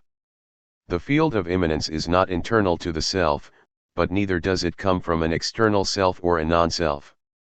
Rather, it is like the absolute outside that knows no selves, because interior and exterior are equally a part of the immanence in which they have fused. Joy in courtly love, the exchange of hearts, the test or assay, everything is allowed, as long as it is not external to desire or transcendent to its plane, or else internal to persons. The slightest caress may be as strong as an orgasm. Orgasm is a mere fact, a rather deplorable one, in relation to desire in pursuit of its principle. Everything is allowed, all that counts is for pleasure to be the flow of desire itself, immanence, instead of a measure that interrupts it or delivers it to the 3 phantoms, namely, internal lack, higher transcendence, and apparent exteriority. Point 13 If pleasure is not the norm of desire, it is not by virtue of a lack that is impossible to fill but, on the contrary, by virtue of its positivity, in other words, the plane of consistency it draws in the course of its process. A great Japanese compilation of Chinese Taoist treatises was made in 982 to 984. We see in it the formation of a circuit of intensities between female and male energy, with the woman playing the role of the innate or instinctive force, yin, stolen by or transmitted to the man in such a way that the transmitted force of the man, yang, in turn becomes innate, all the more innate, an augmentation of powers. Point 14 The condition for this circulation and multiplication is that the man not ejaculate. It is not a question of experiencing desire as an internal lack, nor of delaying pleasure in order to produce a kind of externalizable surplus value, but instead of constituting an intensive body without organs, Tao, a field of immanence in which desire lacks nothing and therefore cannot be linked to any external or transcendent criterion. It is true that the whole circuit can be channeled toward procreative ends, ejaculation when the energies are right, that is how Confucianism understood it. But this is true only for one side of the assemblage of desire, the side facing the strata, organisms, state, family. It is not true for the other side, the Tao side of dest ratification that draws a plane of consistency proper to desire. Is the Tao masochistic? Is courtly love Taoist? These questions are largely meaningless. The field of immanence or plane of consistency must be constructed. This can take place in very different social formations through very different assemblages, perverse, artistic, scientific, mystical, political, with different types of bodies without organs. It is constructed piece by piece, and the places, conditions, and techniques are irreducible to one another. The question, rather, is whether the pieces can fit together, and at what price. Inevitably, there will be monstrous crossbreeds. The plane of consistency would be the totality of all Buos, a pure multiplicity of immanence, one piece of which may be Chinese, another American, another medieval, another petty perverse, but all in a movement of generalized deterritorialization in which each person takes and makes what she or he can, according to tastes she or he will have succeeded in abstracting from a self-moi, according to a politics or strategy successfully abstracted from a given formation, according to a given procedure abstracted from its origin. We distinguish between 1. Buos, which are different types, geniuses, or substantial attributes. For example, the cold of the drugged BWO, the pain of the masochist BWO. Each has its degree 0 as its principle of production, remissio. 2. What happens on each type of BWO, in other words, the modes, the intensities that are produced, the waves that pass, latitudo. 3. The potential totality of all Buos, the plane of consistency, omnitudo, sometimes called the BWO. There are a number of questions. Not only how to make oneself a BWO, and how to produce the corresponding intensities without which it would remain empty, not exactly the same question. But also how to reach the plane of consistency. How to sew up, cool down, and tie together all the Buos. If this is possible to do, it is only by conjugating the intensities produced on each BWO, by producing a continuum of all intensive continuities. Are not assemblages necessary to fabricate each BWO? Is not a great abstract machine necessary to construct the plane of consistency? Gregory Bateson uses the term plateau for continuous regions of intensity constituted in such a way that they do not allow themselves to be interrupted by any external termination, any more than they allow themselves to build toward a climax. Examples are certain sexual, or aggressive, processes in Balinese culture. Point 15 A plateau is a piece of immanence. Every BWO is made up of plateaus. Every BWO is itself a plateau in communication with other plateaus on the plane of consistency. The BWO is a component of passage. A rereading of H. Heliogabal and Letera Humaras. For Heliogabalus is Spinoza, and Spinoza is Heliogabalus revived. And the Tarahumaras are experimentation, peyote.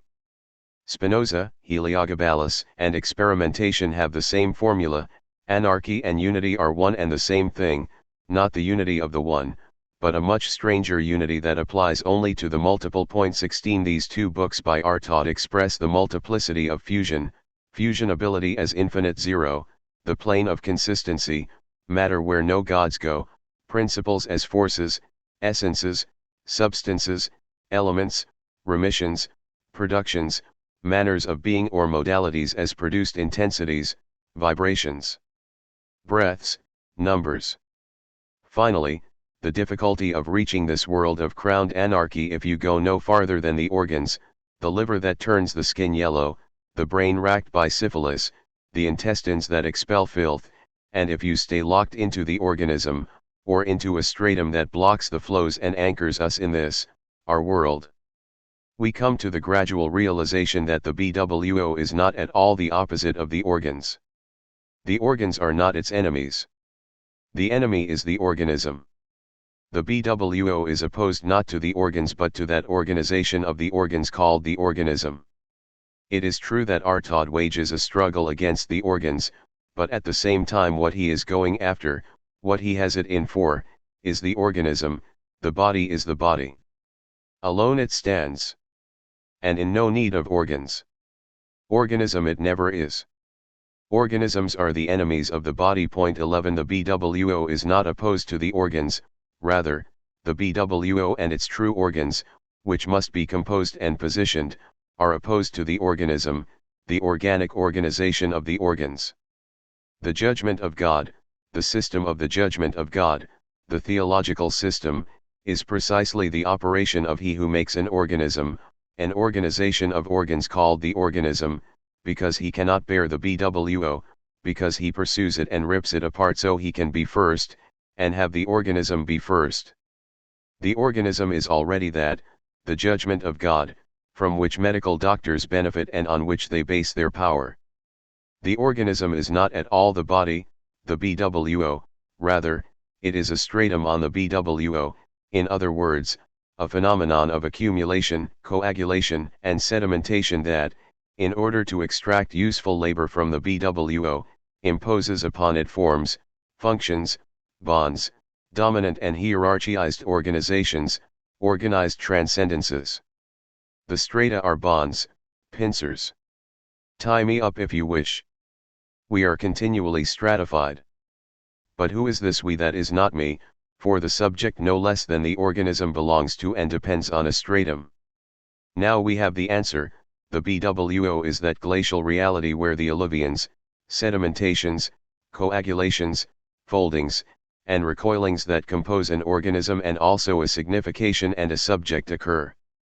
For the judgment of God weighs upon and is exercised against the BWO, it is the BWO that undergoes it.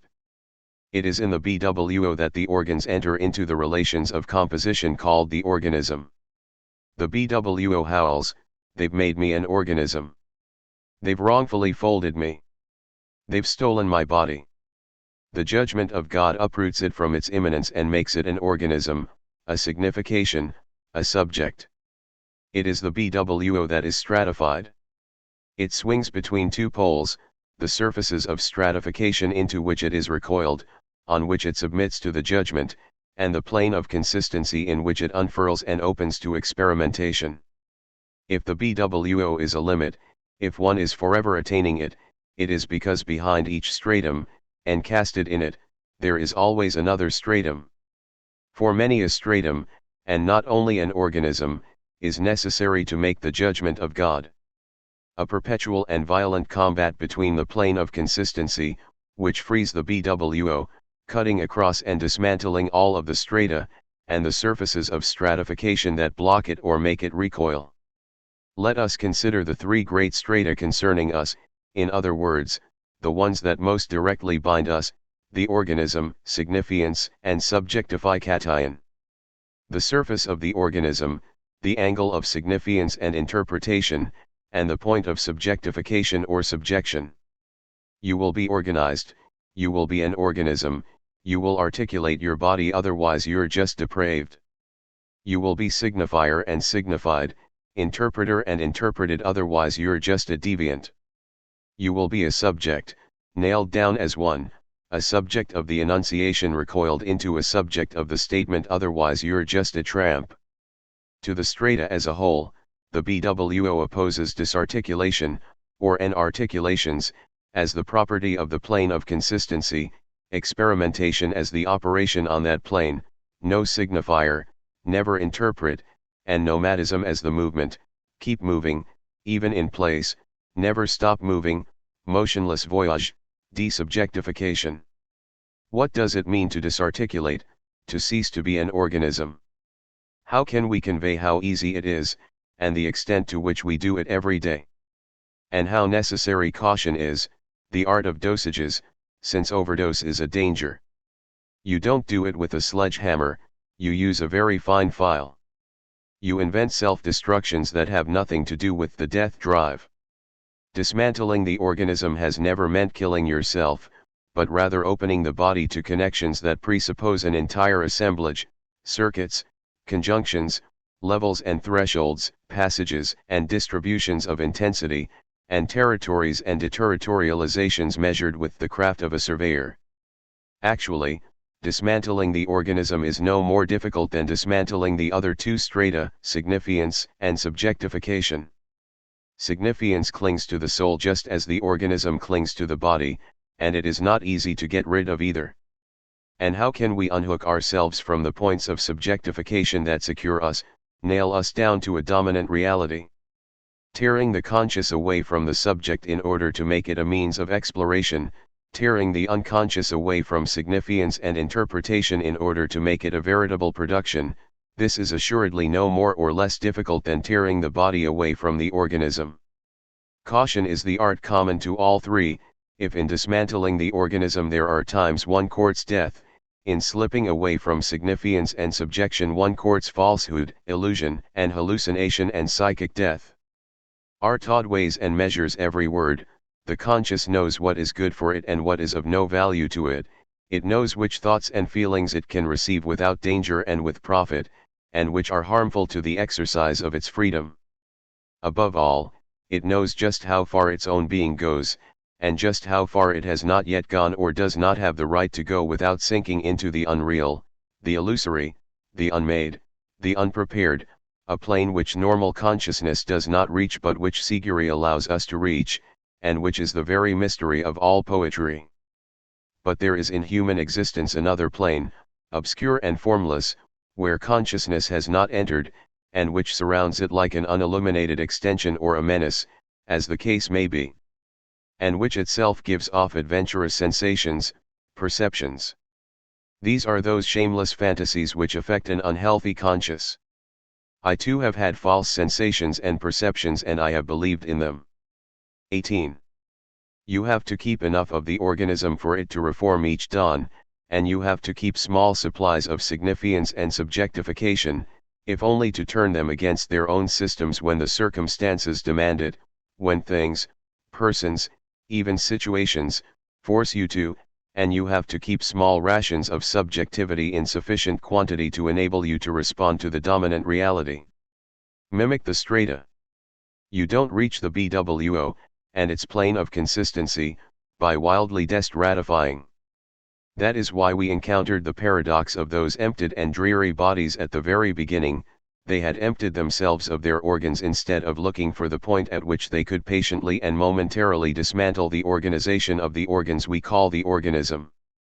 There are, in fact, several ways of botching the BWO, either one fails to produce it, or one produces it more or less, but nothing is produced on it, intensities do not pass or are blocked. This is because the BWO is always swinging between the surfaces that stratify it and the plane that sets it free. If you free it with too violent an action, if you blow apart the strata without taking precautions, then instead of drawing the plane you will be killed, plunged into a black hole, or even dragged toward catastrophe. Staying stratified, organized, signified, subjected is not the worst that can happen. The worst that can happen is if you throw the strata into demented or suicidal collapse, which brings them back down on us heavier than ever. This is how it should be done: lodge yourself on a stratum, experiment with the opportunities it offers, find an advantageous place on it, find potential movements of deterritorialization, possible lines of flight, experience them, produce flow conjunctions here and there, try out continuums of intensities segment by segment, have a small plot of new land at all times. It is through a meticulous relation with the strata that one succeeds in freeing lines of flight, causing conjugated flows to pass and escape, and bringing forth continuous intensities for a BWO. Connect, conjugate, continue, a whole diagram, as opposed to still signifying and subjective programs. We are in a social formation. First see how it is stratified for us and in us and at the place where we are, then descend from the strata to the deeper assemblage within which we are held, gently tip the assemblage, making it pass over to the side of the plane of consistency. It is only there that the BWO reveals itself for what it is: connection of desires, conjunction of flows, continuum of intensities. You have constructed your own little machine, ready when needed to be plugged into other collective machines. Castaneda describes a long process of experimentation. It makes little difference whether it is with peyote or other things. Let us recall for the moment how the Indian forces him first to find a place, already a difficult operation, then to find allies, and then gradually to give up interpretation, to construct flow by flow and segment by segment lines of experimentation, becoming animal, becoming molecular, etc. For the BWO is all of that, necessarily a place, necessarily a plane, necessarily a collectivity, assembling elements, things, plants, animals, tools, people, powers, and fragments of all of these, for it is not my body without organs. Instead the me, moi, is on it, or what remains of me, unalterable and changing in form, crossing thresholds. In the course of Castaneda's books, the reader may begin to doubt the existence of the Indian Don Juan, and many other things besides. But that has no importance. So much the better if the books are a syncretism rather than an ethnographical study, and the protocol of an experiment rather than an account of an initiation. The fourth book, Tales of Power, is about the living distinction between the tonal and the nagual. The tonal seems to cover many disparate things. It is the organism, and also all that is organized and organizing, but it is also signifiance, and all that is signifying or signified, all that is susceptible to interpretation, explanation, all that is memorizable in the form of something recalling something else. Finally, it is the self, moi, the subject, the historical, social, or individual person, and the corresponding feelings. In short, the tonal is everything, including God, the judgment of God, since it makes up the rules by which it apprehends the world. So, in a manner of speaking, it creates the world. 19 Yet the tonal is only an island. For the nagual is also everything. And it is the same everything, but under such conditions that the body without organs has replaced the organism and experimentation has replaced all interpretation, for which it no longer has any use. Flows of intensity, their fluids, their fibers, their continuums and conjunctions of affects, the wind, fine segmentation, microperceptions, have replaced the world of the subject. Becomings, becomings animal, becomings molecular, have replaced history, individual or general. In fact, the tonal is not as disparate as it seems. It includes all of the strata and everything that can be ascribed to the strata, the organization of the organism, the interpretations and explanations of the signifiable, the movements of subjectification. The nagual, on the contrary, dismantles the strata. It is no longer an organism that functions but a BWO that is constructed. No longer are there acts to explain, dreams or fantasies to interpret, childhood memories to recall, words to make signify. Instead, there are colors and sounds, becomings and intensities, and when you become dog, don't ask if the dog you are playing with is a dream or a reality, if it is your goddamn mother or something else entirely. There is no longer a self moi that feels, acts, and recalls. There is a glowing fog, a dark yellow mist that has affects and experiences movements, speeds. Point 20 The important thing is not to dismantle the tonal by destroying it all of a sudden. You have to diminish it, shrink it, clean it, and that only at certain moments. You have to keep it in order to survive, to ward off the assault of the nagual. For a nagual that erupts, that destroys the tonal, a body without organs that shatters all the strata, turns immediately into a body of nothingness, pure self-destruction whose only outcome is death. The tonal must be protected at any cost. 21. We still have not answered the question of why there are so many dangers, and so many necessary precautions. It is not enough to set up an abstract opposition between the strata and the BWO. For the BWO already exists in the strata as well as on the destratified plane of consistency, but in a totally different manner. Take the organism as a stratum. There is indeed a BWO that opposes the organization of the organs we call the organism, but there is also a BWO of the organism that belongs to that stratum. Cancerous tissue. Each instant, each second, a cell becomes cancerous, mad, proliferates and loses its configuration, takes over everything. The organism must resubmit it to its rule or ratify it, not only for its own survival, but also to make possible an escape from the organism, the fabrication of the other BWO on the plane of consistency. Take the stratum of signifiance. Once again, there is a cancerous tissue, this time of signifiance, a burgeoning body of the despot that blocks any circulation of signs, as well as preventing the birth of the asignifying sign on the other BWO. Or take a stifling body of subjectification, which makes a freeing all the more unlikely by forbidding any remaining distinction between subjects.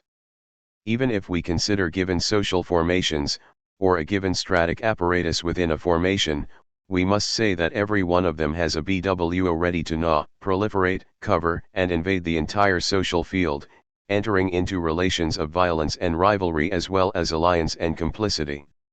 A BWO of money, inflation, but also a BWO of the state, army, factory, city, party, etc. If the strata are an affair of coagulation and sedimentation, all a stratum needs is a high sedimentation rate for it to lose its configuration and articulations, and to form its own specific kind of tumor, within itself or in a given formation or apparatus.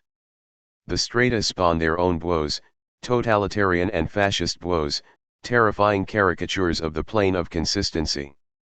It is not enough to make a distinction between full BWOs on the plane of consistency and empty BWOs on the debris of strata destroyed by a too violent destratification. We must also take into account cancerous BWOs in a stratum that has begun to proliferate. The three-body problem. Todd said that outside the plane is another plane surrounding us with an unilluminated extension or a menace, as the case may be. It is a struggle and as such is never sufficiently clear. How can we fabricate a BWO for ourselves without its being the cancerous BWO of a fascist inside us, or the empty BWO of a drug addict, paranoiac, or hypochondriac? How can we tell the three bodies apart? Todd was constantly grappling with this problem. The extraordinary composition of To Be Done with the Judgment of God. He begins by cursing the cancerous body of America, the body of war and money. He denounces the strata, which he calls caca. To the strata he opposes the true plane, even if it is only peyote, the little trickle of the tarahumaras, but he also knows about the dangers of a too sudden, careless destratification. Todd was constantly grappling with all of that, and flowed with it. Letter to Hitler. Dear Sir, in 1932 in the Eider Café in Berlin, on one of the evenings when I made your acquaintance and shortly before you took power, I showed you roadblocks on a map that was not just a map of geography, roadblocks against me, an act of force aimed in a certain number of directions you indicated to me. Today Hitler, I lift the roadblocks I set down. The Parisians need gas. Yours, A.A. P.S. Be it understood, dear sir, that this is hardly an invitation, it is above all a warning. 22 That map that is not only a map of geography is something like a BWO intensity map, where the roadblocks designate thresholds and the gas, waves, or flows. Even if Artaud did not succeed for himself, it is certain that through him something has succeeded for us all. The BWO is the egg. But the egg is not regressive, on the contrary, it is perfectly contemporary. You always carry it with you as your own milieu of experimentation, your associated milieu. The egg is the milieu of pure intensity, spatium not extension, zero intensity as principle of production. There is a fundamental convergence between science and myth, embryology and mythology, the biological egg and the psychic or cosmic egg. The egg always designates this intensive reality, which is not undifferentiated, but is where things and organs are distinguished solely by gradients, migrations, zones of proximity. The egg is the BWO. The BWO is not before the organism, it is adjacent to it and is continually in the process of constructing itself. If it is tied to childhood, it is not in the sense that the adult regresses to the child and the child to the mother, but in the sense that the child, like the Dogon twin who takes a piece of the placenta with him, tears from the organic form of the mother an intense and destratified matter that on the contrary constitutes his or her perpetual break with the past, his or her present experience, experimentation. The BWO is a childhood block, a becoming, the opposite of a childhood memory. It is not the child before the adult, or the mother before the child, it is the strict contemporaneousness of the adult and the child, their map of comparative densities and intensities, and all of the variations on that map. The BWO is precisely this intense germen where there are not and cannot be either parents or children, organic representation. This is what Freud failed to understand about Weissmann, the child as the germinal contemporary of its parents. Thus the BWO is never yours or mine. It is always a body. It is no more projective than it is regressive. It is an involution, but always a contemporary, creative involution. The organs distribute themselves on the BWO, but they distribute themselves independently of the form of the organism. Forms become contingent, organs are no longer anything more than intensities that are produced, flows, thresholds, and gradients. A stomach, an eye, a mouth, the indefinite article does not lack anything, it is not indeterminate or undifferentiated, but expresses the pure determination of intensity, intensive difference. The indefinite article is the conductor of desire. It is not at all a question of a fragmented, splintered body, of organs without the body, the BWO is exactly the opposite. There are not organs in the sense of fragments in relation to a lost unity, nor is there a return to the undifferentiated in relation to a differentiable totality. There is a distribution of intensive principles of organs, with their positive indefinite articles, within a collectivity or multiplicity, inside